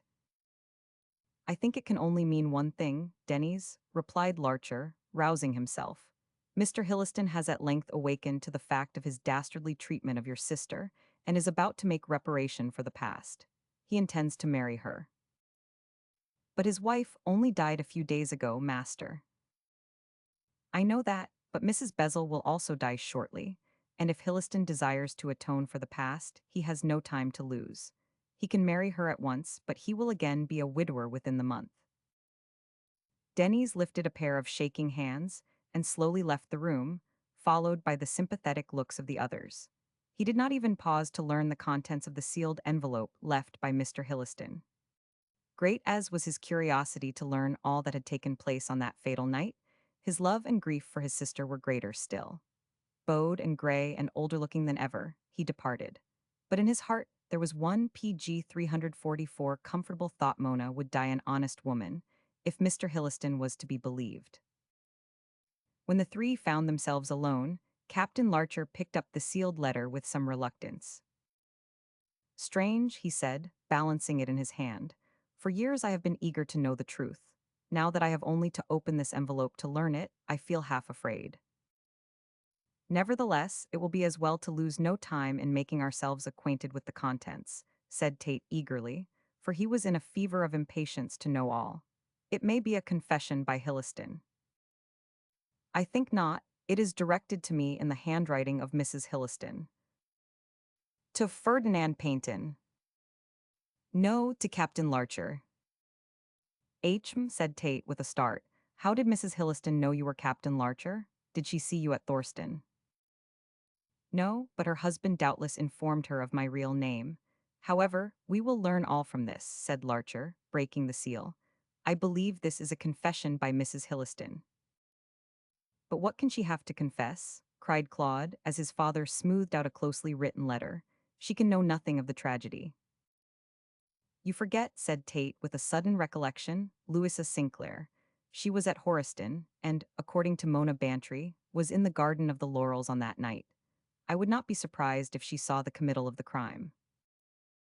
PG 345. "What? Do you think she is about to betray her husband?" "Oh," said Tate significantly, "we are by no means sure of Hilliston's guilt." Larcher found that the writing was too small for him to read comfortably, so handed the letter to Claude, with a request that he should read it out aloud. Excusing himself on the plea of the illegibility of the writing, Claude passed it to Tate, who accepted the office with avidity. The letter was without date or direction, and began in an abrupt manner, highly suggestive of the agitation under which it had been written. Tate mentally noted these points and began. "This confession is to be read after my death by Captain George Larcher, and, if he sees fit, he has my free permission to make it public. Still, I trust out of regret for the memory of an unhappy woman that he will not do so save in the arising of two contingencies. First, should he be still alive, and accused of murdering Mr. Jerringham. Second, should my dear husband be accused of the crime. In the event of the occurrence of either of these contingencies, I authorize him to make these pages public. To explain myself, I must go back 26 years, when I was residing at Horiston. You, Captain Larcher, will remember me well as Louisa Sinclair, for at that time I saw a great deal of yourself and your wife. I saw too much of her, for my eyes were sharp, and but for a natural reluctance to disturb your domestic peace, I could have enlightened you as to her conduct. She was never worthy of a good man like you. She was as bad as I afterward became, and PG 346, that is saying a great deal, as you will see by reading on. I loved Francis Hilliston, your intimate friend. Belinda Pike loved him also, but there was no need for either of us to be jealous of the other, for Mr. Hilliston loved a third person, none other than your wife. No doubt you will be angry when you read this, but your anger cannot alter facts. Yes, your dearest friend loved your wife. Let him deny that if he can." At this point there was a marginal note by Hilliston. "I do deny it, and but that I am not in a position to do so, I would not let George Larcher's eyes rest on this confession. My poor wife was insanely jealous of Mrs. Larcher, but I swear that she had no grounds to be so. I admired Mrs. Larcher as a friend, nothing more, and I loved Mona Bantry. She is the only woman who has ever attracted me, and notwithstanding my marriage, now dissolved by death, she attracts me still. This note was hastily scribbled in pencil, and after Tate had read it, without interruption from Captain Larcher, he continued the confession.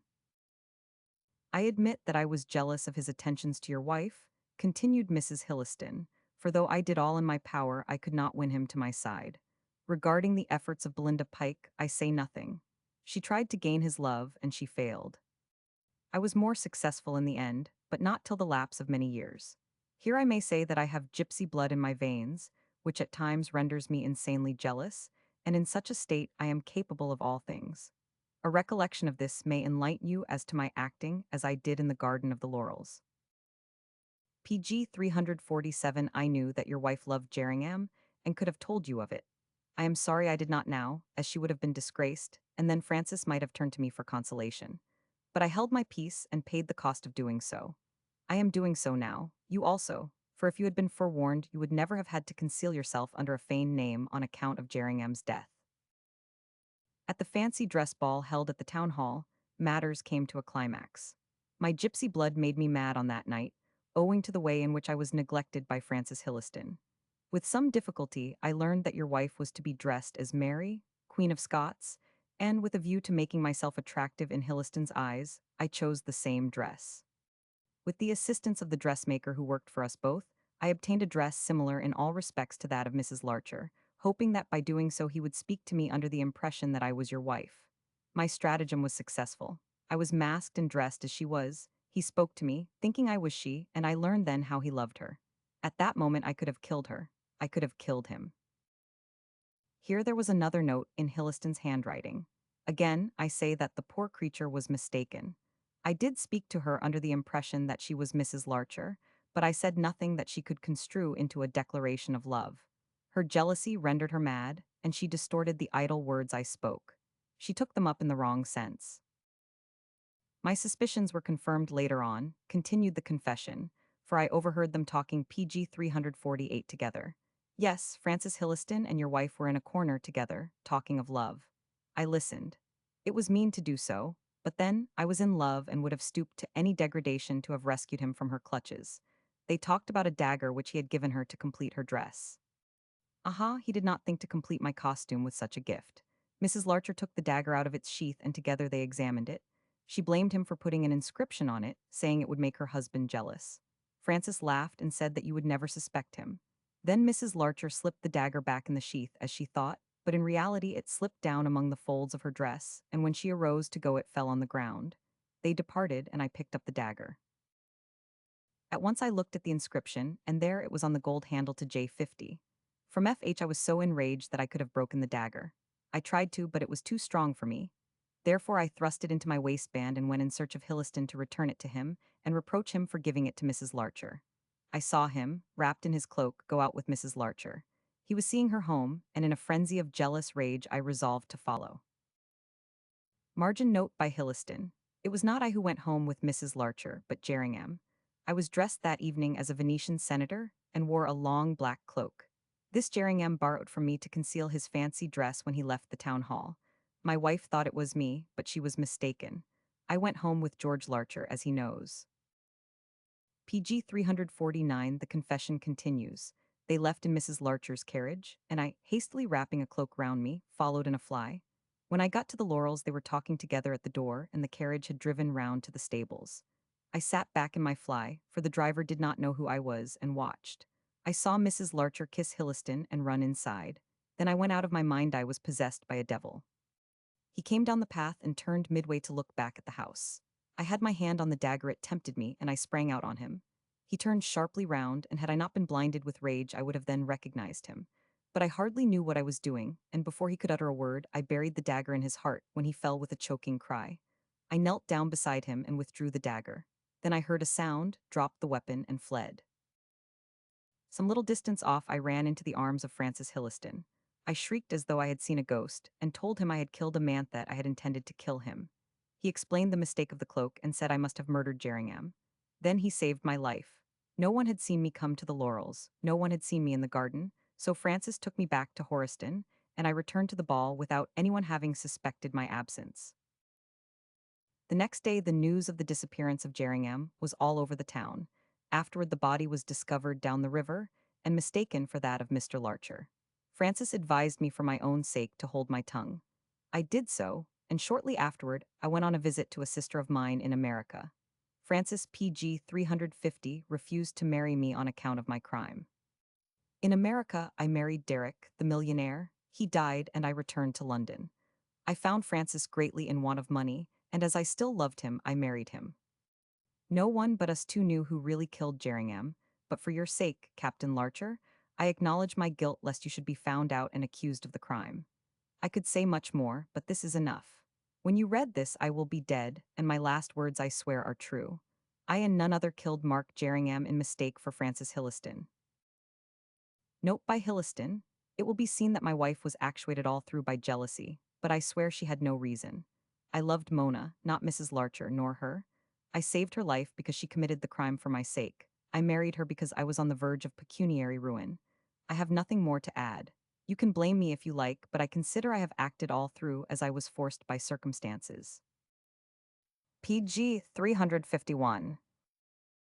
Chapter 45. A Few Words by Spencer Tate.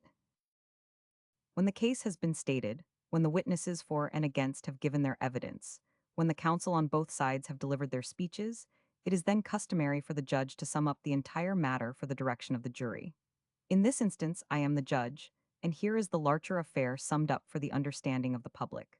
It has fallen to my share to wind up the story, so here I set down such results as happened from the confession of Mrs. Hilliston. The immediate result of her death was the marriage of the widower to Mrs. Bezel, which took place, so to speak, when the latter was on her deathbed.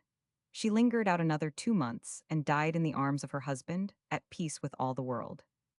Denys heartily forgave her, and the only bitter drop in her cup was the absence of her child. Yet when Captain Larcher suggested that Jenny should be told the truth, and brought to say goodby to her mother, Mrs. Bezel, with a self-denial for which I hardly gave her credit, refused to permit such a thing. She thought that Jenny would be happier if she was ignorant of the truth, and moreover, Mrs. Bezel shrank from letting her child know how she had lived during these many years. At all events, Jenny never learned the truth, PG 352, and Mrs. Bezel died without seeing her daughter. That she forgave Hilliston for having deprived her of the child is, I think, a proof of her goodness of heart, for there is no doubt that he acted selfishly and cruelly in doing so. But enough of Mrs. Bezel, her faults and virtues. She lies in Hampstead Cemetery under a plain stone of rose-colored granite, inscribed to the memory of Mona Hilliston. So she had her wish at last, and died an honest woman. Captain Larcher returned with Carey to the cottage in Nightingale Lane, as he could not make up his mind to resume his own name, or tear himself away from the bookworm life of 25 years. No one knew the truth save Claude, Jenny, and myself, for Hilliston being absent from England does not count. The vicar was also enlightened on the subject, and expressed much astonishment at the strange series of events which had culminated in the death and confession of Mrs. Hilliston. Unwilling to lose his old crony, he heartily approved of Larcher's determination to resume his usual life, and so the matter was settled. Captain Larcher will remain Mr. Ferdinand Paynton to the end of his days, and will still be a mystery to the gossips of Thorston. How great a one they can never guess. But a notable change has taken place in his habits. He is no longer a recluse, a misanthrope. When I am at the manor house, he visits me there. He is a constant guest at the vicarage, and may be seen frequently fishing beside Carey on the banks of the Lax. Following the example of his master, Denys Bantry also renounced his name, which he superstitiously regarded as one of a lowman, and called himself Carey for the PG 353 rest of his life.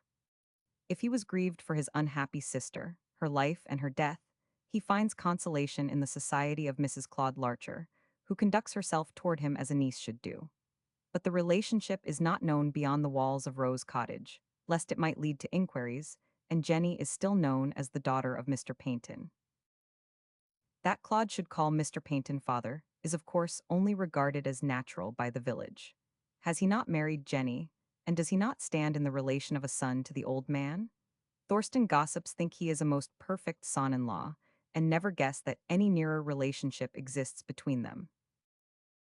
Of course, Jenny and Claude were married as speedily as possible, and I do not know a happier couple. Mrs. Larcher has quite converted me with regard to the fair sex, and plumes herself on her victory. She has the audacity to say that she will yet succeed in getting me married, but I think that is beyond her powers. Mr. Linton married them, and they spent their honeymoon at the manor house, which I lent them for the occasion. Indeed, while at Thorston they invariably live with me, and I should be offended did they take up their quarters anywhere else. Not that they have any desire to do so, for Rose Cottage is rather small, and besides, the manor is within easy distance of it, so that Jenny can see her father, or rather, her father-in-law as often as she chooses. Claude still goes to different parts of the world to build bridges and construct railways. Sometimes his wife goes with him, but she does not like to be so long away from Thorston. Paynton is now an old man, and cannot live long, so Mrs. Larcher wishes to be PG 354 near him as much as possible. Besides, the cares of the nursery take up her attention, so I think that in a few months Claude will settle down to business in London and make his home at Thorston, as he always intended to do. There is a pleasant little place, not far from the manor which I have been commissioned to buy for him, so I really think that next year Claude and Jenny will take up their residence among us. The only person who disapproved of the marriage was Frank Linton, who accused Jenny of jilting him. This was utter nonsense, as she never had any intention of becoming his wife. However, the author considers himself badly treated and has taken up his quarters in London, where he writes books and poses in Chelsea circles. But I do not think he will ever write so excellent a book as A Whim of Fate, perhaps because Mrs. Claude Larcher refuses to tell him any more plots.